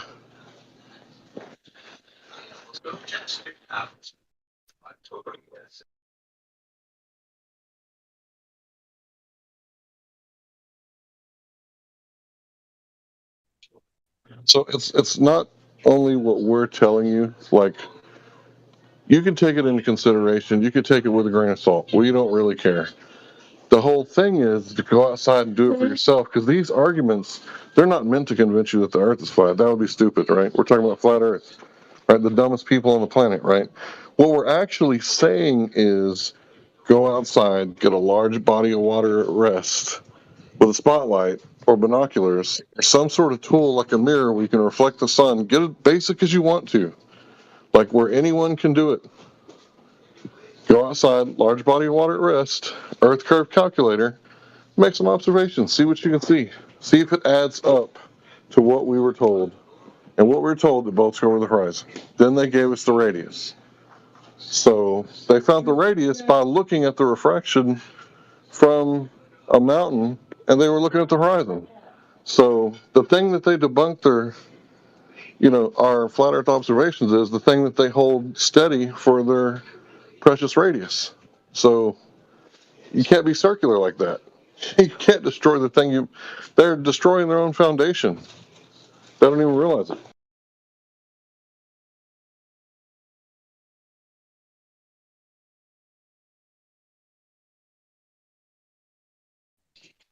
By the way, that was when a glober says refraction, they automatically debunk Al-Biruni.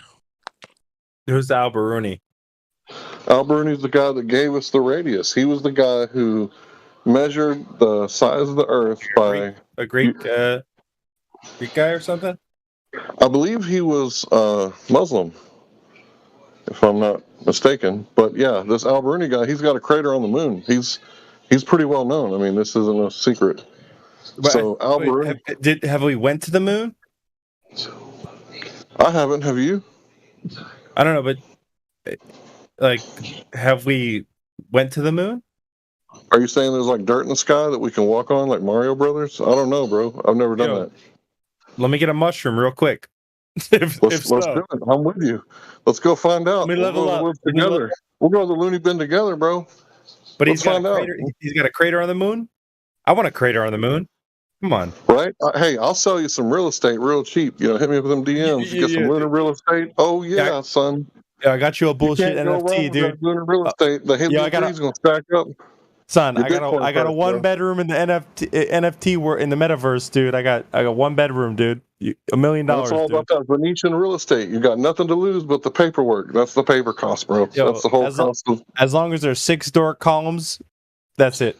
We're good to go. I'm telling you, there's dirt and space. But literally, you can go right now on the internet and buy lunar real estate. I can't sell it to you because it's illegal for me to do it, but they can. But seriously, you can go buy You couldn't even sell it if you tried, bro. Yeah, for real, I can't. It's illegal. It's international law. You can't sell lunar real estate. Only they can. Here's the deal. I got some prime dirt right outside my lot. I'll sell you it for $1. You can live next to me. Dude, you can actually on my property. I'll give it to you for $1. You can live on my property. How about that? I've got a subprime loan I can give you. Oh, no, I'm good. I want no loans. Triple B's? Triple B's? Go, send me. Triple B, bro. Send me, baby. All right, so for me, it's like one of those things to where like you can buy like a square meter of land in Scotland, and they'll call you like some royal name or something. Yeah, that's a forget thing. what it is. That's a thing. That's a thing. You can call yourself a king in Scotland. My friend is actually a king in Germany in like a small town, and like as long as no one can shoot this wooden bird, like he has to go back every year, and if someone beats him at shooting this wooden bird, then he's like they're the king of the town. But like for like 9 years straight, he's been popping this fucking wooden bird, dude.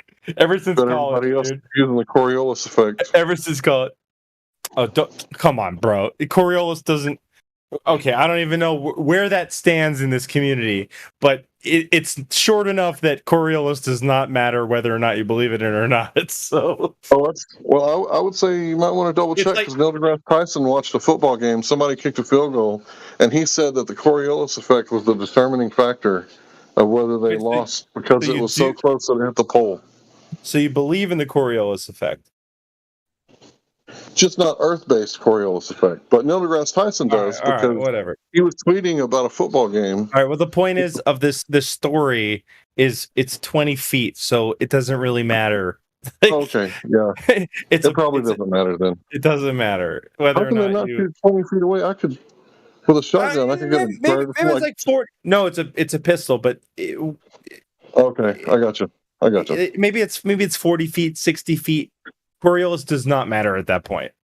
All right, so here's another bunch thing. Of drunk Germans with fucking lederhosens on and a fucking Das Boot in their hand. Like it doesn't matter, dude.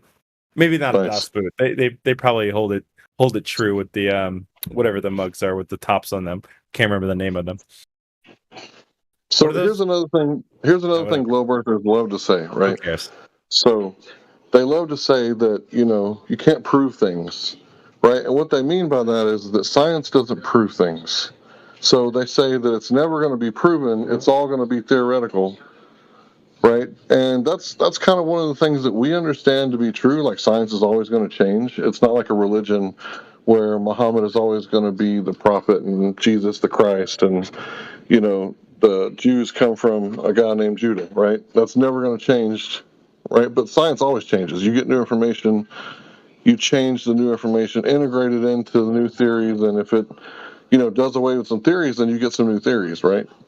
Or new experiments, right? Better experiments. So the thing is that they're saying they can't know anything, and they don't like the scientific method. They call it quantum eraser's scientific method, like he invented it.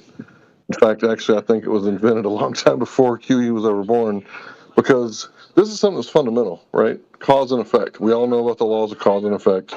If you see water boiling and you go, hey, I got a hypothesis, maybe the heat's causing that water to boil, right? And then you go check it out, like you add heat to it and it boils, you take away the heat, stops boiling, like you proved it with the scientific method that heat causes water to boil. Now, science has never settled, so at any time somebody can say, hey, I got an experiment, low gas pressure also causes water to boil at low heat. Like, okay, so things are always changing, right? Everything's fluid when it comes to science because new information dictates new knowledge. Okay, so they call this thing science, right? Because we gain knowledge from doing experiments. So when it comes to cosmology, astronomy, and theoretical astrophysics, you can't manipulate space, bro. You're here on ground. So all you can do is look up and tell stories.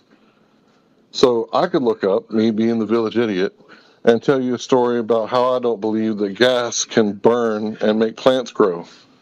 Right? I could say I think it's more electromagnetic, but what do I know? I'm an idiot. Right? So the guy with the PhD after his name, he could. Conspiracies out here? No, I'm just telling you what people believe. So if you're a heliocentric believer, right, then you believe that gas is burning in space. What's heliocentric? What is it? What's a heliocentric believer? I'm not familiar with it's a person that thinks that the Earth is a sphere, and in the solar system, the sun is the largest thing, and all the bodies in the solar system go around it. I think it's more that the Earth could be flat, but it's heliocentric, right? It's around the Earth, right? Or around the sun, rather. So like the Earth could be flat and moving around the sun. Could also be the same as the Earth is a sphere and moving around the sun. That's what heliocentric means. No, I don't think so. Okay, so they can both be true. They can both be true. So this isn't heliocentric. Hold on, listen. Heliocentric means the Earth can be flat and move around the sun, and it could also be sphere and move around the sun. I'm just saying. No, it doesn't. Yes. Heliocentric. Sun is the center. Period. Right. So the Earth, whatever that minuscule piece of shit is, could be flat or sphere or square or cube or whatever. Minuscule piece of shit. Speak for yourself, man. Yo, that sun. Yo, give me that. Give me that vitamin C. I get what you're saying. No, I'm just saying. I'm just being technical here for no reason. I'm just like giving you flack. It's okay. I just want to agree with you. It's not an AK-47 where you could take parts off of another and put it in and go bang. Right? You can't mix the models, right? Because it wouldn't make any sense. The gravity would squash the flat Earth into a little ball if it were real, but we have a different understanding of gravity, right? So when you mix the models, it makes us look like idiots, because if you think that that's what we think is going on, and we should probably lead with this, we don't think the Earth is flying through space. It's not moving. It's the bottom of the universe. In fact, there's probably a basement where you can, dig out under solid rock. Deep underground military bases probably exist. They probably existed for a long time. Well, if that's the case, I want to. Guess who's back, Bullnox? Helio, what's up, baby? Guess who's back? Me. Let's go, baby. No, they cannot mean the same thing. You can't just say heliocentrism and listen. All I'm saying is, no. I heard what you said. God damn it! I heard. I'm trying to play poker in that deep room. You're just playing. You don't have a good poker face, bro. Though that's what I'm saying. Oh my God! I don't want to talk to Helio again if he's going to attack me. That's why I came back in, because you don't want to talk to me. There's a new person in here called Joels. Joels, do you believe that the Earth is a spinning ball in the vacuum of space? I want to talk to Jimmy freaking 5 minutes with Joels. Because finally, Joels. All right, Joels has been trying to talk for forever. The reason that the difference. Shut the hell up! I love you. No. I'm not going to shut the fuck up. I'll shut everybody fucking else up if you tell me to shut the fuck up again. If you tell me to shut up, I'm going to shut everybody else up. Go ahead.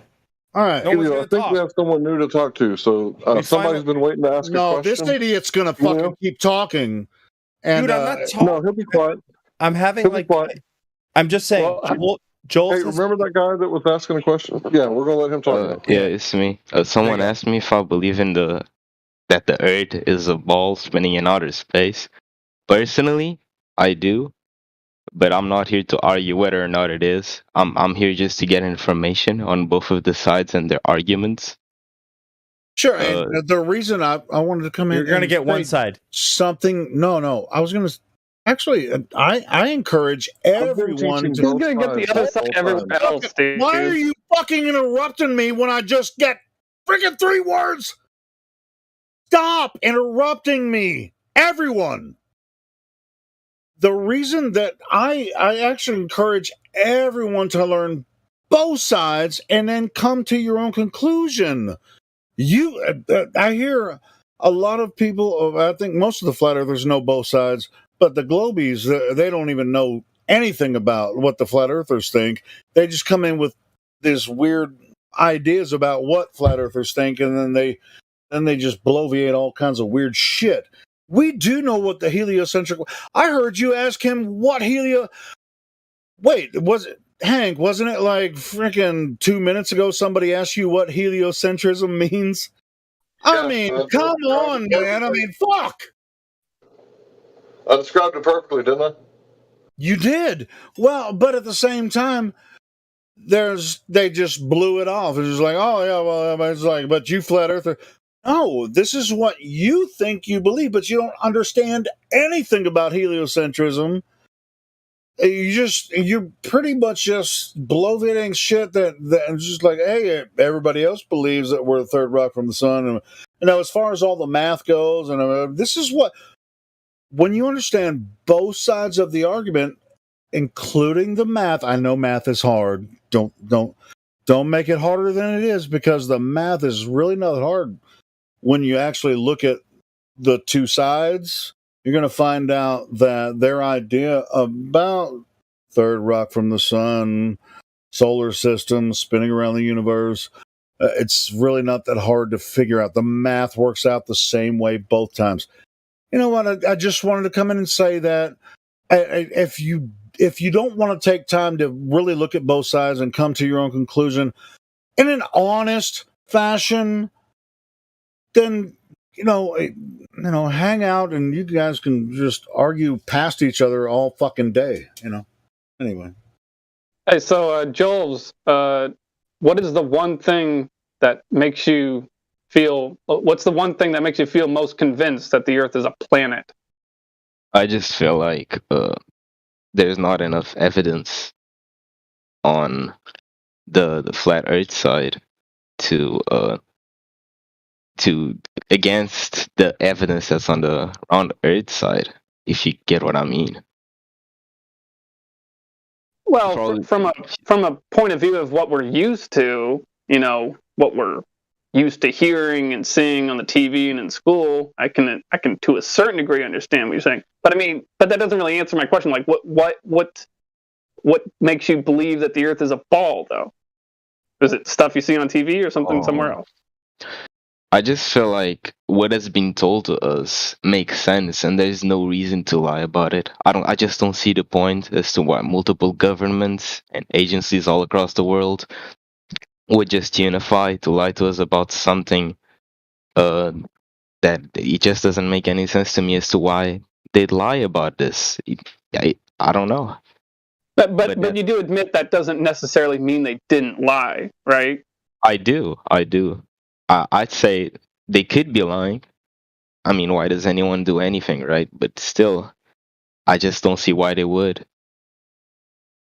Well, here, I'm going to ask you 3 questions. It's finding the answers to these 3 questions or not finding the answers to these 3 questions that will help you know for sure whether you're on a spinning ball in the vacuum of space or not. So do you know of any time that anyone's ever measured the curvature of the Earth directly and the method of how they did that? Where and when? I'm sorry, can you ask that again? I was distracted. Do you know of any time in the past when anyone's measured the curvature of the Earth directly, like an arc segment of the curvature of the Earth? No, I don't think so, no. It's all right. Do you know of any time that anyone's ever proven it to be spinning, measured axial rotation of the Earth? I don't think so as well. I'm very uneducated about the topic. That's why I'm here. Yeah, that's all right. It's a good place to learn. So, do you know of any time that anyone's ever demonstrated gas pressure without a container due to gravity? Like, take, for instance, the 36 pounds per square inch around the rim of a car without the tire due to gravity. Do you know of anyone ever doing that? No, I don't. All right. Good to know.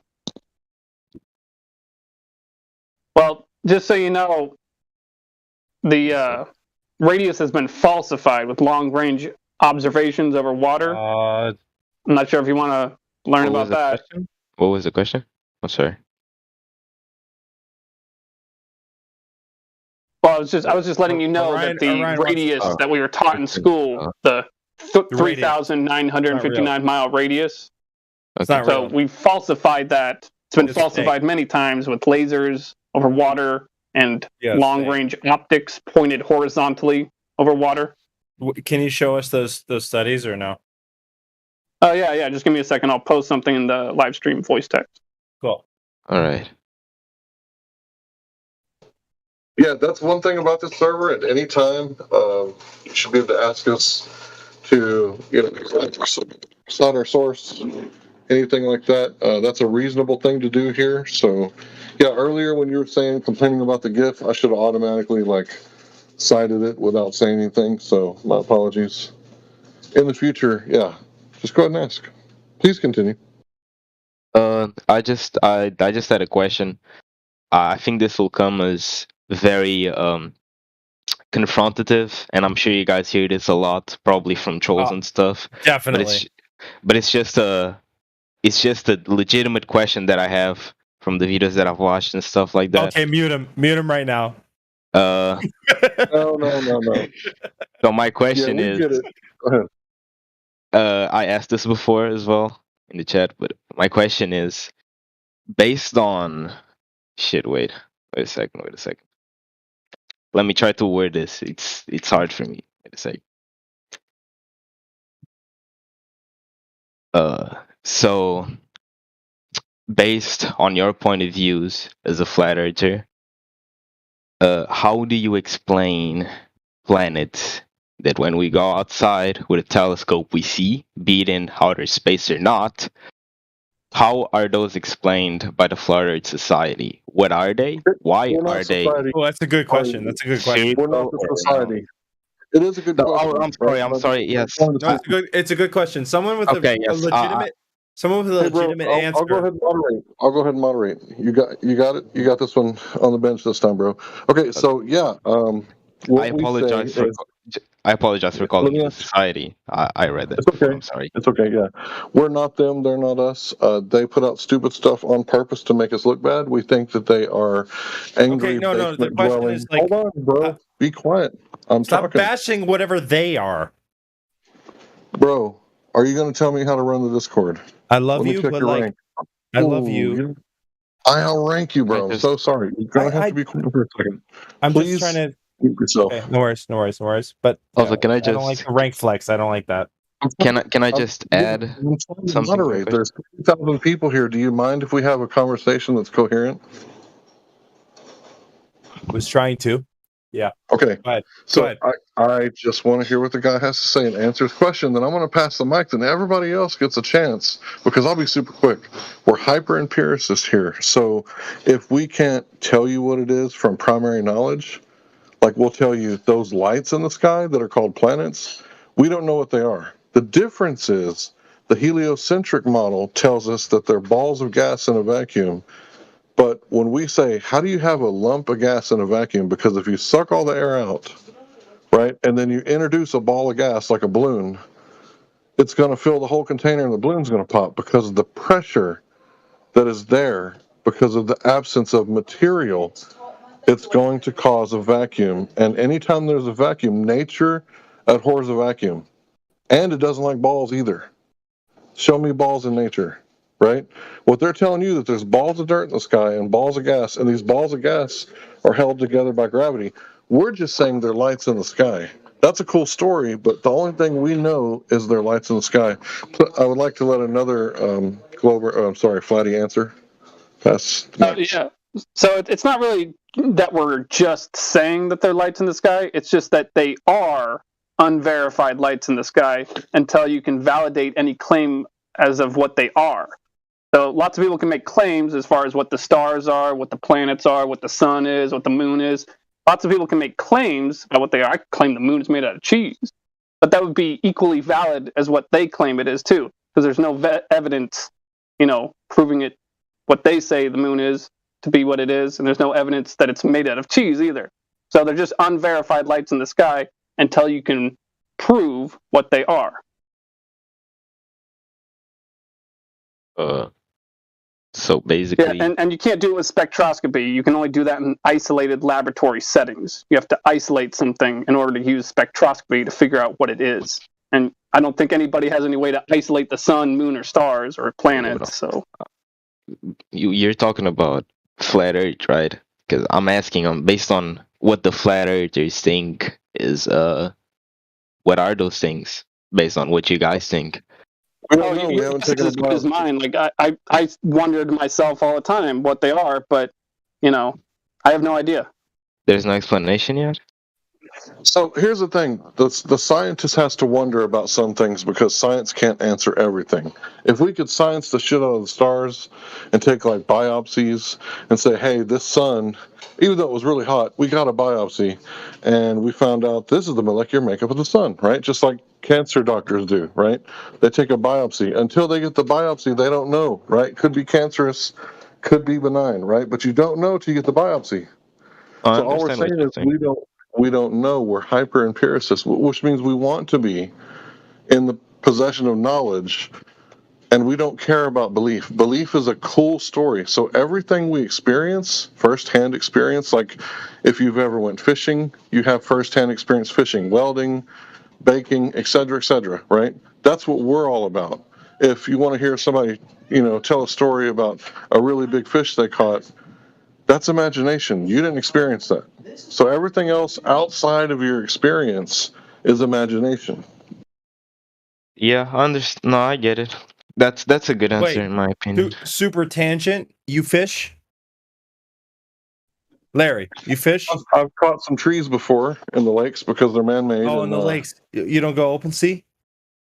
No, I haven't been yet. I'm supposed to go this year. Oh, dude, that's where the unknown is. Like, if we're talking about what we know about the Earth right now, what I'll tell you, what down beneath, outside of the lake, where every species that's in there, bro, you never know what you're gonna pull up. I'll tell you that much. I've seen pretty things come out of the motion. I gotta hand it to you there. We go like 60 miles out.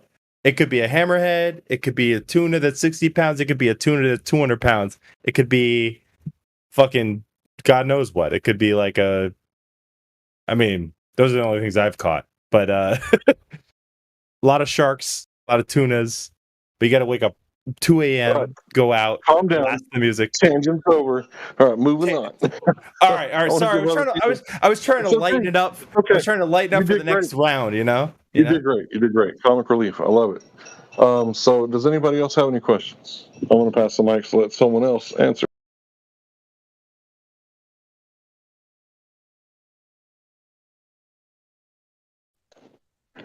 Okay, since nobody's got any questions, so we're talking about the known and the unknown, right? So if I claim that I have 10 toes, you don't know it till you fly out to Dallas, I pick you up, you get some gloves on, and you do like an eye-hand examination, not just with your eyes, because what if my children are like really, high-tech engineers and the prosthetics that one child creates is only perfected by the art that my Hollywood artist other child can create to make it look real with hair and everything, scars that you can't tell just by looking, right? So you would have to like feel my feet, touch my toes, feel the blood, feel the warmth, feel the tendons, and at that point you know how many toes I have. Just by looking, you can't tell. So 2 or more confirmations is the way we like to do things around here. Just by looking at something in the sky, like we've seen, so-called deep space photos. Like, how do we know that that's a gas cloud? And they say blue shift and red shift. How do we know that's not some sort of plasma cloud? Because what does plasma do? Plasma lights up, right? So if we see lights in the sky, some people might, say that looks like gas burning, right? Well, gas burning is plasma. So we don't know what they're talking about because, that doesn't usually make like plants grow. Burn some gas around your crops, like some propane or something, and see if it helps the plants grow. So that's what they say. Would carbon dioxide be produced from that? Maybe it would help the plants grow.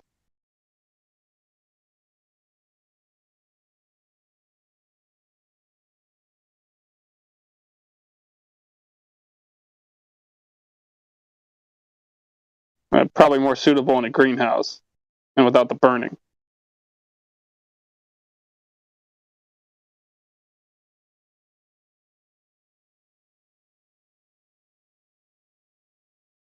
I mean, maybe it would help it grow, but it wouldn't be because of like the light, right? So basically, what I'm saying is we don't know what the sun is, right? They tell us it's a lump of gas in a vacuum, hydrogen and helium, and something about fusion. So how would you verify that? Like, so to the new guy who's asking questions, like if you wanted to verify their claim, they say that they're pointing stuff at it and they can tell what it's made out of by looking at it. They have special equipment, right? That's what they say. But I say, how do we know they're not picking up the hydrogen and the helium that's in the upper layers of the gas? Because where does hydrogen and helium go naturally? To the top. So they're saying the sun's made of that. How do they know that's not interfering? Can we eliminate that variable to see if they're correct? Can we remove all the helium and hydrogen from the upper atmosphere, so-called? So we can't. So you can't do science in space. Like, they say that the moon's gravity is causing the tides. Can we stop the moon's gravity long enough to see if the tides stop? No. So what if I had a theory that maybe, just maybe, there's a lot of magnetic rocks on the dark side of the moon, and that's what actually makes the tides go. How do I prove it? Well, I can't. Both are equally as scientific. Not at all scientific. So you've heard one a million times since you were 5 years old, and you heard this new one, and you're going to have bias, like everybody else, like I have bias. It's called anchor bias. The first thing you came across, so it's what you're going to go with, right? It's what you think you've experienced because you've seen it on TV. The thing is, the TV is the greatest weapon ever invented because it makes you have experiences that you can't experience otherwise. So imagine if I could take it back, 600 years ago to the Native Americans. I would have them believe in whatever I wanted them to believe. And the thing is, humans haven't changed that much in 600 years. So they believe what they see, right? And only educated people know that, what they see on TV isn't necessarily real. So you've seen 1,000 space movies. Have you ever seen a man walk on dirt in the sky? You ever seen him land on dirt in the sky? You ever experienced anything like the globe picture that when I say Earth, you picture the blue marble floating in space? You've never experienced any of that. Because our base axiom is dirt between our toes. Where's the edge? I don't know, somewhere way over there. Does it look like it's curving? No, it looks like the distance that we see changes throughout the day based on conditions of the weather. It has nothing to do with a edge of the earth because of geometry, because a hard curve, like a pregnant lady's belly, she can't see her toenails because the curve, the geometric shape of her stomach won't allow it. And no matter how much she's in the steam room or refraction's going on, she's not going to be able to see her toes because they're on the other side of her belly.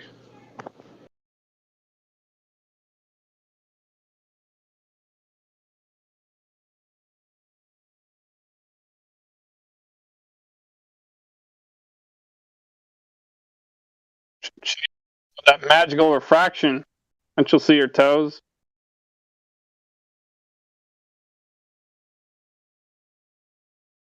Not if she's carrying my son. So, the thing about refraction is it's a word that actually happens, right? Refraction actually happens when you look at a fish below the water, but the amount of density between the water and the gas above it that we're breathing in and out of our lungs is a huge difference. So when that happens, light will change direction and things will appear to be where they're not actually at, just like the sun, moon, and stars. When we're looking up through the different layers, but see, we're looking across one layer, the bottom layer, when we make these observations. And we think that, this is the best way to do it so far. If anybody has a different idea, like some people use lasers, some people use mirrors to reflect the light, some people use spotlights, some people like to use high-tech and expensive cameras, or the cheaper folks might use a telescope or a secondary object for their phone or something. But yeah, you can do it for next to no money. You need to go to the ocean and get some vitamin D anyway.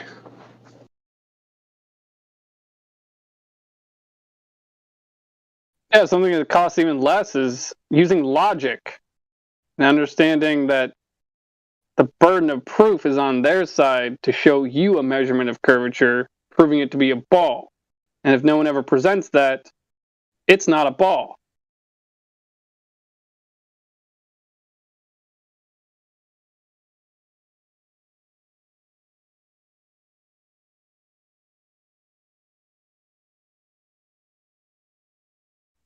I mean, they can say whatever they want to say, but it's like, how do you verify it? Like, if they say the Earth is a sphere, then we should be able to verify it. I went out to the ocean myself and was not capable of seeing the 66 feet of curvature that I should have saw, given the exact location, height, elevation that I was looking at 10 miles away. I didn't see it. So I tried several times. I was there for like 2.5 days, and anytime I got in the water, like, I couldn't make that observation.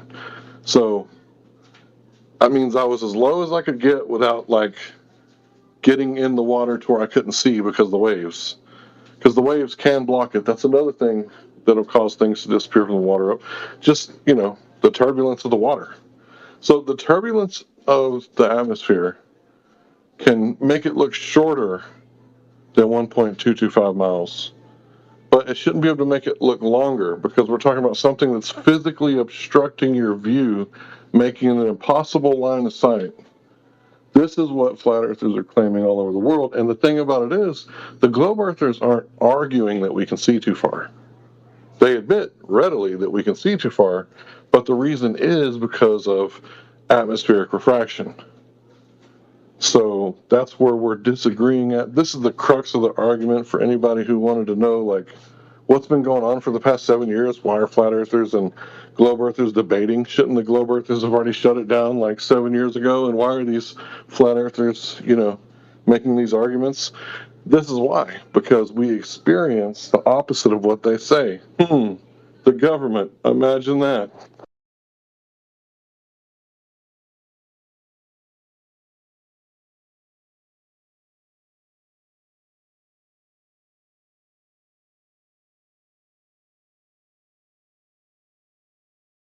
Flat Earth truth.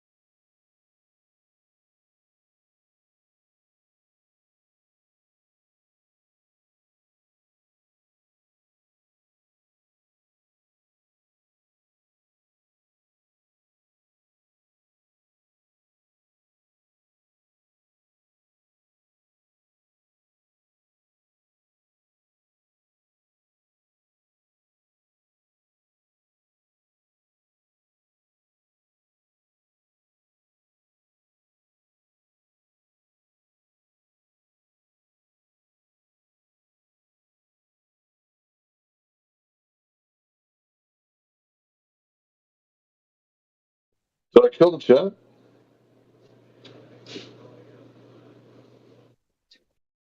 It's just late.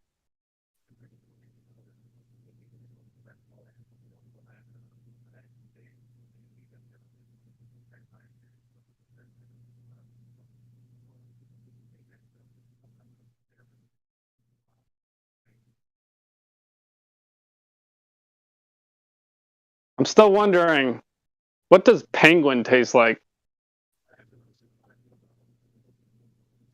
I mean, we know global warming isn't going to kill those things. Chocolate. Penguin's a chocolate bar in Britain. Do you have them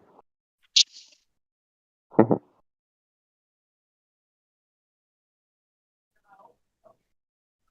I bet they taste like fish. They eat a lot of fish. I bet they're like shark or something. There's this one rare kind of fish that I've eaten called a Norwegian wolffish. It's a really ugly, weird-looking thing, but very delicious. And it tastes almost exactly like crab. And I think it's because they eat almost just crabs.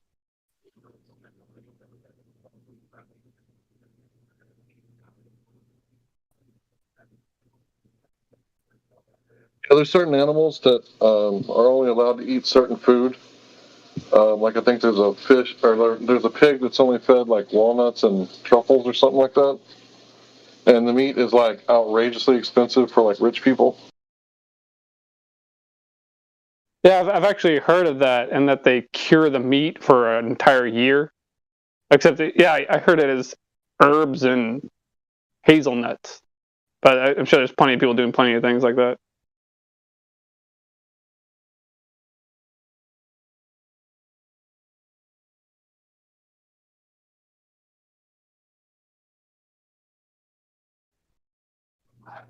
Yeah, there's lots of recipes. You know, chemistry is probably the coolest thing ever, because what you can mix with what and get what.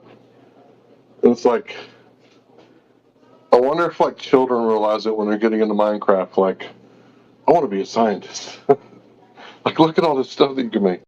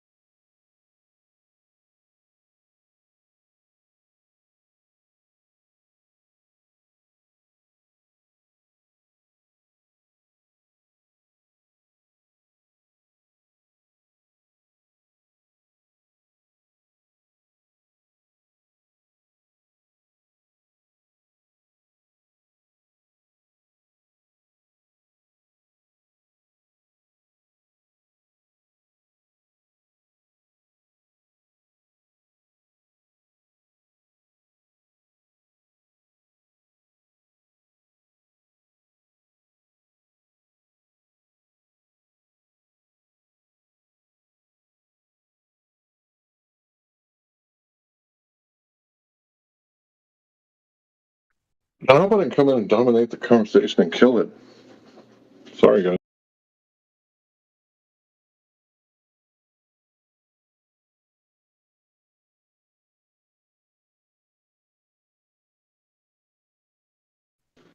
Helio, come back. You can blame it all on me.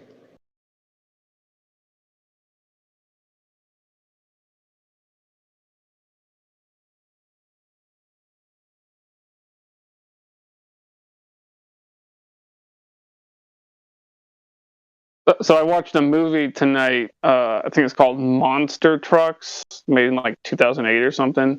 And about halfway through the movie, I just thought to myself, because it's a movie about like creatures and some odd adventure and something more like a kids movie sort of, but like kind of interesting enough that I was continued to watch it. Thomas Lennon was in it, who's an actor I really like, so I kind of kept watching it because of him. But anyway, as I was like halfway through the movie, I was just thinking to myself, wow, that's amazing. I haven't seen a single globe, like not even in the intro, just because, it's Paramount, not Universal Studios, And like I was just thinking to myself, because these monsters, they come from down under from an oil well. Like they're drilling for oil in the Midwest of the United States, and they drill down. They find some underwater ocean next to the oil, and they find some monsters crawling up from it and everything. But it's like no vacuum of space here, and no like shots of the spinning ball from CGI 1, CGI 2, or whatever, it's like kind of refreshing. Well, they were just kind of normies and made a movie and told a story without propagandizing the fuck out of your children, huh? I mean, the monsters are fictional. The ecosystem below, there's no evidence of that in real life. But at least I didn't have to like show any spinning ball in the beginning or end or in the middle, or no alien spaceships or whatever.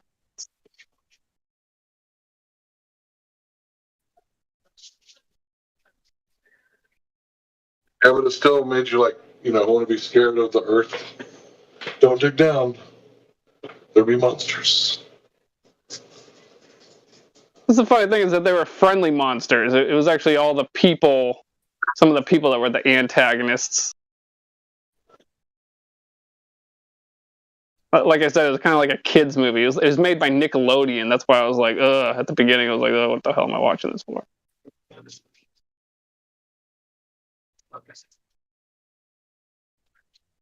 That's the whole life. Not the whole life together. Done life.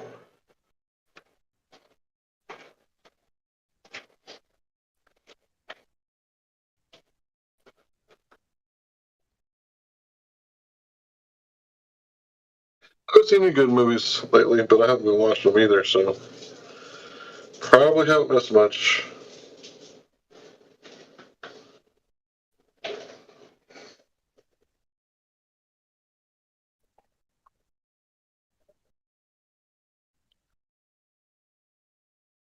The thing I watch is like fights, and usually, I might get a chance to squeeze in like a 15, 25-minute fight here and there.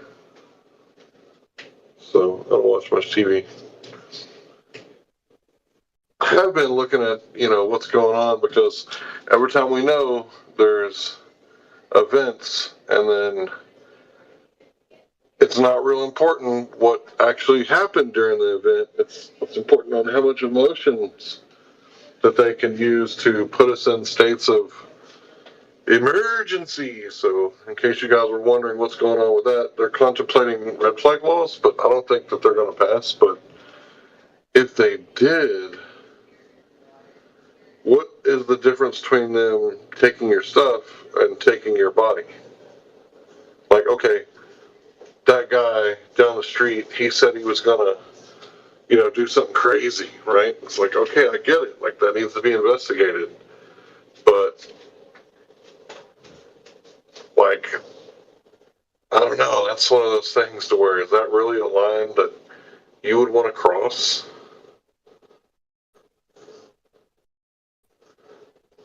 It's not easy. I'll give you that. It's not easy, but for me it is. Like, it's obvious that, people in the past who, disarmed their population, why aren't they worried about places like, Chicago and like Baltimore? When those shootings happen, they don't care, right?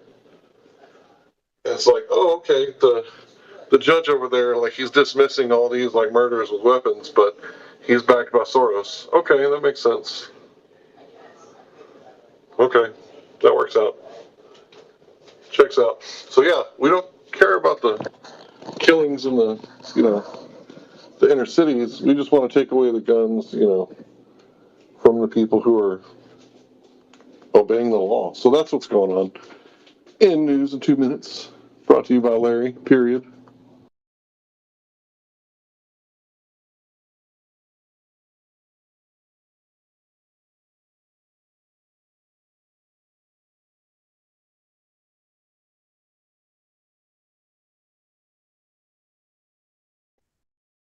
If it's just Larry, why are you saying the period?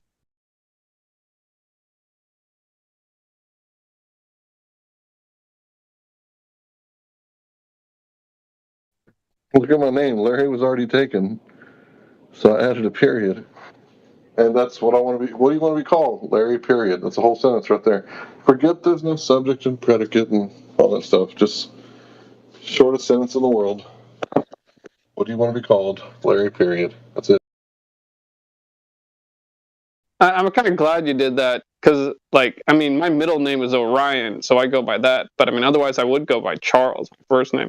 And I kind of wish, like, I think it'd be cool if, like, one day in the future, if everyone did that, they just went by their first name or their middle name or their last name, whichever one sounds best, whatever.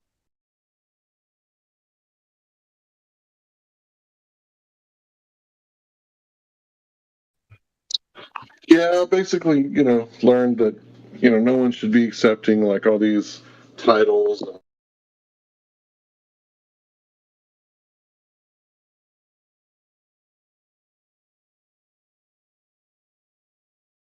Sorry about that. I basically figured out that we're not supposed to accept, like, all these lovely titles and stuff like that people want to give us, like, oh, you're a good person, you're a Republican, you have Alzheimer's, you have dementia. It's like, fuck your bullshit. You people are a bunch of label machines. So, I mean, if anybody were to ask, like, what are you? It's like, I'm just a man. Like, what else could I be? Just a man. But, aren't you, like, in this box or that box? Like, don't you, like, fit in these boxes? It's like, no, I got, big feet and a big head and a big body, and I don't usually fit in, most clothing that's one size fits all. I'm not going to fit in your one size fits all box neither.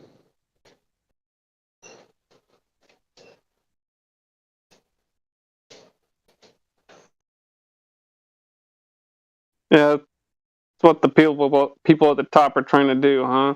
Fit us into a box.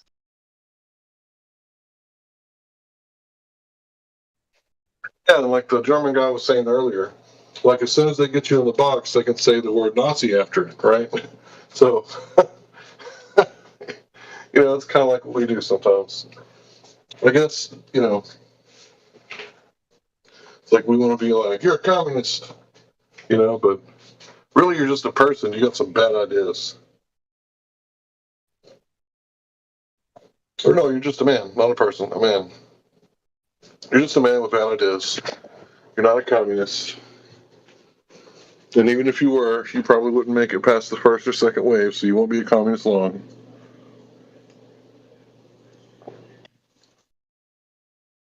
So I don't remember which one of the founding fathers of this country, the United States, said it, but one of them had a famous quote of saying something along the lines of, at the beginning of a revolution or whatever, or at the beginning of something big, at first it requires a lot of courage and a lot of hard work, and you have to be very brave and smart in order to do good things to like further a cause or something like that, or whatever, to try and achieve freedom or whatever is what they were talking about, trying to break free from Great Britain or whatever.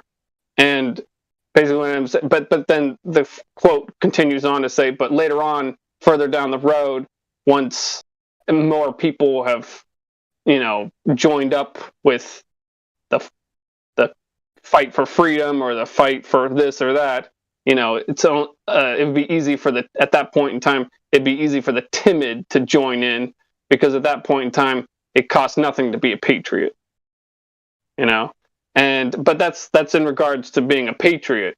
But I think the same kind of concept applies to flat Earth. I think that only the really smart and, I guess, brave, I don't know, really just smart. I'm not sure if bravery has much to do with it. I think it's just smartness or the lack of it. Only the really smart are very, easily understanding and able to get the truth and understand the truth and comprehend the truth and openly acknowledge the truth in regards to the Earth being flat. I think that only the really smart do that earlier on. I think after a period of time, if more people openly acknowledge it, I think that only the timid will acknowledge the Earth is flat and stationary, after like 25% of the general populace does. I think that once we get past 25% in the future, and I think that may happen, but if we ever get to that point, like once we're at 25%, everyone else that openly acknowledges the Earth is flat and stationary after that, like those people are just, they're just going along with the crowd. Like, I mean, at that point in time, it's like, I'm just saying.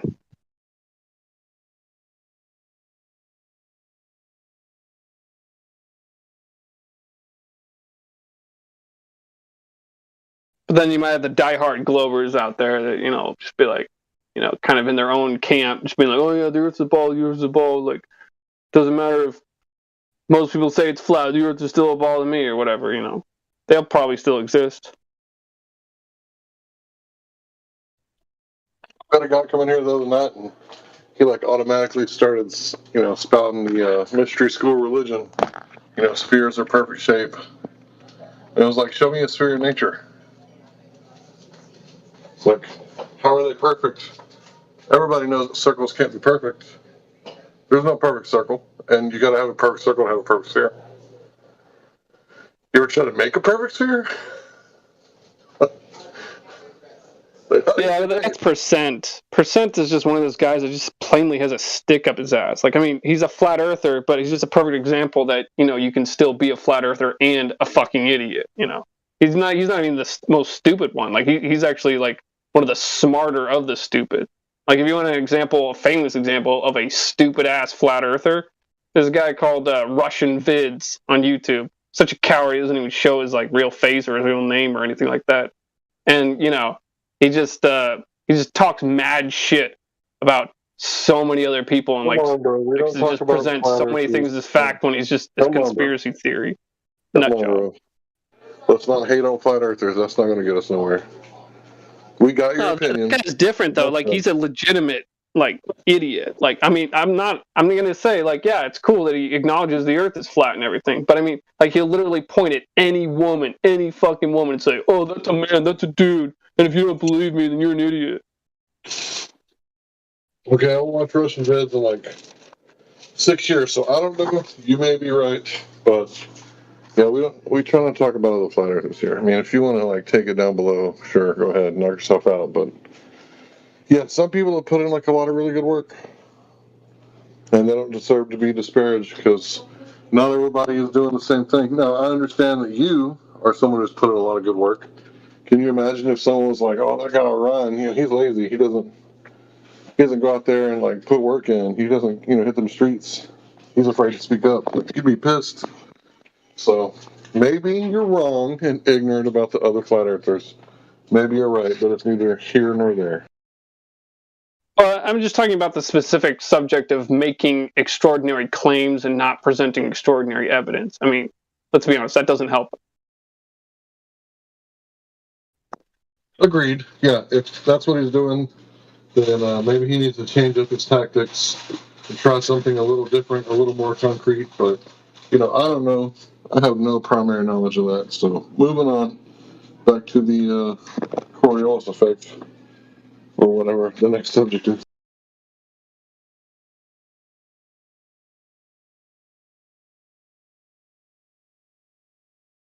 Up next on All My Balls, Larry's going to talk about that number with 120 zeros again.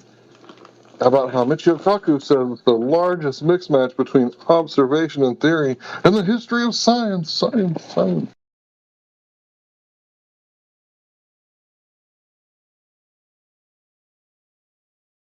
Could you repeat that, please, Matt? What? What'd you say? Could you repeat that, please, Matt? I joined a little bit late, and I'll have to hear it again. Oh, you're cutting out. I couldn't hear you. I'd like to hear what you said before. Sorry, I joined a little bit late. Yeah, we were talking about science and geometry. Oh, yeah. That's not my strong field, mate. I left that in year 10, eh? I'll butt out of this one. What does interest you about this topic? Which topic? The shape of the Earth being flatter, being an object that floats through space, or is it around it? What interests me? I mean, there's a fair few valid points on either side, but I don't know. Can you share with us the valid points? Wait, hold on. You said there's been a few valid points on either side, but if it's flat, wouldn't that mean the points on the other side are invalid? And if it's a ball, wouldn't that mean the points on the other side are invalid? I mean, how can you have valid points on both sides? Wouldn't one side have to have valid points and one side have to have invalid points? No.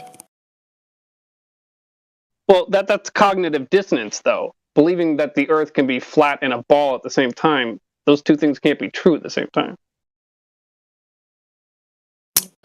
Why not? Why not? Is that a rhetorical question? I'll take it. Yeah, calm down. Yeah, it's fine. It's fine. So the reason it can't be is because it's a violation of the law of non-contradiction. So you can't be of what? Sorry. The violation of the law is the natural law of non-contradiction. So I can't be a married bachelor, can I? I'm either married or a bachelor. Unless you identify. Well, how can I identify as married if I go home every night? Well, you identify as anything these days. Well, what would the RS agent do when they showed up and said, Mr. whatever your last name is, wouldn't you like to know? How come, you said that you're married here, but I don't see any females here with a census for the past, 20 years. Where does your wife live? Well, I identify as married. That's not going to go over very well, is it? Nah, yeah, at that point you pretty much have to pick a side, but I mean, I'm just still stuck in the middle, you know? I mean, yeah, there's points here, there, and everywhere, but it's getting bombarded with information, you know?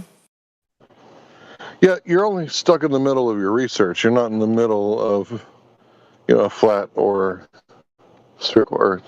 But yeah, I would continue with your research, and the best way to do that, instead of researching someone else's research, because after a while, it gets stale.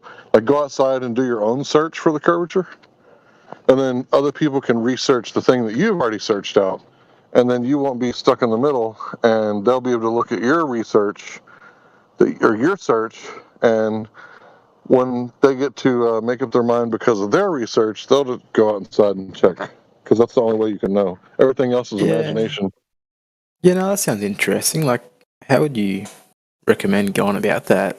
Going about my own research? Super, super easy. 95% of the population lives next to the ocean or a large body of water at rest. That's all you need. One large body of water that's at rest, not during hurricane season, when it's chill, and you can see when you can see the shadow of the moon go all the way from the horizon to your feet. On nights like those, you can make observations when it's clear, and days when it's clear, and you can know that the Earth curves at this rate, 8 inches per mile squared. This is what all the Globers tell us. They have Earth curve calculators made by the Globers on the internet that we can use for free. So you take that Earth curve calculator, and you take your little bit of observations, and then when you do that, you'll be able to determine for yourself if we can see too far. But here's the thing, kid. We can see too far. The Globers and the Flatties automatically already agree that we can see too far, but they have one-word excuse is where they mic the drop. They drop the mic, and they say refraction. And then you ask them, what do you mean by refraction? What are you talking about? They're like, oh, my microphone's down. I'm sorry, I don't want to answer. But can we get into the refraction thing? I don't really want to talk about it. I'm not a scientist, So that word is how does that disprove what we're saying we can see too far? All right, I understand what you're saying, but when you say do your own research, then you use someone else's tool. Aren't you then using their research as well? What? What'd you say? When you said you use someone else's tool to do these calculations and all that. Yeah, or you could do the math yourself. I told you it's 8 inches per mile squared, so in 10 miles it'll be 66.6 feet of curvature. Right? Get your little 10-mile stretch. I'm in kilometers, man. Sorry. But yeah, I could convert that pretty easy, I reckon. That's all right. Yeah, there's one for the metric system too. It's going to be a rate of curvature that you can verify. And then you can look on Google Maps, verify where you're at. And if when you're done, you still want to believe that you live on a globe, you can click it over to Google Earth and you can look at the Earth as a globe all day long. But I'm telling you, the Earth is not what you see on TV or in your mind's eye. The Earth is actually that stuff that gets in between your toes while you're at the beach, at the sand. Right? Sand. Where it's halfway in between the sea and the land, you get sand, and then after that you get earth. And, all these different worlds, they're not floating in the sky like dirt in the sky. They're actually in the oceans. And if you go exploring, I think that you would find islands or maybe even other worlds like Antarctica if you were allowed to go there, but you're not. Oh, yeah, no, that's fair. Yeah. Yeah, he's got a good suggestion there, but and I think you should follow his suggestion. But I have another one, and that is to do your best to be honest with yourself and search for evidence for the globe. You know, evidence of curvature, like a direct measurement of curvature. Because if anyone could ever present to you a direct measurement of curvature, then the Earth would be a ball. But I've been looking pretty hard for myself, and I haven't found it. Same thing with axial rotation. Look pretty damn hard, pretty damn long, for evidence that the Earth is spinning and orbiting the sun at the same time. Couldn't find evidence for either of those things. So just be honest with yourself, and look for evidence for the heliocentric model. See if you can ever find it.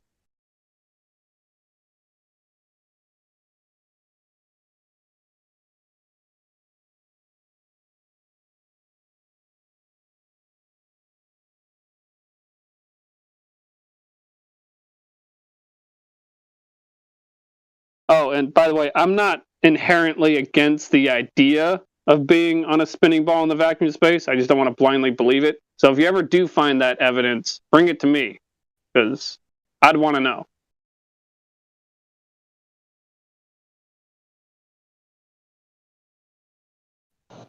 Yeah, exactly. It's not like we wanted to be like the most laughed at group in the world. Yeah, we just wanted to be like the flat earthers. It's not how we planned it out, but sometimes if you're open-minded, truth is stranger than fiction.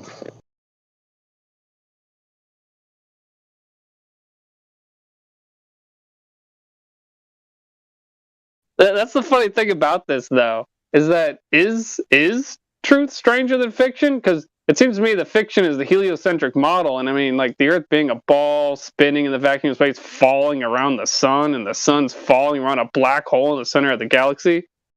I mean, truth is stranger than fiction. I don't know. I mean, in this particular case, I'd say fiction is actually stranger than truth.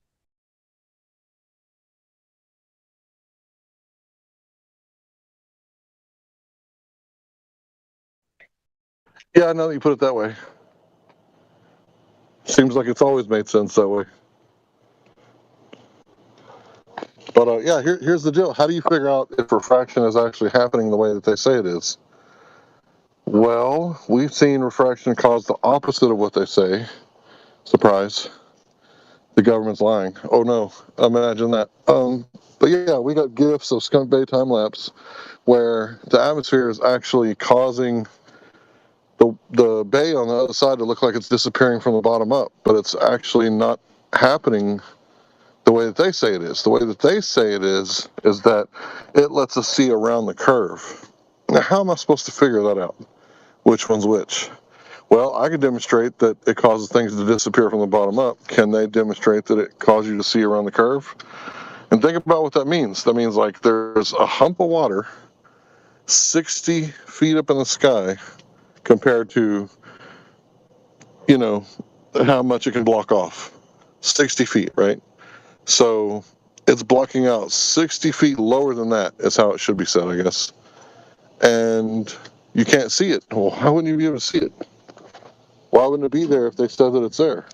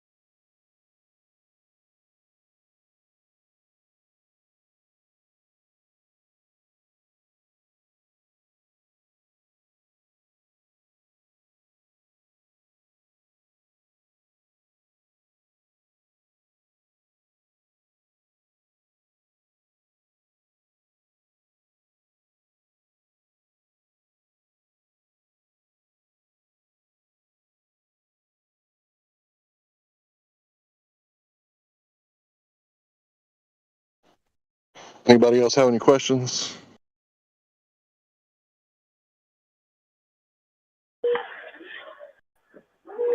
Someone was asking questions? Yeah, earlier there was. I was going to see if anybody else had any questions. How you doing, bro? Pretty good, man.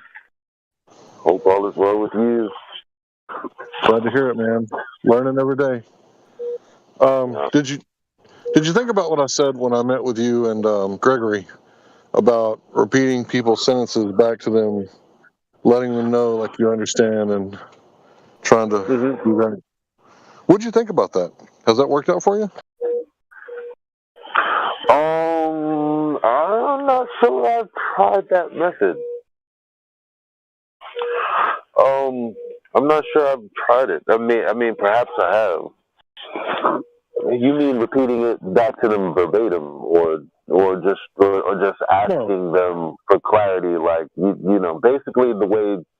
Well, I mean, I do that if you're talking about me saying, so are you saying this, and this? Because I know when Glovers do it, it's super annoying because you're like, the sky's blue, so you're saying that the river is red. Huh? You know what I mean? Like, but if someone says, yeah, my sneakers are nice, it's like, oh, so you're saying you enjoyed the purchase. You know, something that makes sense. Yeah, not so much in the internet realms, but like in your everyday life, like talking to people in real life. Like, don't repeat the sentence back to them, but like word for word, drop in a few words that they said or that they said it, so that like it clicks that, oh, this guy's following along. He's like actually listening. Yeah, of course. Because people love attention, right? I mean, that's how you do it in sales. So.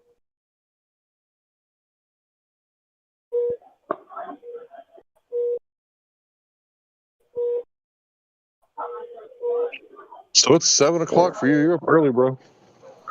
No, 6. I've been to hospital. I haven't been to sleep. Oh, you're in the hospital. Yeah, for absolutely nothing. Apparently, I'm so upset. Dang, I said to myself, you know, I'm not going to the hospital. I'm fine. I'm not going to the hospital. My friend said, you gotta go to the hospital.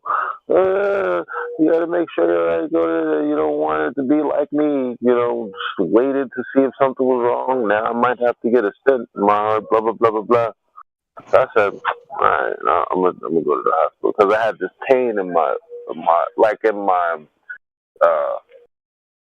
I now want to call it my spleen area, you know. Oh man. But I had CAT scans. I had everything. They checked my kidneys. Apparently, there's nothing wrong. Okay, so why am I feeling the way I'm feeling? Am I laying wrong? Is that what it is? Did I like, you know, pinch a nerve on my side? Like, why is how I'm feeling? But every time I come to the hospital, I never really get an answer. So I don't like coming here. Dude, my brother's had like this problem that he's had like over and over again, where it's like, okay, what am I going to do? I have an abscess. Am I going to like go digging around and try to get it out myself, or am I going to go to like the co-op and get like some horse medicine, you know, for some antibiotics, or am I going to go to the hospital and let them charge me like an outrageous amount to basically not fix the problem? So he's been back like 7 times for the same thing. And it's like, why would you keep going to the same mechanic? I'm like, dude, go to like a big city or something. Yeah, right. Yeah, I mean, you know, for me, like I went from, you know, just different emergency rooms to, you know, getting my primary doctor, because it's annoying to set up an appointment. I'm not sick then. I've gotten over it, you know what I mean? But it's fine, you know, primary care physician, multiple times, annoying him to death. Nothing's wrong, Mr. Freeman. Go home. You know, it's annoying after that. It's like, okay, so something's wrong, but nothing is wrong. All right, whatever. Yeah, that's frustrating as hell. Yeah, I'm sending good vibes your way, bro. Thank you, man. Yeah, I'm fine. Turns out having a couple of aches, I guess. Nothing too serious. Just came because my friend said I should go. Total waste of time. Got to do a moving job in the couple of hours that I didn't get sleep for. So.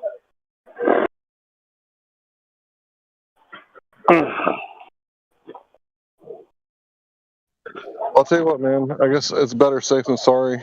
And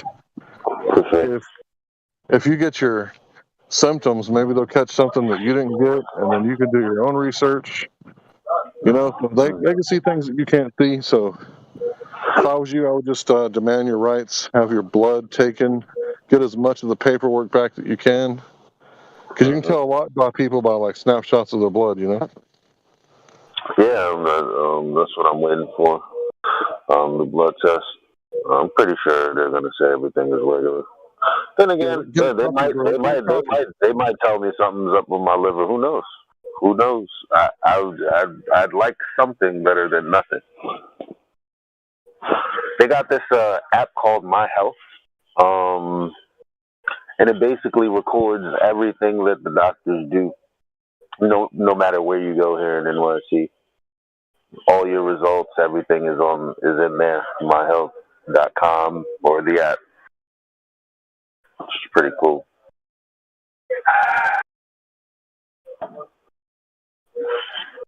Yeah, maybe they'll get it all worked out for you. You never know. They might actually, do something. Mm-hmm. It's not like they haven't done it before. They've done good in the past. Yeah. Sometimes, right? Mm-hmm. But all right, man. I'm gonna take a nap or something. I don't know. All right, keep your chin up. It'll be over before too long. You can sit this one out.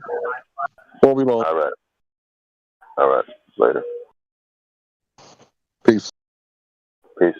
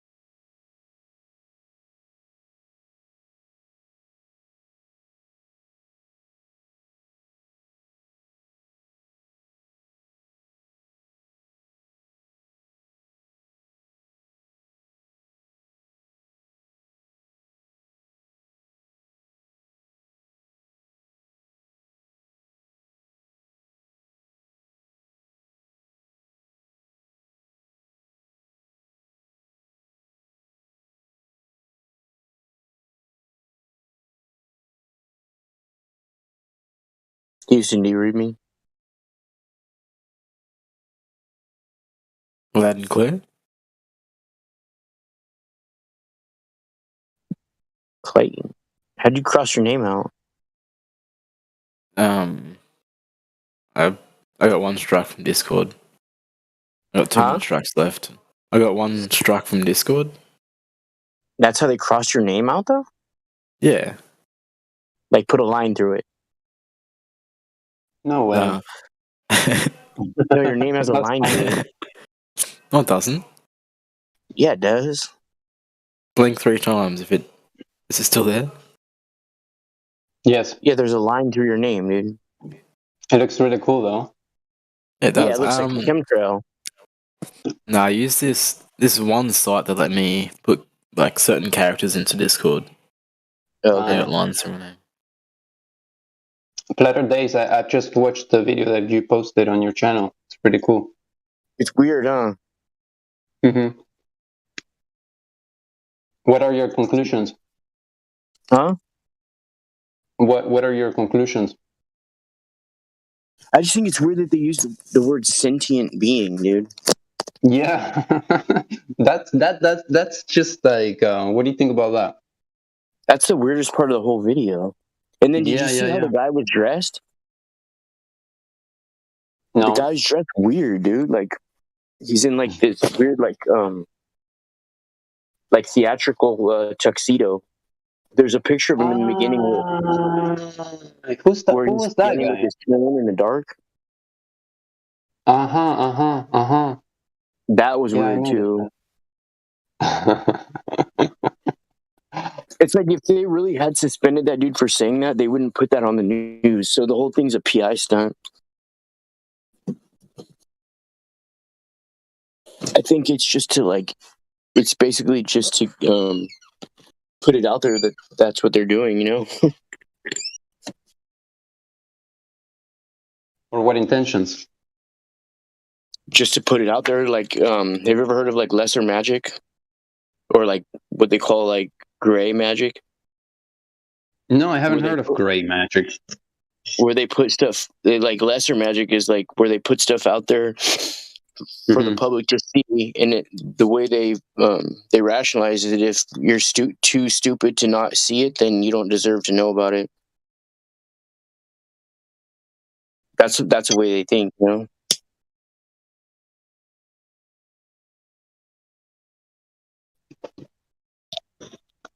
What's your stand on artificial intelligence? Are you against it, or yeah, for sure, in favor of it?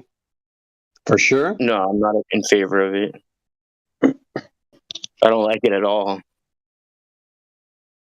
I'm in favor of it. I'm not against it. Yeah. No. I don't think artificial intelligence can like reach to a level where you know, I don't imagine, like, for example, artificial intelligence being able to feel happiness. You know, it's just like another tool we can use in our favor, to like a tool, you know, just like a tool. But the whole thing about sentient beings, like you were mentioning before, is just like, in my opinion, it's unachievable. But hold on real quick. Where was it at? We were talking about all the stuff on the side. It's still good. No, it's not. All right, well, throw it away then. Sorry about that. That's okay. Yeah, I don't know. I don't think of it as a tool like that. I think of it as like what they call, like, they literally say like the demon in the machine. I think it's just a way that that demons can manifest and stuff. Really? Yeah, that's what I believe. I mean, I don't have any way to prove that, so it's just a belief. Mm-hmm.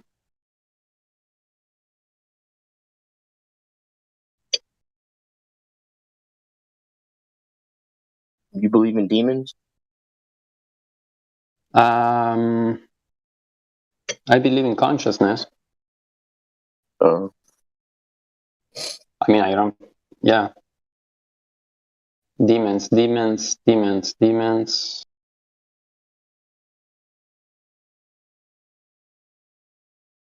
Mm.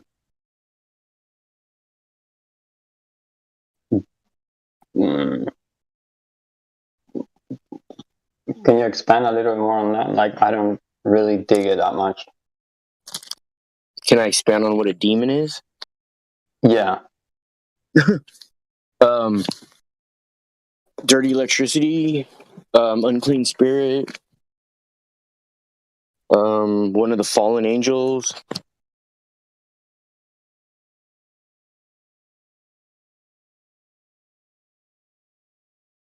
Does that help? So it's like a type of being, no? It's like it's a being, no? Obviously. Well, what do you mean when being? Do you mean physical? No, I mean that it exists. Like I mean, like for example, like a volitional being, like a being that is able to choose, not like an animal. Like animals are kind of like a volitional being that is able to like, that is free and that is able to choose. What's that? Like shape-shifting, you mean?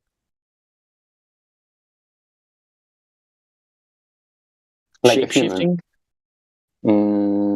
No, I don't really like. Oh, you mean it has its own? It can choose what it wants to do. It has its own. Like animals can't do that. Like a free will. Mm-hmm. I don't know about the free will.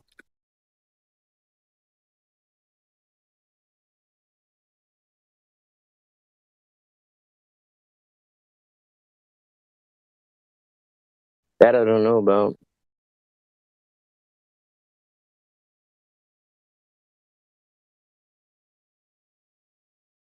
We might be the only ones who have free will. The people. Mm-hmm. I don't know. That's just speculation.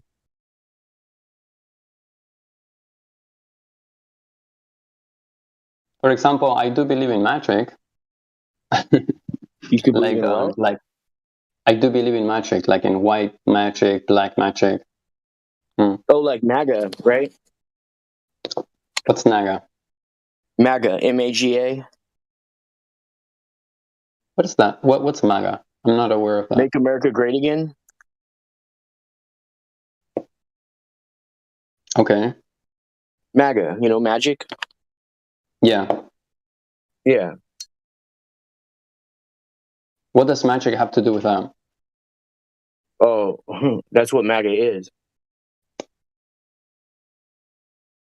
So like, for example, I do like I like in terms of magic, I do believe, like, for example, I don't think that all magic is bad. Like, for example, you can utilize magic for good or for bad. I do believe in that, but like rituals, so when you call magic that's good a miracle? Yeah, exactly. Like healing, you know? Yeah.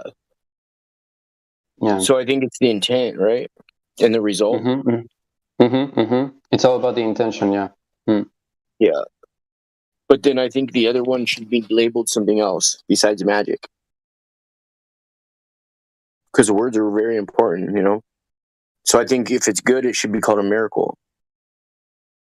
Oh, okay.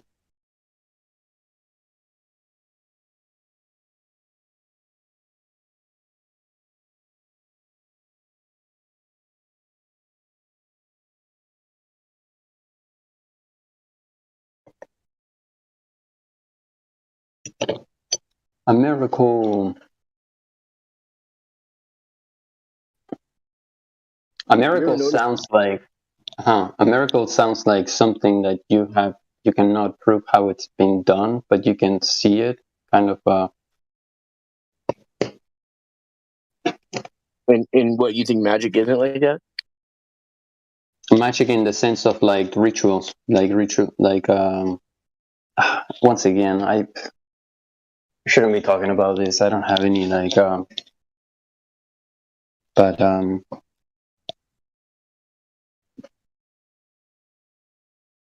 When you said you shouldn't be talking about it, what do you mean by that?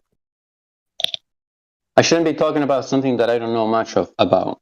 That's what I mean. Oh, I see what you're saying. Okay. Yeah, I start sounding retarded when I start talking about things I don't know much about.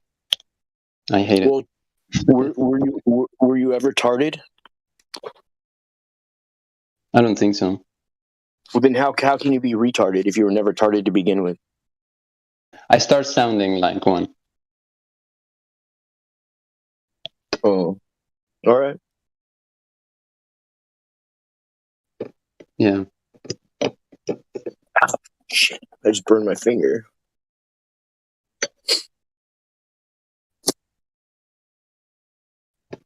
You okay? I swear I can't smoke enough blunts, bro. I've been smoking now like 6 or 7 a day. Smoking 7 what? Blunts. Okay.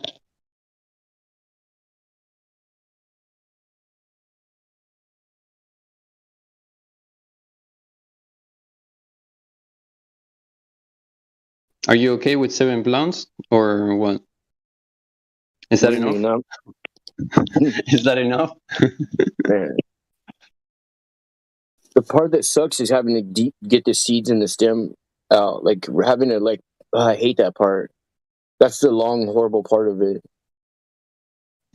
You know, having to get it just perfect. That shit takes forever.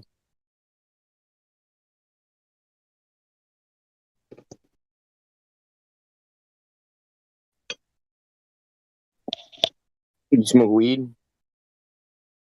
No, I have experimented with it. Yeah. I have many times. Experimented. Why are you laughing? Oh, it's like saying you've experimented with cigarettes or something. Oh, wow.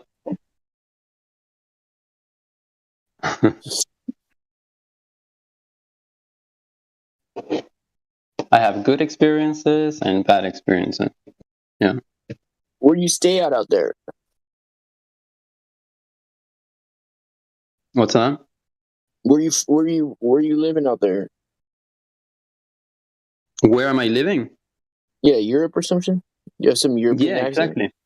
Yeah, that's right. Yeah. Oh, okay. I'm in Spain, yeah. Oh, yeah? Mm-hmm. Spain. Mm-hmm. My brother lives in Spain. What? That's crazy. Yeah. My little brother. Wow, you have a little brother? Like, how old is he? So 3. Fuck, he's like. You sound. In his late, 38, I think, or 39. Dude, you sound so fucking young, bro. It's because I don't wear shoes, bro. Seriously. That not wearing shoes, in my opinion, will give you 10 years, maybe 20 years on your life. For real? I mean, that's my opinion, bro. They would never publish something like that for the public to see, though. That'd be crazy. Why would they do that? That's something that you could do for free, you know? Think about this, though. All systems on Earth are grounded. Otherwise, your TV reception would have all snow and stuff in it, or it would short circuit the place, possibly causing damage to the whole electrical system. You know what I mean? So there's no point in promoting something like that. Yeah. Oh, I mean, it's free. How is Nike good? How would Nike or any of the other places make money off that? Not just Nike. I'm just saying that's a small example. But you know what I mean?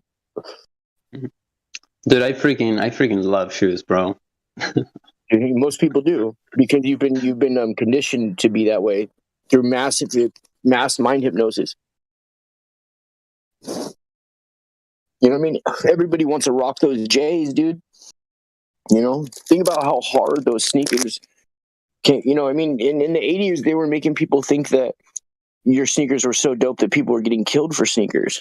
I mean, where I live, that was happening all the time, supposedly. People were getting killed and robbed for their sneakers on the spot, dude. You know, when you think of going to jail, the first thing you think of going to jail or prison is somebody getting you for your shoes, you know? So they've embedded in people's minds a fear of losing your sneakers. You know what I mean?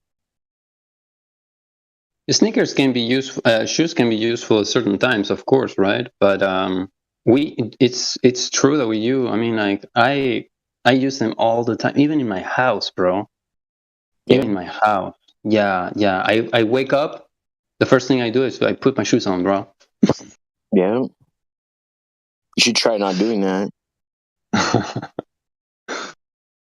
It's like an addiction almost. I swear. Especially if you have metal springs in your mattress.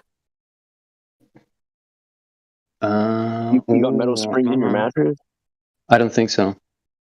Most of them do, unless otherwise specified, and they'd cost more money. You'd be surprised. Unless otherwise specified. You know what I mean? For instance, toothpaste doesn't all say it has fluoride in it, but unless otherwise specified, toothpaste will be more expensive, and it'll be like, it'll say something like no fluoride or non-fluoridated toothpaste. They otherwise specify it. Other than that, toothpaste, unless it's like really weird toothpaste with like a cartoon kid theme style that'll say like with fluoride, then it doesn't specify it. Just like salt doesn't specify that it's non-iodized. You know what I mean? But unless otherwise specified, this does not contain non-iodized salt.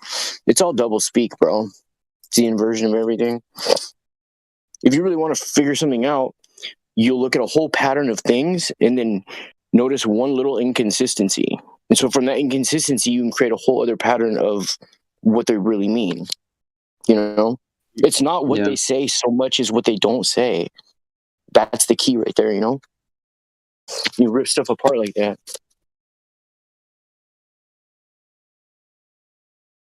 That makes sense? I can kind of I see what you're saying. I see what you're saying.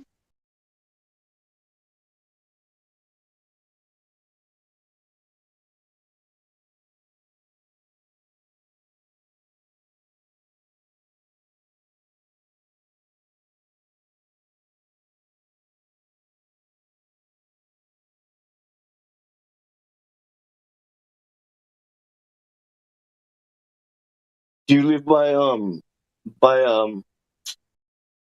Barcelona? I wish. I've never been to Barcelona. Can you believe? Oh, he does? He lives in Barcelona. He lives in Barcelona. You know what he does? He takes people on hikes and stuff like that, like a tour guide. Wow. Takes them like up there for a couple of days camping and all kinds of crazy stuff. That's amazing. Yeah, he knows how to live off the land, like I guess supposedly, up to a certain point, I imagine. Do you keep in touch with him? I try to. He says some disturbing things. Well, I don't know, the way he talked to me like the only ways is to communicate with most of my family or like my brothers is like through a messenger, some type of social media thing. They don't ever answer their phone or anything. Like most people though. And so like I started telling my little brother about flat earth. I was like, if anybody would understand, you would, if you know you love nature and everything. And the things he said back to me were something that made me super uncomfortable because he was talking to me like as if I was like violating him, like the way a woman would talk to a guy who's like keeps trying to get on her, you know? That's what he talked to me like. He's like, I feel like this conversation, I feel like, what do you say? I feel like you're violating my space right now by the things you're saying to me, and this conversation's now non-consensual. And I'm like, dude, what the hell? Like, when you say that your brother, dog, that's some weird ass shit, dude. Do you know what I mean? That's like some, you know what I mean? Like, what the fuck? Yeah, totally. First of all, why would a guy ever talk like that, period? Like, I would never talk like that. You know what I mean? Yeah. If I'm feeling a certain type of way against somebody, I would tell them, like, you know, you're crossing a line or whatever. But, I mean, I would never come from the point of, like, to me, that's like a woman who's, like, getting taken advantage of. That's just a weird stuff for a guy to talk like, you know what I mean? Like, yeah, complete defense.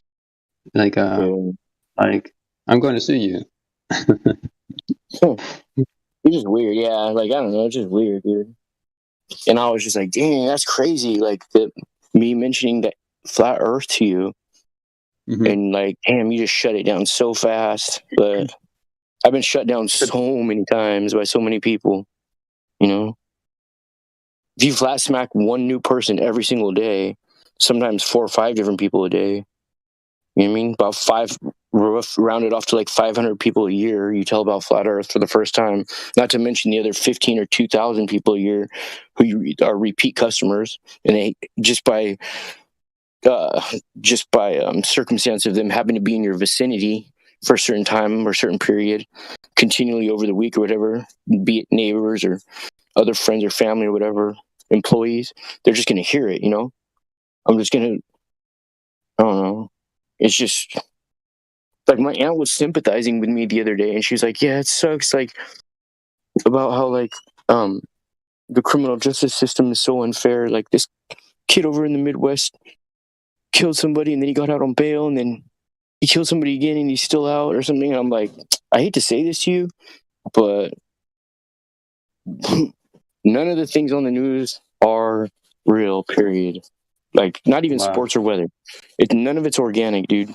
So I was just like, I have to tell you that. She, no matter what I told her, she's like, well, I believe it's real. I'm like, all right, well, I mean, there's only so much we can talk about before something is going to cross the paradigm of my reality and your reality. And me personally, I'm going to say something. I don't care who it is or what reason. I'm not just going to keep talking about something that I know is not real. I'm not going to just, somebody's like, tell me about global warming or something, I'm just going to keep going along with what they're saying. Yeah. You know, Tell them, babe, what? If you want to go ahead and keep believing people are dying when they're not, then go ahead. You heard her? She knows what's up. So, Children dying, go right ahead. I choose to believe that there isn't. Right? We don't believe none of that shit, right? You still believe in that shit? What? Just that shit that they show on the news? Yeah. I don't. It's not that I don't believe it. It's I have lost my trust. It's like it's not. There was a time many years ago where you could like watch the news and you had certain respect for the people that did the job. You know, they were communicators and stuff. But now definitely it's like, you know, I've lost my trust. I just like I don't take it serious. I just. It used to be like kind of like an authority in the good sense of the word, like. But now it's I just lost my trust. Like, it's real, it's not real. It's like irrelevant, like to me. I mean, but I am aware that I wouldn't be surprised if they faked it. I don't know how it gets infiltrated, but. Bro, real flat earthers, it's not that we don't take the news serious, and it's not that we don't like it. We hate it, period.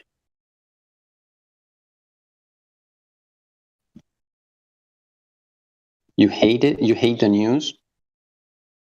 It's not that we don't like it or take it serious. Mm-hmm. We just hate it, period. You know what I mean? Yeah, I understand. I understand what you're saying. I mean, if you can avoid, if you I mean, you don't have to hate it. I mean, if you hate it, you hate it, you know. But I just, to me, it's like kind of, yeah. I just hate it what it's done to my friends and family. That's what I hate about it more than anything. It's really sad. But you can still observe where the world is at. You know, I mean, it's. Oh yeah, when they start the news and they show a globe behind them. Yeah, for sure. Yeah, yeah. I mean, yeah, exactly. I mean, you turn on the TV, you watch the news, and you have enough. You have a brain full of headaches. Understanding, yeah. No, you have an individual. You know, you can tell where we are at. Mm-hmm. You can see where we're at. When you say we, what do you mean we? I mean, like, kind of how can you in speak terms for of anybody?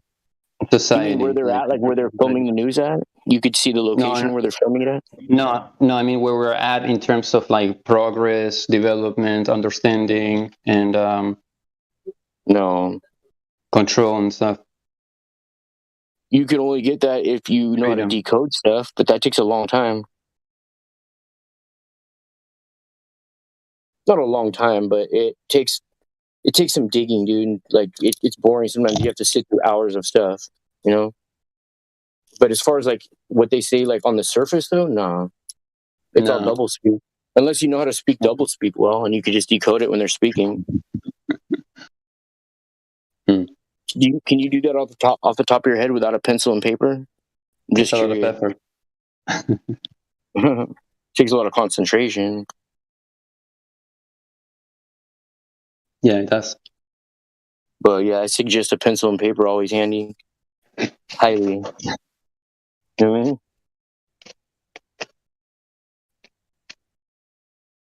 Sometimes there's just too many encoded words, bro.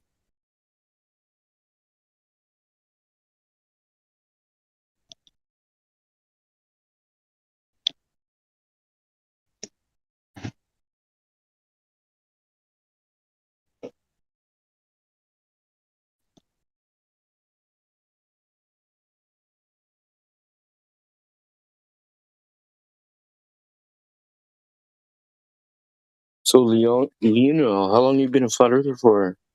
Home Skillet? Yeah, I've been watching videos since like 2016, man. Like, I've been. Let me ask you again. How long have you been a flat earther for? A flat earther.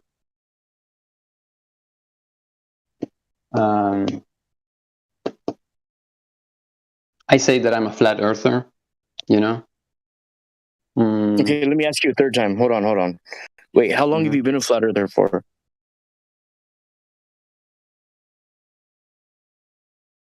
How can I know? Like, what you become a flat earther? Like now I'm a flat earther. How long have you not been a virgin for? Do you remember when you got de-virginized? Yeah. You remember the first girl, right? Maybe how old you were? Okay, so I'm saying is how long have you been a flat earther for? I believe the earth is flat. Just as much as you know when you got de-virginized as you know when you became a flat earther. Yeah, I am I consider myself like an individual thinker. I think the earth is flat, but I don't see myself as a. Yeah, I'm a flat earther. When did I become a flat earther? I just don't. I don't think I do a good. I don't think I work enough to own that title. You know. What? What do you mean? You don't need to do anything to own a title. It's not even owning. You'll never own that title. You mean?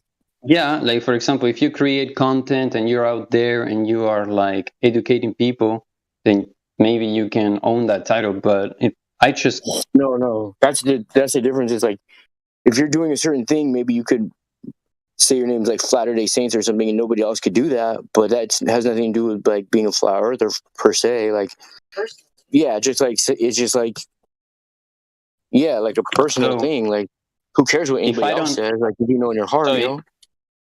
If I don't believe that the Earth is a globe, which is that is true. I don't believe that the Earth. Does that make me a flat earther?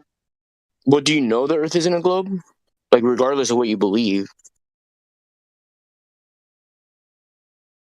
I don't think anyone. For sure.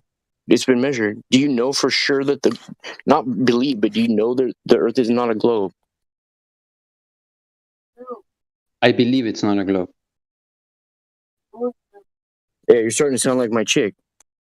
It's like, for example, people can't really know because they do tests. Well, how? Yeah, exactly. Like I know it's not. Well, I know it's not a. But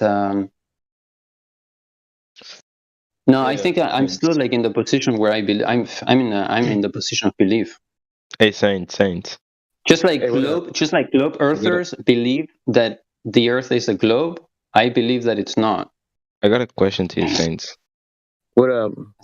Oh, I recognize your voice. What up?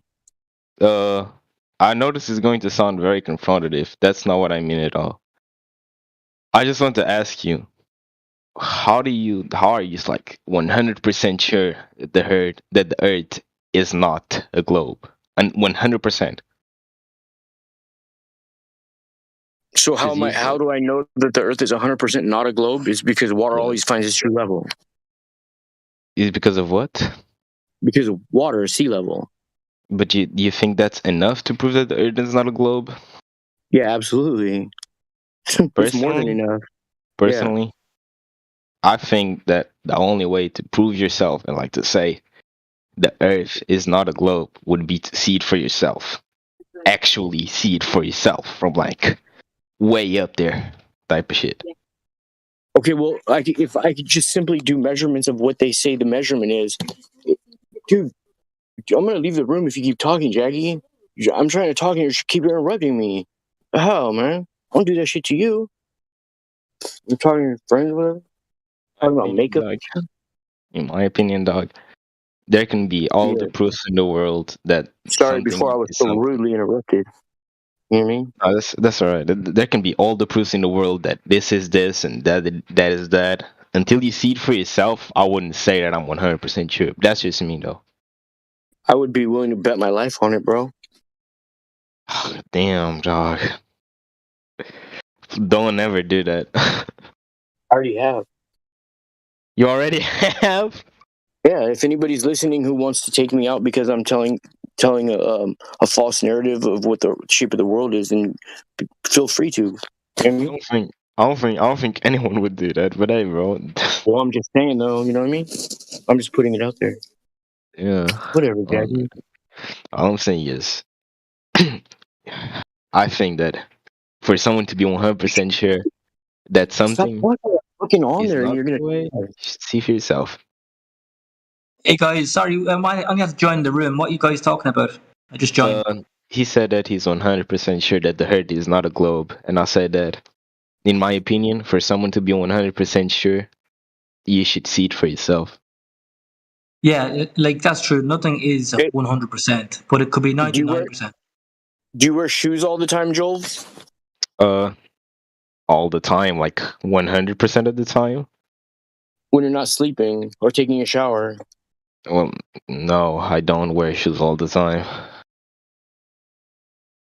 Well, I believe in the flat Earth, but it's not. It's like the theory is not 100% because we didn't actually. But I still believe in flat Earth. It could be 95%. I believe the Earth is a globe, but I wouldn't discard the flat Earth idea until I prove to myself that the Earth is a globe. So I see it from up there. Once I see it from up there, I will say 100% that the Earth is a globe. Well, that shows intelligence. Well done. You have some intelligence. You know, you're open-minded. It's good to know that. Who's open-minded? The guy who just said that, like he doesn't disbelieve that the Earth is flat, but he still doesn't believe it. You know, but he's open to it. That's cool. He's fluid, huh? Yeah. That's good, look, man. That's cool. If that's how you want to be, that's good. You can't force anybody to do anything. Like, I mean, don't force people into believing the flat Earth. Like, let them find their own path. You know, because the more you force them, the more they'll want to have an argument against you. Like, actually, just agree with them, and be nice to them. Like, don't have to. That is very wise, bro. I'm not even gonna lie. That is very wise from you. Half of the people that be like. It's not an insult. I'm not trying to generalize either, but it's just the way I see it from the point that I stand on with all of the people that I've interacted. A lot of people that believe in flat Earth try to force that idea onto others, and I just don't like that. Yeah, that straight off puts you on the offensive straight away. Anyway, if you want to convince somebody. Yeah. And you know what's weird is in all my experience, it doesn't make a difference how you are about it. Once you presented the truth to somebody, right? And if your intentions are good, regardless of how it's presented, and it's the truth, then it's either gonna affect somebody because of the truth that it's said in, or it's not.